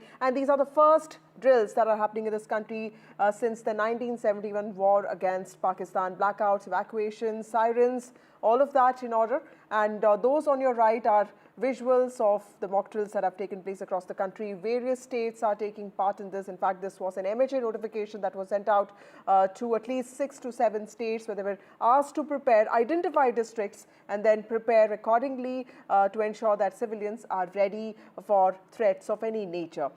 Let me also get you some more details from my colleagues who have been recording, who've also been talking to civilians who are preparing for this, for these kind of civil defense exercises. First, let me go across to Anuj, my colleague from Maharashtra, on how Maharashtra is sort of gearing up or preparing for a threat of any nature, and how did Maharashtra sort of conduct these mock drills today? I'm present here at the CST where a mock drill is underway at the moment. This mock drill has been going on for the last 20 minutes, which involves, the RPF volunteers, which involves the civil defense volunteers and, the volunteers from the Central Railway as well. These are the people who have arranged for these mock drills. It becomes very important for us to understand why is, this activity important at this particular place, because CST is one of the more vulnerable places when it comes to Mumbai. Even during the 2008 attacks, we remember that this was one of the prime targets of the terrorists. Secondly, it becomes an important center of the entire city, because it's not just a place where people from across the state come, but people from across the country find this as the gateway while coming to Mumbai city. As you can see, that a lot of people have come here and have gathered here to view the mock drill, and at the moment one can see that the mock drill involves the the volunteers acting out on the instructions of the of the instructor, who is intending to show to the people what are the immediate steps that needs to be undertaken, if in case the station is under attack. This involves an airstrike attack. This involves, a bomb perception or a bomb threat outside, this particular station in the parking area. And all of these things are taken into consideration on what are the immediate reaction of the people that should be. At the same time, the authorities here have also taken this opportunity to make sure that the volunteers are also kept, in line with how to make sure that they approach the people. Just a while back, we saw them, showing the people on how they can take help of the volunteers here and make sure that the first aid service reaches till the least common denominator in case of such an attack. It also demonstrated how the police officials, how the RPF officials and the civil defense personnel can reach out to people when it comes to those who have received serious injuries in physical form. With camera person Rajendra Dyarkar, this is Anuj Rait reporting for NDTV from Mumbai. Well, let me also go across to my colleague Uma Sudhir, who reports from the south of India for us, specifically from Telangana and Andhra Pradesh. Uma, take us through the kind of mock drills that are happening across these states, and also how are people looking at these precision strikes that have been carried out by India? Is there a sentiment that finally there's some kind of retribution that has happened, especially for those who faced the brutalities of the Pahalgam attack of the terror attack in Pahalgam on the 22nd of April? So we are in the mock drill that's happening in Secunderabad, and this is of course a civilian defense mock drill, as part of which there was a blast that happened, after which 12 different departments are showing what they are going to be doing as part of this mock drill. You have the defense, you have the revenue department, you have the police force, you have the fire, and you also have others who are actually showing how this kind of a defense is going to happen. And that's why 12 different departments getting together to show how this is going to be done, and NCC volunteers also showing. This is of course a civilian defense mock drill, and that's the reason why this apartment complex has been chosen. And after the blast happened, they went through what was called as a kind of a debris that had to be cleared, after which now the volunteers are going in to carry out the rescue. The mock, as part of the mock, there is said to be a fire in one of the top floors of this building, where the fire department personnel have gone in, and they are going to be showing how they will be bringing in people from there. What we understand is that as part of their operations, they are also going to be recruiting volunteers. They are going to be bringing volunteers in from everywhere to be able to do this, and those volunteers are from the apartment complex itself. They identify how many people are there in the building on each floor, who are the people who are there, and how they should be evacuated. Should they be evacuated through the staircase? That is somebody who's said to be injured, and then those people will have to be moved. The injured, how they have to be moved. There is a demo, there's a live demo now about how someone is injured and how the movement will happen, the emergency, how the ambulances will come in and will start moving the people to the emergency medical camp that is nearby. The water department, for instance, is also here to be able to tell them where the source of water is, to be able to put out such a fire that is there in the building. The volunteers are helping to evacuate those who are injured away from the building, from the areas where the danger may exist, to areas where they can be kept in safety safety, moved away so that they are not part of the crowd and they don't get trapped in a situation where more of an emergency is likely to happen, and therefore the injured being moved away. The fire department is also going to show a demo about how people will be brought down the building using a rope as well to show that this is the kind of situation that we are looking at. So while for the fire department and for the NCC, these are drills that they do very regularly for the civilian population. This is an exposure to say that how you must behave, what you must be doing during the time of an emergency, and how the different departments are going to come together to carry out this kind of a rescue. Of course, this comes at a time when the armed forces is engaged with the tensions with the borders, at the borders, and here if an emergency were to arise in the civilian areas, what these people will be doing, that is what is now being demonstrated through these through this action that is happening here, where you can see 12 different departments who are all doing their different functions and showing how they are going to be carrying out or reacting in a situation of emergency. Thank you, Vasudhi, for joining us with those details. My colleague Sam Daniel joins us now from Chennai. Sam, Chennai is a city, used to be known as Madras, and it has seen the aftermath of war and the consequences of war, specifically in World War II. And I remember when I used to live in Chennai, there used to be memories attached to how life was during that time. So blackouts is not a new thing for people of Chennai, but this is a new generation that lives there. So clearly, can you also tell us how is the city preparing for this? Before that, let me also tell our viewers that civil defense mock drills are taking place across the country. 244 districts identified. They are the ones that are conducting these mock drills. A large number of volunteers are also taking part in this. Blackouts, evacuations, sirens, preparing India's citizens for what is to come next, threats of any nature. This is on a day that India has also carried out precision strikes on 9 terror bases in Pakistan, hitting out at terror bases, at doctrination camps, and also facilities of terror organizations like Jaish-e-Mohammed and Lashkar-e-Taiba, which have been training terrorists to come to India. My colleague Sam Daniel joins us. Sam, Chennai has seen all of these preparations during World War II. Unfortunately, it was also one of those cities that was bombed by the Japanese then. Tell us, does this bring back memories? How is the city preparing for these mock drills? And also, what do the citizens of Chennai feel about India's precision strikes that have taken place? Vasudha, as we speak now, the mock drill is underway at the Chennai Port Rest where we are right now. Several teams of the police, fire and rescue personnel and also the Tamil Nadu Disaster Response Force are simulating an incoming air raid, and they are examining or testing their preparedness to deal with that. We could see earlier an ambulance rushing with a team of rescued members, and it will continue till 4:30. In Tamil Nadu, this kind of an exercise is underway at 2 locations besides the Port Trust in Chennai. It's also underway at the Madras Atomic Power Station at Kalpakkam in neighboring Chennai. It's essentially a civil defense exercise without affecting the regular normal course of life, but to assess the preparedness of agencies, particularly at vital installations which could be potential targets for any air raids if situation escalates. And this interestingly comes on a day India launched Operation Sindoor against terror networks along the line of control and in the Pakistan-occupied Kashmir area. And people generally welcome this response by India, saying that India cannot keep quiet when close to 30 people were killed in that terror attack in Pahalgam. But some also express concerns that the state or the country should not let it escalate into a full-fledged war.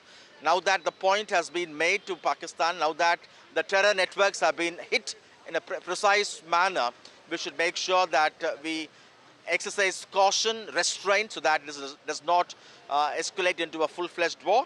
Some also say it's time we also introspect and find out the gaps in terms of be it intelligence failure or any other loopholes through which these terror elements were able to infiltrate into the country. And the larger picture, they say, exercises like this reaffirms or reinforces their confidence, how prepared the country is in the event of any kind of an air raid situation. Thank you, Sam Daniel, for joining us with those details. India has made it very clear that these precision strikes that it carried out are only on terror bases in Pakistan and also in Pakistan-occupied Jammu and Kashmir. The country has not really attacked military infrastructure or civilian installations of any kind, and this is only to demand accountability from Pakistan for the kind of terrorism that it has been sponsoring for the last 30 years. In fact, of the 5 Jaish-e-Mohammed, LET and Hizbul Mujahideen camps that have been attacked, many of them are also camps that have been training terrorists. These are outside Ministry of External Affairs, and several diplomats have come. In fact, remember that there's been an outpouring of support and solidarity from across the world. After the Pahalgam terror attack that took place, countries had given their complete support to India. And even today, after India made it very clear, those precision strikes that took place in the morning are completely to dismantle terror bases in Pakistan, not to hurt civilians or even military infrastructure. There has been a show of solidarity from allies across the country. In fact, External Affairs Minister Dr. S. Jaishankar has also been talking to his counterparts. The NSA, the National Security Advisor, Ajit Doval, has in fact briefed his counterparts from various countries, making it clear that India does not want to escalate these tensions. In fact, Vikram Misri, who is the Foreign Secretary, opened this briefing with these lines that the precision strikes that India carried out were completely non-escalatory in nature. They were proportionate and they were responsible and they were measured. India does not want to escalate these attacks, but is prepared for any retaliation or misadventure, is what Vyomika Singh also used, of any kind if it comes from Pakistan. Those visuals outside External Affairs Ministry today in South Block, and on to your right are those visuals of mock drills that are happening across the country in 244 districts, preparing civilians, preparing citizens of this country for threats of any nature. To your left, visuals from right outside the Ministry of External Affairs.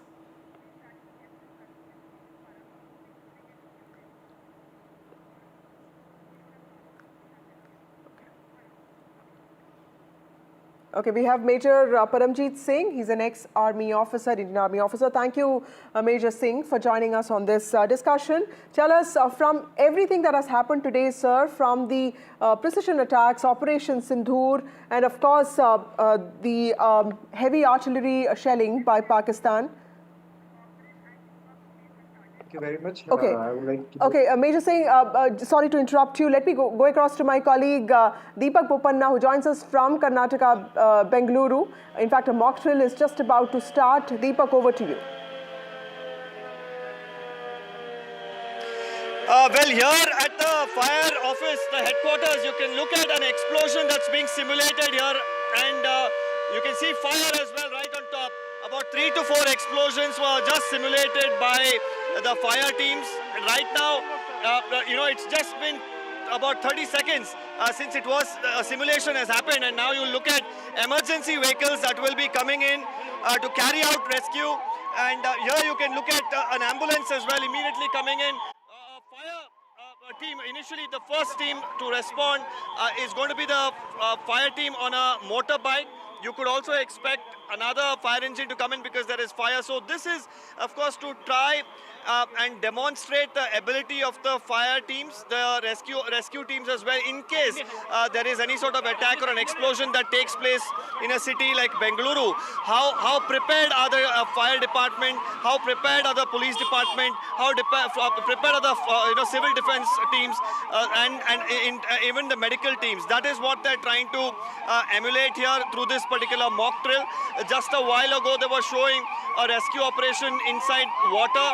Here with gas masks and oxygen cylinders, you're looking at a team that has just arrived. Ladders being brought in at this point in time, and another huge fire engine with a massive ladder which is capable of reaching even high rises. That has now just been brought in. So now they're also demonstrating all sorts of equipment that they have. Now, of course, during an emergency situation, you probably will not have teams coming in this quickly. But here, since it's a mock drill, they are trying to showcase all the equipment that they have.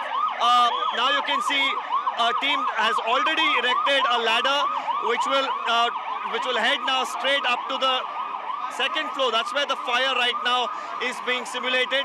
Another team has already gone in on foot, which will of course be using the staircase to get to the terrace. So for the people, of course, at this point in time, this is a form of preparation, because while this is now in a controlled atmosphere inside the Karnataka State Disaster Response Building, this could be a situation anywhere in the country. Hopefully not, but if it is, how are the people going to respond? How are the citizens in particular going to respond? How are the rescue teams going to respond? Are they prepared? Are the equipments that they have all in order? That is what they're trying to establish, trying to ascertain through this mock drill exercise that's right now underway. As we look at these dramatic pictures that we're looking at from Bengaluru, there you see two firemen who have reached the terrace where the explosion took place. The fire still being witnessed, that we can still witness. Now using the extinguishers there, the water jets to extinguish the fire. A lot of smoke now emanating. Here, I'm just going to show you as this vehicle now passes by me. There's a person who's injured. That's what they're trying to once again demonstrate. That person will now be taken in an ambulance. They're trying to, of course, show all forms of rescue, all forms of efforts that the personnel here will be, of course, trying to put forth. So it's not just a demonstration of the fire department, it's a demonstration of all the people who are right now working here, including civil defense, the paramedics. There is also, of course, the police department, the traffic police, because they will have to coordinate efforts to ensure that when the ambulances need to come in, when the fire engines need to come in, they need to ensure that there is vehicular movement that is controlled, and free movement of these emergency vehicles can happen. So all of this will be top focus. You can see a lot happening right now. This, in a way, of course, will help the police department, the fire department analyze what needs to be done, what were the errors. Such mock drills is not going to be limited to only this area. It's going to happen over the course of the next 1 week in multiple locations, in Bengaluru, in Karwar, and even in Raichur. In Karwar, there's a Kaiga nuclear power plant. There's also a thermal plant in Raichur. We've also been told that there could be drills happening in Mysuru, in Mandya as well. So this is going to be a week-long exercise where various forms of such rescue and relief operations will continue to happen as a demonstration, as a mock exercise to train civil defense personnel, fire personnel, and the citizens combined. Back to you. Thank you, Deepak Bupana, for those insights and also those visuals. Back to Major Paramjeet Singh. Thank you so much for waiting patiently, sir. How do you see India's precision strikes on Jaish-e-Mohammed and Lashkar-e-Taiba terror camps, and also, getting civilians to be prepared for threats of any kind? So clearly there's work happening at two levels there. Yeah, first of all, I would like to thank you for inviting me to your channel. And these preemptive strikes which have been carried out in Pakistan as well as Pakistan-occupied Kashmir is a measured, non-escalatory and targeted to a particular terror infrastructure. So we took around 15 days to bring this action, into reality. And there have been our security forces as well as our civilian government and political will. They all have created a nexus, and they have, measured to the minute details what could be the escalations, and they have carried out these precision attacks. So these preparing civilians as well as, civil administration for further action is part of the plan. We should not, draw conclusions from it. Every time if we are prepared, we could respond better in situation of unforeseen. So we should take it positively. We should participate, and we should obey to the guidelines of the government. Right. We also have Dr. Tara Karta, who's a former Director, National Security Council Secretariat. Thank you, Dr. Karta, for joining us. Always a pleasure to speak to you, ma'am. I asked this question to Major Singh on how he views India's precision strikes on the terror bases in Pakistan. Let me ask you a different question. How are you expecting Pakistan to retaliate now? Because there's been a lot of stuff that's been written about, talked about how India is trying to isolate Pakistan on global stage. But clearly there's also something that Pakistan is trying to do. There are also countries that are friendly towards Pakistan. How is Pakistan expected to retaliate to something like this? I guess I would get the difficult question.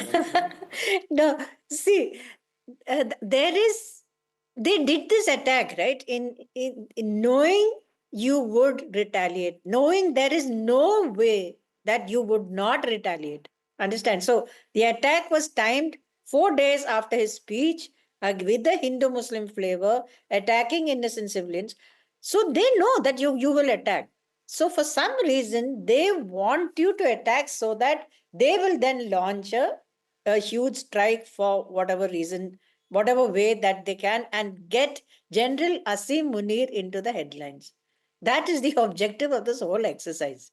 It gets the heat off him on various fronts, on terms of Imran Khan shouting, in terms of Baloch attacks, in terms of the infighting, political infighting. So there's a lot riding, and the danger here, what I'm trying to stress is, situations get dangerous when it becomes personal. When this man has put his ego on the line and stood up on a tank and said, I will hit you if you hit me, then you're pretty much open to anything. Right. But Dr. Katta, also let me ask you, how do you assess India's response to the Pahalgam terror attack being very different from what it did in 2016 after the Uri attack or after Pulwama attacks? Because clearly the scale was much lower, and today the briefing that happened, the kind of visual evidence that was presented, the symbolism attached to Operation Sindoor, all of that, in some ways tells a story of a very different India from what we saw in 2019 and specifically what we saw in 2016. I think you're absolutely spot on. The strikes were done with such amazing precision. I mean, you're aware that all these things have been gamed multiple times over the years, targets, weapons, what time, how will they react, everything has been gamed out. But this was precision to such an amazing degree. I mean, I have to congratulate the armed forces, one. Number two, the amazing part of it is the way the foreign secretary put this across, saying this is non-escalatory. We've done what we had to. He didn't say we are standing down, but that was what was meant. Now we are done. We are finished. Now it's up to Pakistan. Do you want to escalate or not? Then you have the civil defense exercise which you're just showing. Right. That sends a message saying that, look, if you escalate, we are ready. We are ready with whatever you can throw at us. So you want to do this, it's up to you. That's the message that is going across. Now the question is, if Pakistan wants to get its friends, I mean, Turkey, I think there was a Turkish warship in Pakistan a day or so before. So there is some kind of signaling going on, China sending weapons. But I would assume all these people would tell Pakistan to back off. Right. Because what will you hit? I mean, there are no terrorist camps here for them to hit. They hit civilians, we hit terrorists. Right. Major Singh, also explain to us, the essence of what the Foreign Secretary said today, Vikram Misri, when he says that, this was measured, this was non-escalatory, and this clearly is also very calibrated. This, in some ways, the Foreign Secretary was trying to send out a message that this is India's moment of retribution, and it's important to understand that India does not want this to escalate, but if Pakistan does that, then India also is prepared for it. You see, I would like to start. Our foreign policy has been fantastic from past few years. As ma'am brought out, the entire root cause of problem is legitimacy of Pakistan army.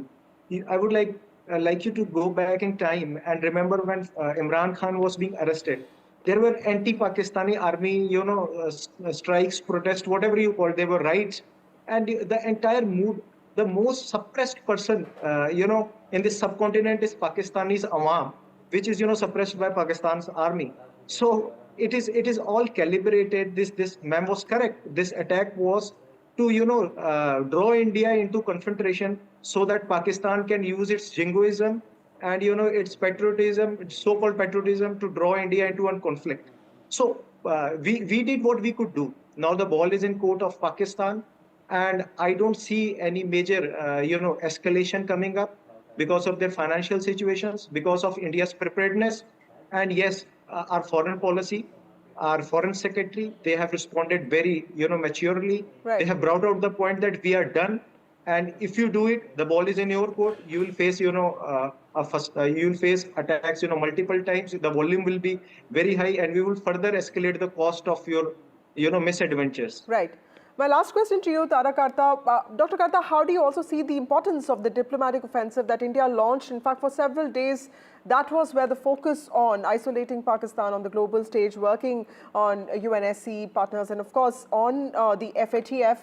How do you see the importance of something like that? And of course, the military strikes which have happened, clearly both of these have to go hand in hand. But for the diplomatic offensive, clearly there's a lot more to do for India. And how do you think India is going to perform on that front? This is one area which is very different from the Balakot time. When you had a president who was willing to come in, and there was a certain sort of, what shall I say, an awareness in the international community that this cannot go out of hand. Balakot was there, earlier it was there.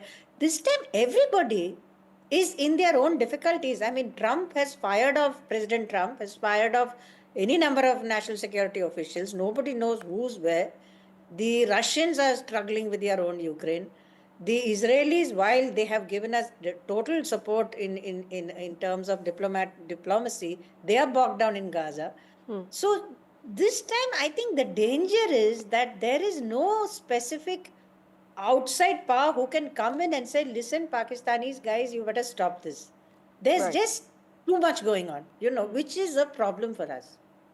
Right. Thank you, both of you, for joining me on this broadcast. Sorry to interrupt you. We also have Vishal with us now, and this is for India calling permanent and non-permanent members of the United Nations Security Council, and this is for a briefing on Operation Sindoor. Vishal, this is immediately after the precision strikes that India has carried out, just 2 days after Pakistan called a similar meeting in, and within closed doors. Although Pakistan was expecting traction for its own narrative and for its defense, the members only asked very tough questions on Pakistan, making it clear that the country does find itself quite isolated on the global front. Now, tell us a little bit about this particular meeting that India has called, and what does it expect? So the meeting has already happened, and Indian officials, particularly of the Ministry of External Affairs, they have briefed these permanent and non-permanent members of the United Nations Security Council. So before I get into the details, the permanent members of the United Nations Security Council are 5. They are namely China, France, Russia, United Kingdom and the US. And there are some non-permanent members which are chosen every year. So this year they are Algeria, Denmark, Greece, Guyana, Pakistan, Panama, Republic of Korea, Sierra Leone, Slovenia, and some other nations are also there. So these nations officials were briefed by Indian officials just about half an hour ago on the Operation Sindoor and the details of the operation. India has already shared the details with almost everyone. So the United Nations Security Council was also one of the major bodies that needed to be shared information with. So that has indeed happened, and United Nations, as you mentioned earlier, has been repeatedly shunning Pakistan in the wake of the dastardly attacks in Kashmir that killed 26 innocent people. And just yesterday, the closed door meeting that was called by Pakistan, almost all members of the United Nations Security Council unequivocally Vishal, I'm really sorry to interrupt you. Rajnath Singh, Raksha Mantri is speaking now. Let's go to him. Chief of Army Staff Tri Rajesh Singh ji, Defense Secretary Lieutenant General Raghu Srinivasan, DG Border Roads, BRO के सभी कर्मयोगी एवं देवियों व सज्जनों, आप सभी जानते हैं कि आज हमारे प्रधानमंत्री जी के मार्गदर्शन में हमारे भारत की सेना ने हम सभी भारतवासियों का मस्तक ऊंचा किया है।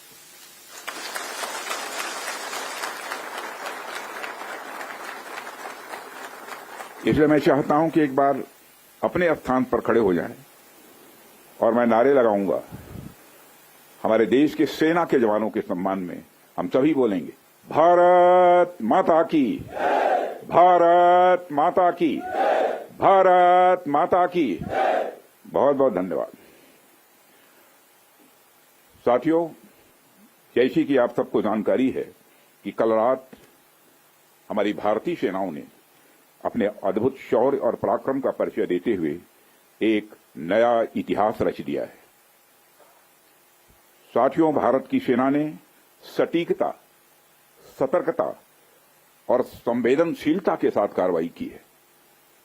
हमने जो लक्ष्य तय किए थे उन्हें ठीक समय, तय योजना के अनुसार सटीकता से उन्होंने ध्वस्त किया है और किसी भी नागरिक ठिकाने, सिविलियन पॉपुलेशन को जरा भी प्रभावित न होने देने की संवेदनशीलता भी हमारी सेना ने दिखाई है।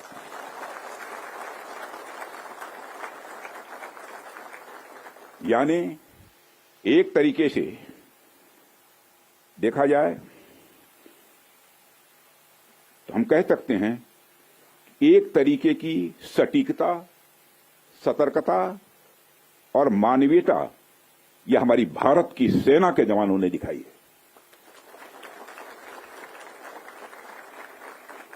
जिसके लिए मैं हमारे सेना के जवानों और अधिकारियों को पूरे देश की ओर से मैं साधुवाद देता हूं और सेना को संपूर्ण संबल प्रदान करने के लिए अपने प्रधानमंत्री माननीय नरेंद्र मोदी जी को भी मैं साधुवाद देता हूं।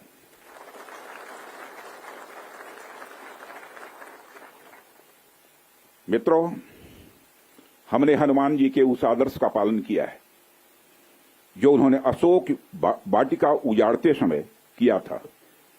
जिन मोहि मारा तिन मोहि मारे। हमने केवल उन्हीं को मारा जिन्होंने हमारे मासूमों को मारा। साथियों, प्रधानमंत्री श्री नरेंद्र मोदी के नेतृत्व में हमारी सेनाओं ने ऑपरेशन सिंदूर लॉन्च करके पहले की तरह ही इस बार भी आतंकियों को ट्रेनिंग देने वाले कैंप्स को तबाह करके करारा जवाब दिया है। भारत ने अपनी सरजमी पर हुए हमले का जवाब देने के लिए अपने राइट टू रेस्पॉन्ड का इस्तेमाल किया है और हमारी यह कार्रवाई बेहद सोच समझकर सधे हुए तरीके से की गई है। आतंकियों के हौसले पस्त करने के उद्देश्य से यह कार्रवाई महज उनके कैंप्स और इंफ्रास्ट्रक्चर तक ही सीमित रखी गई है। मैं पुनः हमारे आर्म्ड फोर्सेस के शौर्य को मैं नमन करता हूं। साथियों, आज बॉर्डर रोड ऑर्गेनाइजेशन के 66वें फाउंडेशन डे पर आपके बीच उपस्थित होना मेरे लिए गौरव का विषय है और यह खुशी की बात है कि आज इस इम्पोर्टेंट डे पर बीआरओ द्वारा निर्मित 50 इंफ्रास्ट्रक्चर प्रोजेक्ट्स का उद्घाटन करने का अवसर भी हमें प्राप्त हो रहा है। मैं आप सभी का आभार व्यक्त करता हूं कि आपने मुझे यहां आमंत्रित किया है। साथियों, किसी भी संस्थान के लिए उसका फाउंडेशन डे यह बहुत ही महत्वपूर्ण हुआ करता है। वैसे भी 65 वर्षों की आपकी जो यात्रा रही है वो बेहद गौरवशाली रही है। इसलिए आज का दिन उस गौरवमयी यात्रा को याद करने का दिन है। इसके साथ साथ यह दिन ठहर कर सोचने का भी दिन होता है कि अपनी अब तक की यात्रा में हमने क्या क्या हासिल किया है और यह हमारी अब तक की कार्य प्रणाली का विश्लेषण करने का भी यह दिन है। साथ ही यह एनालिसिस करने का भी दिन है कि भविष्य में हमारी राह क्या होनी चाहिए। साथियों, मैं देख पा रहा हूं कि वीडियो कॉन्फ्रेंसिंग के माध्यम से देश के अलग अलग क्षेत्रों से हमारे कई साथी जुड़े हुए हैं। अक्सर हम उद्घाटन के अवसर पर बड़ी बड़ी संस्थाओं का और बड़ी बड़ी एजेंसीज का नाम तो लेते हैं, परंतु ऐसे कई कर्मयोगी हैं जो पर्दे के पीछे रहकर काम करते हैं। किसी प्रोजेक्ट को पूरा करने में उनका योगदान भी बेहद महत्वपूर्ण होता है। इसलिए मुझे लगता है कि आज का दिन उनके योगदान को एक्नॉलेज करने और एप्रिशिएट करने का भी दिन है। साथियों, आज जम्मू कश्मीर, लद्दाख, सिक्किम, मिजोरम, अरुणाचल प्रदेश, पश्चिम बंगाल और राजस्थान में कई प्रोजेक्ट्स का उद्घाटन हुआ है। कहने को तो यह सारे फिजिकल इंफ्रास्ट्रक्चर हैं, लेकिन मैं इन्हें सिर्फ फिजिकल इंफ्रास्ट्रक्चर ही नहीं समझता। हमें जो सड़कें दिखती हैं, जो पुल दिखते हैं, वह सिर्फ दो स्थानों को जोड़ने वाले नहीं होते हैं, बल्कि वह लोगों के दिलों को जोड़ने वाले होते हैं। इन प्रोजेक्ट से राष्ट्रीय सुरक्षा को तो मजबूती मिलती ही है, साथ ही साथ यह प्रोजेक्ट इन सभी रीजन्स को इकोनॉमिक प्रॉस्पेरिटी को भी बढ़ावा देते हैं। यह तमाम प्रोजेक्ट इन क्षेत्रों में ट्रांसपोर्टेशन, टूरिज्म और इकोनॉमिक एक्टिविटी को बढ़ावा देंगे, जिससे निश्चित रूप से यहाँ के निवासियों की आय में वृद्धि होगी, उनकी क्वालिटी ऑफ लाइफ में भी इम्प्रूवमेंट होगा और इन क्षेत्रों में समृद्धि आएगी, यानी प्रॉस्पेरिटी आएगी। साथियों, मुझे बताया गया कि आज जिन इंफ्रा प्रोजेक्ट्स की शुरुआत की गई है, इनकी टोटल कॉस्ट लगभग 1900 करोड़ रुपए के आसपास की है। मुझे लगता है कि यह केवल उनकी नॉमिनल वैल्यू पर है। इसकी असली वैल्यू है वह तो हम आंक भी नहीं सकते। इन सड़कों के माध्यम से जब कोई बच्ची स्कूल जाएगी और अपना भविष्य बनाएगी तो उसके इम्पैक्ट का आकलन भी हम नहीं कर सकते। इन ब्रिजेज के माध्यम से जब यहां एम्बुलेंसेज दौड़ेंगी और समय पर लोगों को इलाज होगा, उसकी वैल्यू को भी नहीं आंका जा सकता है। जब इन सड़कों के माध्यम से विभिन्न संस्कृति के लोग आपस में जुड़ेंगे या फिर एक दूसरे से जो कुछ सीखेंगे, उसकी वैल्यू कोई भी आंक नहीं सकता है। जब इन टनल्स के माध्यम से यहाँ के किसानों द्वारा उगाए गए फूल, फल, सब्जियां इत्यादि दूसरे क्षेत्रों में आसानी से पहुंचेंगे, उसका जो आर्थिक और सामाजिक प्रभाव यहाँ के किसानों पर पड़ेगा, उसकी वैल्यू, उसकी कीमत कोई भी नहीं आंक सकता है। साथियों, मैं इन प्रोजेक्ट्स की डिटेल देख रहा था। मैंने देखा कि इनमें छोटे से लेकर बड़े रोड्स, टनल्स और ब्रिजेज हैं। कुछ मीटर से लेकर सैकड़ों किलोमीटर तक इनकी लंबाई है। हालांकि उनकी लंबाई से कोई खास फर्क नहीं पड़ता है। कोई पुल अगर छोटा है, कोई सड़क यदि छोटी है, तो इससे कोई खास फर्क नहीं पड़ता, क्योंकि दुनिया की लंबी से लंबी जो यात्राएं होती हैं वह सिर्फ एक छोटे से रास्ते से ही शुरू होती हैं। इसलिए इन प्रोजेक्ट्स की कीमत, इनकी वैल्यू सिर्फ इस बात से नहीं आंकी जा सकती क्या फाइनेंशियली या फिजिकली कितना बड़ा प्रोजेक्ट है और यह कितना छोटा प्रोजेक्ट है। असल में इनकी असली कीमत इस बात से है कि यह कितने परिवारों को जोड़ रही हैं, कितने लोगों की संस्कृति को, उनके रहन सहन को आपस में करीब ला रही हैं, कितने लोगों की आर्थिक और सामाजिक समृद्धि, इकोनॉमिक और सोशल प्रॉस्पेरिटी में अपना ये योगदान दे रही हैं। यह प्रोजेक्ट लोहे, कंक्रीट या कोलतार से बनी हुई एक संरचना भर नहीं है, बल्कि यह एक कमिटमेंट है, यह एक प्रतिबद्धता है सीमावर्ती क्षेत्र के विकास का। यह एक रिजॉल्व है, यह एक संकल्प है बॉर्डर एरियाज में क्वालिटी इंफ्रास्ट्रक्चर बिल्ड करने का। यह एक दृढ़ निश्चयता का डिटर्मिनेशन है लोगों के दिलों को जोड़ने का। इसलिए मैंने कहा कि ये प्रोजेक्ट्स इनवैल्यूएबल हैं, इनकी कीमत का आकलन नहीं किया जा सकता। साथियों, प्राचीन काल से ही मार्ग मानव सभ्यता के विकास में बड़ी महत्वपूर्ण भूमिका निभाते आए हैं। मार्गों की महत्ता हमारे इतिहास में हमेशा से रही है। जब आप मानवता का इतिहास पलट कर देखेंगे तो आप ये पाएंगे कि ट्रांसपोर्टेशन रूट्स ने कितना इंपॉर्टेंट रोल प्ले किया है। इतिहास बताते हैं कि सिविलाइजेशन थ्राइव हुई तो उसके पीछे रूट्स और राजमार्गों का बहुत बड़ा योगदान रहा है। कला, साहित्य, संस्कृति और विज्ञान का प्रचार प्रसार एक क्षेत्र से दूसरे क्षेत्र तक इन्हीं के माध्यम से फैलता है। यदि मैं भारत के संदर्भ में बात करूं तो मुझे यहाँ के दो इंपॉर्टेंट रूट्स के नाम स्वाभाविक रूप से याद आ रहे हैं। आप शायद उत्तरापथ और दक्षिणापथ के बारे में जानते होंगे या सुना होगा। उत्तरापथ और दक्षिणापथ हमारे इंडियन सब कॉन्टिनेंट के डिफरेंट रीजन्स को एक दूसरे से जोड़ने वाले धागे की तरह हैं। आप सोचिए, हजारों साल पहले जब संचार के इतने तेज साधन नहीं थे, तब आइडियाज और कल्चर, विचार और संस्कृति एक जगह से दूसरी जगह कैसे पहुंचते थे। पांड्य साम्राज्य का मोती और मदुरई का कपास आखिर मगध के पाटलिपुत्र में कैसे बहुत प्रसिद्ध हो गया। राजकुमार सिद्धार्थ से भगवान बने महात्मा बुद्ध की शिक्षाएं कावेरी पट्टनम तक कैसे पहुंच गईं।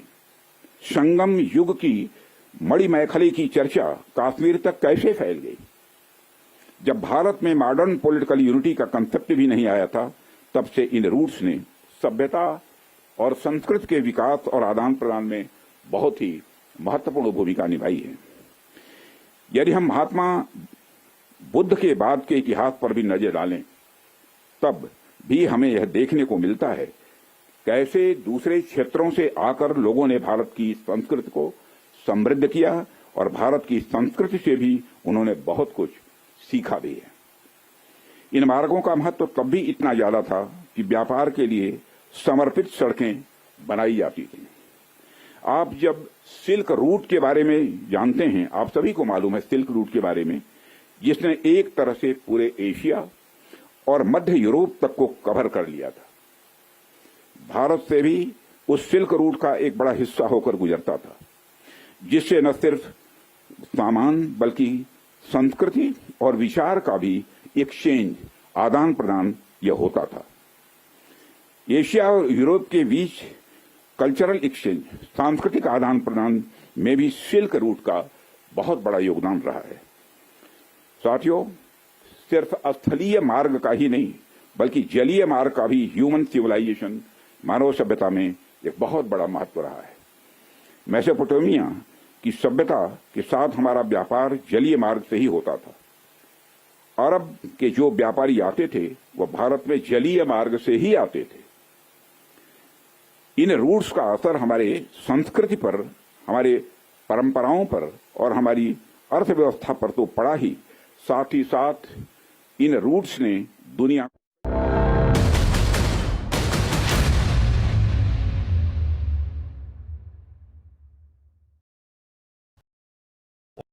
In today's interconnected world, India's voice is more crucial than ever. When India speaks, the world listens. At NDTV World, we are that voice, bringing you intelligent and insightful news from India and beyond.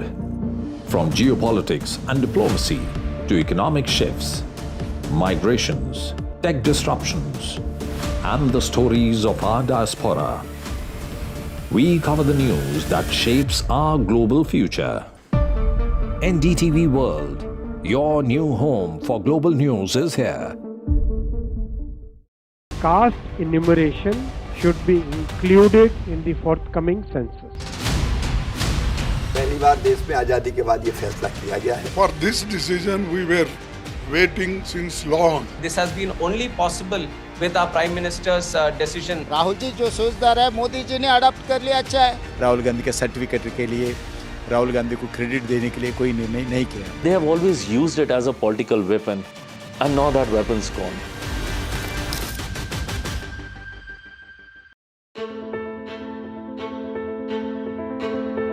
News is not just headlines, it is what impacts you. And news should never be mistaken for noise. What matters is the reality. Accurate, in-depth, and with the right perspective. For over 20 years, I have been a journalist, and never has clarity mattered more than now. At Newsnight, we go beyond the surface. We dissect the details, challenge the narratives, and bring you the unparalleled clarity you deserve in a world clouded.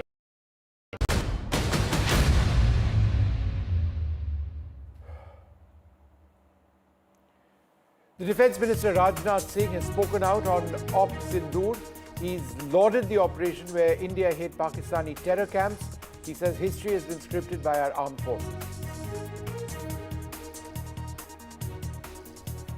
India has briefed members of the UN Security Council on the strikes on Pakistan. Our National Security Advisor Ajit Doval has spoken to his counterparts around the world.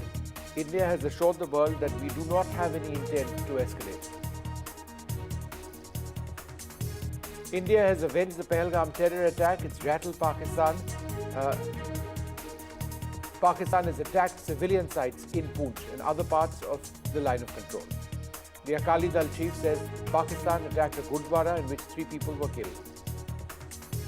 A security review post-Operation Sindoor, the Home Minister has held a high-level meeting with border chief ministers. Nearly 20 airports across the country are now closed.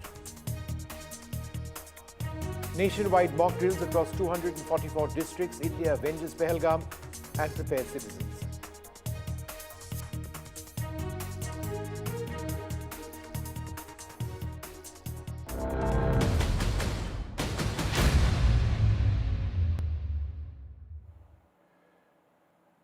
Good evening and welcome. The big story that we continue to track, the aftermath of India's devastating strikes on terror targets in Pakistan. There have been several targets which have been hit. These are terror targets. The people trained over here have been involved in terror strikes, not just in Pahalgam, but elsewhere as well over a period of time. The strikes involved a variety of weaponry, including cruise missiles, loitering drones. It was carried out by the Army and the Indian Air Force. There has been substantial firing on the line of control. Post this, there have been several civilians, unfortunately, who have lost their lives as a result of that artillery shelling. The Indian Army has responded fiercely to that artillery shelling, and there is heavy casualties, it is believed, on the Pakistani side as well. India has subsequently been reaching out to all our foreign allies to let them know about what exactly India's position now is. And there is a sense now, on the basis of conversations that the National Security Advisor has had, that India is not keen on escalating any further. That said, that there is a new NOTAM, or Notice to Airmen, which has been announced, that covers a large part of our airspace, which is now a no-fly zone, at least for the next couple of days. That may further impact air travel across parts of India, all of Gujarat, in fact, going straight up close to Delhi, west of Delhi, Rajasthan, parts of Punjab as well. And that indicates that the Indian Air Force is on the alert and is potentially on alert for a potential Pakistani airstrike or a missile strike which may take place. That cannot be ruled out. Let's go across to NDTV's Ishika, who's been tracking government moves. Now, Ishika, as I understand it, several foreign envoys are being briefed on India's objectives and what we did. Is that right? Well, yes, Vishnu, we are currently present at, just outside the Ministry of External Affairs, and here certainly the foreign envoys are now being briefed, by the government of India, because government of India has yet again reaffirmed that they have only, struck on the terror targets, and they have, in fact, no intent of escalating it anymore. In fact, we also just heard, the statement that has come from the Defence Minister, Rajnath Singh, and he has clearly stated this, that India has only attacked those who in fact, caused the terror in India, especially in Kashmir. So that is again and again making it very clear to the world especially that India, number one, has in fact no intent of escalating it any further, and whatever, action has been taken, retaliation that has been, been done by India was only on the terror camps in Pakistan and POK. So that is what is happening inside. In fact, we continue to show you the visuals from the South Block, and here, the foreign envoys who are still, currently present inside, they are being briefed by the government of India, because government of India wants to make it stand very clear to the nation, to the world regarding Pakistan, because we heard a statement also that came from Pakistan saying that if India does not escalate it anymore, they won't be doing they won't be taking any action. And we have seen countries like Japan, UK saying that they are wanting peace between the two nations, and they are wanting in fact the conflict to be resolved. So over all of that issues, currently the envoys are being briefed by the government of India. Over to you. All right, Ishika, thanks very much for sharing those details. Just a little while earlier on, Defence Minister Rajnath Singh has lauded the operation. Here's what he said. जैसी कि आप सबको जानकारी है कि कल रात हमारी भारतीय सेनाओं ने अपने अद्भुत शौर्य और पराक्रम का परिचय देते हुए एक नया इतिहास रच दिया है। तो हम कह सकते हैं एक तरीके की सटीकता, सतर्कता और मानवीयता यह हमारी भारत की सेना के जवानों ने दिखाई है,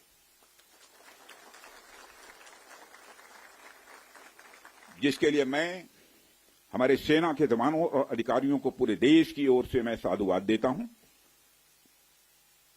हमने केवल उन्हीं को मारा जिन्होंने हमारे मासूमों को मारा। हमारे प्रधानमंत्री जी के मार्गदर्शन में हमारे भारत की सेना ने हम सभी भारतवासियों का मस्तक ऊंचा किया है। Defense Minister Rajnath Singh there congratulating the armed forces on this operation. In case you're just tuning in, we've got the exact areas where the Indian Air Force and the Indian Army struck. These were primarily Indian Air Force strikes which took place. First up, the line of control is what is marked red over there. South of the line of control is the black line, which is the international boundary, the international border. The red parts are the line of control between India and Pakistan. This is India's boundary, right? That's what we claim. However, the line of control is inside. Therefore, we have struck west of the line of control. These are north of the Pir Panjal, and all of these are the names of terror camps which have been struck. I'm not going to go through all of them, but these are between 20 to 30 kilometers in terms of depth. There have been drones which have been used to hit these. There have been precision missiles which have been used to strike these targets. Some of them are small, some of them are larger. We'll show you video as well. The international border starts from here, and this is where it gets interesting in a sense that not only did we hit Muridke, which is near Lahore, we also hit Bahawalpur, way down south. So if the camera can pan down, then you can see Bahawalpur. Bahawalpur is located 100 kilometers from the international boundary. It is between Punjab and Rajasthan. So it's the entire front from Bahawalpur in the south, 100 kilometers west of the international border. That is the deepest India has ever struck since the 1971 war, going all the way up north. And what is now taking place is that there is a great deal of shelling which is taking place all along the line of control over here, going all the way into the international border part of Jammu and Kashmir, right? All of these areas over here is where there is a great deal of firing which is taking place north, obviously, of Punjab in the Jammu area.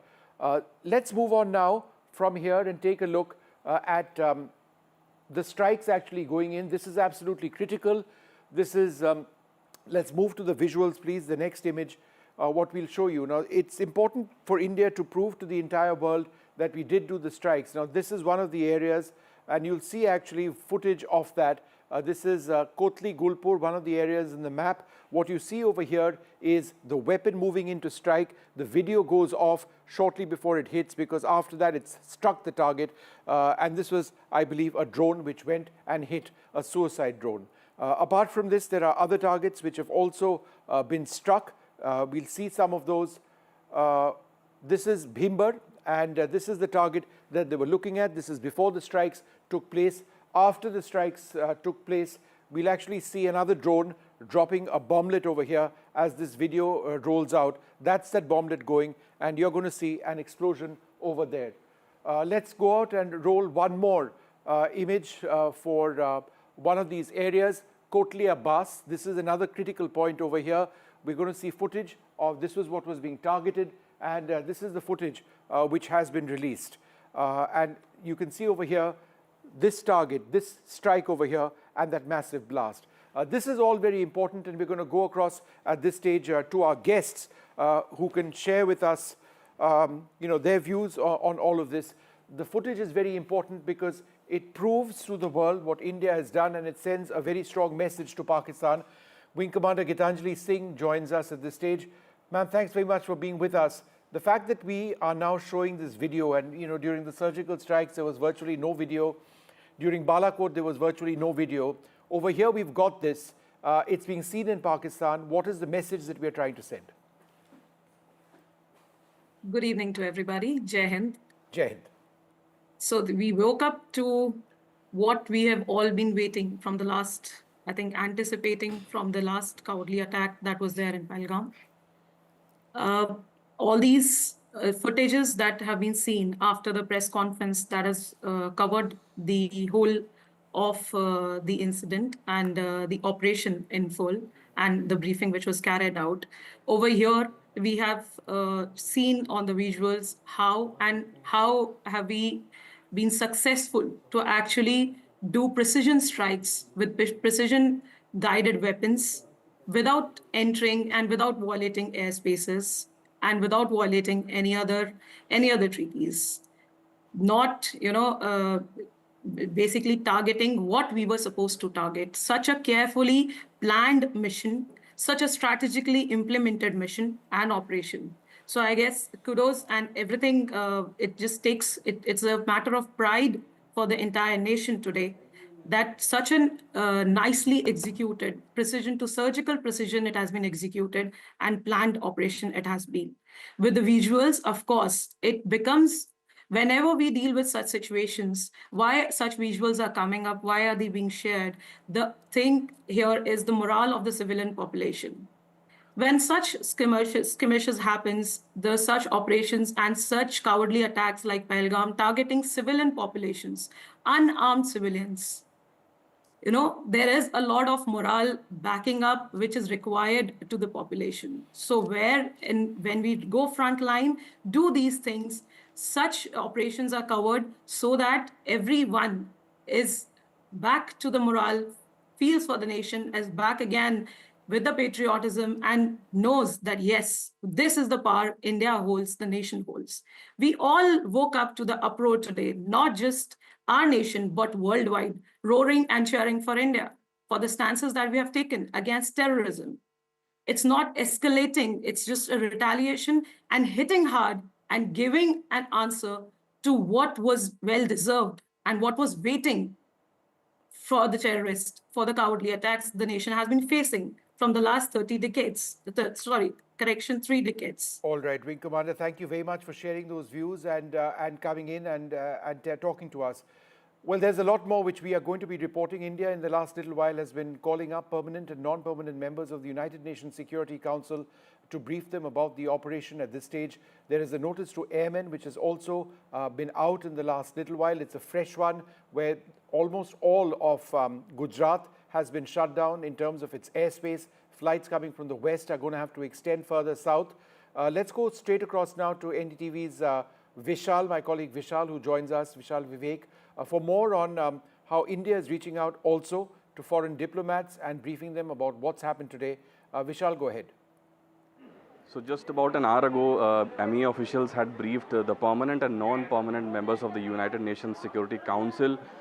In the last 48 hours, the top body of UN has been quite critical of Pakistan's actions, and just about 24 hours ago, it had condemned Pakistan's actions, and they have gone on to say that there needs to be tough measures, and that needs to be executed to keep things in place, keep things in check.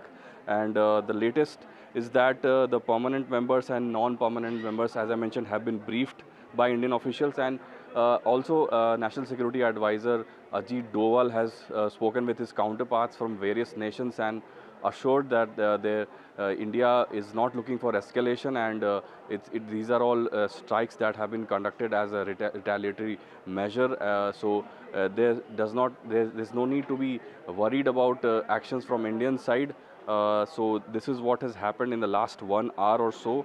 So just for the benefit of our viewers, there are 5 permanent members of the United Nations Security Council. This is China, United Nations, United Kingdom, US, France, and Russia. And the non-permanent members are chosen each year.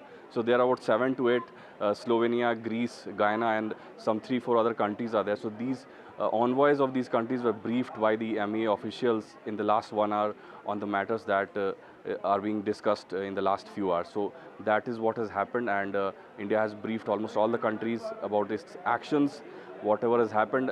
We all know the details of the operations, so the discussions would have revolved around those topics. So that is what has happened. All right, Vishal, thanks very much for joining us. We can also share that as a result of the strikes, Indian strikes going in, there's been extensive firing on the line of actual line of control, I should say, between India and Pakistan. Particular areas, for example, Poonch have been badly hit. Akali Dal chief, the Akali Dal chief, Shiromani Akali Dal chief has spoken on an attack on a Gurdwara in Poonch. He said that the Pakistani forces have attacked a Gurdwara. Mr. Badal says, Sukhbir Singh Badal says, Pakistani forces have killed 3 innocents in the area. We've now got some photographs also coming in of the attacks and injured people, including children, in the Poonch area. Our sources indicating to us that as many as more than 10 people may actually have lost their lives as a result of Pakistani retaliatory shooting of artillery shells in the Poonch area along the line of control, other areas as well. That is a cause of major concern at this juncture, but that's also an area which is particularly active right now. We've seen small arms fire over the last several days, but once these strikes went in, we've seen very heavy artillery shelling coming in on and hitting hamlets, people dying, several injuries taking place. But India has struck hard on Pakistan as well, Pakistan-occupied Kashmir, and targets on that side. So that line of control has clearly heated up in the last little while. My colleague Shiv Arur has been just in the last couple of hours in some of those areas which have been worst hit by Pakistani shelling. He sent us this report. At the line of control in Salamabad, it's one of the last outposts before the line of control. There are 2 houses here that were struck last night in Pakistan Army shelling here in the Uri sector. These 2 houses have been completely totaled, completely destroyed. There's still a fire burning, if you can see over there, smoke smoldering across this entire pair of houses. Miraculously, no deaths, but 4 people have been severely injured. 2 of them children. One of them has apparently lost a limb as well. They've been evacuated to the Baramulla hospital, which is about 40 kilometers to our rear from here. We're about 10 kilometers from the line of control. Complete damage over here, Vishnu. If you can see that these 2 houses, I'm surprised that anything is left everywhere else, because it looks like a stray shell may have come and landed here. It appears to suggest that the Pakistan Army, which has been aiming and firing directly, targeting civilian areas, has caused damage deeper inside, and one shell or a couple of shells has come and actually landed here. This has all the telltale signs of artillery damage. You can see shrapnel completely ripping through these metal sheets. These are very clear signs of artillery shrapnel that has ripped open these roof sheets. The walls completely broken, and everything is still burning in these houses. This is a place called Salamabad where there have been some casualties. The 4 people from just this small little settlement over here. We are taking due care, but we are told by villagers that there is further damage closer to the line of control. So that's where we will actually be headed next. But the images you're seeing here on NDTV are the first manifestations of what we've been reporting since the morning, that the Pakistan Army has directly targeted civilian areas. This has nothing to do with the military. There's no army over here. The army brigade is way many kilometers behind where we are. This is a civilian settlement. A rural folk live in this area, and this is what a couple of Pakistani shells has done in this place. These are live images, first on NDTV, that we're bringing to you of what targeting a civilian establishment, a civilian area really looks like. And remember that, now it's midday here, but it is very likely that an escalation will begin again. We were told earlier by people who were fleeing from this village and others that the firing took place till as late as 11:30 in the morning. They heard the thuds of artillery fire and small arms fire till at least 11:30 in the morning. So we're wondering whether there might be firing now as well. So we want to quickly get this report done and move out of this place. I'm going to try and get a word in from, if you can just bear with me for a moment. I want to get a word in from one of these people. Sir, इधर आइए. कौन रहते हैं यहाँ पे? कितने लोग जख्मी हो गए इसमें? इसमें 4 लोग. इधर आ जाइए, इधर. हाँ जी. 4 लोग. 4 लोग. कौन? बच्चे? एक 13 साल की बच्ची, एक 4 साल का बच्चा, तो 2 घर के मालिक. हाँ. और क्या ये पाकिस्तान के शेल? हाँ, ये पाकिस्तान का है. रात के 2 बजे का मसला है. तो उससे ये घायल हो गए।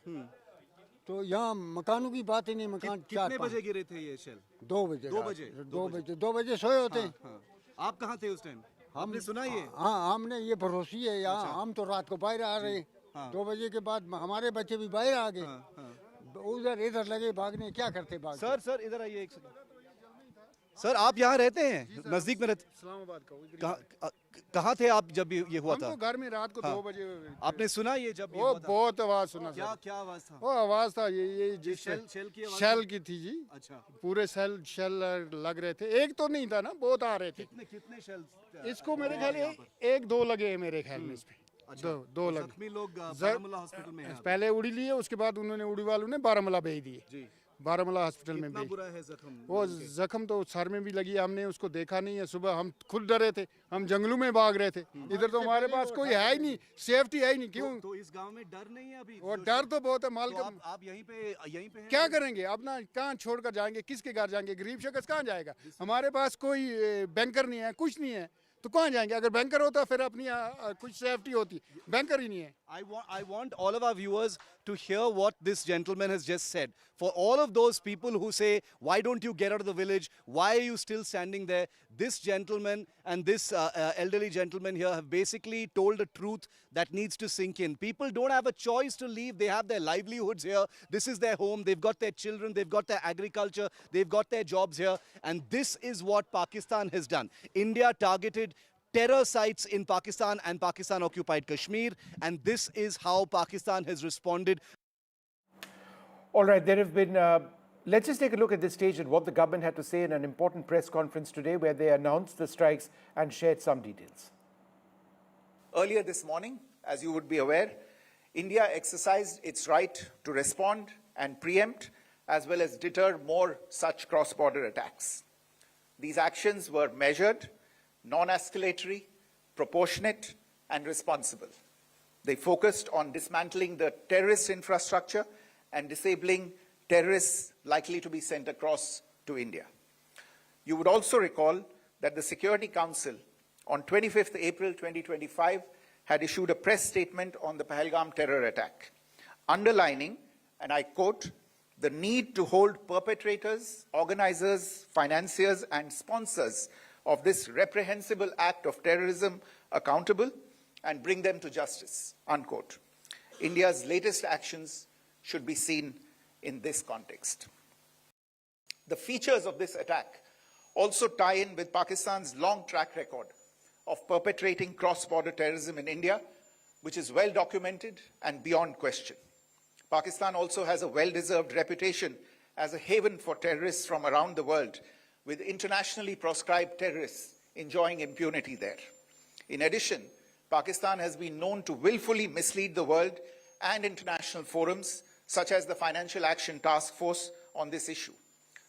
The latest attack in Pahalgam has understandably generated deep anger in Jammu and Kashmir and in other parts of India. Following the attacks, the Government of India naturally responded with a set of initial measures relating to our engagement with Pakistan. You're all aware of the decisions that were announced on the 23rd of April. However, it was deemed essential that the perpetrators and planners of the 22nd April attack be brought to justice. Despite a fortnight having passed since the attacks, there has been no demonstrable step from Pakistan to take action against the terrorist infrastructure on its territory or on territory under its control. Instead, all it has indulged in are denials and allegations. Our intelligence monitoring of Pakistan-based terrorist modules indicated that further attacks against India were impending. There was thus a compulsion both to deter and to preempt. Through precision capability, as shown to you, a niche technology weapons with careful selection of warheads was ensured so that there will be no collateral damage. The point of impact in each of the target was a specific building or a group of buildings.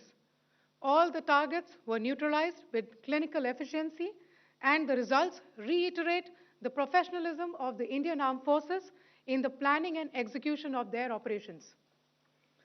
No military establishments were targeted. India has demonstrated considerable restraint in its response. However, it must be said that the Indian armed forces are fully prepared to respond to Pakistani misadventures, if any. Syedna Bilal camp, Muzaffarabad, यह एक जैश मोहम्मद का staging area है। यह हथियार, विस्फोटक और जंगल survival training का केंद्र भी था। गुलपुर कैंप, कोटली, यह LoC से 30 किलोमीटर दूर था।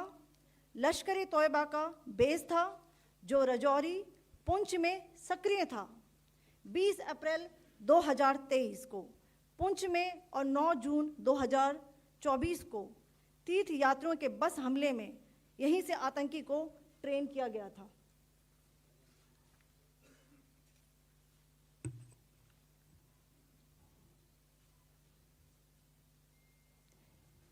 बरनाला कैंप, बिंबर, ये LoC से 9 किलोमीटर दूर है। यहाँ पर हथियार हैंडलिंग, IED व जंगल सर्वाइवल का प्रशिक्षण केंद्र था। अब्बास कैंप, कोटली, यह LoC से 13 किलोमीटर दूर है। लश्कर तोयबा का फिदाइन यहाँ तैयार होता था। अब मैं पाकिस्तान के अंदर के टारगेट से अवगत कराना चाहूँगी। पहला, सर्जल कैंप, सियालकोट, यह अंतर्राष्ट्रीय सीमा से 6 किलोमीटर की दूरी पर है, सांबा कठुआ के सामने।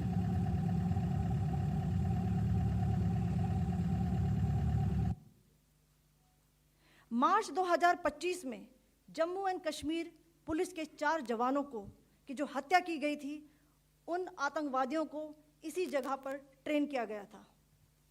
दूसरा, महमूना जाया कैंप, सियालकोट, यह 18 से 12 किलोमीटर IB से दूर था। हिजबुल मुजाहिदीन का बहुत बड़ा कैंप था। यह कठुआ जम्मू क्षेत्र में आतंक फैलाने का नियंत्रण केंद्र था। पठानकोट एयरफोर्स बेस पर किया गया हमला भी इसी कैंप से प्लान और डायरेक्ट किया गया था। मरकज ताइबा, मुरीद के, यह IB से 18 से 25 किलोमीटर दूरी पर है। 2008 के मुंबई हमले के आतंकी भी यहीं से प्रशिक्षित हुए थे। अजमल कसब व डेविड हेडली भी यहाँ ट्रेन हुए थे। मरकज सुभान अल्लाह, भावलपुर, यह इंटरनेशनल बाउंड्री से 100 किलोमीटर दूर है। जैश मोहम्मद का मुख्यालय था। यहाँ पर रिक्रूटमेंट, ट्रेनिंग व इंडोक्ट्रिनेशन का केंद्र भी था। All right, there have been several political reactions which have been coming in. I just want to give you an immediate reaction which has come in from Japan. Our Foreign Minister, Dr. S. Jaishankar, has said that he's had a teleconference with his Japanese counterpart, Takeshi Iwaya, and he said, Dr. Jaishankar says that he appreciates the strong condemnation of the April 22nd terror attack, and he's discussed India's action against the cross-border terrorist infrastructure this morning. But those are some foreign reactions coming in. There have been several reactions internally as well. Let's take a look. I think Government of India, the Indian Defence Forces have gone out of their way to ensure that no military and civilian targets were hit in Pakistan. They have only hit terror bases and launch pads. Unfortunately, the response has been anything but proportionate. We are in this situation because of them. If they had not targeted our innocent civilians in Pahalgam, we wouldn't be here. This ceasefire had held along the line of control for a number of years now. We did not provoke this. We have responded to a provocation. Now it is for Pakistan to realize that our response was limited to what happened to us in Pahalgam. They must be careful not to escalate things beyond control. As you know from my earlier statements and writings, this is exactly what I thought the government should do, and I'm glad they have done, which is that There is no question in my mind that we had to give some sort of fitting response to the terror attack. The terrorists had to be taught that there was a price to be paid. And sadly, this kind of impunity that they believe they enjoy would have only emboldened them to continue with further attacks. So it was important and essential to give them some sort of response that was a kinetic response. In addition to the diplomatic measures we all know about, the government announced various things, action on visas, all sorts of things. But today, what they have done is a fitting response. We support this attack on behalf of the government of Karnataka. I welcome this attack. And we will be in a position to attack if the Pakistan counter-attack us.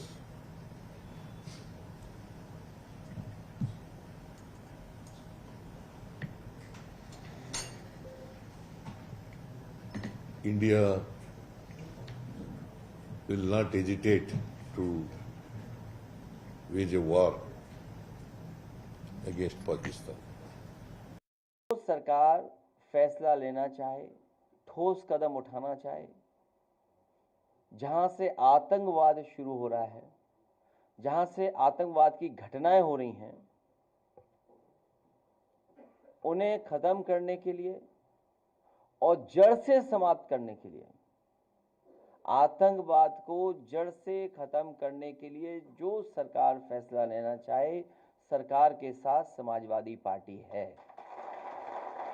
हमें अपनी सेना पर, हमें अपनी arm forces पर पूरा भरोसा है। यही फोर्स है जो सीमा पर हमारे देश की रक्षा कर रही है। Well, an emergency meeting of the Congress party has been underway after Op Sindoor. The Congress has been holding a key meet. This comes a day ahead of an all-party gathering which is being organized by the government, where members of the opposition will be taken into confidence about the Operation Sindoor strikes which have taken place. Working committee में हमारा discussion हुआ, पूरा समर्थन, full support to our forces, best wishes to them, much love to them, complete support from the Congress party and the Congress working committee. There have been nationwide mock drills today. These have been underway, drills across 244 districts. A real worry that there could be, this may not be over, Pakistan could strike. That is a possibility that cannot be ruled out. Mock drills are taking place amidst this heightened tension. The first such drills since the 1971 war. There have been blackouts, evacuations, sirens, civil defense activity, particularly in border areas, which has been taking place today. I'm present here at the CST railway station where the mock drill that was supposed to happen in multiple parts of the cities is underway. As you can see, the volunteers from the civil defense in cooperation with the central railways are carrying out the mock drills here, which is a part of an awareness program amongst the commoners who are present here, to spread awareness on what exactly are those basic steps that they need to undertake when there is an if and when there is a airstrike in this part of the city.